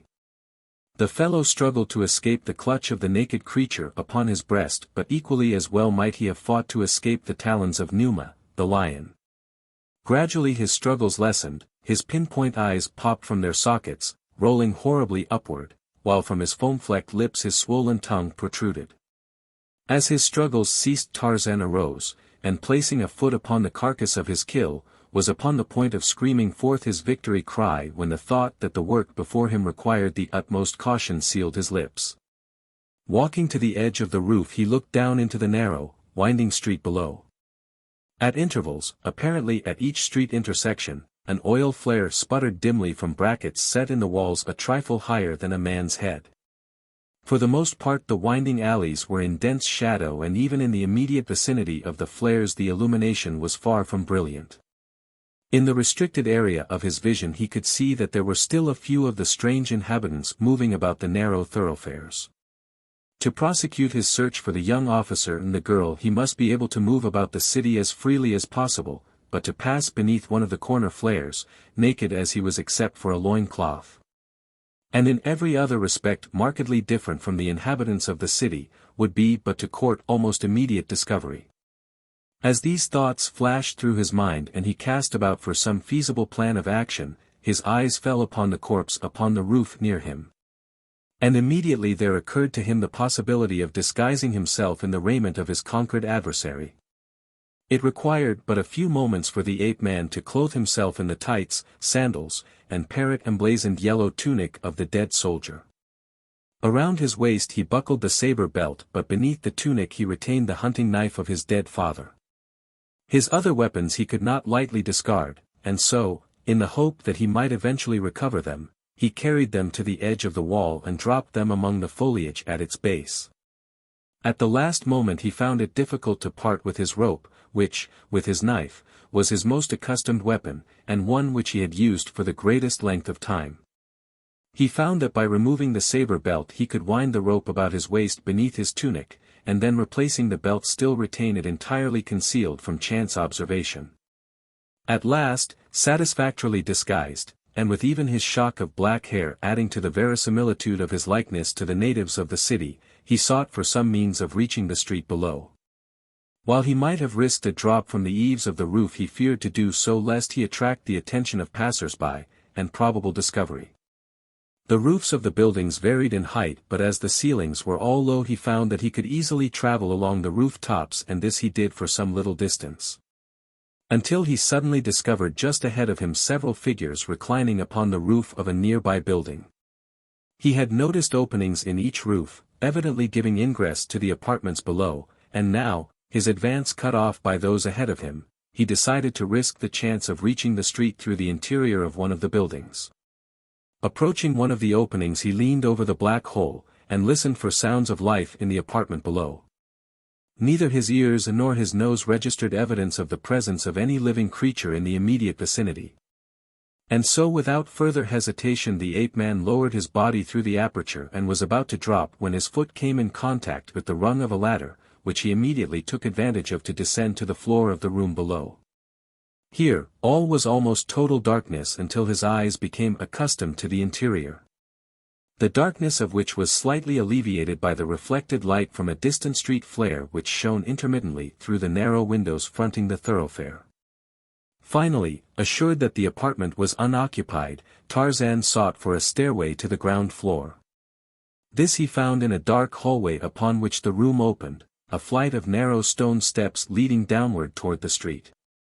Chance favored him so that he reached the shadows of the arcade without encountering any of the inmates of the house. Once on the street he was not at a loss as to the direction in which he wished to go, for he had tracked the two Europeans practically to the gate, which he felt assured must have given them entry to the city. His keen sense of direction and location made it possible for him to judge with considerable accuracy the point within the city where he might hope to pick up the spoor of those whom he sought. The first need, however, was to discover a street paralleling the northern wall along which he could make his way in the direction of the gate he had seen from the forest. Realizing that his greatest hope of success lay in the boldness of his operations, he moved off in the direction of the nearest street Flier without making any other attempt at concealment than keeping in the shadows of the arcade, which he judged would draw no particular attention to him, in that he saw other pedestrians doing likewise. The few he passed gave him no heed, and he had almost reached the nearest intersection when he saw several men wearing yellow tunics identical to that which he had taken from his prisoner. They were coming directly toward him, and the ape-man saw that should he continue on he would meet them directly at the intersection of the two streets in the full light of the flare. His first inclination was to go steadily on, for personally he had no objection to chancing a scrimmage with them. But a sudden recollection of the girl, possibly a helpless prisoner in the hands of these people, caused him to seek some other and less hazardous plan of action. He had almost emerged from the shadow of the arcade into the full light of the flare, and the approaching men were but a few yards from him, when he suddenly kneeled and pretended to adjust the wrappings of his sandals, wrappings, which, by the way, he was not at all sure that he had adjusted as their makers had intended them to be adjusted. He was still kneeling when the soldiers came abreast of him. Like the others he had passed, they paid no attention to him, and the moment they were behind him he continued upon his way, turning to the right at the intersection of the two streets. The street he now took was, at this point, so extremely winding that, for the most part, it received no benefit from the flares at either corner, so that he was forced practically to grope his way in the dense shadows of the arcade. The street became a little straighter just before he reached the next flare, and as he came within sight of it he saw silhouetted against a patch of light the figure of a lion. The beast was coming slowly down the street in Tarzan's direction. A woman crossed the way directly in front of it, and the lion paid no attention to her, nor she to the lion. An instant later a little child ran after the woman, and so close did he run before the lion that the beast was forced to turn out of its way a step to avoid colliding with the little one. The ape-man grinned and crossed quickly to the opposite side of the street. For his delicate senses indicated that at this point the breeze stirring through the city streets and deflected by the opposite wall would now blow from the lion toward him as the beast passed. Whereas if he remained upon the side of the street upon which he had been walking when he discovered the carnivore, his scent would have been borne to the nostrils of the animal. And Tarzan was sufficiently jungle-wise to realize that while he might deceive the eyes of man and beast, he could not so easily disguise from the nostrils of one of the great cats that he was a creature of a different species from the inhabitants of the city. The only human beings, possibly, that Numa was familiar with. In him the cat would recognize a stranger, and, therefore, an enemy, and Tarzan had no desire to be delayed by an encounter with a savage lion. His ruse worked successfully, the lion passing him with not more than a side glance in his direction. He had proceeded for some little distance and had about reached a point where he judged he would find the street which led up from the city gate when, at an intersection of two streets, his nostrils caught the scent spoor of the girl. Out of a maze of other scent spoors the ape-man picked the familiar odor of the girl and, a second later, that of Smith Oldwick. He had been forced to accomplish it, however, by bending very low at each street intersection in repeated attention to his sandal wrappings, bringing his nostrils as close to the pavement as possible. As he advanced along the street through which the two had been conducted earlier in the day he noted, as had they, the change in the type of buildings as he passed from a residence district into that portion occupied by shops and bazaars. Here the number of flares was increased so that they appeared not only at street intersections but midway between as well, and there were many more people abroad. The shops were open and lighted, for with the setting of the sun the intense heat of the day had given place to a pleasant coolness. Here also the number of lions, roaming loose through the thoroughfares, increased, and also for the first time Tarzan noted the idiosyncrasies of the people. Once he was nearly upset by a naked man running rapidly through the street screaming at the top of his voice. And again he nearly stumbled over a woman who was making her way in the shadows of one of the arcades upon all fours. At first the ape-man thought she was hunting for something she had dropped, but as he drew to one side to watch her, he saw that she was doing nothing of the kind, that she had merely elected to walk upon her hands and knees rather than erect upon her feet. In another block he saw two creatures struggling upon the roof of an adjacent building until finally one of them, wrenching himself free from the grasp of the other, gave his adversary a mighty push which hurled him to the pavement below, where he lay motionless upon the dusty road. For an instant a wild shriek re-echoed through the city from the lungs of the victor, and then, without an instant's hesitation, the fellow leaped headfirst to the street beside the body of his victim.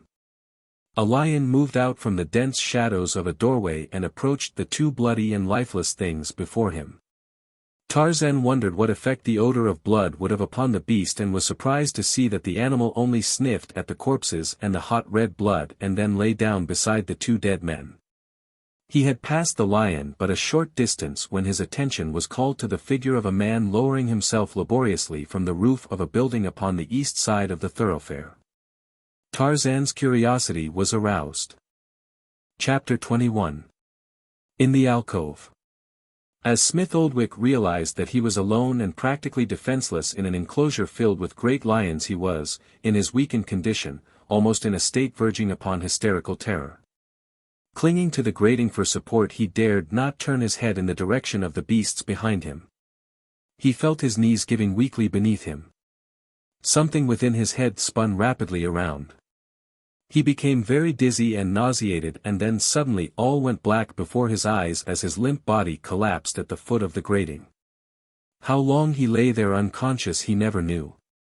But as reason slowly reasserted itself in his semi-conscious state, he was aware that he lay in a cool bed upon the whitest of linen in a bright and cheery room, and that upon one side close to him was an open window, the delicate hangings of which were fluttering in a soft summer breeze which blew in from a sun-kissed orchard of ripening fruit which he could see without, an old orchard in which soft, green grass grew between the laden trees, and where the sun filtered through the foliage.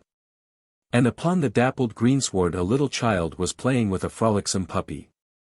God, thought the man, what a horrible nightmare I have passed through. And then he felt a hand stroking his brow and cheek, a cool and gentle hand that smoothed away his troubled recollections.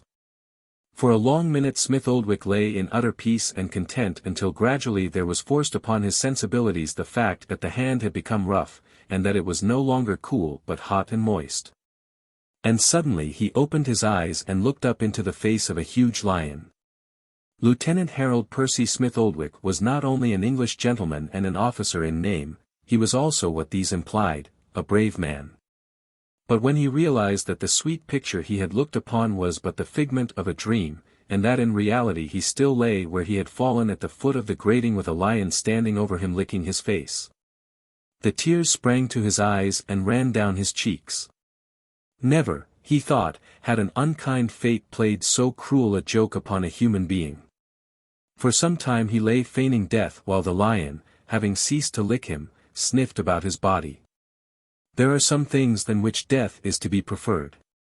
And there came at last to the Englishman the realization that it would be better to die swiftly than to lie in this horrible predicament until his mind broke beneath the strain and he went mad. And so, deliberately and without haste, he rose, clinging to the grating for support. At his first move the lion growled, but after that he paid no further attention to the man, and when at last Smith Oldwick had regained his feet the lion moved indifferently away. Then it was that the man turned and looked about the enclosure. Sprawled beneath the shade of the trees and lying upon the long bench beside the south wall the great beasts rested, with the exception of 2 or 3 who moved restlessly about. It was these that the man feared, and yet when 2 more of them had passed him by he began to feel reassured, recalling the fact that they were accustomed to the presence of man. And yet he dared not move from the grating. As the man examined his surroundings he noted that the branches of one of the trees near the further wall spread close beneath an open window. If he could reach that tree and had strength to do so, he could easily climb out upon the branch and escape, at least, from the enclosure of the lions. But in order to reach the tree he must pass the full length of the enclosure, and at the very bole of the tree itself 2 lions lay sprawled out in slumber. For half an hour the man stood gazing longingly at this seeming avenue of escape, and at last, with a muttered oath, he straightened up and throwing back his shoulders in a gesture of defiance, he walked slowly and deliberately down the center of the courtyard. One of the prowling lions turned from the side wall and moved toward the center directly in the man's path, but Smith Oldwick was committed to what he considered his one chance, for even temporary safety, and so he kept on. Ignoring the presence of the beast. The lion slouched to his side and sniffed him, and then, growling, he bared his teeth.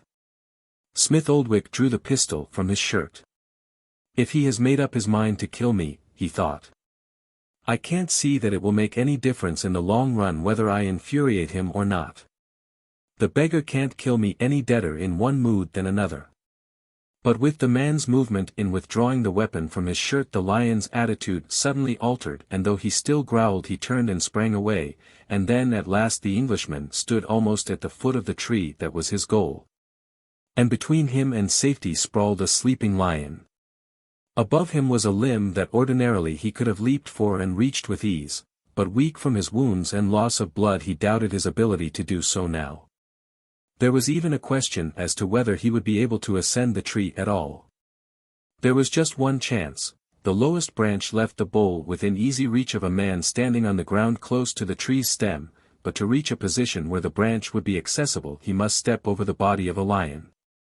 Taking a deep breath, he placed one foot between the sprawled legs of the beast and gingerly raised the other to plant it upon the opposite side of the tawny body. What, he thought, if the beggar should happen to wake now? The suggestion sent a shudder through his frame, but he did not hesitate or withdraw his foot. Gingerly he planted it beyond the lion, threw his weight forward upon it, and cautiously brought his other foot to the side of the first. He had passed, and the lion had not awakened. Smith Oldwick was weak from loss of blood and the hardships he had undergone, but the realization of his situation impelled him to a show of agility and energy which he probably could scarcely have equaled when in possession of his normal strength. With his life depending upon the success of his efforts, he swung himself quickly to the lower branches of the tree and scrambled upward out of reach of possible harm from the lions below, though the sudden movement in the branches above them awakened both the sleeping beasts. The animals raised their heads and looked questioningly up for a moment and then lay back again to resume their broken slumber. So easily had the Englishman succeeded thus far that he suddenly began to question as to whether he had at any time been in real danger. The lions, as he knew, were accustomed to the presence of men, but yet they were still lions, and he was free to admit that he breathed more easily now that he was safe above their clutches. Before him lay the open window he had seen from the ground. He was now on a level with it and could see an apparently unoccupied chamber beyond, and toward this he made his way along a stout branch that swung beneath the opening. It was not a difficult feat to reach the window, and a moment later he drew himself over the sill and dropped into the room. He found himself in a rather spacious apartment, the floor of which was covered with rugs of barbaric design. While the few pieces of furniture were of a similar type to that which he had seen in the room on the first floor into which he and Bertha Kircher had been ushered at the conclusion of their journey. At one end of the room was what appeared to be a curtained alcove, the heavy hangings of which completely hid the interior. In the wall opposite the window and near the alcove was a closed door, apparently the only exit from the room. He could see, in the waning light without, that the close of the day was fast approaching, and he hesitated while he deliberated the advisability of waiting until darkness had fallen, or of immediately searching for some means of escape from the building and the city. He at last decided that it would do no harm to investigate beyond the room, that he might have some idea as how best to plan his escape after dark. To this end he crossed the room toward the door, but he had taken only a few steps when the hangings before the alcove separated and the figure of a woman appeared in the opening. She was young and beautifully formed. The single drapery wound around her body from below her breasts left no detail of her symmetrical proportions unrevealed, but her face was the face of an imbecile. At sight of her Smith Oldwick halted, momentarily expecting that his presence would elicit screams for help from her. On the contrary, she came toward him smiling, and when she was close her slender, shapely fingers touched the sleeve of his torn blouse as a curious child might handle a new toy, and still with the same smile she examined him from head to foot, taking in childish wonderment, every detail of his apparel. Presently she spoke to him in a soft, well-modulated voice which contrasted sharply with her facial appearance. The voice and the girlish figure harmonized perfectly and seemed to belong to each other, while the head and face were those of another creature. Smith Oldwick could understand no word of what she said, but nevertheless he spoke to her in his own cultured tone, the effect of which upon her was evidently most gratifying. For before he realized her intentions or could prevent her she had thrown both arms about his neck and was kissing him with the utmost abandon. The man tried to free himself from her rather surprising attentions, but she only clung more tightly to him, and suddenly, as he recalled that he had always heard that one must humor the mentally deficient, and at the same time seeing in her a possible agency of escape, he closed his eyes and returned her embraces. It was at this juncture that the door opened and a man entered. With the sound from the first movement of the latch, Smith Oldwick opened his eyes, but though he endeavored to disengage himself from the girl he realized that the newcomer had seen their rather compromising position. The girl, whose back was toward the door, seemed at first not to realize that someone had entered. But when she did she turned quickly and as her eyes fell upon the man whose terrible face was now distorted with an expression of hideous rage she turned, screaming, and fled toward the alcove. The Englishman, flushed and embarrassed, stood where she had left him. With the sudden realization of the futility of attempting an explanation, came that of the menacing appearance of the man, whom he now recognized as the official who had received them in the room below. The fellow's face, livid with insane rage and, possibly, jealousy, was twitching violently, accentuating the maniacal expression that it habitually wore. For a moment he seemed paralyzed by anger, and then with a loud shriek that rose into an uncanny wail, he drew his curved saber and sprang toward the Englishman. To Smith Oldwick there seemed no possible hope of escaping the keen-edged weapon in the hands of the infuriated man, and though he felt assured that it would draw down upon him an equally sudden and possibly more terrible death, he did the only thing that remained for him to do, drew his pistol and fired straight for the heart of the oncoming man. Without even so much as a groan the fellow lunged forward upon the floor at Smith Oldwick's feet, killed instantly with a bullet through the heart. For several seconds the silence of the tomb reigned in the apartment. The Englishman, standing over the prostrate figure of the dead man, watched the door with drawn weapon, expecting momentarily to hear the rush of feet of those whom he was sure would immediately investigate the report of the pistol. But no sounds came from below to indicate that anyone there had heard the explosion, and presently the man's attention was distracted from the door to the alcove, between the hangings of which the face of the girl appeared. The eyes were widely dilated and the lower jaw dropped in an expression of surprise and awe. The girl's gaze was riveted upon the figure upon the floor, and presently she crept stealthily into the room and tiptoed toward the corpse. She appeared as though constantly poised for flight, and when she had come to within 2 or 3 feet of the body she stopped and, looking up at Smith Oldwick, voiced some interrogation which he could not, of course, understand. Then she came close to the side of the dead man and kneeling upon the floor felt gingerly of the body. Presently she shook the corpse by the shoulder, and then with a show of strength which her tenderly girlish form belied, she turned the body over on its back. If she had been in doubt before, one glance at the hideous features set in death must have convinced her that life was extinct, and with the realization there broke from her lips peal after peal of maniacal laughter as with her little hands she beat upon the upturned face and breast of the dead man. It was a gruesome sight from which the Englishman involuntarily drew back, a gruesome, disgusting sight such as, he realized, might never be witnessed outside a madhouse or this frightful city. In the midst of her frenzied rejoicing at the death of the man, and Smith Oldwick could attribute her actions to no other cause, she suddenly desisted from her futile attacks upon the insensate flesh and, leaping to her feet, ran quickly to the door, where she shot a wooden bolt into its socket, thus securing them from interference from without. Then she returned to the center of the room and spoke rapidly to the Englishman, gesturing occasionally toward the body of the slain man. When he could not understand, she presently became provoked and in a sudden hysteria of madness she rushed forward as though to strike the Englishman.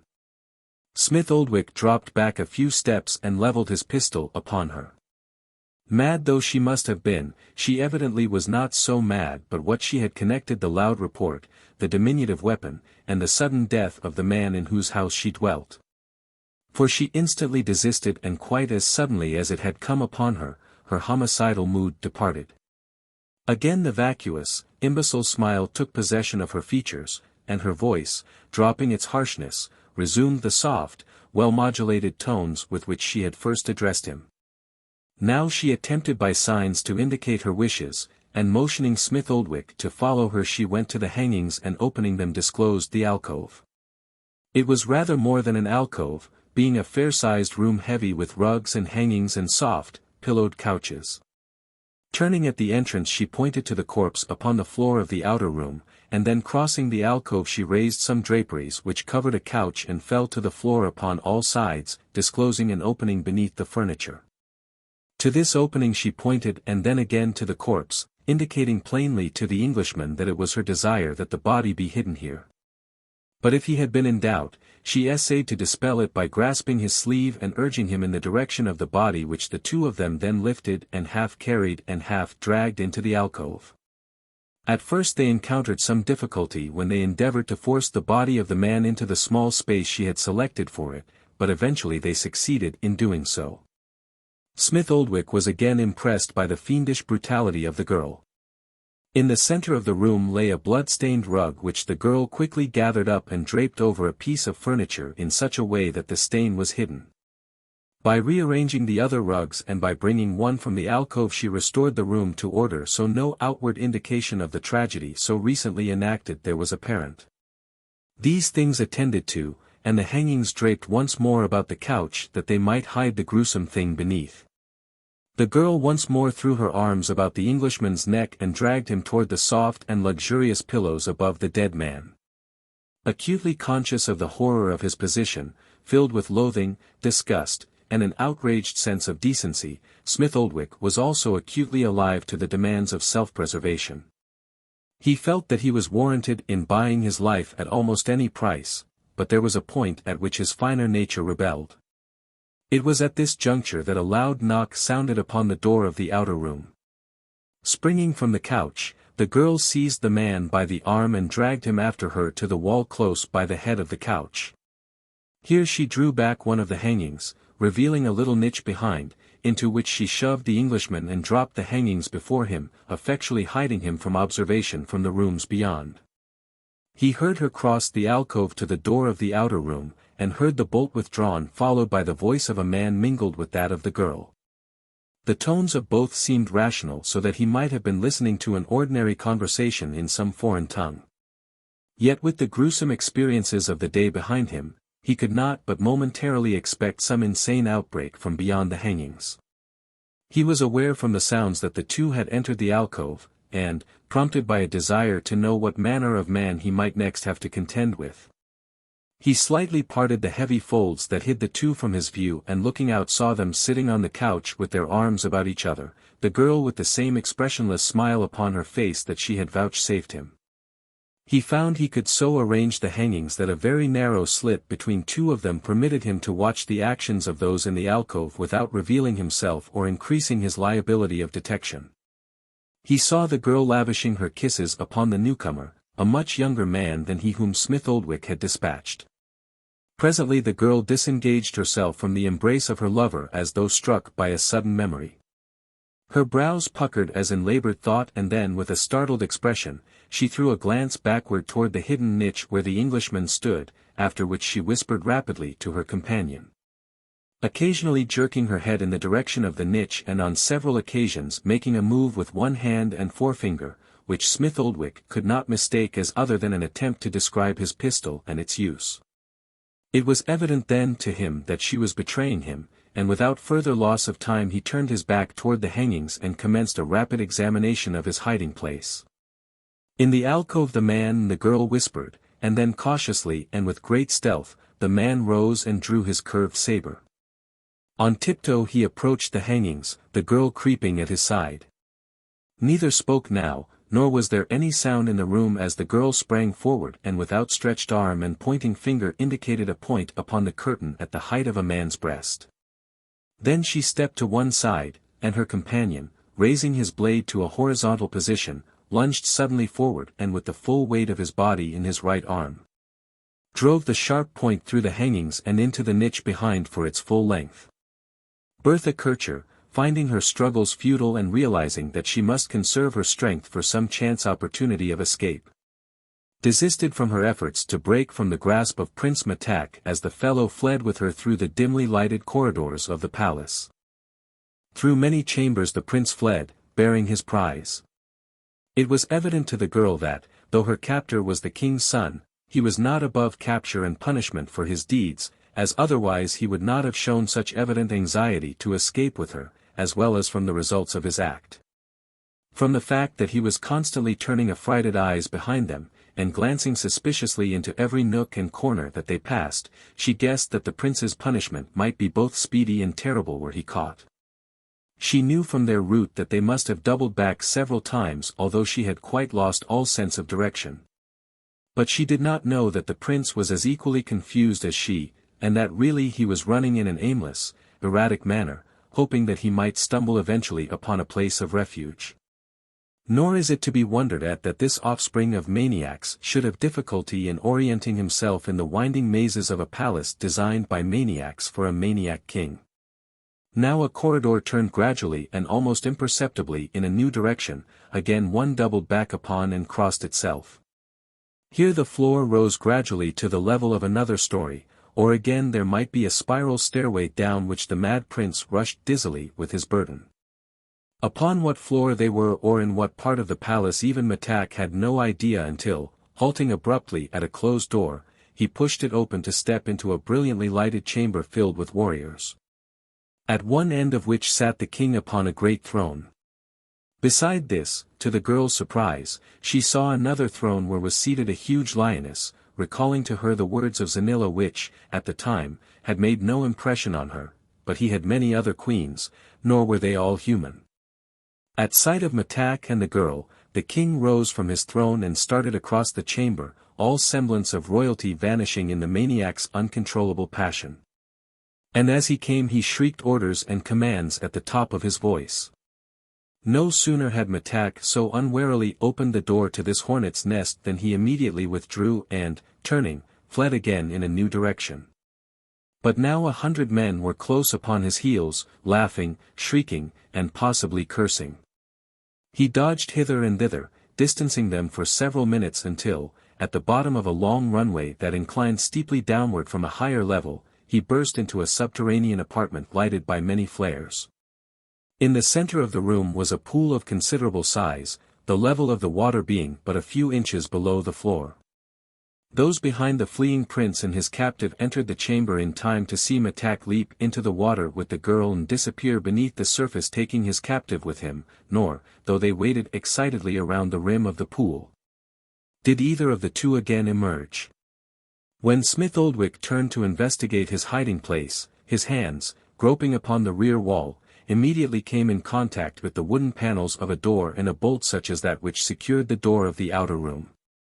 Cautiously and silently drawing the wooden bar he pushed gently against the panel to find that the door swung easily and noiselessly outward into utter darkness. Moving carefully and feeling forward for each step he passed out of the niche, closing the door behind him. Feeling about, he discovered that he was in a narrow corridor which he followed cautiously for a few yards to be brought up suddenly by what appeared to be a ladder across the passageway. He felt of the obstruction carefully with his hands until he was assured that it was indeed a ladder and that a solid wall was just beyond it, ending the corridor. Therefore, as he could not go forward and as the ladder ended at the floor upon which he stood, and as he did not care to retrace his steps, there was no alternative but to climb upward, and this he did. His pistol ready in a side pocket of his blouse. He had ascended but 2 or 3 rungs and his head came suddenly and painfully in contact with a hard surface above him. Groping about with one hand over his head he discovered that the obstacle seemed to be the covering to a trap door in the ceiling which, with a little effort, he succeeded in raising a couple of inches, revealing through the cracks the stars of a clear African night. With a sigh of relief, but with unabated caution, he gently slid the trapdoor to one side far enough to permit him to raise his eyes above the level of the roof. A quick glance assured him that there was none near enough to observe his movements, nor, in fact, as far as he could see, was anyone in sight. Drawing himself quickly through the aperture he replaced the cover and endeavored to regain his bearings. Directly to the south of him the low roof he stood upon adjoined a much loftier portion of the building, which rose several stories above his head. A few yards to the west he could see the flickering light of the flares of a winding street, and toward this he made his way. From the edge of the roof he looked down upon the night life of the mad city. He saw men and women and children and lions, and of all that he saw it was quite evident to him that only the lions were sane. With the aid of the stars he easily picked out the points of the compass, and following carefully in his memory the steps that had led him into the city and to the roof upon which he now stood. He knew that the thoroughfare upon which he looked was the same along which he and Bertha Kircher had been led as prisoners earlier in the day. If he could reach this he might be able to pass undetected in the shadows of the arcade to the city gate.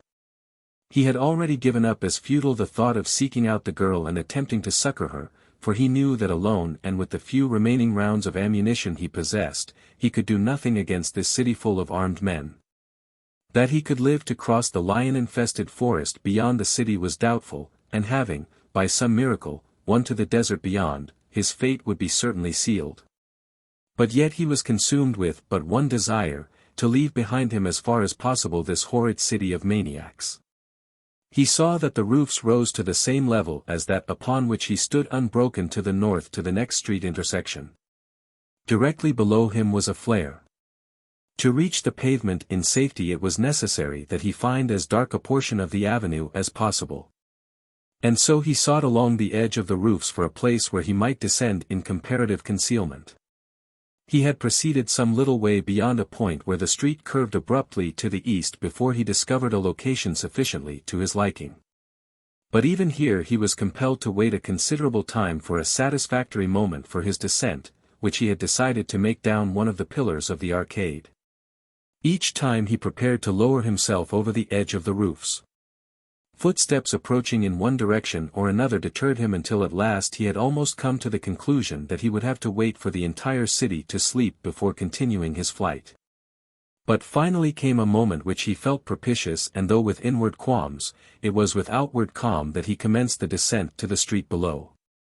When at last he stood beneath the arcade he was congratulating himself upon the success that had attended his efforts up to this point when, at a slight sound behind him, he turned to see a tall figure in the yellow tunic of a warrior confronting him.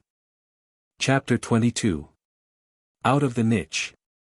Numa, the lion, growled futilely in baffled rage as he slipped back to the ground at the foot of the wall after his unsuccessful attempt to drag down the fleeing ape-man. He poised to make a second effort to follow his escaping quarry when his nose picked up a hitherto unnoticed quality in the scent spoor of his intended prey. Sniffing at the ground that Tarzan's feet had barely touched, Numa's growl changed to a low whine, for he had recognized the scent spoor of the man-thing that had rescued him from the pit of the Wamabos. What thoughts passed through that massive head? Who may say? But now there was no indication of baffled rage as the great lion turned and moved majestically eastward along the wall. At the eastern end of the city he turned toward the south, continuing his way to the south side of the wall along which were the pens and corrals where the herbivorous flocks were fattened for the herds of domesticated lions within the city. The great black lions of the forest fed with almost equal impartiality upon the flesh of the grass-eaters and man. Like Numa of the pit they occasionally made excursions across the desert to the fertile valley of the Wamabos, but principally they took their toll of meat from the herds of the walled city of Herrick, the Mad King, or seized upon some of his luckless subjects. Numa of the pit was in some respects an exception to the rule which guided his fellows of the forest in that as a cub he had been trapped and carried into the city, where he was kept for breeding purposes, only to escape in his second year. They had tried to teach him in the city of Maniacs that he must not eat the flesh of man, and the result of their schooling was that only when aroused to anger or upon that one occasion that he had been impelled by the pangs of hunger, did he ever attack man. The animal corrals of the Maniacs are protected by an outer wall or palisade of upright logs, the lower ends of which are embedded in the ground.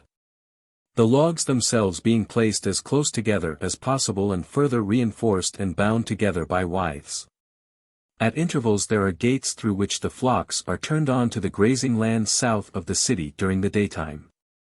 It is at such times that the black lions of the forest take their greatest toll from the herds, and it is infrequent that a lion attempts to enter the corrals at night.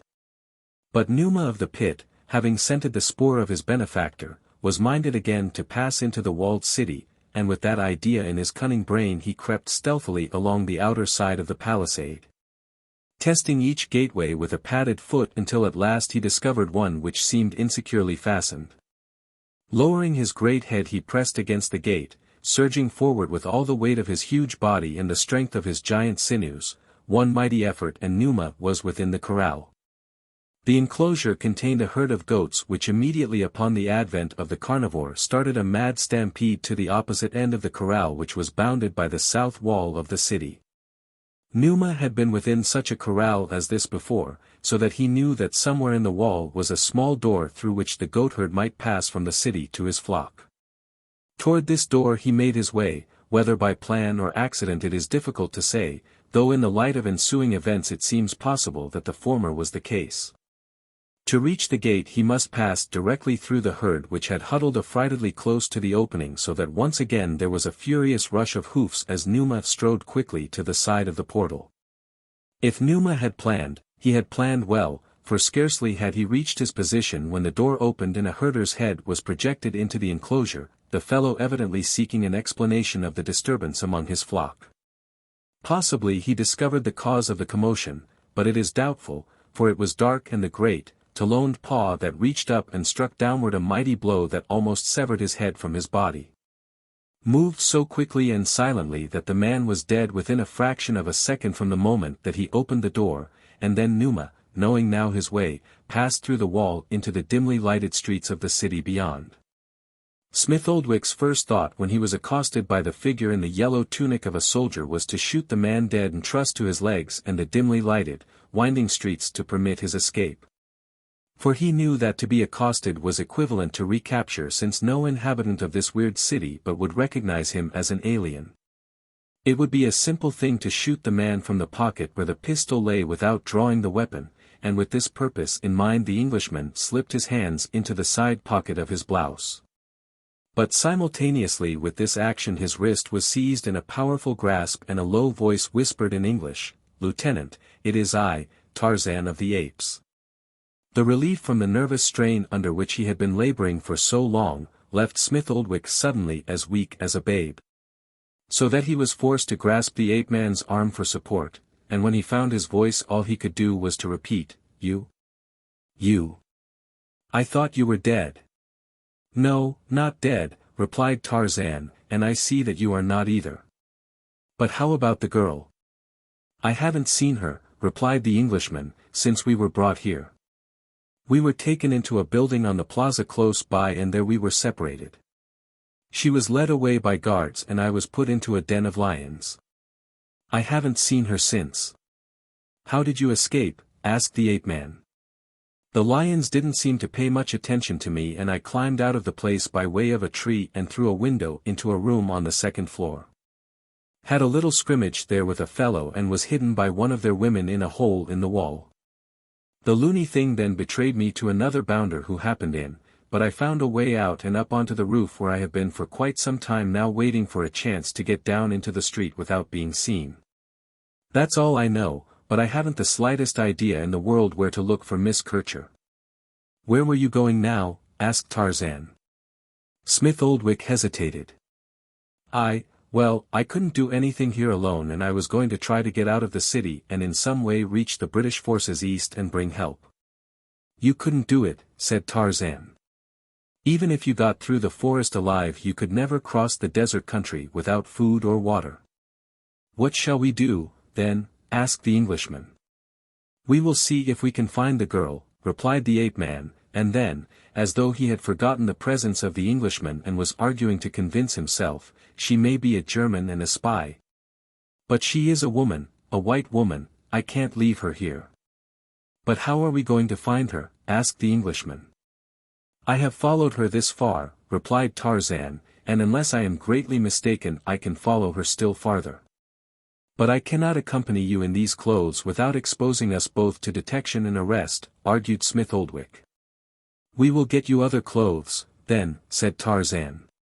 "How?" asked the Englishman. Go back to the roof beside the city wall where I entered, replied the ape-man with a grim smile, and ask the naked dead man there how I got my disguise. Smith Oldwick looked quickly up at his companion. I have it, he exclaimed. I know where there is a fellow who doesn't need his clothes anymore, and if we can get back on this roof I think we can find him and get his apparel without much resistance. Only a girl and a young fellow whom we could easily surprise and overcome. What do you mean? Asked Tarzan. How do you know that the man doesn't need his clothes anymore? I know he doesn't need them, replied the Englishman, because I killed him. Oh, exclaimed the ape-man, I see. I guess it might be easier that way than to tackle one of these fellows in the street where there is more chance of our being interrupted. But how are we going to reach the roof again, after all? Queried Smith Oldwick. The same way you came down, replied Tarzan. This roof is low and there is a little ledge formed by the capital of each column. I noticed that when you descended. Some of the buildings wouldn't have been so easy to negotiate. Smith Oldwick looked up toward the eaves of the low roof. It's not very high, he said, but I am afraid I can't make it. I'll try. I've been pretty weak since a lion mauled me and the guards beat me up, and too, I haven't eaten since yesterday. Tarzan thought a moment. You've got to go with me, he said at last. I can't leave you here. The only chance you have of escape is through me and I can't go with you now until we have found the girl. I want to go with you, replied Smith Oldwick. I'm not much good now, but at that two of us may be better than one. All right, said Tarzan, come on, and before the Englishman realized what the other contemplated, Tarzan had picked him up and thrown him across his shoulder. Now, hang on, whispered the ape-man, and with a short run he clambered ape-like up the front of the low arcade. So quickly and easily was it done that the Englishman scarcely had time to realize what was happening before he was deposited safely upon the roof. There, remarked Tarzan. Now, lead me to the place you speak of. Smith Oldwick had no difficulty in locating the trap in the roof through which he had escaped. Removing the cover, the ape-man bent low, listening and sniffing. Come, he said after a moment's investigation, and lowered himself to the floor beneath. Smith Oldwick followed him, and together the two crept through the darkness toward the door in the back wall of the niche in which the Englishman had been hidden by the girl. They found the door ajar, and opening it Tarzan saw a streak of light showing through the hangings that separated it from the alcove. Placing his eye close to the aperture he saw the girl and the young man of which the Englishman had spoken seated on opposite sides of a low table upon which food was spread. Serving them was a giant Negro, and it was he whom the ape-man watched most closely. Familiar with the tribal idiosyncrasies of a great number of African tribes over a considerable proportion of the Dark Continent, the Tarmangani at last felt reasonably assured that he knew from what part of Africa this slave had come, and the dialect of his people. There was, however, the chance that the fellow had been captured in childhood and that through long years of non-use his native language had become lost to him. But then there always had been an element of chance connected with nearly every event of Tarzan's life. So he waited patiently until in the performance of his duties the black man approached a little table which stood near the niche in which Tarzan and the Englishman hid. As the slave bent over some dish which stood upon the table, his ear was not far from the aperture through which Tarzan looked. Apparently from a solid wall, for the Negro had no knowledge of the existence of the niche, came to him in the tongue of his own people, the whispered words, "If you would return to the land of the Wamabo, say nothing, but do as I bid you." The black rolled terrified eyes toward the hangings at his side. The ape-man could see him tremble, and for a moment was fearful that in his terror he would betray them. "Fear not," he whispered, "we are your friends." At last the Negro spoke in a low whisper, scarcely audible even to the keen ears of the ape-man. "What," he asked, "can poor Otobu do for the god who speaks to him out of the solid wall?" "This," replied Tarzan. "Two of us are coming into this room. Help us prevent this man and woman from escaping or raising an outcry that will bring others to their aid." "I will help you," replied the Negro, "to keep them within this room, but do not fear that their outcries will bring others. These walls are built so that no sound may pass through, and even if it did, what difference would it make in this village which is constantly filled with the screams of its mad people? Do not fear their cries. No one will notice them. I go to do your bidding. Tarzan saw the black cross the room to the table upon which he placed another dish of food before the feasters. Then he stepped to a place behind the man, and as he did so raised his eyes to the point in the wall from which the ape-man's voice had come to him, as much as to say, "Master, I am ready." Without more delay Tarzan threw aside the hangings and stepped into the room. As he did so the young man rose from the table to be instantly seized from behind by the black slave. The girl, whose back was toward the ape-man and his companion, was not at first aware of their presence but saw only the attack of the slave upon her lover, and with a loud scream she leaped forward to assist the latter. Tarzan sprang to her side and laid a heavy hand upon her arm before she could interfere with Otobu's attentions to the young man. At first, as she turned toward the ape-man, her face reflected only mad rage. But almost instantly this changed into the vapid smile with which Smith Oldwick was already familiar, and her slim fingers commenced their soft appraisement of the newcomer. Almost immediately she discovered Smith Oldwick, but there was neither surprise nor anger upon her countenance. Evidently the poor mad creature knew but two principal moods, from one to the other of which she changed with lightning-like rapidity. "Watch her a moment," said Tarzan to the Englishman, "while I disarm that fellow," and stepping to the side of the young man whom Otobu was having difficulty in subduing, Tarzan relieved him of his saber. "Tell them," he said to the Negro, "if you speak their language, that we will not harm them if they leave us alone and let us depart in peace." The black had been looking at Tarzan with wide eyes, evidently not comprehending how this god could appear in so material a form. And with the voice of a white Bwana and the uniform of a warrior of this city to which he quite evidently did not belong. But nevertheless his first confidence in the voice that offered him freedom was not lessened, and he did as Tarzan bid him. "They want to know what you want," said Otobu, after he had spoken to the man and the girl. "Tell them that we want food for one thing," said Tarzan, "and something else that we know where to find in this room. Take the man's spear, Otobu, I see it leaning against the wall in the corner of the room. And you, Lieutenant, take his saber," and then again to Otobu, "I will watch the man while you go and bring forth that which is beneath the couch over against this wall," and Tarzan indicated the location of the piece of furniture. Otobu, trained to obey, did as he was bid. The eyes of the man and the girl followed him, and as he drew back the hangings and dragged forth the corpse of the man Smith Oldwick had slain, the girl's lover voiced a loud scream and attempted to leap forward to the side of the corpse. Tarzan, however, seized him, and then the fellow turned upon him with teeth and nails. It was with no little difficulty that Tarzan finally subdued the man, and while Otobu was removing the outer clothing from the corpse, Tarzan asked the black to question the young man as to his evident excitement at the sight of the body. "I can tell you, Bwana," replied Otobu. "This man was his father." "What is he saying to the girl?" asked Tarzan. "He is asking her if she knew that the body of his father was under the couch. And she is saying that she did not know it."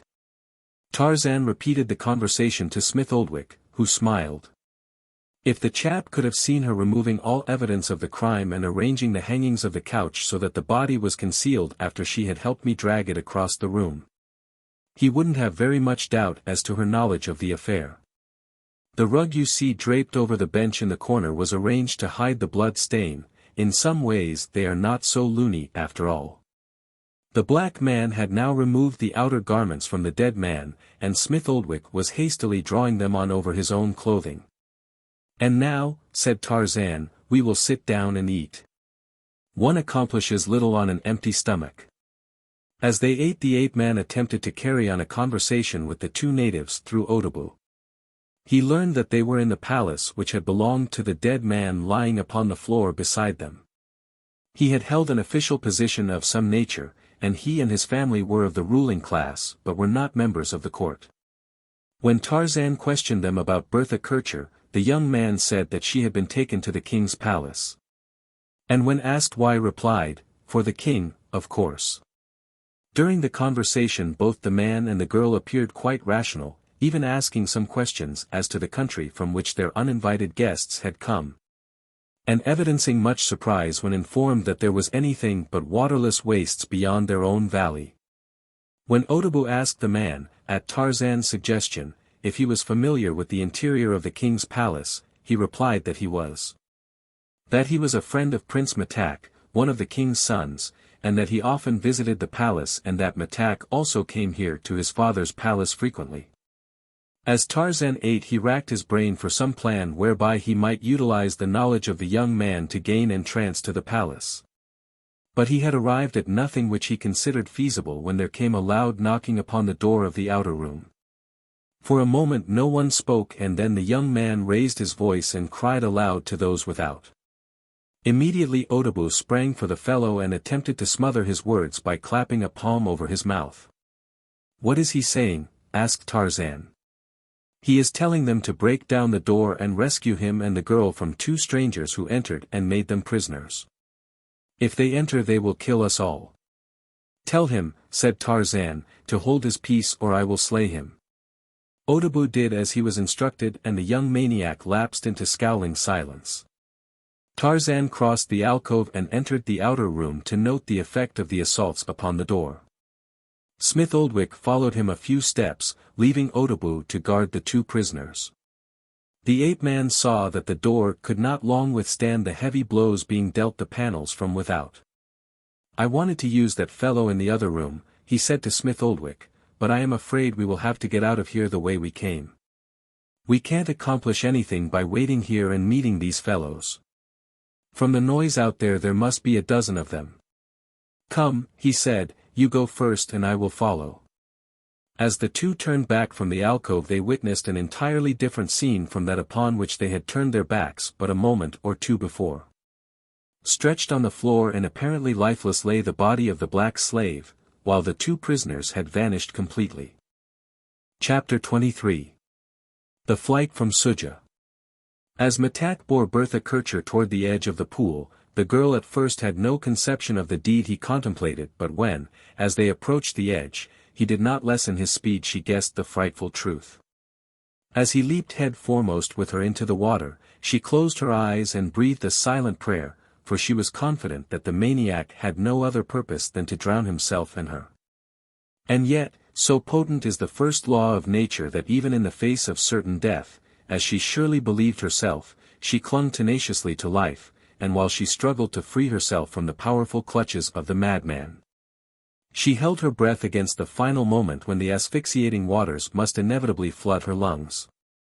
Through the frightful ordeal she maintained absolute control of her senses so that, after the first plunge, she was aware that the man was swimming with her beneath the surface. He took perhaps not more than a dozen strokes directly toward the end wall of the pool and then he arose, and once again she knew that her head was above the surface. She opened her eyes to see that they were in a corridor dimly lighted by gratings set in its roof, a winding corridor, water-filled from wall to wall. Along this the man was swimming with easy powerful strokes, at the same time holding her chin above the water. For 10 minutes he swam thus without stopping, and the girl heard him speak to her, though she could not understand what he said, as he evidently immediately realized, for, half floating, he shifted his hold upon her so that he could touch her nose and mouth with the fingers of one hand. She grasped what he meant and immediately took a deep breath, whereat he dove quickly beneath the surface, pulling her down with him, and again for a dozen strokes or more he swam thus wholly submerged. When they again came to the surface, Bertha Kircher saw that they were in a large lagoon and that the bright stars were shining high above them, while on either hand domed and minaret buildings were silhouetted sharply against the starlit sky. McClurg swam swiftly to the north side of the lagoon where, by means of a ladder, the two climbed out upon the embankment. There were others in the plaza, but they paid but little if any attention to the two bedraggled figures. As McClurg walked quickly across the pavement with the girl at his side, Bertha Kircher could only guess at the man's intentions. She could see no way in which to escape, and so she went docilely with him, hoping against hope that some fortuitous circumstance might eventually arise that would give her the coveted chance for freedom and life. McClurg led her toward a building which, as she entered, she recognized as the same to which she and Lieutenant Audiobook had been led when they were brought into the city. There was no man sitting behind the carved desk now, but about the room were a dozen or more warriors in the tunics of the house to which they were attached. In this case white with a small lion in the form of a crest or badge upon the breast and back of each. As Matak entered and the men recognized him they arose, and in answer to a query he put, they pointed to an arched doorway at the rear of the room. Toward this Matak led the girl, and then, as though filled with a sudden suspicion, his eyes narrowed cunningly and turning toward the soldiery he issued an order which resulted in their all preceding him through the small doorway and up a flight of stairs a short distance beyond. The stairway and the corridor above were lighted by small flares which revealed several doors in the walls of the upper passageway. To one of these the men led the prince. Bertha Kircher saw them knock upon the door and heard a voice reply faintly through the thick door to the summons. The effect upon those about her was electrical. Instantly excitement reigned, and in response to orders from the king's son the soldiers commenced to beat heavily upon the door, to throw their bodies against it and to attempt to hew away the panels with their sabers. The girl wondered at the cause of the evident excitement of her captors. She saw the door giving to each renewed assault, but what she did not see just before it crashed inward was the figures of the two men who alone, in all the world, might have saved her. Pass between the heavy hangings in an adjoining alcove and disappear into a dark corridor. As the door gave and the warriors rushed into the apartment followed by the prince, the latter became immediately filled with baffled rage, for the rooms were deserted except for the dead body of the owner of the palace and the still form of the black slave, Audiobook, where they lay stretched upon the floor of the alcove. The prince rushed to the windows and looked out, but as the suite overlooked the barred den of lions from which, the prince thought, there could be no escape, his puzzlement was only increased. Though he searched about the room for some clue to the whereabouts of its former occupants he did not discover the niche behind the hangings. With the fickleness of insanity he quickly tired of the search, and, turning to the soldiers who had accompanied him from the floor below, dismissed them. After setting up the broken door as best they could, the men left the apartment and when they were again alone Matak turned toward the girl. As he approached her, his face distorted by a hideous leer, his features worked rapidly in spasmodic twitches. The girl, who was standing at the entrance of the alcove, shrank back, her horror reflected in her face. Step by step she backed across the room, while the crouching maniac crept stealthily after her with claw-like fingers poised in anticipation of the moment they should leap forth and seize her. As she passed the body of the negro, her foot touched some obstacle at her side, and glancing down she saw the spear with which Audiobook had been supposed to hold the prisoners. Instantly she leaned forward and snatched it from the floor with its sharp point directed at the body of the madman. The effect upon Matak was electrical. From stealthy silence he broke into harsh peals of laughter, and drawing his saber danced to and fro before the girl, but whichever way he went the point of the spear still threatened him. Gradually the girl noticed a change in the tone of the creature's screams that was also reflected in the changing expression upon his hideous countenance. His hysterical laughter was slowly changing into cries of rage while the silly leer upon his face was supplanted by a ferocious scowl and upcurled lips, which revealed the sharpened fangs beneath. He now ran rapidly and almost to the spear's point, only to jump away, run a few steps to one side and again attempt to make an entrance. The while he slashed and hewed at the spear with such violence that it was with difficulty the girl maintained her guard, and all the time was forced to give ground step by step. She had reached the point where she was standing squarely against the couch at the side of the room when, with an incredibly swift movement, Matak stooped and grasping a low stool hurled it directly at her head. She raised the spear to fend off the heavy missile, but she was not entirely successful, and the impact of the blow carried her backward upon the couch, and instantly Matak was upon her. Tarzan and Smith Oldwick gave little thought as to what had become of the other two occupants of the room. They were gone, and so far as these two were concerned they might never return. Tarzan's one desire was to reach the street again, where, now that both of them were in some sort of disguise, they should be able to proceed with comparative safety to the palace and continue their search for the girl. Smith Oldwick preceded Tarzan along the corridor and as they reached the ladder he climbed aloft to remove the trap.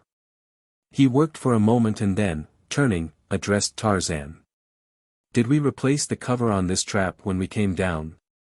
"I don't recall that we did." "No," said Tarzan, "it was left open." "So I thought," said Smith Oldwick, "but it's closed now and locked. I cannot move it." "Possibly you can," and he descended the ladder. Even Tarzan's immense strength, however, had no effect other than to break one of the rungs of the ladder against which he was pushing, nearly precipitating him to the floor below. After the rung broke he rested for a moment before renewing his efforts, and as he stood with his head near the cover of the trap, he distinctly heard voices on the roof above him. Dropping down to Oldwick's side he told him what he had heard.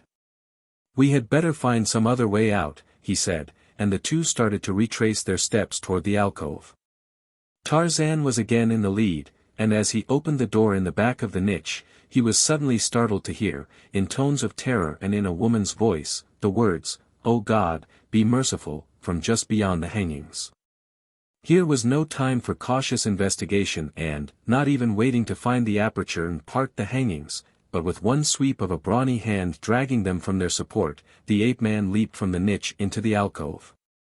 At the sound of his entry the maniac looked up, and as he saw at first only a man in the uniform of his father's soldiers, he shrieked forth an angry order, but at the second glance, which revealed the face of the newcomer, the madman leaped from the prostrate form of his victim and, apparently forgetful of the saber which he had dropped upon the floor beside the couch as he leaped to grapple with the girl, closed with bare hands upon his antagonist, his sharp-filed teeth searching for the other's throat. Matak, the son of Herod, was no weakling. Powerful by nature and rendered still more so in the throes of one of his maniacal fits of fury, he was no mean antagonist, even for the mighty ape-man. And to this a distinct advantage for him was added by the fact that almost at the outset of their battle Tarzan, in stepping backward, struck his heel against the corpse of the man whom Smith Oldwick had killed, and fell heavily backward to the floor with Matak upon his breast. With the quickness of a cat the maniac made an attempt to fasten his teeth in Tarzan's jugular, but a quick movement of the latter resulted in his finding a hold only upon the Tarmangani's shoulder. Here he clung while his fingers sought Tarzan's throat, and it was then that the ape-man, realizing the possibility of defeat, called to Smith Oldwick to take the girl and seek to escape. The Englishman looked questioningly at Bertha Kircher, who had now risen from the couch, shaking and trembling. She saw the question in his eyes and with an effort she drew herself to her full height. "No," she cried, "if he dies here I shall die with him. Go if you wish to. You can do nothing here, but I cannot go." Tarzan had now regained his feet, but the maniac still clung to him tenaciously. The girl turned suddenly to Smith Oldwick. "Your pistol," she cried. "Why don't you shoot him?" The man drew the weapon from his pocket and approached the two antagonists, but by this time they were moving so rapidly that there was no opportunity for shooting one without the danger of hitting the other. At the same time Bertha Kircher circled about them with the prince's saber, but neither could she find an opening. Again and again the two men fell to the floor, until presently Tarzan found a hold upon the other's throat, against which contingency Matak had been constantly battling, and slowly, as the giant fingers closed, the other's mad eyes protruded from his livid face, his jaws gaped and released their hold upon Tarzan's shoulder. And then in a sudden excess of disgust and rage the ape-man lifted the body of the prince high above his head and with all the strength of his great arms hurled it across the room and through the window, where it fell with a sickening thud into the pit of lions beneath. As Tarzan turned again toward his companions, the girl was standing with the saber still in her hand and an expression upon her face that he never had seen there before. Her eyes were wide and misty with unshed tears, while her sensitive lips trembled as though she were upon the point of giving way to some pent emotion which her rapidly rising and falling bosom plainly indicated she was fighting to control. "If we are going to get out of here," said the ape-man, "we can't lose any time. We are together at last and nothing can be gained by delay. The question now is the safest way. The couple who escaped us evidently departed through the passageway to the roof and secured the trap against us so that we are cut off in that direction. What chance have we below? You came that way," and he turned toward the girl. At the foot of the stairs, she said, is a room full of armed men. I doubt if we could pass that way. It was then that Otobu raised himself to a sitting posture. So you are not dead after all, exclaimed the ape-man. Come, how badly are you hurt? The Negro rose gingerly to his feet, moved his arms and legs and felt of his head. Otobu does not seem to be hurt at all, Bwana, he replied, only for a great ache in his head. Good, said the ape-man. You want to return to the Wamabo country? Yes, Bwana. Then lead us from the city by the safest way. There is no safe way, replied the black, and even if we reach the gates we shall have to fight. I can lead you from this building to a side street with little danger of meeting anyone on the way. Beyond that we must take our chance of discovery. You are all dressed as are the people of this wicked city, so perhaps we may pass unnoticed, but at the gate it will be a different matter, for none is permitted to leave the city at night. Very well, replied the ape-man, let us be on our way. Otobu led them through the broken door of the outer room, and part way down the corridor he turned into another apartment at the right. This they crossed to a passageway beyond, and, finally, traversing several rooms and corridors, he led them down a flight of steps to a door which opened directly upon a side street in rear of the palace. 2 men, a woman, and a black slave were not so extraordinary a sight upon the streets of the city as to arouse comment. When passing beneath the flares the 3 Europeans were careful to choose a moment when no chance pedestrian might happen to get a view of their features, but in the shadow of the arcades there seemed little danger of detection.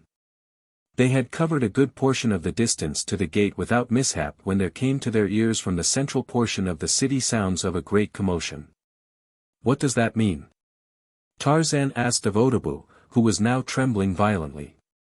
Master, he replied, they have discovered that which has happened in the palace of Visa, mayor of the city. His son and the girl escaped and summoned soldiers who have now doubtless discovered the body of Visa. I wonder, said Tarzan, if they have discovered the party I threw through the window. Bertha Kircher, who understood enough of the dialect to follow their conversation, asked Tarzan if he knew that the man he had thrown from the window was the king's son. The ape-man laughed. No, he said, I did not. That rather complicates matters, at least if they have found him. Suddenly there broke above the turmoil behind them the clear strains of a bugle. Otobu increased his pace. Hurry, master, he cried, it is worse than I had thought. What do you mean? Asked Tarzan. For some reason the king's guard and the king's lions are being called out. I fear, O Bwana, that we cannot escape them. But why they should be called out for us I do not know. But if Otobu did not know, Tarzan at least guessed that they had found the body of the king's son. Once again the notes of the bugle rose high and clear upon the night air. Calling more lions? Asked Tarzan. No, master, replied Otobu. It is the parrots they are calling. They moved on rapidly in silence for a few minutes when their attention was attracted by the flapping of the wings of a bird above them. They looked up to discover a parrot circling about over their heads. Here are the parrots, Otobu, said Tarzan with a grin. Do they expect to kill us with parrots? The Negro moaned as the bird darted suddenly ahead of them toward the city wall. Now indeed are we lost, master, cried the black. The bird that found us has flown to the gate to warn the guard. Come, Otobu, what are you talking about? Exclaimed Tarzan irritably. Have you lived among these lunatics so long that you are yourself mad? No, master, replied Otobu. I am not mad. You do not know them. These terrible birds are like human beings without hearts or souls. They speak the language of the people of this city of Xuja. They are demons, master, and when in sufficient numbers they might even attack and kill us. How far are we from the gate? Asked Tarzan. We are not very far, replied the Negro. Beyond this next turn we will see it a few paces ahead of us. But the bird has reached it before us and by now they are summoning the guard, the truth of which statement was almost immediately indicated by sounds of many voices raised evidently in commands just ahead of them. While from behind came increased evidence of approaching pursuit, loud screams and the roars of lions. A few steps ahead a narrow alley opened from the east into the thoroughfare they were following, and as they approached it there emerged from its dark shadows the figure of a mighty lion. Audiobook halted in his tracks and shrank back against Tarzan. "Look, master," he whimpered, "a great black lion of the forest." Tarzan drew the saber which still hung at his side. "We cannot go back," he said. "Lions, parrots, or men, it must be all the same," and he moved steadily forward in the direction of the gate.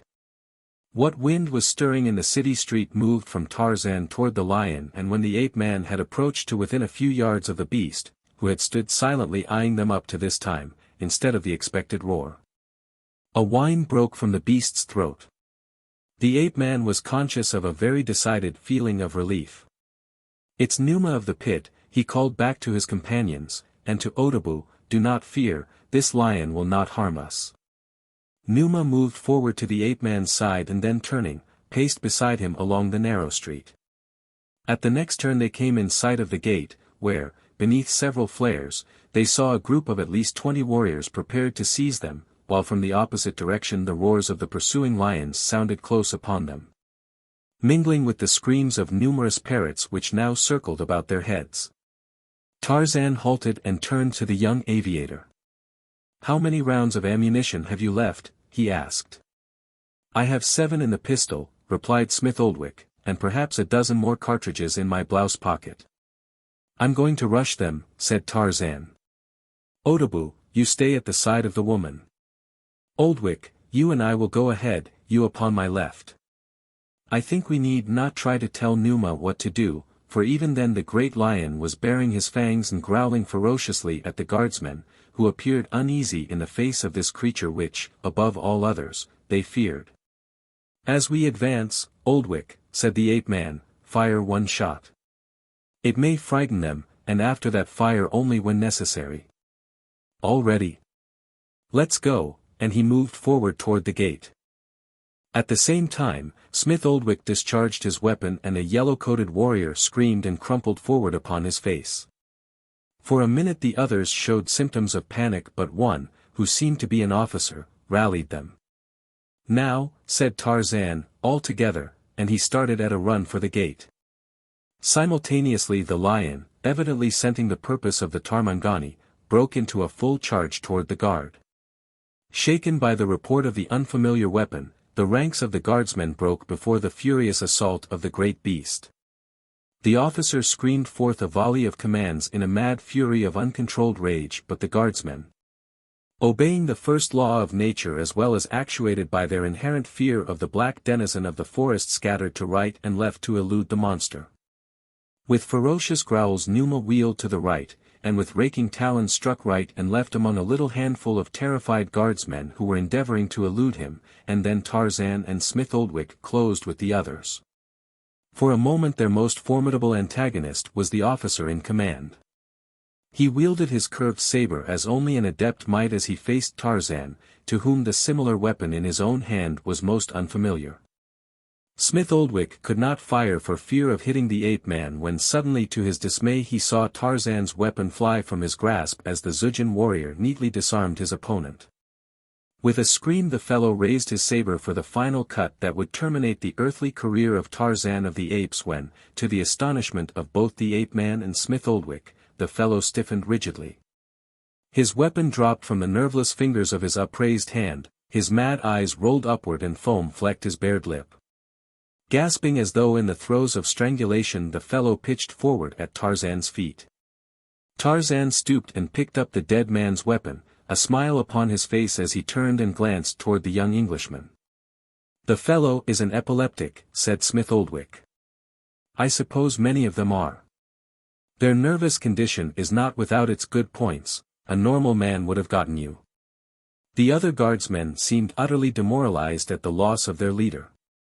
They were huddled upon the opposite side of the street at the left of the gate, screaming at the tops of their voices and looking in the direction from which sounds of reinforcements were coming, as though urging on the men and lions that were already too close for the comfort of the fugitives. 6 guardsmen still stood with their backs against the gate, their weapons flashing in the light of the flares and their parchment-like faces distorted in horrid grimaces of rage and terror. Numa had pursued two fleeing warriors down the street which paralleled the wall for a short distance at this point. The ape-man turned to Smith Oldwick. "You will have to use your pistol now," he said, "and we must get by these fellows at once." And as the young Englishman fired, Tarzan rushed into close quarters as though he had not already discovered that with the saber he was no match for these trained swordsmen. Two men fell to Smith Oldwick's first two shots and then he missed, while the four remaining divided, two leaping for the aviator and two for Tarzan. The ape-man rushed in an effort to close with one of his antagonists where the other's saber would be comparatively useless. Smith Oldwick dropped one of his assailants with a bullet through the chest and pulled his trigger on the second, only to have the hammer fall futilely upon an empty chamber. The cartridges in his weapon were exhausted and the warrior with his razor-edged, gleaming saber was upon him. Tarzan raised his own weapon but once and that to divert a vicious cut for his head. Then he was upon one of his assailants and before the fellow could regain his equilibrium and leap back after delivering his cut, the ape-man had seized him by the neck and crotch. Tarzan's other antagonist was edging around to one side where he might use his weapon, and as he raised the blade to strike at the back of the Tarmangani's neck, the latter swung the body of his comrade upward so that it received the full force of the blow.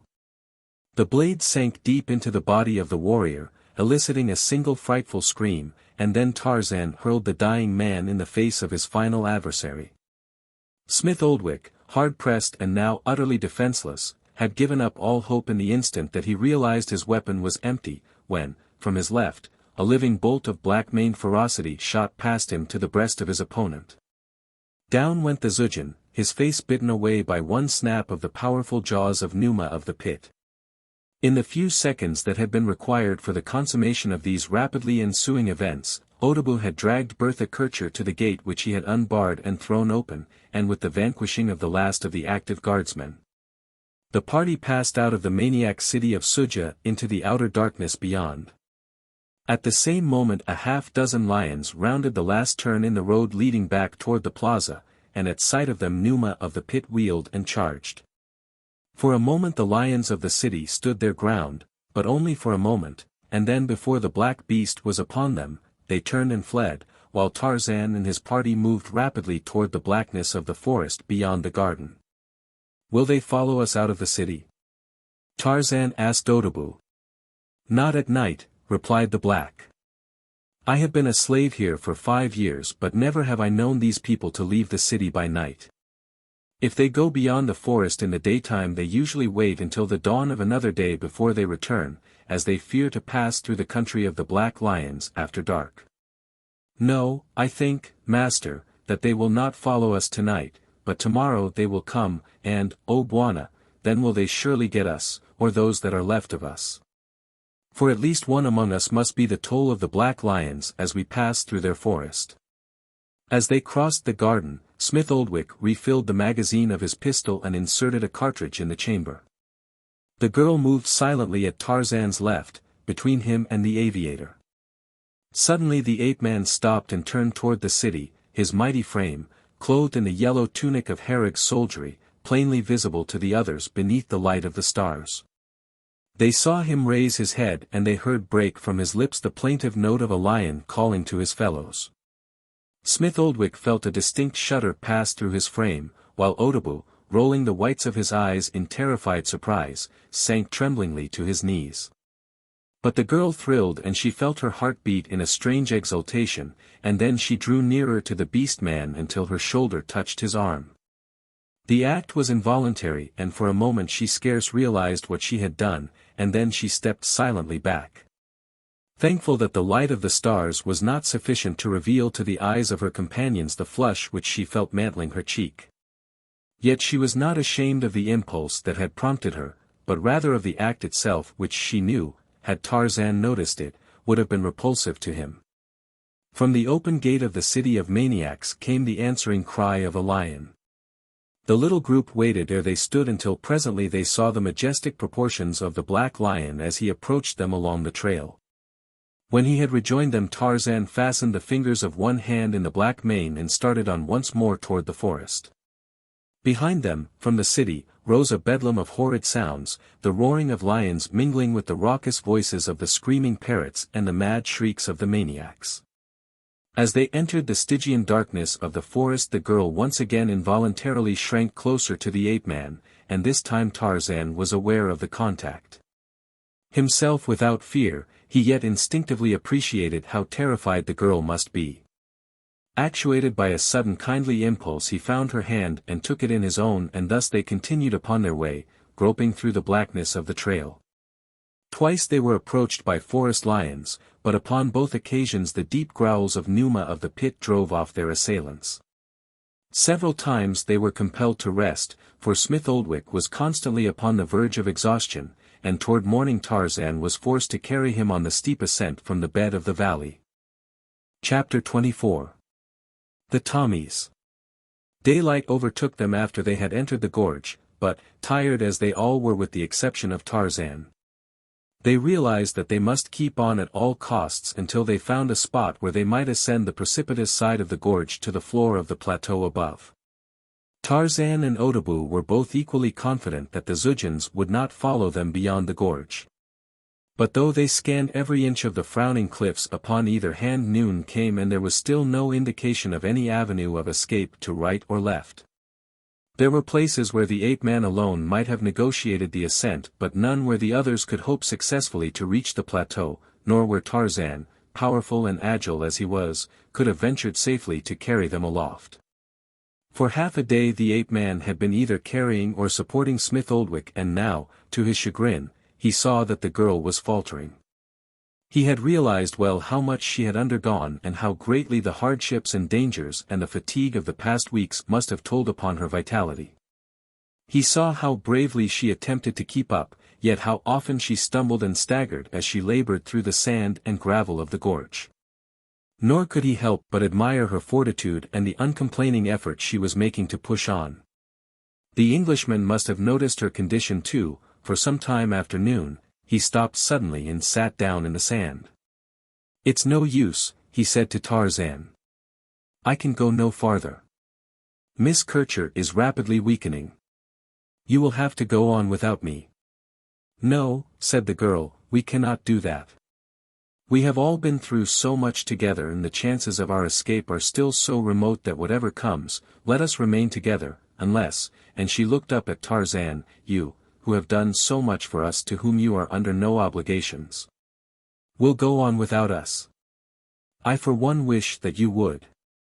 It must be as evident to you as it is to me that you cannot save us, for though you succeeded in dragging us from the path of our pursuers, even your great strength and endurance could never take one of us across the desert waste which lies between here and the nearest fertile country." The ape-man returned her serious look with a smile. "You are not dead," he said to her, "nor is the lieutenant, nor Audiobook, nor myself. One is either dead or alive, and until we are dead we should plan only upon continuing to live. Because we remain here and rest is no indication that we shall die here. I cannot carry you both to the country of the Wamabos, which is the nearest spot at which we may expect to find game and water, but we shall not give up on that account. So far we have found a way. Let us take things as they come. Let us rest now, because you and Lieutenant Smith Oldwick need the rest, and when you are stronger we will go on again." "But the Xujans?" she asked, "may they not follow us here?" "Yes," he said, "they probably will. But we need not be concerned with them until they come." "I wish," said the girl, "that I possessed your philosophy, but I am afraid it is beyond me. You were not born and reared in the jungle by wild beasts and among wild beasts, or you would possess, as I do, the fatalism of the jungle." And so they moved to the side of the gorge beneath the shade of an overhanging rock and lay down in the hot sand to rest. Numa wandered restlessly to and fro and finally, after sprawling for a moment close beside the ape-man, rose and moved off up the gorge to be lost to view a moment later beyond the nearest turn. For an hour the little party rested, and then Tarzan suddenly rose and, motioning the others to silence, listened. For a minute he stood motionless, his keen ears acutely receptive to sounds so faint and distant that none of the other three could detect the slightest break in the utter and death-like quiet of the gorge. Finally the ape-man relaxed and turned toward them. "What is it?" asked the girl. "They are coming," he replied. "They are yet some distance away, though not far, for the sandaled feet of the men and the pads of the lions make little noise upon the soft sands." "What shall we do, try to go on?" asked Smith Oldwick. "I believe I could make a go of it now for a short way. I am much rested. How about you, Miss Kircher?" "Oh, yes," she said, "I am much stronger. Yes, surely I can go on." Tarzan knew that neither of them quite spoke the truth, that people do not recover so quickly from utter exhaustion, but he saw no other way, and there was always the hope that just beyond the next turn would be a way out of the gorge.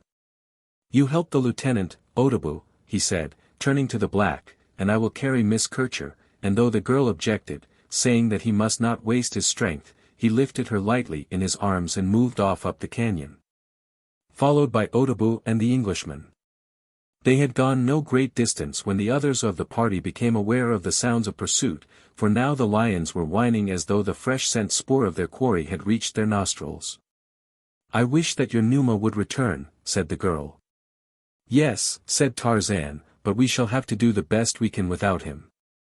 I should like to find some place where we can barricade ourselves against attack from all sides. Possibly then we might hold them off. Smith Oldwick is a good shot, and if there are not too many men he might be able to dispose of them provided they can only come at him one at a time. The lions don't bother me so much.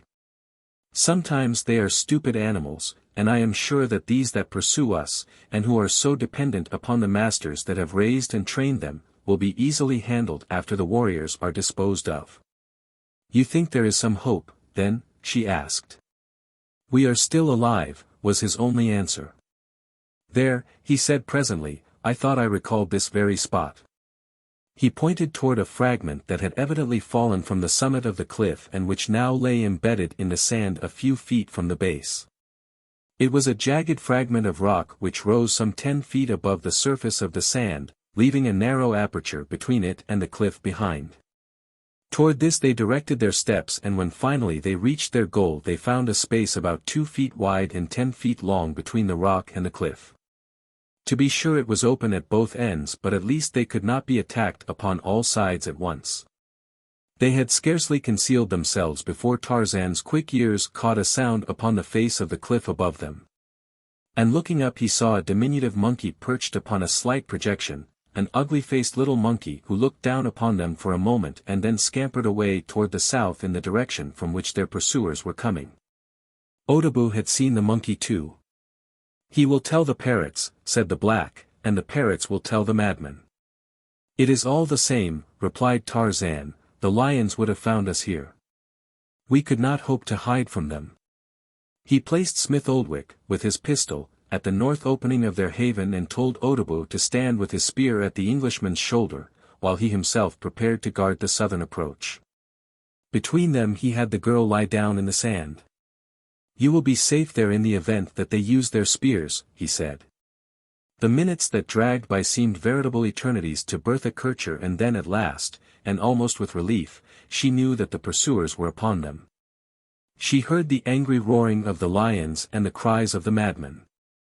For several minutes the men seemed to be investigating the stronghold which their quarry had discovered. She could hear them both to the north and south, and then from where she lay she saw a lion charging for the ape-man before her.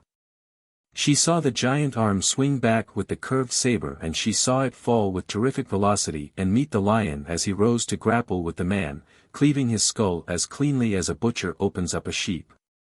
Then she heard footsteps running rapidly toward Smith Oldwick, and, as his pistol spoke, there was a scream and the sound of a falling body.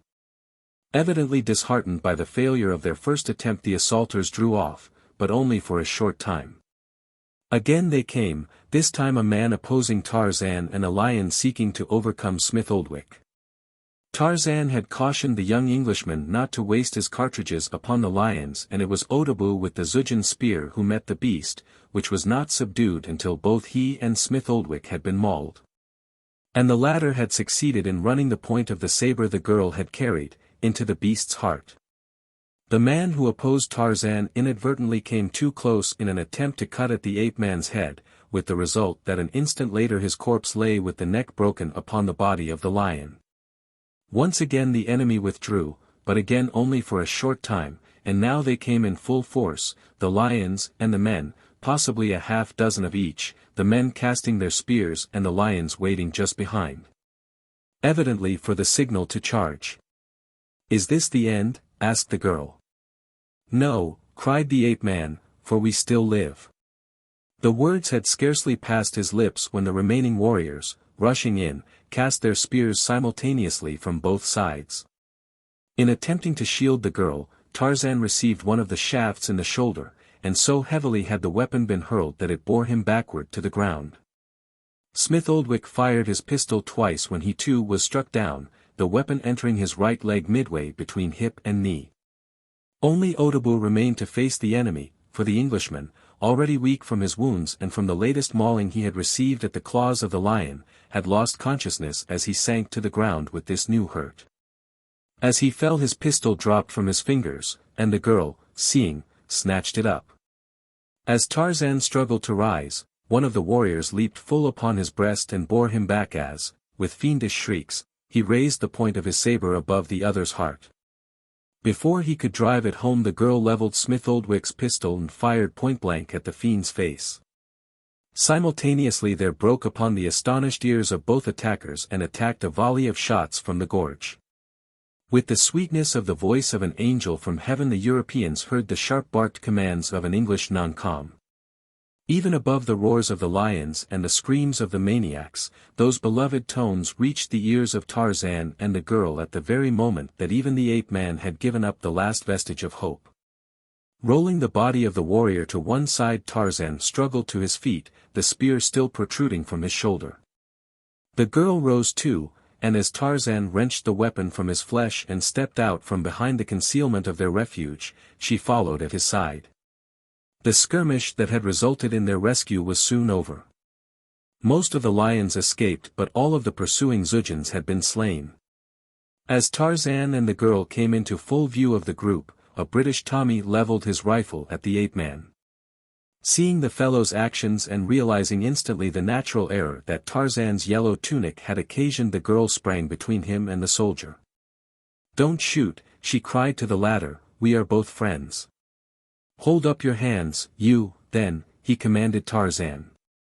"I ain't taking no chances with any duffer with a yellow shirt."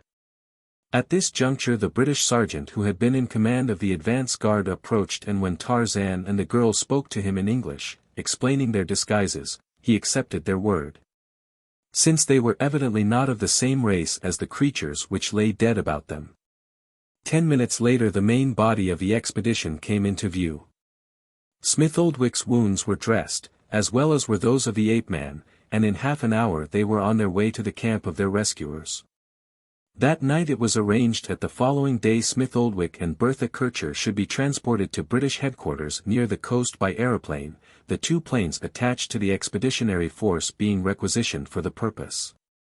Tarzan and Audiobook declined the offers of the British captain to accompany his force overland on the return march as Tarzan explained that his country lay to the west, as did Audiobook's. And that they would travel together as far as the country of the Wamabos. "You are not going back with us, then?" asked the girl. "No," replied the ape-man. "My home is upon the west coast. I will continue my journey in that direction." She cast appealing eyes toward him. "You will go back into that terrible jungle?" she asked. "We shall never see you again." He looked at her a moment in silence. "Never," he said, and without another word turned and walked away. In the morning Colonel Capel came from the base camp in one of the planes that was to carry Smith Oldwick and the girl to the east. Tarzan was standing some distance away as the ship landed and the officer descended to the ground. He saw the colonel greet his junior in command of the advanced detachment, and then he saw him turn toward Bertha Kircher who was standing a few paces behind the captain. Tarzan wondered how the German spy felt in this situation, especially when she must know that there was one there who knew her real status. He saw Colonel Capel walk toward her with outstretched hands and smiling face and, although he could not hear the words of his greeting, he saw that it was friendly and cordial to a degree. Tarzan turned away scowling, and if any had been close by they might have heard a low growl rumble from his chest. He knew that his country was at war with Germany and that not only his duty to the land of his fathers, but also his personal grievance against the enemy people and his hatred of them, demanded that he expose the girl's perfidy. And yet he hesitated, and because he hesitated he growled, not at the German spy but at himself for his weakness. He did not see her again before she entered a plane and was borne away toward the east. He bid farewell to Smith Oldwick and received again the oft-repeated thanks of the young Englishman. And then he saw him too borne aloft in the high circling plane and watched until the ship became a speck far above the eastern horizon to disappear at last high in air. The Tommies, their packs and accoutrements slung, were waiting the summons to continue their return march. Colonel Capel had, through a desire to personally observe the stretch of country between the camp of the advanced detachment and the base, decided to march back his troops. Now that all was in readiness for departure he turned to Tarzan. "I wish you would come back with us, Greystoke," he said, "and if my appeal carries no inducement possibly that of Smith Oldwick and the young lady who just left us may. They asked me to urge you to return to civilization." "No," said Tarzan, "I shall go my own way." Miss Kircher and Lieutenant Smith Oldwick were only prompted by a sense of gratitude in considering my welfare. "Miss Kircher!" exclaimed Capel, and then he laughed. "You know her then as Bertha Kircher, the German spy?" Tarzan looked at the other a moment in silence. It was beyond him to conceive that a British officer should thus laconically speak of an enemy spy whom he had had within his power and permitted to escape.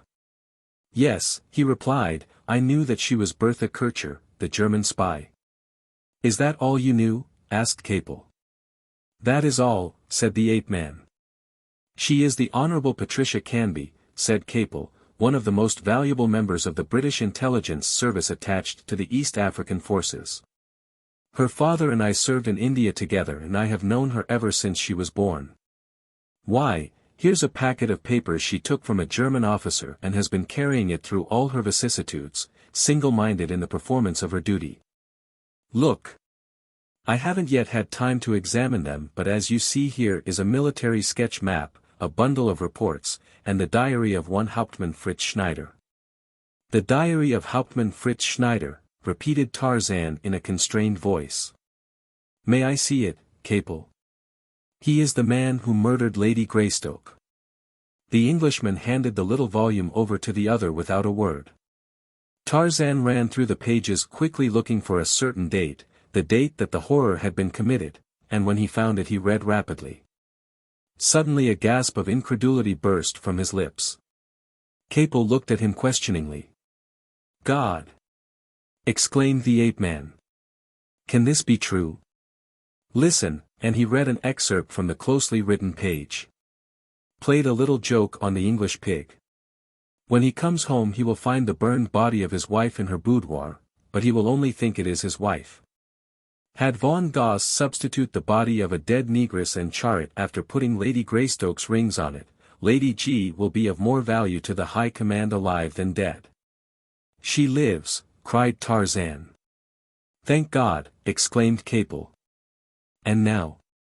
I will return with you, of course. How terribly I have wronged Miss Canby, but how could I know? I even told Smith Oldwick, who loves her, that she was a German spy. Not only must I return to find my wife but I must right this wrong." "Don't worry about that," said Capel, "she must have convinced him that she is no enemy spy, for just before they left this morning he told me she had promised to marry him."